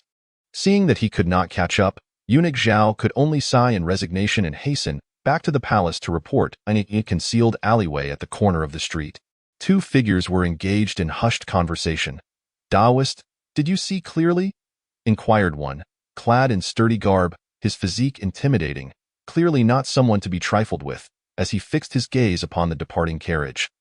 Addressing a bearded Taoist in white, the Taoist's eyes sparkled with insight, stroking his beard with confidence as he replied, "The demon core of the nine-tailed fox was personally extracted by me long ago. I can assure you, it is unmistakable. Moreover, once he has been exposed to this fragrance, his mind will soon be influenced." At that point, the Taoist's expression turned enigmatic. "The secrets of heaven cannot be revealed." The burly man nodded, a shadow passing through his eyes. "What a clever boy, hiding so deeply, and only now do we find him." He turned to instruct his subordinate, "Go, swiftly report this to our master." Once the subordinate had departed, he turned to the Taoist, "Taoist, please allow me to escort you back to the inn. Fine wine and delicacies await to welcome you." Upon arriving at Princess Chang's residence, Lin Lin took Yu Jing directly to meet her master, He Ziyi. Having encountered half-demons from the princess's household before, He Ziyi instantly perceived the demonic aura emanating from Yu Jing. However, he was taken aback to discover that the source was the demon core of a nine-tailed fox. Such creatures were exceedingly rare in this world. While deities were non-existent, myriad creatures did exist: three-headed jiao, spider spirits, centipedes, and twin serpents. Yet he had never encountered a nine-tailed fox. He had heard tales of the nine-tailed fox residing in the distant realm of Qingqiu, a race closest to the divine, having secluded themselves for a century, especially given the vast distance separating Qingqiu from the Great Zhou. Who could have hunted a nine-tailed fox, seized its core, and implanted it within Yu Jing? With such thoughts swirling in his mind, He Ziyi scrutinized the golden-haired, jade-faced youth before him. He was also aware of Yu Jing's plight within the Great Zhou, having heard whispers of the tyrannical nature of the Summer Kingdom's ruler, whose hands were stained with countless lives. He had once seen Xia Hojie from afar. The man was imposing, with a face akin to a demon, clearly a born tyrant. Yet how could such a brutish individual have fathered a child as exquisite and delicate as this? Moreover, the demon core of this nine-tailed fox is an object of profound demonic power. Should an ordinary person attempt to cultivate it, they would likely be incinerated by its overwhelming force on the spot. Yet, observing Yu Jing, who has harbored this core for no less than 3 years, it is evident that not only has he survived, but the demon core has also recognized him as its master. Merging with him as one, just how immense must his willpower be to endure such excruciating torment day after day, year after year, a pain that would be unbearable for most? He Jia, filled with questions, spoke up, "Child, who is your mother?" Lin Lin, initially apprehensive, had expected to need considerable effort to persuade her master not to strike him down with a single sword. To her surprise, her master's capacity for acceptance was far beyond her expectations. Even his manner of speaking was gentle and soothing. Yet, Yu Jing merely scoffed inwardly. What was this all for? Did she believe that bringing him before He Jia would liberate him from the torment of the demon core? Since Princess Ruyang, Ji Qianlin's aunt, was the purchaser of the Lioli heart, his heart being ripped open to plant the core was undoubtedly linked to her. He had repaid her kindness, and the ensuing account would be settled in full measure. Thus, when He Jia inquired, Yu Jing chose to feign deafness. Noticing his silence, Lin Lin, worried about his impression in her master's eyes, hastily nudged him with her elbow. "Speak up." Yu Jing glanced at her, and Lin Lin suddenly realized that the puppet talisman had yet to be removed from him. Once freed from the talisman, Yu Jing lowered his gaze and replied. She was merely a pitiful woman forcibly taken into the palace by Xia Hojie. Chapter 56. I will never hold affection for her after hearing this. He Jia pondered for a moment before asking, "And how did you acquire the Lioli heart?" "I was born as an evil being." Yu Jing raised his gaze, a smile curving his lips, laced with a hint of wickedness. "The Lioli heart belongs to my mother. Without its suppression, I would have perished at birth." To this, Lin Lin turned to Yu Jing in shock. It was indeed due to his inherent evil nature that his body could harbor the nine-tailed fox's demon core without dying, even successfully wielding its demonic power. It was no wonder he sought the Lioli heart. It turned out he had once depended on it to survive. The serpent demon Ingli had mentioned that the Weisheng family was offering a high reward for the Lioli heart, claiming it was their ancestral treasure. If their words were true, could it be that Yu Jing or his mother belonged to the Weisheng family? I was captured at the age of 12 and had my heart forcibly ripped out. Yu Jing's gaze met Lin Lin's indifferently for a few seconds before he withdrew his eyes, calmly stating, "It took me 7 years to find what belonged to me." Lin Lin couldn't help but roll her eyes. What did he mean by what belonged to me? It sounded so ambiguous, yet ultimately, he still intended to kill her. He asked, "What do you wish to do next?" Yu Jing replied, "To kill the one who had my heart ripped out and planted with the core." Yu Jing was no stranger to the princess's residence. He had previously been invited to play the zither there, during which he discovered the presence of many demons within the palace. He had once admired the princess, regarded her as a true elder, but he never anticipated that Ji Qinlin's Lioli heart had been purchased from the black market. Was the decree that had plunged him into an abyss of despair issued by her? The palace lanterns within the princess's residence flickered to life one by one as Yu Jing stood before a pond of lotus flowers, silently watching the fish swim beneath the surface until a male voice broke the stillness behind him. "Did you cause my little apprentice to be so distracted that she didn't return home last night?" Yu Jing turned around to find a handsome young man clad in a Taoist robe standing a short distance away. The young man seemed to harbor considerable hostility toward him, his gaze quite unwelcoming. "Who are you?" Yu Jing inquired. Yuanqi approached him, scrutinizing him intently. As rumored, he was indeed a rare beauty, the type that his little apprentice favored. However, he appeared somewhat frail, and it was uncertain whether he could withstand even 2 of his punches. "I am the senior brother of the princess. Since I've encountered you, I have a question to ask." Yu Jing felt no fondness for him, and thus, his words seemed to fall on deaf ears. Yuanqi was taken aback, feeling that this young man was exceedingly arrogant. How could someone like him dare to aspire to be his little apprentice's husband? Suppressing his anger, Yuanqi stepped closer, speaking briskly. "I will ask you directly. Do you have feelings for her? Feelings for her?" Yu Jing let out a cold snort through his nose. He fixed his dark gaze on Yuanqi for a long moment. Realizing that his eyes were filled with deep affection for Ji Qinlin, it was clear that he was the one who harbored feelings for Ji Qinlin. Yet he had the audacity to inquire if Yu Jing felt the same. Indeed, this pair of siblings were adept at theatrics. With a disdainful laugh, a chilling aura spread around him, dissipating even the heat in the air, before he coldly uttered a single word. "No, I will never hold affection for her." As Lin Lin approached the two from behind, she overheard this declaration. She stood quietly, her expression betraying a mix of sadness and joy. Her heart seemed to tighten painfully. She had always thought that Yu Jing had developed feelings for her. Even if not love, just a smidgen of affection would have sufficed. However, she never expected him to so bluntly inform another that he would never like her. The 19 points of favorability displayed on the system panel felt like a glaring mockery. Perhaps it was for the best. Once she completed her task, she would be able to leave this place without a second thought. On the other hand, Yuanqi was immediately displeased by this revelation. His little apprentice was so wonderful, so beautiful, a true gem with exceptional talent. How could he not like her? Moreover, they had already shared such intimacy.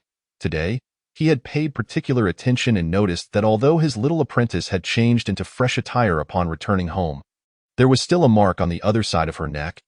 The man leaving such a mark on a woman and claiming not to like her was no different from playing with her. "You will never hold affection for her?" He seized Yu Jing's collar, roughly pulling him closer, his fist raised high. "I think you are simply blind to her worth."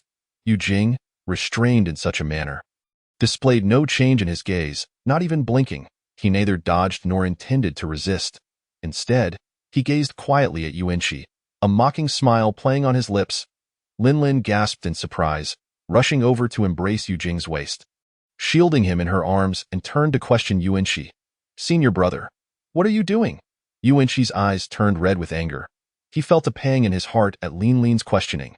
Watching the two embrace so intimately before him, he couldn't help but exclaim, "Sister, let me tell you, this guy is no good. Can you not get too close to him in the future?" "Senior brother." Before Yuanqi could finish his sentence, Lin Lin interrupted him sharply. Yu Jing's murderous intent was palpable, but Yuanqi remained oblivious. Should he dare to lay a hand on him, Yu Jing would certainly not let him off easily. aware of Yu Jing's current strength. Lin Lin had to resort to the gentlest approach to prevent him as she held onto Yu Jing. She nervously sought to intertwine her fingers with his, disregarding the puppet threads he had discreetly opened in his hand. "Senior brother, Master has asked me to find you. We must prepare to depart now. You should go see Master." After saying this, she turned to Yu Jing. "Yu Jing, come with me. I have more to say to him." With that, she grasped his hand and hurriedly led him away. They moved swiftly, soon disappearing around a corner. Yuanqi stood in place, gradually calming himself, and slowly clenched his fist, muttering to himself, "No, I must stick close to my little apprentice tonight. I cannot let her be harmed by this half-dashed demon." Secluded corner of the garden, Lin Lin led Yu Jing onward without pause. She intended to plead on behalf of her senior brother Yuanqi. Thus her expression softened to one that seemed uncharacteristic of her true self.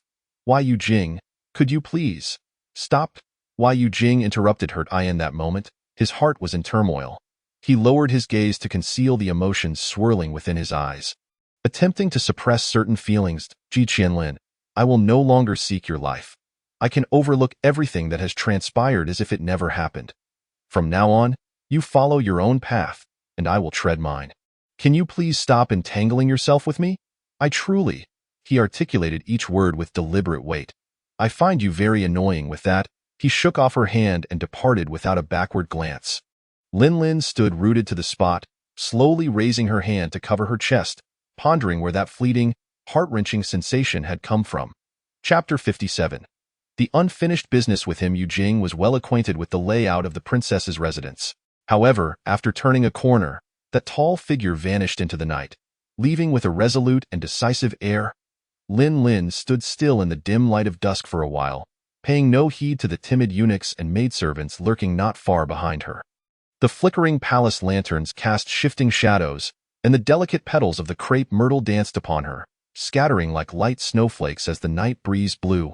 Lin Lin lowered her long eyelashes, playfully toying with the flower petals entwined in her braid.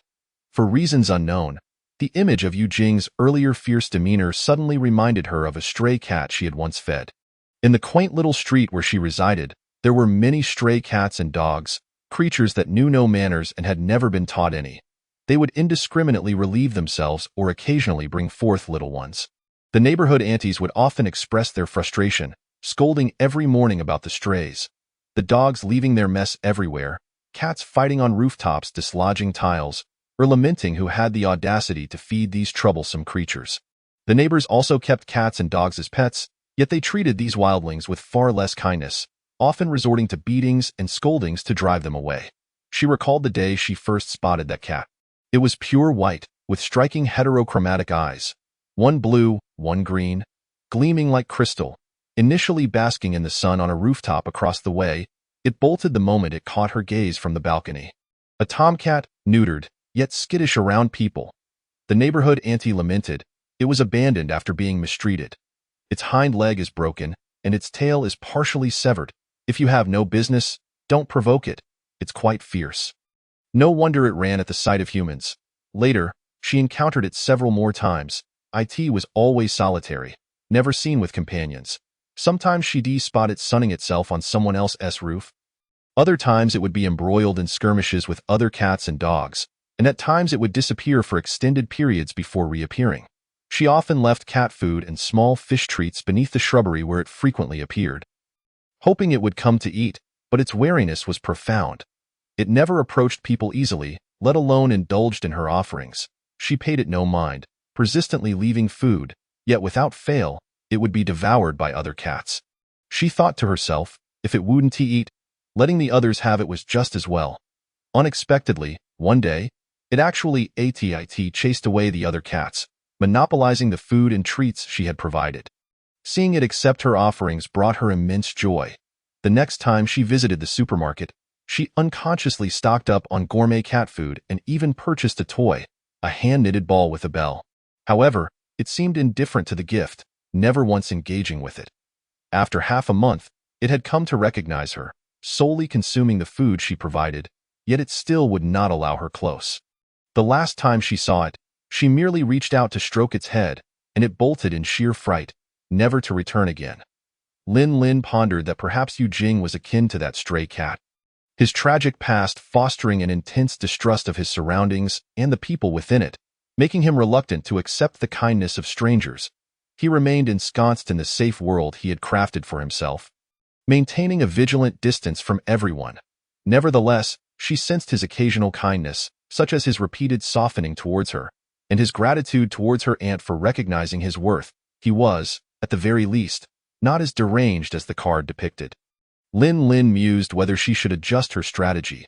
Perhaps she ought to earnestly experience all that he had endured, to feel his pain, to touch the softness buried deep within his heart, thus forging a genuine bond between them. Hence, on this visit to the Fengyue Tower, she resolved to seek out her aunt and uncover the truth behind it all. She wondered how her aunt fared after a day and a night had passed.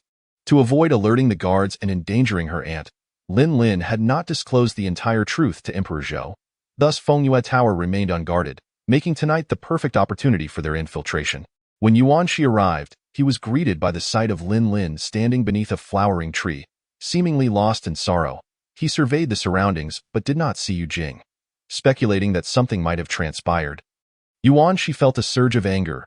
He had witnessed this scenario unfold far too many times at Baihe Academy. Had he left? He hastened to Lin Lin, casting an exasperated glance her way. Heartbroken as he exclaimed, "You just let him walk away? What else could I do?" Lin Lin retorted. "His legs are his own.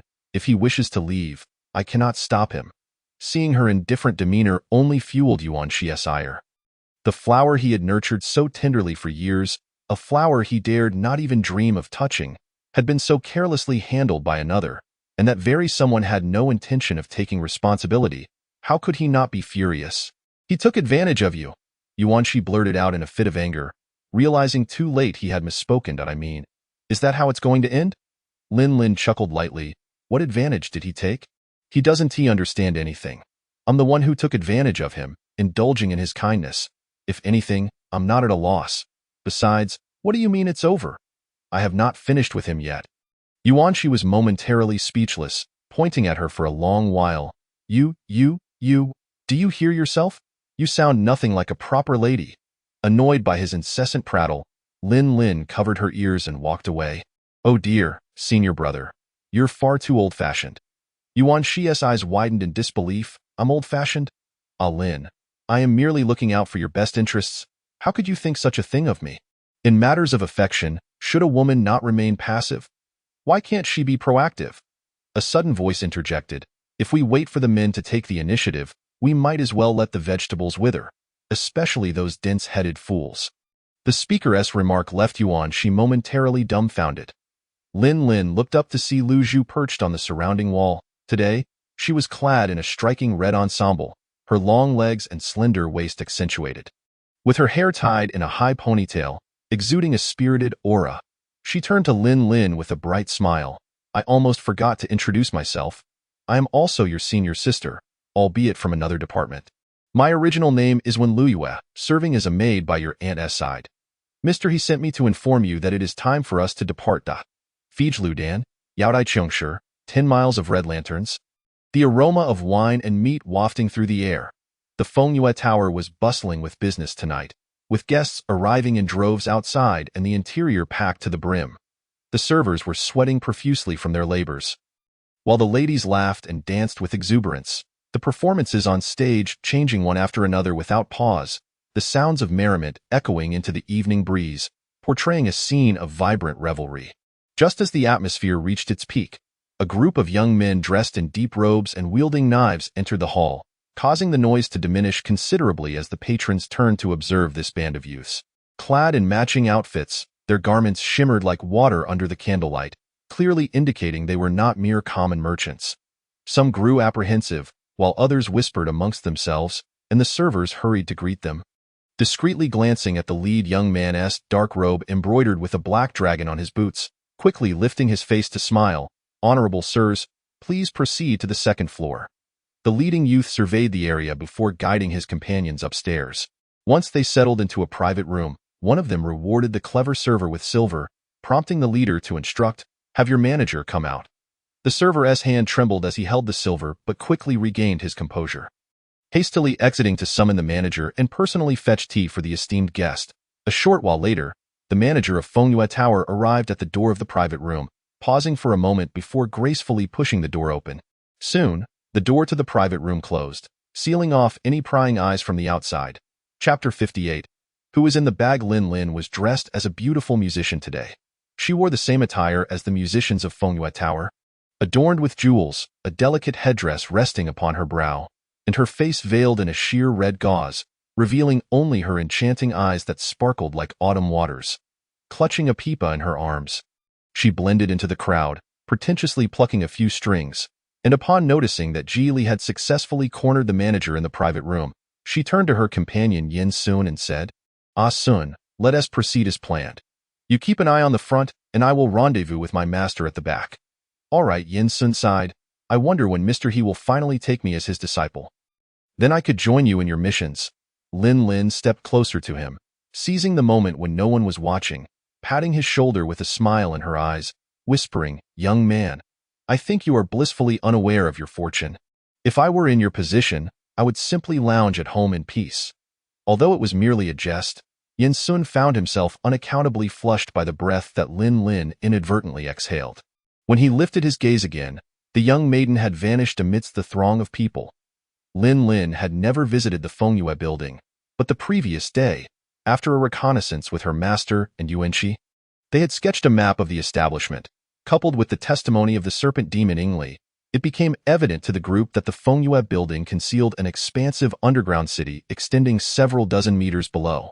They had yet to explore its depths, but if they wished to uncover the secrets hidden within the building, this clandestine chamber was essential to their inquiries.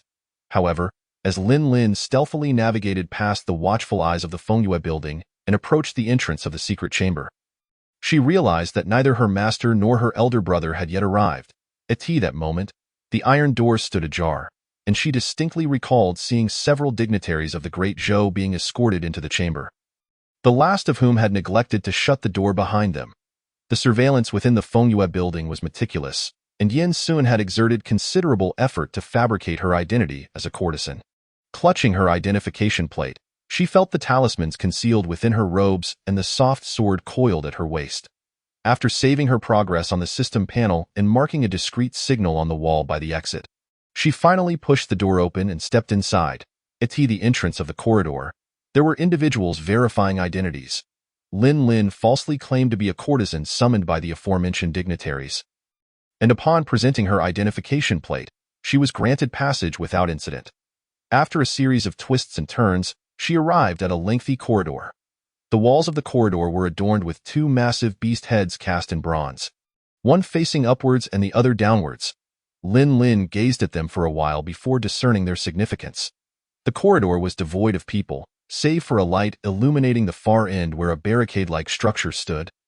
Accompanied by the creaking of gears and the rumble of some machinery, it appeared that this was the elevator leading to the underground city.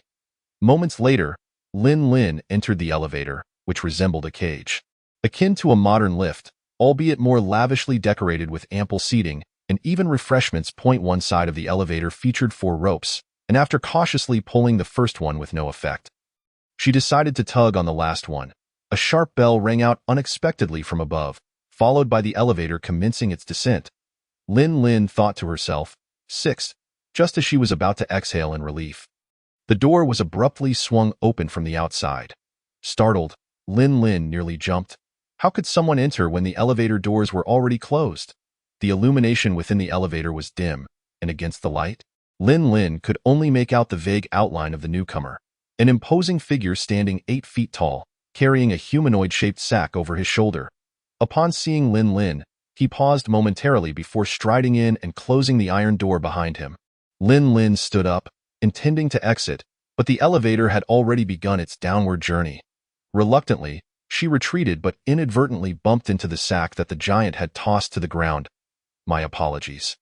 No sooner had she spoken than the sack stirred slightly. Simultaneously, Lin Lin's heart raced, pounding like a drum in her chest. She clutched her chest, and before she could react, the giant's hand firmly grasped her wrist. "Little beauty, what is your name, and under which manager do you serve?" His breath reeked, nearly causing her to faint. She tilted her head, feigning shyness as she lowered her gaze. I am Yuji, under the command of Aunt Sang. What a coincidence. The giant cast a fleeting glance at the sack on the floor, not releasing her hand, but rather pulling her closer. How did you end up on the 4th floor? That is not a place for someone like you. Lin Lin felt an overwhelming sense of repulsion, suppressing the urge to strike the man while forcing a smile. I am new here, and having never used this contraption, I simply pulled a rope at random. Is that so? He inhaled the fragrance emanating from her, reveling in the silky smoothness of her skin beneath his fingers, unable to contain a sinister grin. You ventured to the 4th floor. You may very well perish there. Lin Lin's expression shifted dramatically at his words, her voice trembling as she pleaded. I do not wish to die. Could you please let me go? The giant chuckled menacingly. How about you entertain me a bit? If I am pleased, I shall release you. Lin Lin lowered her gaze, clenching her fists and gritting her teeth. That is entirely out of the question.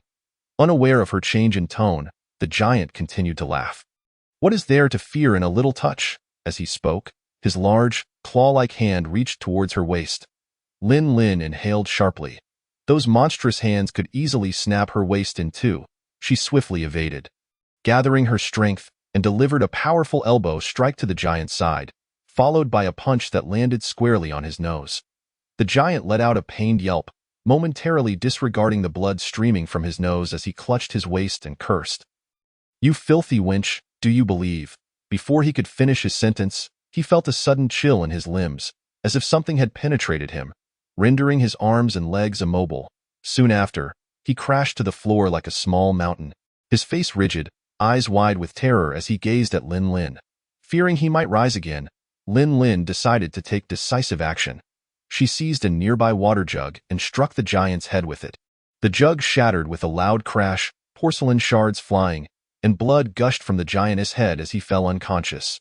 Finally, Lin Lin let out a breath of relief, delivering several kicks to the giant as she spat. You lecherous brute, dare to toy with me, and I shall shatter your spine.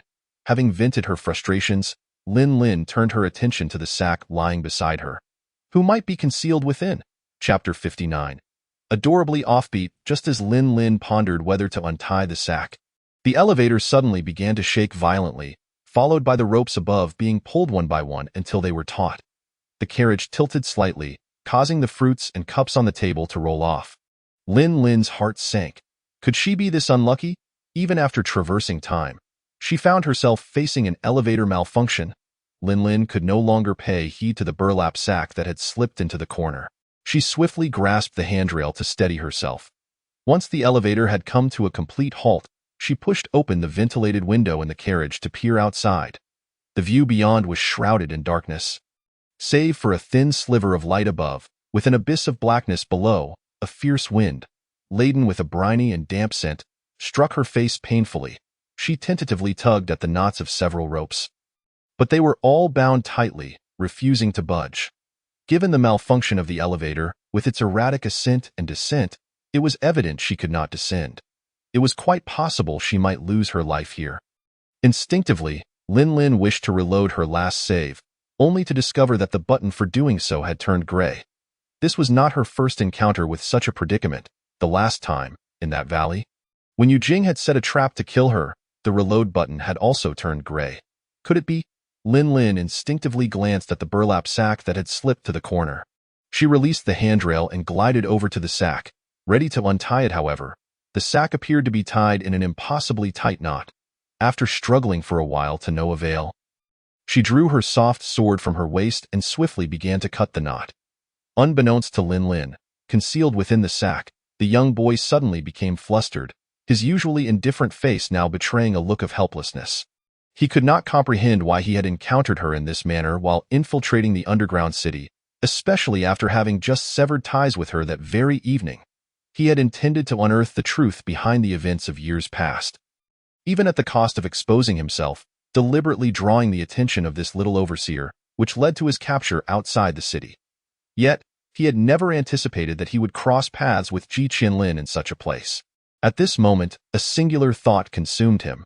He must not let her discover that the person inside the sack was indeed him. As Lin Lin continued to cut, she suddenly sensed a portion of the sack cave in.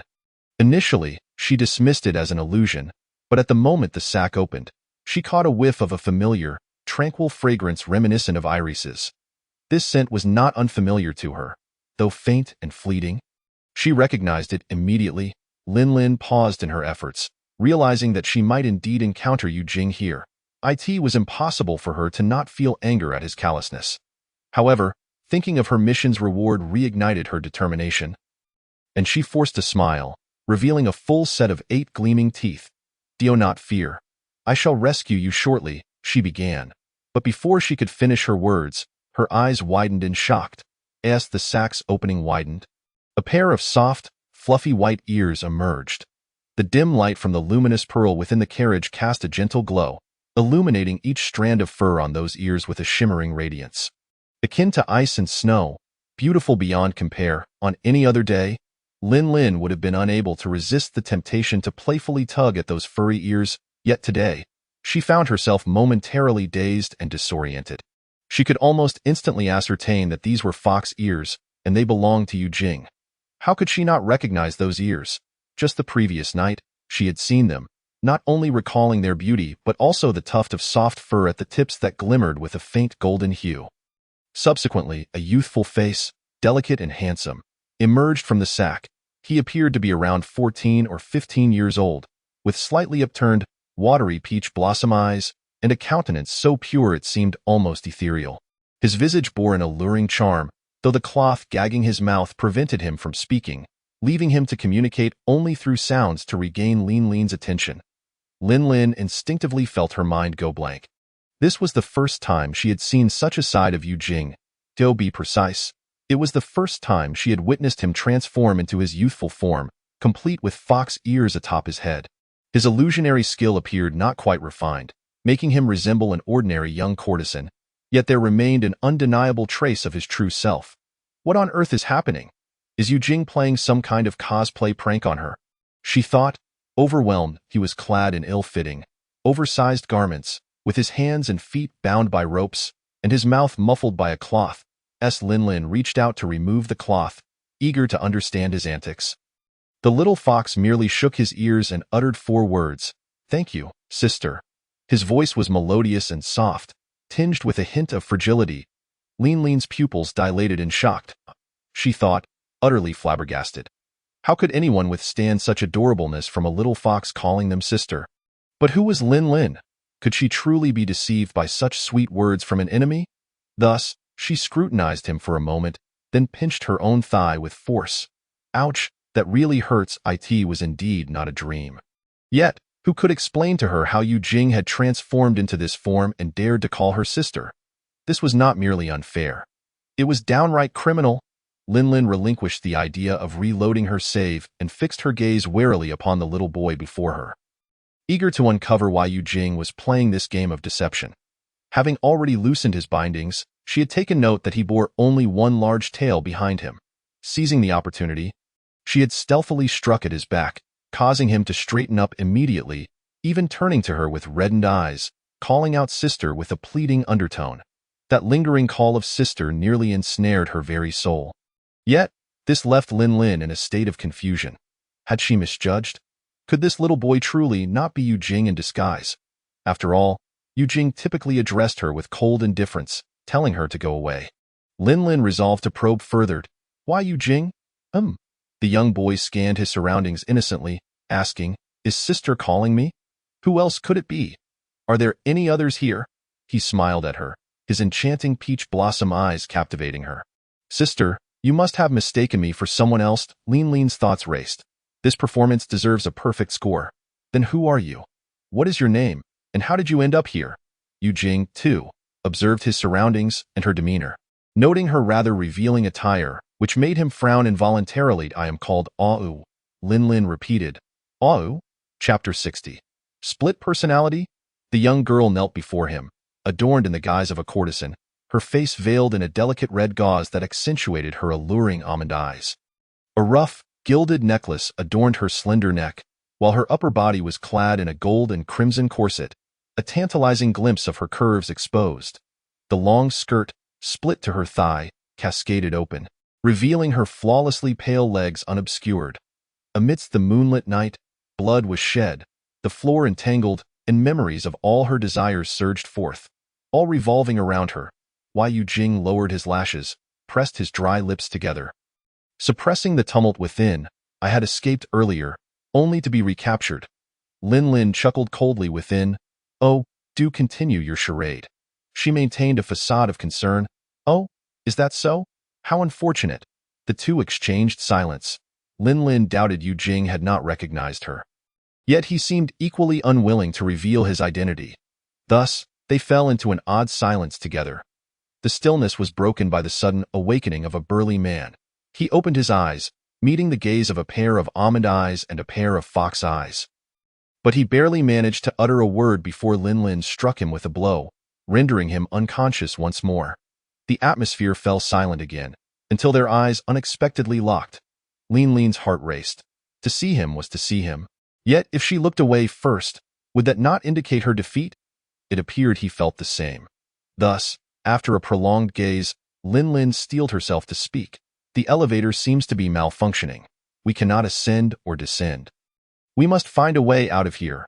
Au nodded obediently, his ears trembling with each nod of his head. He flicked his tail, his fox-like eyes gazing at her, softening his tone. Then, sister, what do you suggest we do now? Lin Lin's heart was struck once more.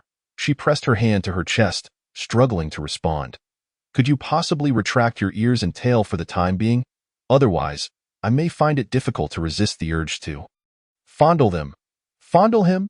Yu Jing's porcelain-like face suddenly flushed a deep crimson. Lin Lin widened her eyes, realizing she had inadvertently uttered something rather scandalous. A peculiar thought began to form in her mind. Why Yu Jing? Could it be that he has developed a split personality? This persona seems distinctly different, almost unrecognizable. To her surprise, Yu Jing obediently retracted his ears and tail, and Lin Lin speculated whether he would concoct a backstory for himself. Perhaps claiming he had been captured to cultivate a demon core, only to fail in his escape and be recaptured, thereby conveniently joining her in investigating the truth behind the fourth level of the underground city. If so, could she not play along and simultaneously boost her rapport with him? At the very least, she found this version of Yu Jing quite endearing. Yet, as is often the case, ideals can be lush while reality is stark. Just then, a tremor rippled through the air. Lin Lin quickly sensed that the elevator was in motion, followed by a series of thunderous bangs erupting from above. To add to the chaos, the inclined surface they stood upon began to shake. As if it were on the verge of splitting apart, Lin Lin fixed her gaze on the elevator's cabin, attempting to discern the source of danger, when the walls began to warp, as if ensnared by some colossal force pulling it downwards. The massive steel nails anchoring the walls were violently dislodged, prompting Lin Lin to press herself tightly against the wall to evade a flying nail. Sister Ji, be careful, Yu Jing exclaimed, pulling Lin Lin protectively in front of him. At 14 or 15, the boy was already quite tall, towering over Lin Lin by half a head. Being enveloped in his embrace left Lin Lin momentarily bewildered. She hadn't anticipated that he would save her. After all, hadn't he always despised her? However, in the next instant, something forceful pierced through the wall, thrusting itself into their midst. A tentacle adorned with a massive iron hook. The appendage was slick, as if it had emerged from the depths of water. Covered in numerous suckers, Lin Lin inhaled sharply, fearing it might be some deep-sea creature. Yet, upon reflection, she dismissed the notion. Yu Jing was landlocked, far from the ocean.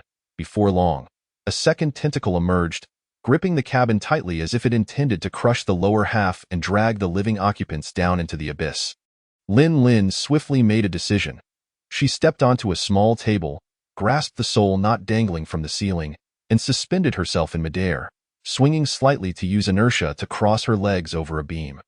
Hurry up, she called to him. Yu Jing had also recognized the creature's intent outside, but the only safe spot was occupied by Lin Lin, which could only accommodate one person. He had to rethink his escape strategy. Having secured her position, Lin Lin couldn't comprehend why Yu Jing remained still, seemingly lost in thought while the cabin's base was on the brink of destruction. Get up here. What are you waiting for? There's no more room, she urged. There's no space, he replied. Lin Lin glanced at her precarious position, realizing he was correct. There was indeed no room for two. She attempted to minimize her presence further and shouted, How can there be no space? You can come up, I'll hold you, we can squeeze together. Yu Jing remained unmoved, yet the cabin's pressure was relentless, causing the floor to fracture beneath them. He steadied himself against one corner but nearly slipped away. Lin Lin gasped in shock, using her feet to hook onto the beam, swinging down to grasp Yu Jing's hand. However, they were too far apart. Wu, grab my hand. Quickly, Yu Jing thought to himself that Ji Qinlin had always been naive and kind-hearted. They were not kindred spirits, he had always known. Regardless of the presence of this demon core, he was born a wretched being, a monster, and no matter how meticulously he presented himself, he was never the gentle and virtuous gentleman. Nor was he the type to repay even the slightest kindness. He reveled in watching the grotesque stumble into the abyss, falling, terrified, to their demise. Not only did he intend to observe with cold detachment, but he sought to upend the very source of this malevolence. The humiliations inflicted upon him by the aristocrats of the Great Zhou, the years of turmoil, and the capriciousness of human hearts had made him acutely aware that only by becoming powerful could he break free from the shackles of fate. A princess of one nation and a hostage of another, they were inherently opposed, like humans and demons. How could feelings possibly arise between them? The mist rising from the abyss coalesced upon his lashes. Resembling droplets of tears, fragile and shattering at the slightest touch, he raised his gaze to Lin Lin, asking, "You can't go back, can you?" Lin Lin was taken aback. "What? It's all over," he stated. Her outstretched hand froze midair. "It is all over at the outset of the game. Before Yu Jing's self-destruct value skyrocketed, he had uttered those very words. In that fleeting moment, the cabin split in two. The large man's body was violently crushed within the debris. And along with Yu Jing, they plunged into the unfathomable darkness. Lin Lin's eyes widened in shock as she cried out, "Yu Jing!" Before she could finish her plea, she too released her grip and leaped after him. Chapter 61. Like a pitiful kitten just rescued, as they fell, the wind snatched Lin Lin's veil away, her hair unraveling in the chaos. The damp air rushed into her mouth, her eardrums were assaulted by the pressure of the wind.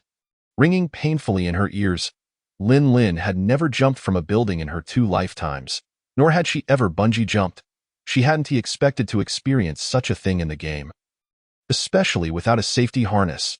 The dilapidated steel cabin had already been seized by the monstrous tentacle, and in a peculiar instant, the upward rush of air achieved a delicate balance.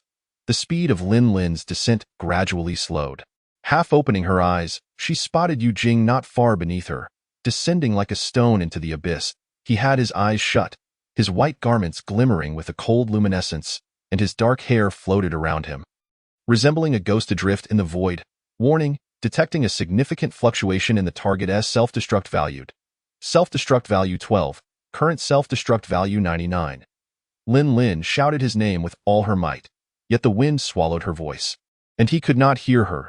He seemed to be trapped in a spiral of self-loathing and impending obliteration. In this world, some are born into wealth, while others into destitution. Some spend extravagantly, while others struggle to survive. Some lead a life of ease, while for others, even a full meal is a luxury. He had entered this world amidst suffering. His mother, a lowly palace maid, had been abducted from the common folk by a beastly man. After a night of violation, she bore him, the fruit of her disgrace. Deformed and crippled, she fell out of favor and languished in the cold palace, left to fend for herself. When she gave birth to him, he had scarcely a heartbeat until she placed a pearl within him, reviving him. Starvation rendered her incapable of nursing him, so she fed him with her own blood, but within half a month, she could bear it no longer. Eventually, an old palace maid, unable to witness the mother and son perish from hunger, shared her meager porridge to sustain him. As he grew, he became acutely aware of many things. For instance, he knew that the honey candy was earned through crawling on the ground, and that the fish she caught in the cold water was secured by tying a rope around her waist and pulling herself along. Every morsel he consumed was procured through her sacrifices of body and dignity. She was striving to raise him, yet she never witnessed his growth.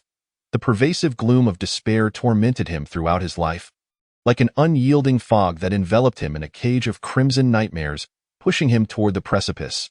With each death, these agonies would resurface anew. He could not resist the hand of fate. No matter how hard he tried, He could not alter the inevitable conclusion. His life felt scripted by some unseen force. He often pondered who had bestowed upon him such a tragic fate, who had cast him into a life of darkness. They tormented him, abused him, driving him to madness, forcing him to live and die in this anguish, as if caught in an eternal cycle without end. Amidst this nebulous void, Yu Jing caught sight of the young Ji Qianlin. She was the only variable in this cycle.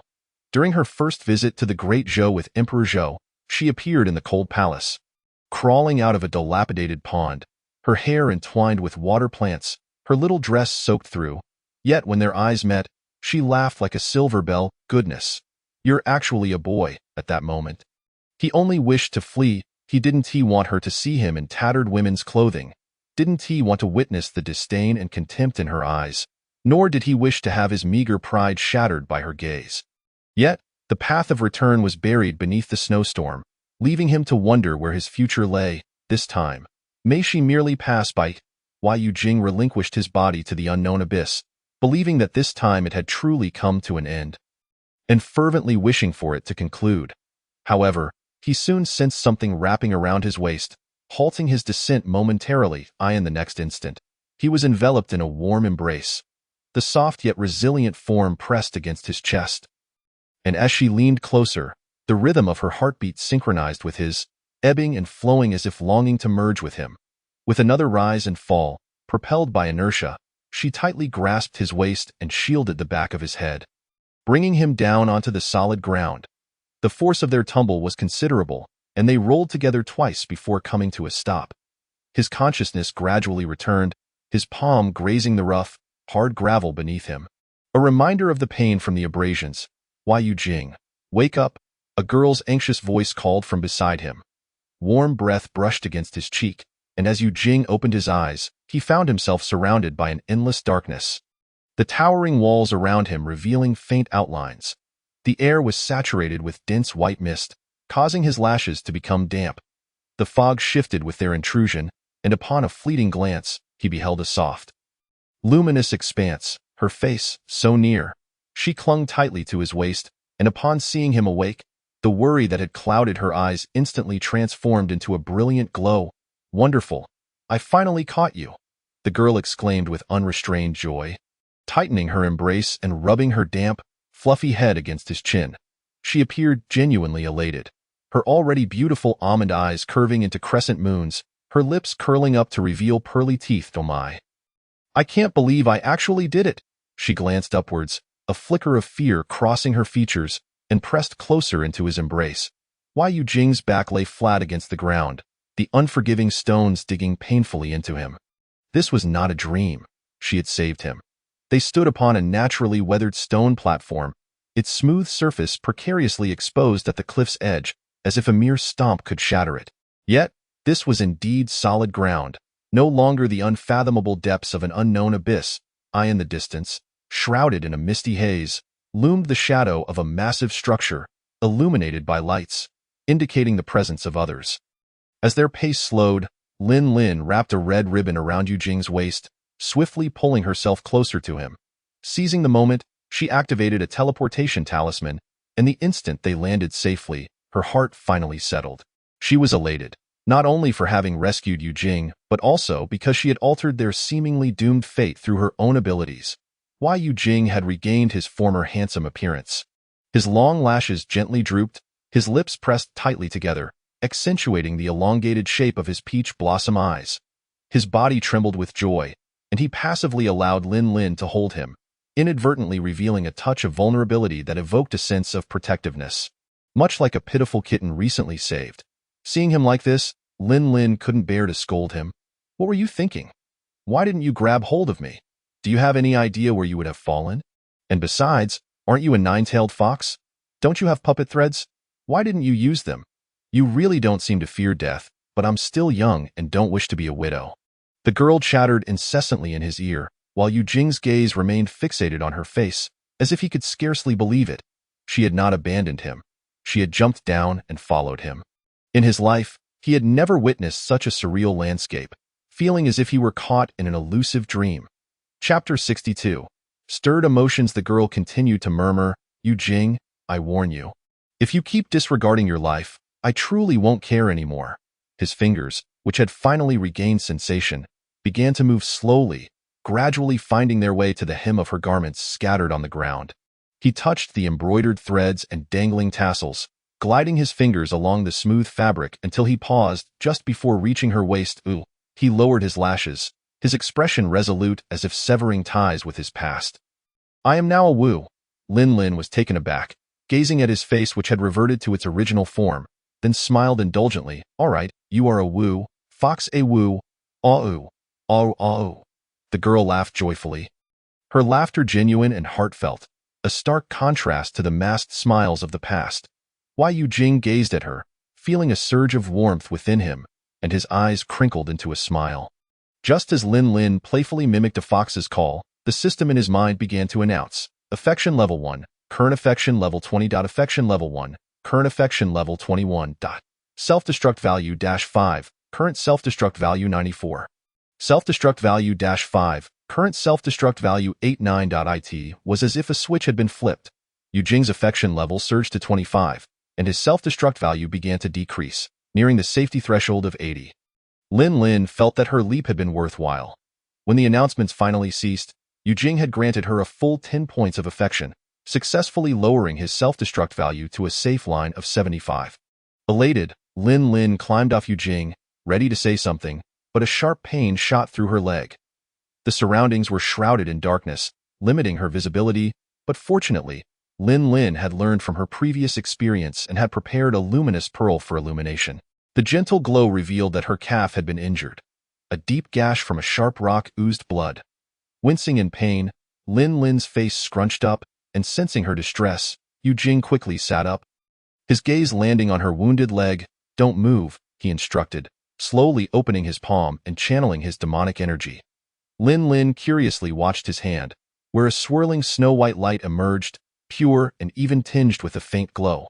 It was her first time witnessing him manipulate his demonic power with such ease, and she observed intently as his fingers glided around the wound. A chilling sensation enveloped the painful area, and almost instantaneously, the ache dissipated. Before her eyes, the wound visibly contracted, and the bleeding ceased. What marvelous demonic power, capable of instantaneously healing external injuries. The demon core on me is from a 1,000-year-old fox. Ordinary demons cannot achieve this. Lin marveled at Yu Jing, somewhat distracted, replied absent-mindedly, still feeling the delicate fragility of her slender leg in his palm, an unexpectedly delightful sensation. He thought to himself that if he transformed into his nine-tailed fox form to lick the wound, it would heal even faster. However, he deemed that form too grotesque and didn't want to frighten her. For now, the extent of his available demonic power could only manage this much. He would still need to bandage it to prevent infection from dirt. He tore a strip from his inner shirt and carefully wrapped her wound, only to notice that her skirt had been torn, leaving a long gash that extended up to her thigh. The wind from the cliffside blew up, lifting her skirt. The revealing attire of Lu Ji barely concealed her fair legs. His gaze faltered, and a heat surged within him, while Yu Jing pressed his lips together and averted his eyes. What's wrong? Lin asked, noticing his peculiar expression and evasive gaze, immediately glancing down at her skirt. Oh, it's torn. Lin felt indifferent. Having worn short skirts and shorts in modern times, she was unfazed. Just as she intended to stand and tear off the excess fabric, Yu Jing interjected, "You sit down and don't move." She thought perhaps the healing was not yet finished, obediently settling back onto the stone. Then, she watched as Yu Jing retrieved a small black box, about the length of a finger, from a plain pouch at his waist. Intrigued, she observed as he calmly opened the box and took out a needle and thread. Needle and thread? Lin was momentarily stunned. She had speculated about the contents of his pouch, perhaps silver coins or jewels, or even lethal weapons, but she never imagined it would contain sewing supplies. Who carries needle and thread when they go out? Goodness, had Yu Jing's persona shattered? He was supposed to be a dark, obsessive, brooding character. Sensing Lin's incredulous gaze, Yu Jing lowered his eyes, avoiding her scrutiny. And after a moment of silence, he awkwardly asked, "Can you sew?" Lin hurriedly shook her head.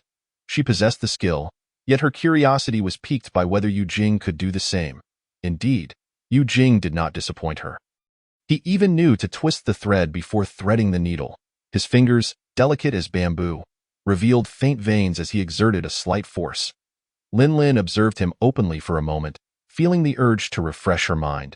While others genuinely focused on hands, her thoughts often wandered into perilous territories. Now a half-demon, his vision surpassed hers, yet Lin still brought the luminous pearl closer to illuminate his work eye in that instant.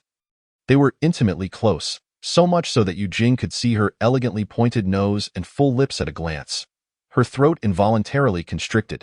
He quickly regained his composure, deftly threading the line through the needle aside, and proceeded to align the torn pieces of fabric, stitching with great precision. Yujing meticulously sewed Lin's dress. Her gaze fell upon the alabaster expanse of his neck.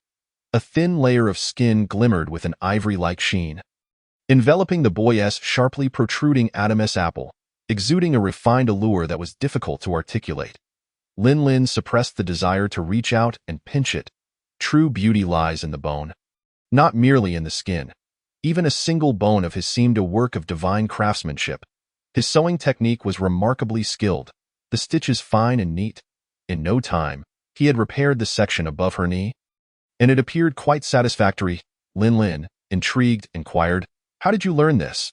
Without lifting his gaze, Yujing replied, "I've known how to do this since childhood." He added, "I have no servants around. I must tend to these matters myself."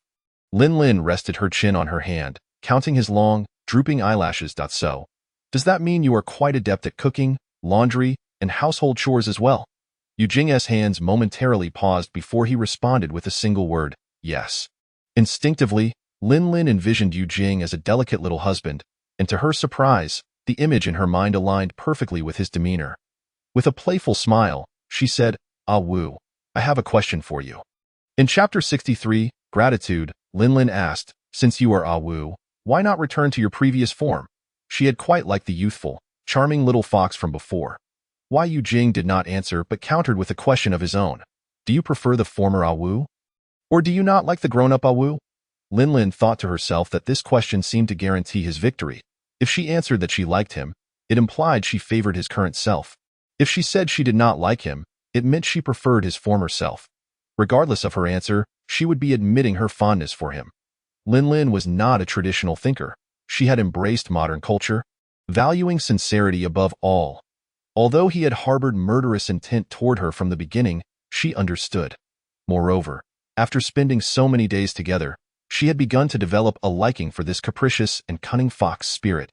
Though it started with his looks, he genuinely appealed to her tastes. Therefore, she boldly replied, "No matter who you are, I like you." Why Yujing's hands stilled in their sewing, remaining unmoved for quite some time. At that moment, Lin noticed his ear, hidden among his hair, visibly reddening. Affection level 1, current affection value 32. Was he shy? Goodness, he could still feel bashful. Indeed, becoming Ah Wu was akin to adopting an entirely different persona, more obedient, more bashful, and all the more endearing. Lin felt a surge of warmth in her heart, and without thinking, she blurted out, "After we find Auntie and the truth, will you come with me?" Lin understood that. At the core of human nature, there exists a deep-seated desire for acknowledgement, respect, and recognition from others. Why Yujing harbored no fondness for Yujing. He had endured too much suffering there. Go help him embrace life anew. To become a brand new person, it was essential to provide him with a different environment. She leaned closer, grasping his hand, and suggested tentatively, "Come with me. I'll take care of you from now on." Yujing's eyelashes fluttered slightly, but he remained silent. Seizing the moment, Lin continued, "You don't like Dezhou, do you? I will help you break free from servitude, abandon this status as a hostage. We can leave Yujing, assume new identities in the common world where no one will belittle or mistreat you. You can also become my master's disciple, and my master, He Jie, has once guided demons and can teach you how to harness the power of the nine-tailed fox. You could become immensely powerful. I have plenty of money, so you need not worry about living expenses. The outside world is vast and splendid. The changing seasons bring breathtaking scenery. We can travel across mountains and rivers, gather friends and revel in the world of chivalry and the spring. As the grass grows and the orioles sing, we can go to Wooling to pick peach blossoms and brew peach blossom wine. During the summer nights illuminated by the moon, We can visit Qinhuai to listen to melodies and indulge in the beauty of women. In autumn, with the sky stretching long and waters vast, we can voyage in the lakes of Chu, savoring the essence of fall. In winter, as the frost and snow clear the cold nights at the edge of the world, we can go to Changbai Mountain, gather around the fire to roast venison, feasting heartily on meat and drink. The more Linlin spoke, the more excited she became. Her mind was solely focused on bringing joy to his present self. Completely forgetting her initial intentions, Yu Jing's hands ceased their stitching. His drooping eyelashes trembled as Linlin painted a life for him that echoed what his mother had once yearned for. His heart surged like a tumultuous wave, the emotions indescribable. His mother had once told him to live well. He had questioned why he should endure the pain of living when death seemed preferable. His mother had replied that someone would one day risk everything for him, and all he needed to do was survive until that person arrived. He had imagined who that person might be, yet he had never expected it to be her. Moreover, he found himself stirred by her proposition, unable to discern whether he was being incited or something else entirely. A faint smile blossomed on his lips. Linlin caught sight of his smile and momentarily froze. She had witnessed his weak smiles, indifferent smiles, even cruel smiles, but never one quite like this. The creases of his eyelids were distinct, his peach blossom eyes slightly lifted, droplets of water clinging to his lashes. With a slight curve of his red lips, it was as if the clouds parted to reveal the moon, the spring stream thawed, or the snow fell upon the courtyard. Cold and breathtakingly beautiful, such a visage was imbued with a paradoxical blend of fragility and brokenness, inherently suited for ravishment. The one who had planted the fox demon core in him must have envisioned him this way. Yu Jing noticed the girl gazing at him with a drunken expression and slowly lowered his eyelashes. Whether it was his own appearance or that of the millennia-old fox, few in the world could withstand the shimmering allure in his eyes. He had never trusted anyone in his life. If someone were willing to risk everything for him, what did it matter if that involved sacrificing his own charm? After all, he did not dislike her. On the contrary, having tasted her blood, he felt an inexplicable bond with her. With a single thought, countless desires arose. The girl remained entranced by his every smile and frown, oblivious to the fact that Yu Jing had discarded the needle and thread. Lifting her skirt, his cool fingers gliding inch by inch downwards to grasp her delicate ankle. Her ankle was slender, akin to jade carvings, with a small red mole nestled on the inner side. The mole, resembling blood, contrasted vividly against her snow-white skin, rendering her all the more alluring. Yu Jing's gaze fixated on the mole as his thumb gradually brushed over it, his eyes deepening in color. By the time the girl sensed his intentions, her ankle was already tightly held, disrupting her balance, forcing her to lift her leg, her hips touching the ground, arms bracing behind her. She inhaled deeply and asked, "What are you doing?" Yu Jing remained silent, methodically unwrapping the previously tied bandage, revealing the unhealed wound anew. The torn flesh no longer bled profusely, but a small amount of blood still stained it, presenting a somewhat gruesome sight. The long scar on his fair, straight calf was indeed somewhat intimidating. The air soon filled with the sweet, cloying scent of blood. Yu Jing averted his gaze, his expression submissive and subdued. "Princess, please allow Jing to proceed with his offense." "An offense?" Linlin raised an eyebrow, genuinely taken aback. She found it hard to believe that Yu Jing's current affection for her was strong enough to compel him to commit himself. However, she had heard tales of ancient, formidable demons whose magical prowess was profound, capable of manipulating the very fabric of life and death. Thus, she quelled her initial apprehension and turned her attention with keen curiosity to observe his actions. Yu Jing lifted his hand and removed the plain silver hoop from his ear. The moment he did so, Linlin sensed a transformation in his aura. It was a palpable surge of demonic energy, thick and overwhelming, enveloping him in an instant. Under her gaze, a pair of pristine white fox ears, tipped with golden hues, emerged from his dark hair, quivering delicately amidst the swirling mists.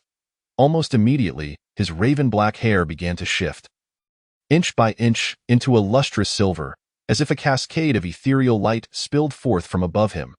Nine resplendent white tails unfurled behind him. The surrounding fog seemed to freeze momentarily, only to be scattered by the graceful movement of his fox tails. Tiny specks of white light began to descend from the air, and Lin Lin instinctively reached out to catch one, finding it to be a dainty, exquisite snowflake. Indeed, the power of the nine-tailed fox was once steeped in frigid magic. Now fully transformed into his demonic form, Yu Jing did not meet Lin Lin's gaze. Instead, he lowered his eyelashes and bowed his head. His warm breath brushed against her wound, causing her waist to tense as that comforting warmth enveloped her. Then, she beheld the striking youth pressing his lips against her injury, while Yu Jing's long hair concealed half of his face. And Lin Lin, in a state of panic, grasped the sand and stones beneath her tightly. He felt as though something within her mind had exploded. He was licking the wound on her leg, much like a true fox would. Chapter 64. Come here. In an instant, the icy demonic energy coalesced around Lin Lin, weaving itself into a healing force that penetrated her injury like a gentle spring rain. Almost visibly, she witnessed the wound healing and rejuvenating, the pale skin emerging anew, transforming into a smooth surface in mere moments.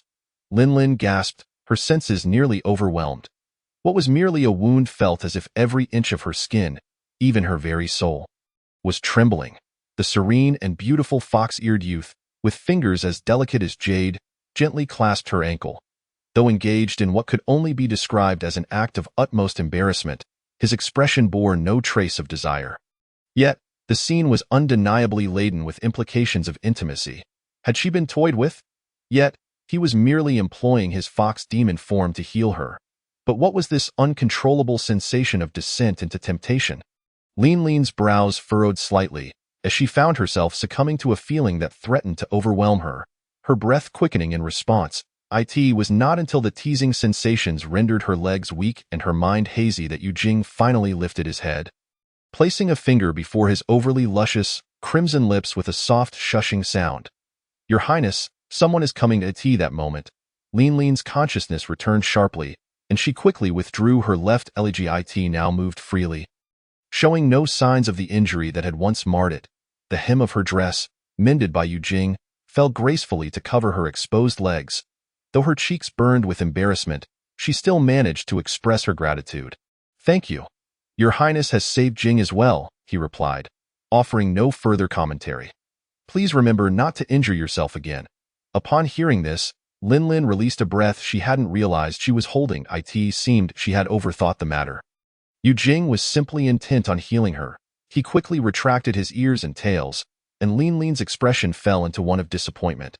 Perhaps there would be another opportunity in the future. Seizing the moment, she hastily checked her save function. Regrettably, the load button remained grayed out. Lin Lin sighed, wondering if this place was yet another illusion.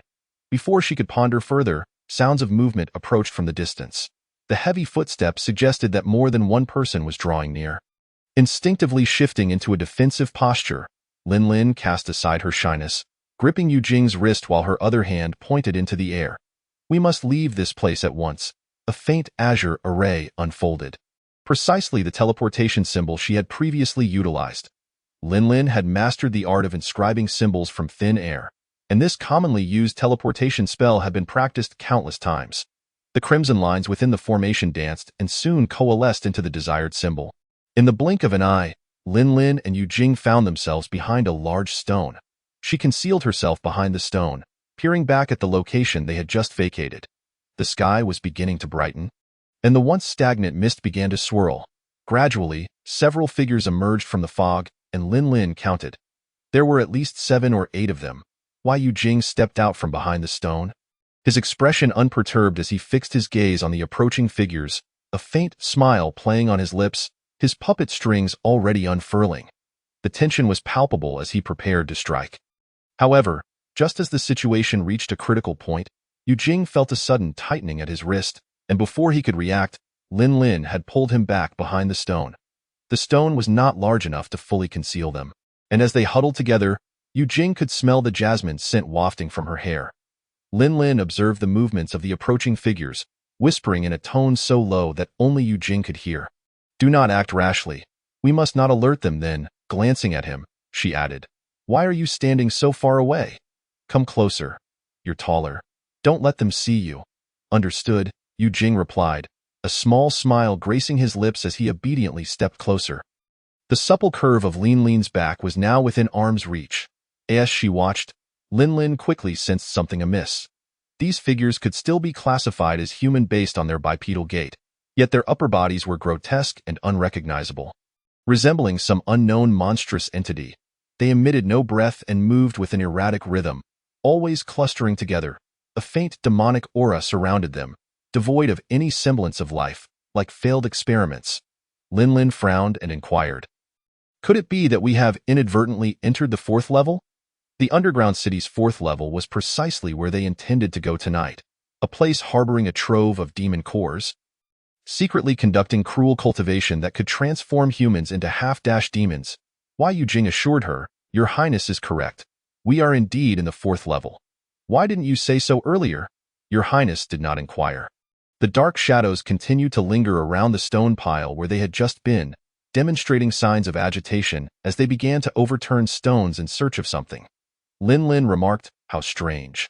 They aren't insects. What could they possibly find beneath the stones?" Noticing that they had yet to discover their presence, she pulled out a map to inspect while asking, "By the way, what brings you here?" After a moment of silence, Yujing replied, "The same as Your Highness." That was tantamount to saying nothing at all. Lin studied the map for a while, memorizing the general layout of the buildings and pathways. When suddenly a realization hit her, and she slapped her forehead. Oh no! She had completely forgotten something crucial. When she was with Yujing, the effect of the Lioli heart lamp would fail, and her pure constitution would attract the covetous eyes of various demons. She whipped around to look at Yujing, who innocently blinked at her. Suddenly, an eerie noise emanated from behind them. Lin stiffened and turned, only to come face to face with a grotesquely swollen visage. She exhaled slowly, anxiety flooding her. This was truly dire. They had been discovered. Before she could fully process the situation, her wrist was seized, and Yujing pulled her into his embrace. The youth's gaze lowered, his voice commanding, "Come here." The intoxicating scent of iris filled her nostrils as Lin looked up, catching sight of his fox-like, glimmering pupils and snow-white lashes, along with the myriad puppet strings suspended in the air. Chapter 65. Affection. As Lin fell into Yujing's embrace, she found herself momentarily dazed. After hearing countless dismissive remarks such as "Get away from me" or "Don't touch me," she was astonished by his proactive protection this time. He was evidently well informed about the current situation. Flashes of blades glimmered in the dense fog, hurtling toward their hiding spot from all directions. Why Yujing simply held Lin closer, lightly resting his toes on the ground, and his body soared forth like a nimble swallow. In that fleeting moment, the blades pierced through the rubble, producing a deafening clamor of metal against stone, and a massive axe descended from above, shattering the very stone where they had sought refuge just moments before. What immense power! Peering into the fog, Lin noticed that the 8 figures had inexplicably multiplied into 16, then 32. An endless array of grotesque beings seemed drawn toward them, converging from all directions. Lin glanced at these monstrosities, then at the enormous, razor-sharp axe that dwarfed her, her heart racing. "Are you scared?" Yujing's voice floated down from above, sounding slightly different, more mischievous than before. Lin wiped the moisture from her lashes and confessed, "A little, but I'm not afraid anymore." A light chuckle escaped him. "Close your eyes." Lin was acutely aware that the slaughter was about to commence. Yet she did not close her eyes. On one hand, she wished to have a clear understanding of Yujing's prowess. On the other, she was curious about the fate that awaited her should he take her life. However, the moment she dared to look, regret washed over her. Why Yujing cast a fleeting glance her way, uttering no words, and raised his hand, deftly manipulating a myriad of puppet strings that sliced through the approaching monstrous entities like blades. A torrential rain of blood fell, the stench of gore saturating the air as neatly severed body parts flew about, rendering the scene akin to a butcher's workshop. These creatures, neither human nor demon, did not even have the chance to emit a sound before being reduced to dismembered remains, strewn across the beach. The youth appeared quite pleased. "What do you think?" Lin stifled the churning in her stomach, swallowing hard. Thank goodness. Suddenly, her chin was grasped, and upon raising her gaze, she found herself locked in the gaze of his almond-shaped, peach blossom eyes. The gentle morning light cascaded down, illuminating his irises, and Lin finally understood why his slightly flushed eyes appeared so beguiling. The pure, pale rose-colored pupils were indeed a rarity even in the demon realm. With silver hair and fox ears, his lips, tinged a crimson akin to blood, curled into a slight smirk, revealing a sharp canine tooth, a manifestation of youthful audacity. I have already shown considerable restraint. Otherwise, they would leave no corpses behind. Lin Lin inquired, "Are you planning to grind them into a pulp?" "Why not?" With another flick of his wrist, the nightmarish scene Lin Lin had witnessed in her dreams re-emerged. Threads of light converged, weaving from the ground to ensnare those monsters still thrashing in pools of blood like cocoons. As the youth's slender fingers tightened, blood splattered, and flesh and bone disintegrated.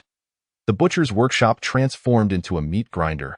A foul odor permeated the air, swiftly overpowering the pure scent of Lin Lin's blood. Fighting back her nausea, she managed to exclaim, "Your artifact is truly remarkable indeed." "Impressive, isn't it?" Yu Jing's face gleamed with pride, his silver lashes fluttering as he leaned closer, slyly inquiring, "Do you like it?" His voice, clear and crystalline, bore a playful yet earnest note as his gaze rested upon her face. Recalling the earlier scene, Lin Lin shook her head in terror. No, Yu Jing's gaze drifted to the distance. What a pity. His tone suggested that her aversion to the massacre was somehow abnormal. Before long, it seemed that Yu Jing's slaughter had attracted some attention, and Lin Lin focused intently on the increasingly distinct structures in the distance, a sense of dread washing over her. "We have been discovered." "Why?" Yu Jing replied. "We want them to descend into chaos, clad in white as snow." He held her firmly in his embrace, opting not to descend to the stone beach below, but rather gliding through the air like a bird. Few demons possessed the skill to fly, even her master. He Jie could not maintain prolonged flight, yet Yu Jing executed it effortlessly. After observing for a moment, Lin Lin realized he was utilizing the puppet strings. These semi-transparent strings could interlink even in the presence of obstacles, enabling Yu Jing to traverse seamlessly. A flowing mist, reminiscent of milk, enveloped them, dampening the tips of their hair and lashes. Why? Yu Jing's hand circled around Lin Lin's waist, gently anchoring her while the inside of his elbow pressed firmly, securing her body against his. Her thin garments were soaked through with mist, clinging to her slender back, as warm breath seeped through the fabric, sending ripples of sensation coursing through her. The surrounding fog was tangible yet elusive, slipping through every crevice, rendering it intangible. Why? Yu Jing lowered his gaze, catching sight of her hair, dark as night, resting against his chest, the contrast with her pale scalp striking, and tiny droplets glimmering on her delicate strands in the morning light. As his gaze descended further, he noted how she clutched his garment with trepidation, her eyes wide with anxiety. Her complexion would pale in fright, yet she would also regard him with annoyance, even feigning affection. Her eyes sparkling with mischief as she professed her love for him. But what, truly, is the essence of love? Is it the shiver of exhilaration when she lightly licks his ear? Or is it her forsaking the only glimmer of survival to rush toward him? "Why do you save me?" Yu Jing queried. Lin Lin recognized the double entendre in his words. There is no reason. Unwilling to deceive him yet at a loss for a proper response, she simply stated, "In this world, all matters are but seeds of kindness yielding fruits of benevolence. You saved me first, and naturally, I shall repay you." Why? Yu Jing's expression shifted as he grasped her meaning. Theo survive. Perhaps fate would treat him more kindly. He would learn to see mountains as mountains and waters as waters, rather than perceiving all as treacherous peaks and fiery abysses, surrounded by beasts and wolves. Yet Yu Jing's silence rendered Lin Lin uneasy, prompting her to ask, "Why do I feel you are somewhat different from before?" He replied earnestly. Indeed, the Yu Jing from before was a different person. And now, I am a monster. Lin Lin exclaimed, "Do you change your persona with every new expression?" Yu Jing chuckled lightly. "You may perceive it that way." Lin Lin's expression shifted as she mused. "So, when you fell into the abyss earlier, could you not have saved yourself?" Yu Jing's demeanor remained unchanged. The one who fell was a Wu. Lin Lin found this amusing, contemplating the peculiar contrast.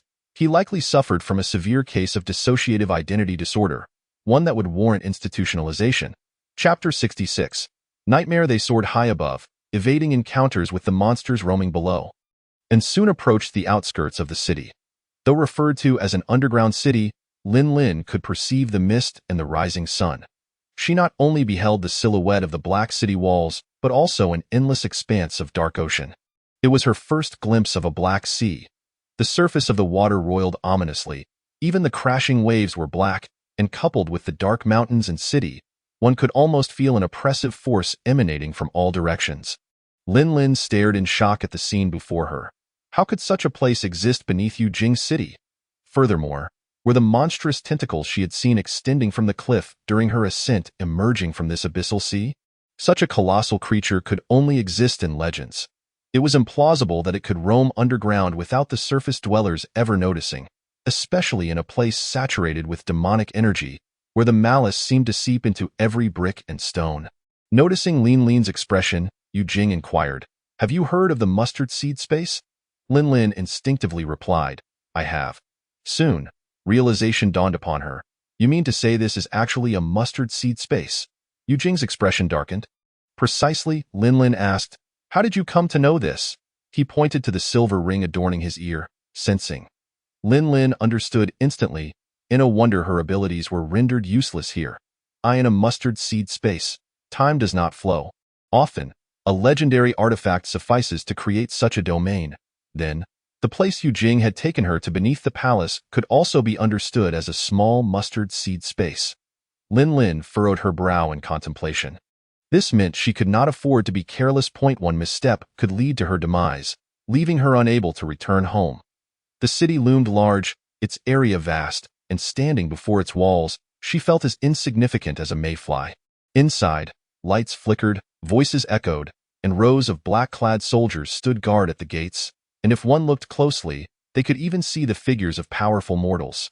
Just then, a cluster of faint golden fireworks suddenly erupted in Lin's field of vision. And as she focused, she realized it had been launched from within the city. This was the signal she had agreed upon with her companions. Her master and senior brother had arrived. Lin pointed toward the place where the fireworks had burst forth, saying, "There." Yujing did not continue gliding forward but instead brought Lin down to the ground, swiftly transforming into a W.AT-15. He was only slightly taller than her, with soft, adorable fox ears hidden amidst his black hair and youthful features. He whispered, "We cannot proceed any further. There is a barrier ahead." Indeed, not far in front, a translucent barrier loomed, with both a mustard seed space and a barrier present, and the presence of demonic figures.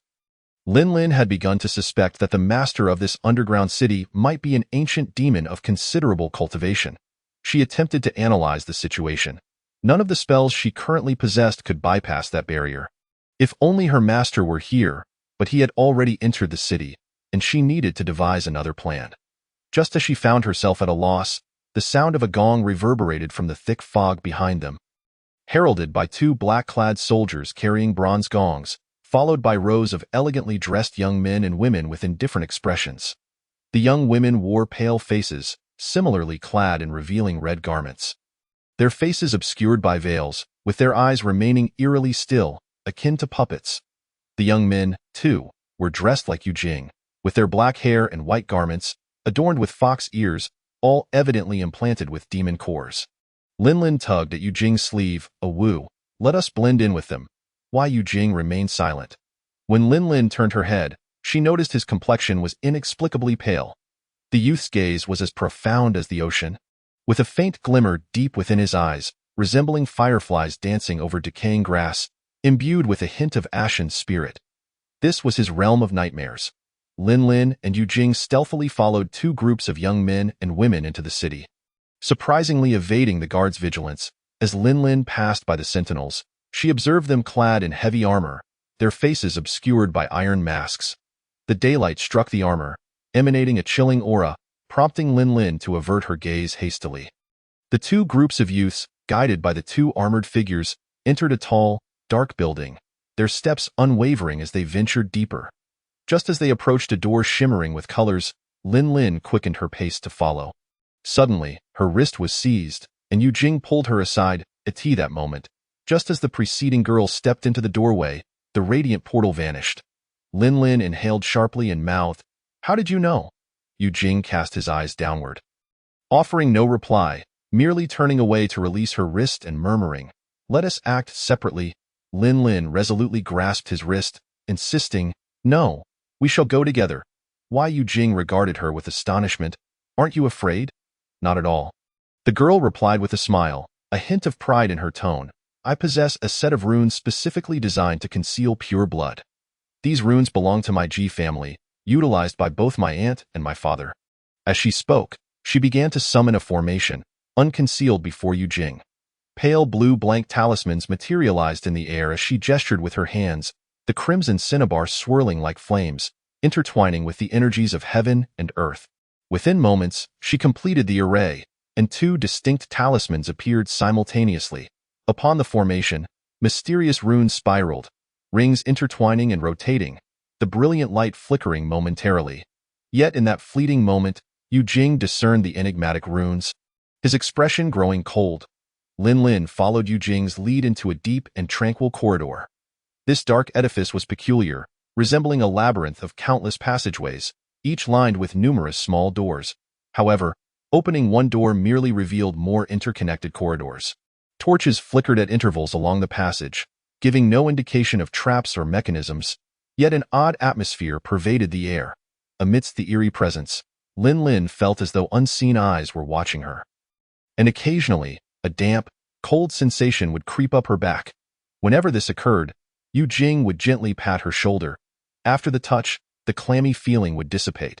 After winding through numerous turns, Lin Lin felt utterly disoriented. Yet Yu Jing remained composed, leading her to a concealed chamber. "We've arrived."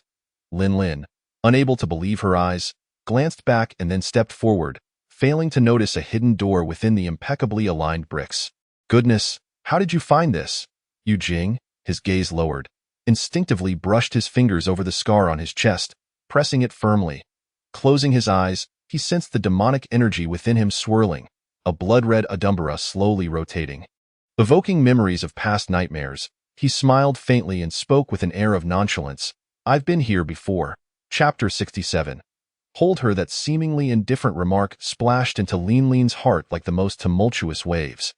She silently chided herself for her thoughtless words, realizing her unintentional remark had pricked at his wounds.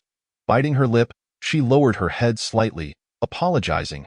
"I'm sorry. I forgot about your past." Why Yu Jing maintained his smile. "It is all in the past. Has it truly passed? Unlikely. This was perhaps a nightmare he could never escape. But he would not voice it, by remaining silent. No one would ever know. No one would ever learn of the time he had his heart ripped from his chest, manipulated by a tyrannical demon's core until he was unrecognizable. Nor would they know how he had been confined in a cage for 6 months, living amongst beasts, enduring beatings and starvation, all in an effort to tame his wild spirit. Furthermore, no one would know the contemptible nobility's treatment of him, nor the scars they had left upon him. The blood-red adumbra, an ancient curse, a mark of slavery. Even if he could erase the physical scars, the shame etched into his soul would remain. The stone door stood firm. Lin Lin pressed her ear against the crack, attempting to discern the interior's sounds, but the door was too thick, allowing no noise to escape. Yet she understood that Yu Jing had brought her here for a reason. Indeed, a moment later, Yu Jing instructed, "Follow me." To avoid drawing attention, he led her to a more concealed air vent, a row of small windows carved from black stone, no larger than a palm, allowed one to press their face against them to glimpse the interior. Further afield, a massive circular vent loomed, yet it was too perilous with no place to hide. So they concealed themselves beneath these air holes. Their figures were shrouded in the darkness of the building, the surroundings pitch black save for a slender beam of light above. The cramped space provided them with the perfect cover. Lin Lin raised her hand to inscribe 2 runes. The scarlet lines manifested in the air before promptly vanishing, establishing an invisible barrier. Even if someone were to wander in, they would be thwarted by the unseen wall. Believing they had encountered a maze of spirits, the habit of erecting barriers at any time was as vital to her as saving her progress. Reflecting on this, Lin Lin checked her progress, unsurprisingly finding it still gray. On a whim, she glanced at her bond interface, noticing the second bond storyline displayed for characters. To be opened soon. Instinctively turning, she found Yu Jing watching her from the corner, his captivating eyes both languid and cold, illuminated by the faint beam above, creating an arresting beauty. The vent was somewhat high. Despite her utmost efforts, Lin Lin could only grasp its edge, her head just barely out of reach. There were no stones around to serve as a foothold, and Lin Lin was reluctant to appear foolish before Yu Jing, clambering up like a monkey, while Yu Jing leaned against the wall with crossed arms, his gaze drifting to the girl's poised toes. The attire of a songstress was already revealing, yet the simple red dress accentuated her form exquisitely. Her curvaceous figure was drawn into a line, the slender waist exposed, a golden chain cascading along her curves, subtly revealing her youthful waistline. The soft light highlighted her snow-white skin, glistening like satin. Unlike his own slender waist, hers appeared delicate, as if one could easily hold and mold it with their hands. After 2 attempts, Lin Lin still failed to approach the small opening. Faint sounds of curses echoed from within, indicating someone had entered. Lin Lin frowned, contemplating ignoring Yu Jing's presence entirely and simply scaling the wall. After all, she had climbed walls as a child. It was merely a matter of sticking her rear out. Who hadn't done that, however? The confined space meant even the slightest movement was under Yu Jing's watchful gaze. Feeling his eyes upon her, Lin Lin gritted her teeth, closed her eyes, and resolved to act without hesitation. Grasping the air vent with both hands, she planted her foot against the wall, determined to succeed in her endeavor. But she overlooked one crucial detail. The wall, long exposed to the elements, had weathered considerably as she stepped. It unexpectedly gave way, and she felt herself slipping, her forehead almost colliding with the surface. Just then, the youth suddenly leaned and one arm wrapped around her waist, pulling her close, while his other hand swiftly braced against the wall, fortuitously preventing her from injury as her forehead struck his hand. Lin Lin found herself nestled against him, her breath slightly uneven. "Thank you," she began. But before she could finish, Yu Jing hushed her. The voices inside abruptly ceased, and a vague male voice called out, "It seems someone is over there." "Go take a look." Lin Lin hurriedly covered her mouth, and Yu Jing immediately wrapped his arm around her shoulder, pressing her down into the shadows. The space was confined, leaving the two of them awkwardly nestled together. The darkness enveloped them like a net, amplifying their heartbeats, breaths, and the silent yet palpable tension that surged between them. Having been single for many years, Lin Lin had played numerous strategy games, perused countless romance manuals, and had navigated through a myriad of male protagonists within those games, always relying on her courage to conquer the world, acting on whims without hesitation. However, the knowledge gleaned from the pages felt superficial when confronted with reality. She never anticipated that when she truly regarded a mere paper character as a flesh-and-blood individual, she too could feel timid, like now, as the flowing darkness seemed to carry his breath to her. Infused with a faint scent of iris, which she inhaled deeply, the entangled breaths and rapid heartbeats felt akin to a kiss. This unfamiliar sensation induced an inexplicable anxiety within her, and she subtly lifted her gaze to see his pale jawline. The young man's neck was long, his Adam's apple prominent, and his exposed collarbone was strikingly alluring. He was intently observing the situation above. She could even discern his rosy lips, with a minuscule red mole at the center of his lower lip. A detail she had never noticed before, only visible from this distance and angle. Perhaps due to the intensity of her gaze, Yu Jing slightly lowered his head, casting a fleeting glance at her. Then, he gradually leaned closer. Lin Lin froze in place, witnessing the tender gaze of his peach blossom eyes reflecting her face. Help! Surely he doesn't intend to kiss her. But he brushed her teeth that morning. Would she have bad breath?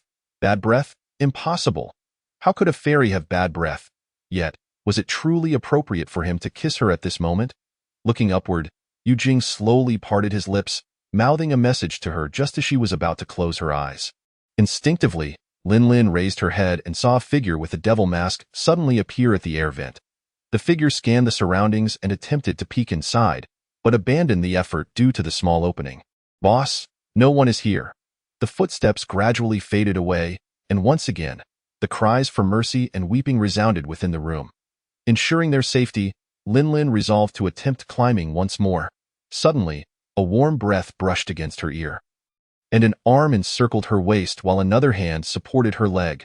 Before she could steady herself, she found herself seated in his embrace, once again pressed against his chest. "I will hold you."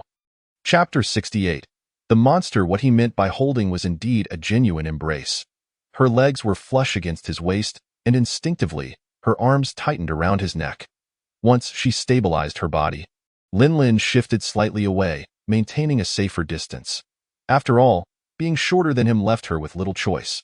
The area was rife with howling barriers. Whatever she witnessed, she must remain silent and refrain from meddling. Lin leaned closer to the air vent, as if she had heard Yu Jing utter this phrase. With a sharp crack, the sound of a whip echoed, and as Lin leaned closer to the vent, she was assaulted by an overwhelming stench that nearly caused her to topple. Why Yu Jing timely steadied her waist, his fingers digging into her flesh, provoking a ticklish sensation. Yet, Lin had no time to dwell on it. Through the square air vent, she beheld the entirety of the room. A few rays of sunlight filtered through the enormous vent, only to be utterly devoured by the surrounding darkness, leaving no trace. The crumbling stone walls were draped in cobwebs, and the oppressive space was thick with the scent of blood. However, the torture chamber was not large, with chains, knives, and iron hooks hanging from the walls, and various instruments of torment strewn about the center, including a tiger bench and other implements whose names Lin could not even fathom, all caked in what appeared to be dried blood. At the heart of the chamber lay a stone bed, behind which sat an elderly man with graying hair, clad in a blood-stained white robe. The differing shades of blood on his robe suggested it had not all originated from him. He faced away from the onlookers, engrossed in examining a collection of jars and vials. On the other side of the room stood two tall men wearing devil masks, one wielding a long whip, mercilessly lashing out at several boys kneeling on the ground. The boys appeared to be around 15 or 16 years old, their heads bowed, long hair obscuring their faces, their frail upper bodies bare, displaying numerous whip marks across their chests and backs. "Run, will you? Try running again and see what happens. You'll drag me down with you. If you dare to run again, I'll break your legs." Another lash followed. The whip sliced through the air with a sharp crack, blue and white sparks exploding upon contact. The children trembled violently, cries of pain erupting as red welts instantly blossomed on their skin. Accompanied by the acrid scent of charred flesh, they huddled together on the ground, faces contorted in agony, nearly fainting from the pain, yet they dared not resist. The leading man bellowed, "Get up, all of you. If you don't endure these 20 lashes today, you'll suffer in the water cell tomorrow. Hurry up, don't waste time." Lin recognized the whip from the weapon catalog in the game. It was called the Thunder Whip. This whip was crafted from a type of thunderstone abundant in the demon realm, with lightning entwined around the sinew, leaving no visible scars on those struck. Instead, it would sear a red mark upon their skin, inflicting numbness and restricting their movements, rendering them utterly defenseless. After 3 lashes, the group of children remained eerily silent, only biting their lower lips until they bled profusely. The man paused to catch his breath and turned to the other, saying, "Wait, stuff their mouths with something. Their bodies and faces are the only things of value. We can't let them truly chew their lips off." The other man nodded in understanding, picking up a filthy rag from the ground. Seizing one boy's face, forcing his mouth open, and stuffing the cloth inside with force. Only then did Lin catch a glimpse of the boy's face. He had delicate features, a sharp jawline, and a naturally alluring appearance, bearing a striking resemblance to Yu Jing. Soon, Lin realized it wasn't merely a resemblance. Both this boy and Yu Jing exuded an androgynous beauty, with rosy lips and pearly whites that incited an uncontrollable urge to transgress, especially with their fair skin interspersed with vivid red welts, igniting the primal instincts of the two men present, driving them into a frenzy. The whip, cloaked in lightning, struck again, and the man roared, "You wretched creatures! You not screaming when I want you to? You'll regret this later. Don't think Chui Lu can protect you. He took the money and has already sold you out." At the mention of this Chui Lu, the boys' faces drained of color. The two men burst into laughter, their whips striking down with even greater force, accompanied by the most unspeakable insults. Lin could bear to watch no longer. A sense of discomfort washed over her as she witnessed these children rendered helpless like lambs for slaughter. She loathed her own powerlessness, feeling utterly incapable of intervening aside from standing by and watching. Just as Lin was about to signal Yu Jing to set her down, a voice interrupted, "I say? What are you two dilly-dallying for? Hurry up and bring them over. If they die, the efficacy of these snake Dan will be greatly diminished." The elderly man clad in a blood-colored robe suddenly spoke, his gaze unwavering, Upon hearing the term Snake Dan, Lin Lin immediately turned her attention to him. As he spoke, he pivoted, revealing a tray marred with dirt, upon which lay several glowing snake dawn. The two men responded while herding the boys towards a large iron cage nearby. The boys seemed to sense the impending doom, desperately trying to escape into the cage. One of them was forcibly pulled out by a man and roughly pressed onto the platform, with each increasingly anguished scream. Lin Lin bore witness to a harrowing tragedy. Without anesthesia or any protective measures, one man bound the boy's hands with a belt while the other secured his legs, holding him down firmly. The boy, pale with fright, arched his back in a futile attempt to evade the impending torture. The old man, wielding a blade scorched by fire, traced the smooth surface of the boy's abdomen, then with a gentle cut, opened a gash beneath his ribcage. A torrent of blood gushed forth, yet the old man's hands continued their grim task. He plunged his hand into the blood-soaked cavity, rummaging for a moment before extracting a pulsating heart. Simultaneously, a green snake Dan was thrust into the boy's abdomen. A wave of malevolent energy surged forth as the boy, tormented beyond endurance, felt his very lifeblood seeping away. A heart-wrenching scream echoed from the dark chamber. Yu Jing, with downcast eyes, listened to the piercing cries emanating from the stone chamber, his fingertips digging into the rough wall, leaving crimson marks. With a face as youthful as the boy's, and a voice as pure, he was ensnared in a nightmare that relentlessly tormented his will to tea that moment. His hollow chest felt as if gripped by invisible hands. Old wounds festered and rotted, as those hands twisted and tugged, tearing open the gaping, bloodied wound from which life flowed freely. He could still sense the rhythm of the heart that once beat within him, yet he knew all too well that within him lay no heart. Only a demon Dan. He had become a monster. Chapter 69. Heart Demon. The boy, stripped of his heart yet implanted with a demon Dan, felt it take root within him, claiming him as its host. Invading his body, devouring his will, igniting his blood. Black scales began to sprout upon his skin, his tailbone elongated, and his pupils gradually transformed into a golden hue. He was undergoing demonization, ensnared in fear and madness. Lost in a grotesque and twisted existence. The demonic energy pervaded the air, and inexplicably, he managed to break free from the belt that bound him, liberating his hands. The three guards surrounding the platform retreated, their expressions impassive, as if such occurrences were nothing new. The first thing the boy did upon regaining his freedom was thrust his hands into the gory wound. His body trembled uncontrollably, and the flesh felt foreign to him, as if he were detached from the pain, desperately trying to extract the demon Dan. Yet, ultimately, it was a futile endeavor. His insides were in disarray, intestines exposed, blood pooling on the ground, his garments soaked through. Quite a show of strength. It appears to have succeeded, the old man in white remarked with satisfaction, stroking his beard concealed beneath his mask. His mask was distinct from the grotesque visages worn by the other two men. His bore a smiling-faced "It must be the Taoist." One man bowed to the old man, then realizing his mistake, quickly corrected himself. "I meant to say, it must be you. Master Lu, your skills are remarkable."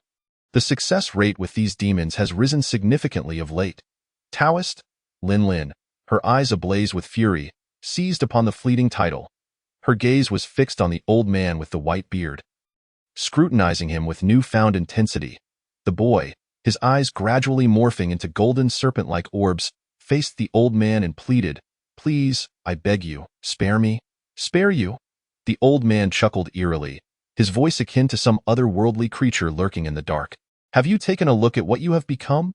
With that, he abruptly pressed a mechanism on the wall, causing a tarnished copper mirror to swing open, reflecting the boy's current, ghastly visage. Upon seeing his monstrous reflection, the boy twisted in horror. "This is not me," he cried. "I am not a monster. I am not a monster. What monster?" The old man leaned closer, his voice dripping with malice. "From now on, you shall live a life of indulgence, far superior to your quaint little village. Wouldn't you agree?" The boy hesitated. Seizing the opportunity, one masked man approached and swiftly secured a collar around the boy's neck. Trapping him once more, the boy's mouth opened to reveal sharp, venomous fangs. Another man, quick on the uptake, grasped his jaw and, wielding a pair of pliers from the table, extracted the 4 fangs. The old man patted the boy's face. Be obedient, and there will be a way out. The boy paused, then began to struggle violently once more. The wails from within the chamber continued unabated, but Lin Lin dared not look again. For a fleeting moment, she believed this was not merely a game, but a gruesome reality unfolding before her eyes. Blood, hearts, screams, destruction, rebirth. These were all living beings. A wave of helplessness washed over her heart. She longed to break through the wall and rescue that child. To annihilate those who could not be called human, to obliterate this so-called factory of horrors. The child, recently implanted with the demon Dan, could still be saved. If she rushed out now to rescue him, perhaps he could still reclaim his humanity. Unconsciously, a blank formation emerged in her palm, her fingers delving into her clothing where a few potent talismans lay hidden. However, Yu Jing suddenly released her. His grip was anything but gentle, and Lin Lin nearly tumbled to the ground. The moment her toes touched the earth, Lin Lin realized how cold Yu Jing had been in his embrace, a frigidness that seeped through to her exposed skin, a chilling sensation that penetrated to the bone. Why Yu Jing tightened his grip on her wrist. I told you, do not act rashly. His voice quivered, as if he were ensnared in a nightmare. Lin Lin discerned the profound fear in his eyes. An emotion named despair enveloping him. It was the first time she had seen such a look in his gaze. He whispered repeatedly, do not run away. Lin Lin gazed at him in astonishment. He fell silent, sliding down the wall in a daze until he crouched on the ground. After a moment's hesitation, Lin Lin reached out to embrace him. He hung his head, his complexion pale, the delicate lashes beneath his tousled hair trembling. His eyes filled with an unshakable pain and terror. A decorative piece from Lin Lin's clothing accidentally grazed his cheek, leaving a red mark. Fear glistened in his eyes, an ethereal mist gathering, rendering his gaze a hauntingly beautiful blend of brokenness and heartache. I am a monster, he murmured softly. I am not a monster. The boy lowered his eyelids, each word spoken with excruciating effort. I am human, not a demon. Perhaps driven by the allure of demonic power. The strength within Yu Jing surged uncontrollably. His eyes flickered between darkness and the glimmering rose-colored gaze of a fox. The light within them grew increasingly hazy, self-loathing bubbling to the surface. Fox ears sprouted. A fox tail swayed, and his hair transformed into a long, pure white cascade that blanketed the ground, a silver totem, unlike anything Lin Lin had ever seen, wound its way around his neck. Disgust washed over his features as he grasped at his flowing hair. No, no, no, not this. Before Lin Lin could intervene, a flash of cold light sliced through the air, severing the silvery strands that had spread across the floor. The fallen hair descended silently, like snow, vanishing without a trace. Yet, his hair continued to grow, becoming even more pristine. Concurrently, a powerful demonic energy emanated from his brow, a crimson flower's mark blooming there. What is this mark? Chapter 70. The kiss. Lin Lin had no time to ponder. For Yu Jing's state was alarming. His demonic energy was overwhelming and, if left unchecked, would soon attract unwanted attention. She swiftly traced symbols in the air, inscribing a concealment talisman with cinnabar. The hidden space muffled all sounds, enveloping them in darkness. You are not a monster, you are not, she urged, gripping his hand tightly, whispering words of comfort. Yu Jing, do not fear. That is not you. You are still here, see? I am right here. Not me? He softly questioned, his fox ears drooping, his silver-lashed eyes dazedly fixed upon her. The boy's fingers were long, encircling her hand with a grip that conveyed both desperation and fear, as if he feared she might slip away. Lin Lin could almost feel the cold sweat pooling in his palm, born of terror or anxiety, slick and clammy, reminiscent of blood. You are not you. You are not a demon. The maiden's voice was soft, imbued with a unique power capable of soothing the troubled soul. Even if you were to be afflicted with a demon's core, you would still be human. Human? Yu Jing remained silent. Could he still be referred to as human? Memories flooded his mind. In the cold palace of the Xia kingdom, he had been humiliated by a palace maid who deliberately toyed with matters of intimacy, only to push her into a water tank in a moment of rage. Upon arriving in the daizhou, he encountered the wicked slaves who had changed their demeanor, tormenting him and murdering his Aunt Ji. On a tempestuous night, filled with thunder and lightning, He had commanded a demon to drain their very essence. There were those who, out of malice, had offended him and found themselves strangled in the depths of the secret chamber. The Shui family's eldest son, who had drugged him with the intent to violate. Despite possessing a beautiful wife and concubines, met a cruel fate at his hands, strangled amidst a pool of wine. And then there was Wu Yongchong. None who had dared to mock or tease him had escaped his wrath. His survival to this day was solely dependent on his capacity for bloodshed. His hands stained with so much blood, fate had not shifted. Rather, it had become increasingly unjust. There was, however, one exception: Ji Qianlin. Ji Qianlin, I lied to you.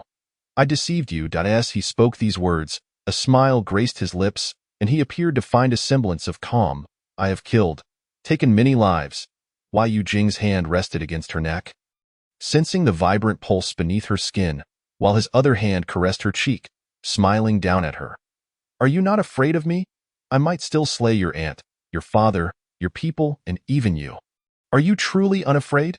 Lin lifted her gaze, noticing something amiss with Yu Jing. The madness that had just surged through him seemed to coalesce into a dense, black fog, obscuring his once clear eyes, a weighty and damp pain concealed deep within, radiating a sense of danger. She was all too familiar with this look, having once succumbed to its depths. The atrocities within the walls continued unabated, while outside, the narrow crevice allowed the humid sea breeze, tainted with a foul odor, to waft in. The light of day was indifferent, a mere sliver sufficient to illuminate their connection. Yet, this place was utterly dreadful, hardly suitable for matters of love. I am not afraid. I have never feared you. He was no mere specter. He was the flesh and blood Yu Jing. How could he be terrifying? Lin tilted her head and brushed her lips against the corner of his mouth, declaring, regardless of whether you are man or demon, I shall love you. A gentle kiss, soft and warm, a fleeting touch. Perhaps it was his first experience of such intimacy, for the smile upon the youth's lips seemed frozen in time by the biting winds of snow. In just a few breaths, or perhaps an eternity, the warmth radiating from him surged. Ji Qianlin, you had best not deceive me. His breath quickened, his lips a vivid crimson. The corners of his eyes and brows were tinged with a delicate blush. Gazing at her with a hint of madness, with the experience of their previous encounters, Lin quickly discerned his desires. The long strands of hair at her neck were brushed aside, her skin tingling at the sensation of his heated breath. Goosebumps rising across her body.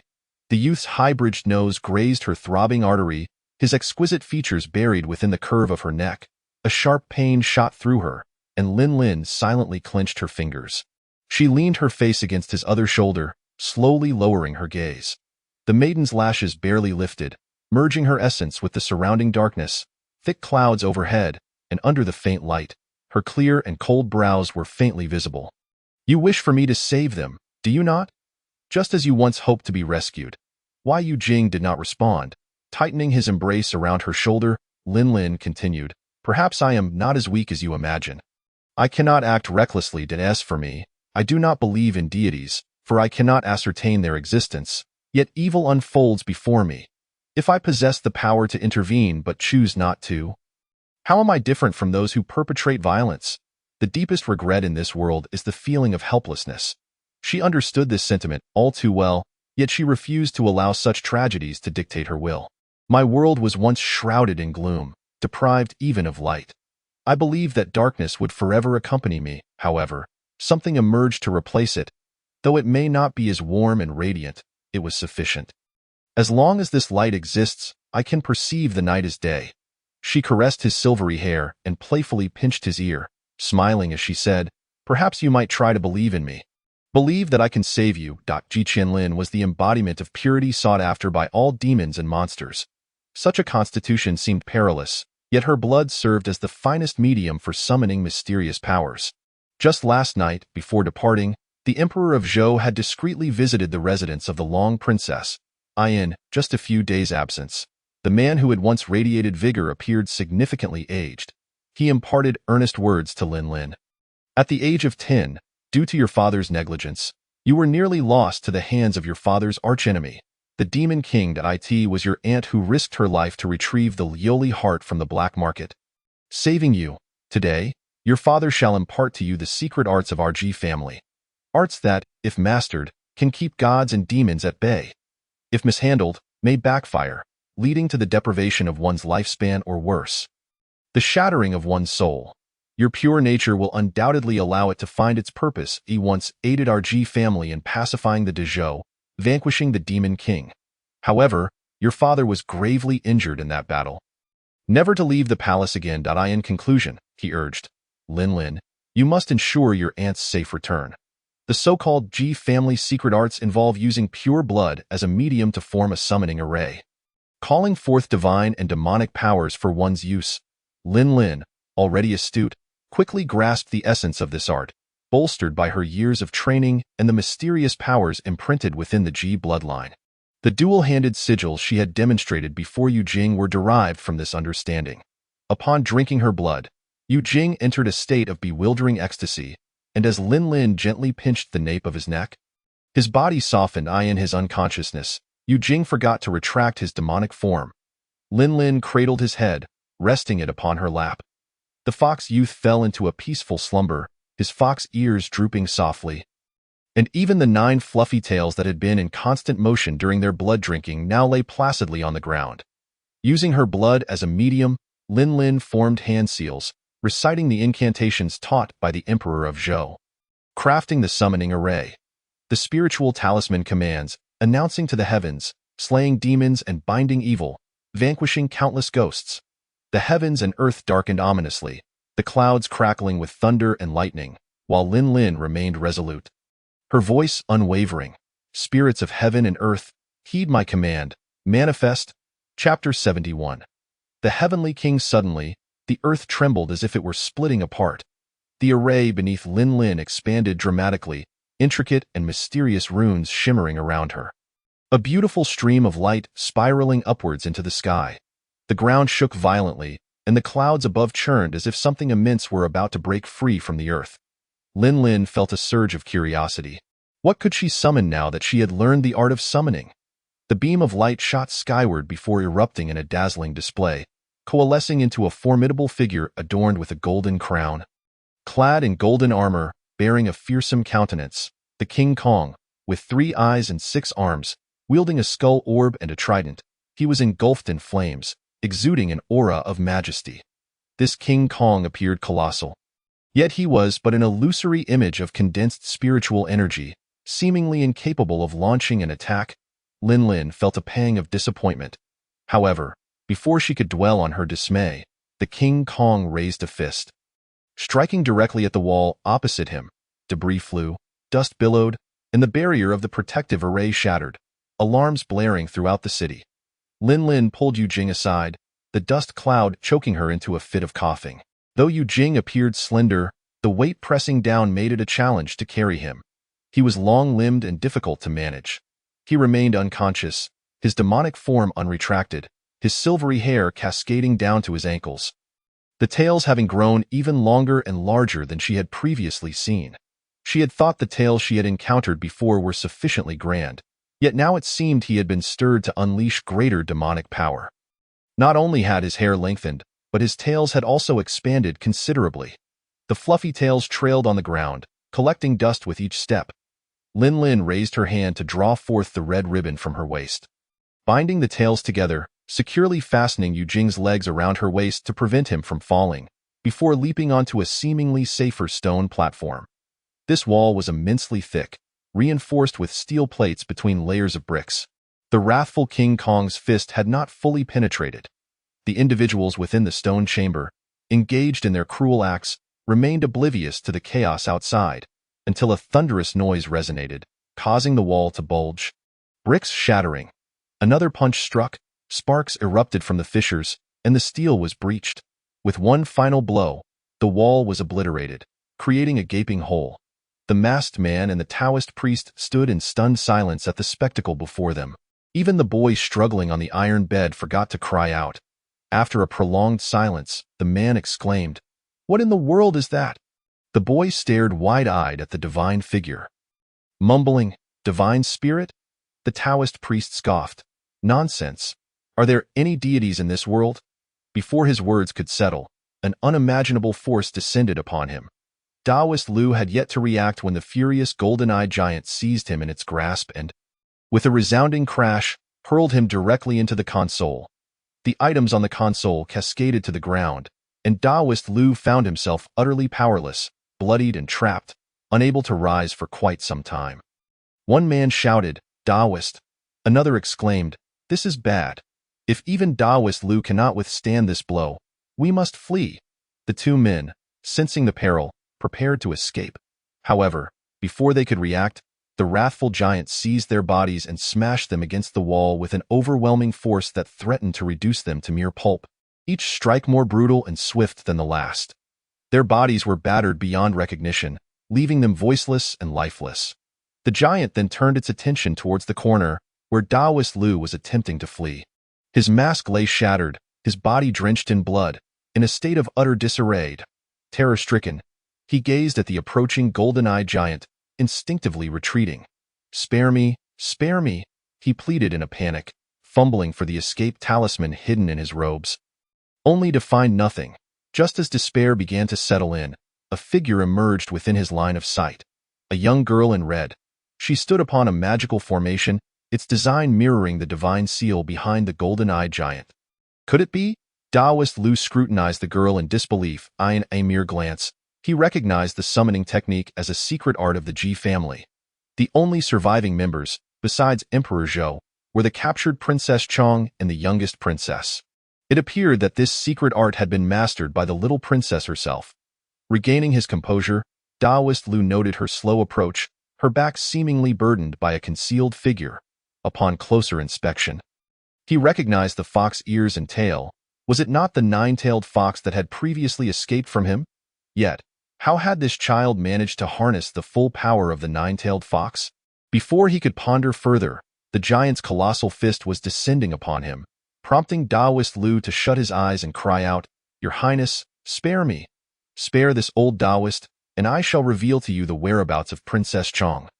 Indeed, as his words fell, the fierce wind from the giant's fist came to an abrupt halt. "Auntie?"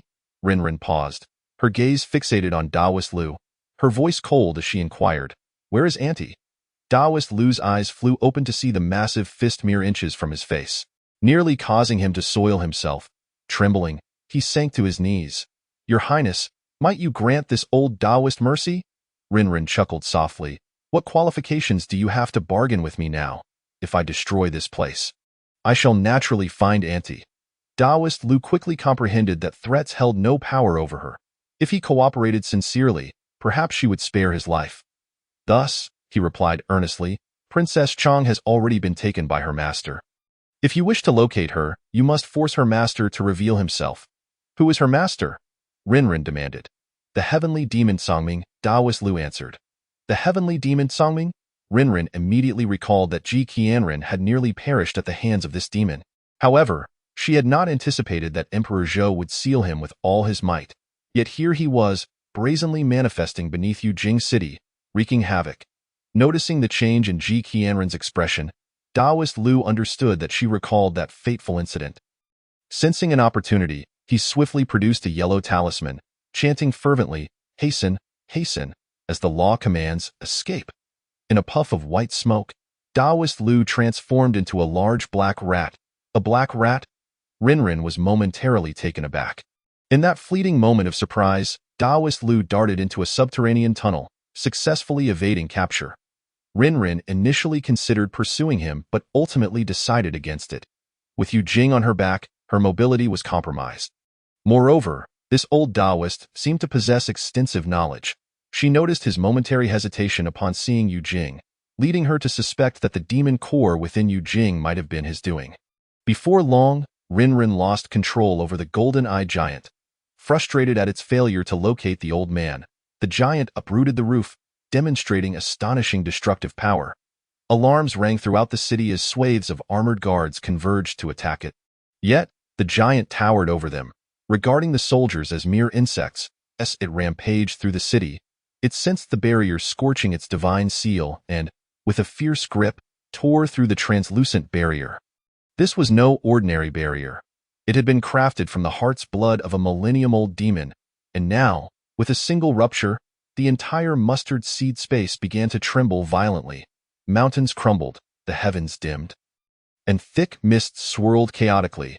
As monstrous waves erupted from the Black Sea, a rift was violently torn in the mustard seed space. Chapter 72. Discomfort. This realm was already shrouded in darkness, and many creatures that thrived in the shadows disintegrated into ashes upon encountering the sunlight. A boy sat on an iron bed, dumbfounded by the spectacle. Incredible! So powerful! Not only the boy, but even Rinrin was left speechless. She had not anticipated that the entity she summoned possessed such immense destructive capability. She had yet to fully learn how to control it, let alone how to retract it. After several futile attempts, Rinrin conceded it seemed to have a will of its own. Perhaps she had unwittingly activated an extraordinarily powerful external aid. She narrowly dodged a massive flying rock. Rinrin finally remembered her mission to save others. She hurriedly dashed into the stone chamber, placing the unconscious Yu Jing in a slightly safer location before quickly unfastening the leather straps binding the boy's legs. The boy gazed at the celestial maiden before him, overwhelmed with excitement as he stammered, "Sister Fairy, you have come to rescue me, right?" Rinrin promptly retrieved a pill from her pocket and thrust it into his mouth. "Don't speak. Hurry and get out." The boy instinctively swallowed the pill. Rinrin then turned to find the heart preserved by magic, placing it in a wooden box and placing it in his hands. "You have a protective talisman. Hold on to your heart and keep safe. Once you escape, seek out Hijie at the palace of Princess Qianren." She gestured toward the shaft of sunlight pouring in, saying, "See that? That is the exit. Find a chance to escape from there, and you shall return to the human realm." After issuing her instructions, Rinrin spun around to unlock the rows of iron cages. The other children, who had also been injured, were confined within, having witnessed the chaos unfold. Though they did not know who the girl before them was, they understood that the space had descended into chaos, presenting them with a chance to escape. One by one, the children fled, turning back to thank Rinrin as they ran. "Thank you, Sister Fairy," Rinrin called out to the still-dazed boy. "Hurry, take them and go. If a fight breaks out, I won't have time to look after you." The boy, already marked by the serpent's talisman, quickly regained his senses. He snatched up the clothes strewn on the ground, tucked the wooden box into his bosom, and armed himself with a fallen dagger before hastily fleeing with the group of children. Rinrin paid no heed to the rampaging golden-eyed giant outside. To draw out the heavenly demon Songming, she had to obliterate this mustard seed space. Gradually, she discovered that she could perceive everything before her. Perhaps their consciousness was interconnected. In this enigmatic state, Rinrin slowly found a way to control the giant. As she clumsily commanded the golden-eyed giant to demolish each layer of the structure in search of her master and senior brother, she also busied herself rescuing the other children trapped in cages. With resounding crashes echoing, various mechanisms were activated, walls vanished, and the scene opened up before her. An unpleasant stench filled the air as Rinrin covered her mouth and nose, venturing inside to investigate. The chambers were filled with dark iron cages, nearly everyone housing a person. Men, women, old and young, including those whose bodies had decayed to the point of becoming mere skeletons. Yet, for reasons unknown, these cages were unlocked, allowing Rinrin to pull the doors open. However, upon doing so, the individuals huddled in the corners did not dare to move. They resembled a flock of frightened birds, cowering in the innermost recesses of their cages. Rinrin swung open the cell doors. Perplexed, "What are you all doing? Hurry and flee." No one moved, nor did they acknowledge her. Outside, chaos reigned supreme. Why did they not escape? Remaining here would subject them to the impending battle. This layer would ultimately be annihilated by the furious giant. Initially, Rinrin had thought to destroy this cannibalistic place, but with so many innocent lives at stake, engaging in combat would only hinder her efforts. Yet still, no one stirred. It was futile. They had been beaten into submission. Too frightened to flee, Yu Jing's voice drifted from behind her, weak and frail. Rinrin turned to see Yu Jing not far behind her, clad in silver hair and white robes, standing against the light. His fox tail swayed behind him, exuding an indescribable air of nobility and grandeur, resembling a deity. Seeing that the people could not be persuaded, Rinrin approached Yu Jing's side, gazing up at him. "You are awake. How do you feel?" Fortunately, Yu Jing lowered his gaze, observing Lin Lin. A smile gradually gracing his lips. "Thank you, Your Highness," he expressed. His smile was captivating, akin to 1,000 pear blossoms blooming simultaneously, particularly at this moment when he had yet to retract his enchanting demeanor. With his silver hair cascading loosely and his attire disheveled, standing before the ruins, he appeared anything but disheveled. Rather, there was an ethereal beauty to his disarray. Lin Lin understood that he was not only grateful for the blood she had offered but also for her salvation of these children. And most importantly, for fulfilling a dream he had cherished for many years. With sincere admiration, Lin Lin remarked, "You have a beautiful smile. Please smile more often." Wai Yujing chose not to respond to her words. Yet, her voice was sweet, imbued with genuine sincerity, as before. She was not putting on an act. He suddenly recalled the kiss that had brushed his lips, and it seemed genuine as well. His heart felt as though it had been placed upon the warm surface of sunlit waters. Rippling with the gentle waves, with just a hint of a warm breeze, he could easily lose himself in this sensation, a feeling he had never experienced before. Wai Yujing then shifted the conversation back to their previous topic. They had endured countless beatings over the years. Each escape had led to a harsher punishment than the last. The captors would even deliberately release them, allowing them a fleeting taste of freedom before recapturing them for further torment. Continuing until they learned their lesson. Lin Lin then comprehended that their repeated escapes and subsequent captures had instilled a deep-seated fear, rendering them unable to believe when genuine help finally arrived. In light of this, Lin Lin resolved not to press the matter further, and the two walked in silence toward the ruins that had been devastated, gazing at the King of Diamonds, who was wreaking havoc in the city. With a hint of pride, Lin Lin boasted, "See, I am not as weak as you imagined." However, before she could finish her thought, they witnessed the King of Diamonds strike a familiar figure, sending them flying. It appeared that he had lost control. Lin Lin fell silent for a few seconds, offering a moment of silent tribute for her senior brother, Yuan Shi. She swore it was unintentional. Wai Yujing chuckled lightly and said, "Your Highness, I can finally be of assistance to you." However, he took a step closer to Lin Lin and asked, "Could you first untie this red ribbon?" As he spoke, a subtle hint of discomfort appeared on his snow-white visage. His gaze flickered, and his breath trembled lightly. Being bound was somewhat uncomfortable. Chapter 73. Unseemly conduct. Moments earlier, in another part of the underground city, Yuan Shi and Wen Lu Yu had infiltrated the area, encountering a tragic scene that mirrored Lin Lin's experience. However, both were impulsive individuals. Their desire to rescue others quickly raised the alarm. Outnumbered, they were surrounded in a confined space.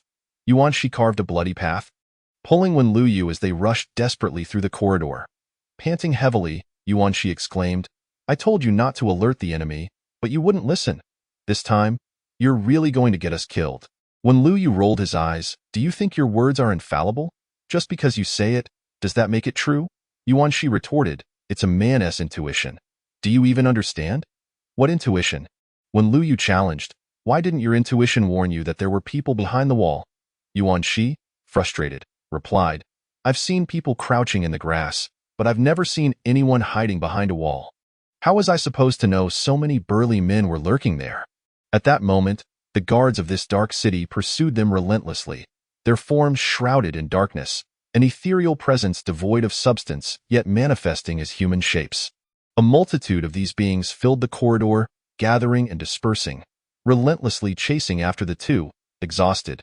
They were on the brink of collapse when suddenly, the ground trembled as if shaken by an earthquake. Yuan Shi sensed something amiss. His pupils contracted slightly, and then, with a deafening crash, the corridor's wall was suddenly breached by an immense force, scattering the entities known as MI like ink splatters across the walls. The two paused, their steps faltering. Behind them, a cloud of dust swirled, and Wen Lu Yu, sensing danger, rushed ahead of Yuan Shi, shouting "Be careful," as he threw himself against Yuan Shi, propelling them both in another direction. Caught off guard, Yuan Shi stumbled into Wen Lu Yu's embrace, and in the chaos, their lips brushed against each other. The unfamiliar sensation momentarily stunned Yuan Shi, and his first thought was, "It's over. I've lost my integrity that I've safeguarded for 25 years. He had been inadvertently violated by Wen Lu Yu. Enraged, he exclaimed, Wen Lu Yu, you, shut up." Wen Lu Yu interrupted, covering his mouth, her fierce gaze piercing through him. "What are you yelling about?" Just then, The smoke and debris from the explosion surged toward them. A massive chunk of debris grazed Wen Lu Yu's shoulder, exploding not far from them. A soft groan escaped her lips. Yuan Shi, pinned to the ground with Wen Lu Yu's hand still over his mouth, looked at her in disbelief. What had she eaten to possess such strength? Simultaneously, he sorrowfully recognized a fact. Here was a man. A sturdy man at that, being overpowered and rendered helpless by a woman. This was utterly absurd. As the dust settled, Wen Lu Yu finally released him, and Yuan Shi instinctively sprang to his feet. The first thing he did was to distance himself from her. Ignoring him, Wen Lu Yu turned to assess their surroundings. The entire structure had nearly collapsed on one side. The path they had just traversed lay utterly destroyed. Crumbling into the depths below, a gust of wind began to rise from below, and as Wen Lu Yu peered down at the ruins, she discovered that the MI, who had been relentlessly pursuing them, had all been buried beneath the rubble. Watching this unfold, Yuan Shi felt a pang of guilt. After all, she had saved him, and he couldn't allow himself to forget her kindness simply because she had violated him. Thus, he awkwardly expressed, "Thank you." Without looking back, when Lu Yu replied, "It was nothing." Yuan Shi noticed the wound on her shoulder was bleeding and, with concern, asked, "Is your injury all right?" When Lu Yu glanced at the wound and casually replied, "It's fine, no need to worry." Yuan Shi was taken aback. Usually, his junior sister would fuss over even the slightest injury, fretting over scars, let alone other women who valued their beauty above all else. So he insisted, "You should at least bandage it. You can't keep bleeding." When Lu Yu refused, "No need, it's too much trouble. But you should really bandage it. What if you end up with a scar?" As he spoke, he began to retrieve the ointment he had prepared recently from his sleeve. When Lu Yu instinctively took a step back, pulling her garment up over her shoulder to cover the emerging mark.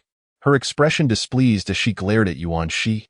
"Why are you, a grown man, being so fussy?" "I said I don't need it. I'm not some delicate lady. Scars don't matter." "Fussy?" Yuan Shi retorted, his good intentions met with scorn, causing his anger to flare. "When Lu Yu, how ungrateful can you be? I'm just trying to help you, and you keep pushing me away, and no wonder no one liked you back in the academy." "Shut your mouth."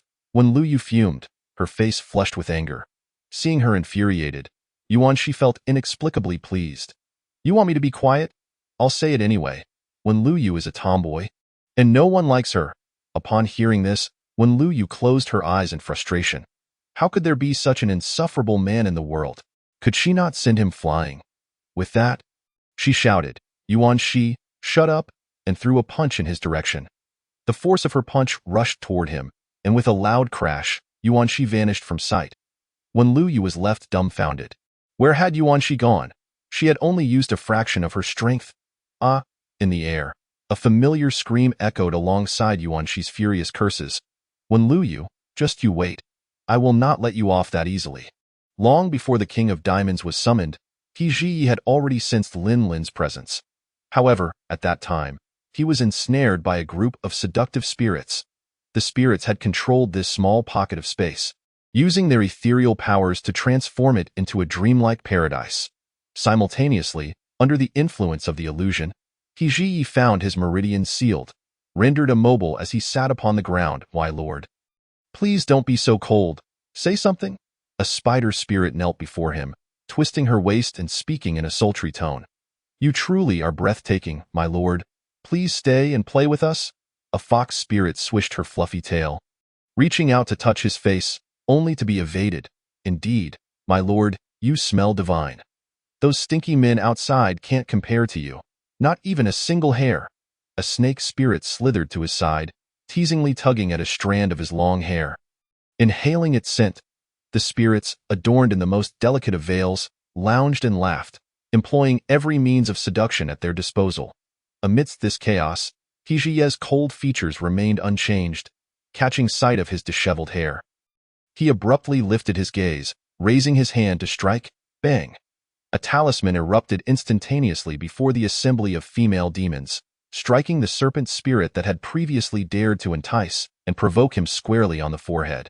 A crimson spray of blood burst forth as He Ji raised his hand, seizing the serpent spirit by the nape of its neck, his fingers suddenly tightening with force. The sound of dislocated bones echoed ominously. Terrified screams reverberated all around as the female demons recoiled in fear. It was only then that Hijia cast the serpent's spirit onto the ground, its spine shattered, convulsing helplessly, unable to rise again. Hijia sat cross-legged upon the earth, his voice deep and resonant. Who else wishes to test their fate? Chapter 74. She who was protected. The female demons, fully aware of Hijia's formidable reputation, dared not provoke him further, exchanging wary glances amongst themselves.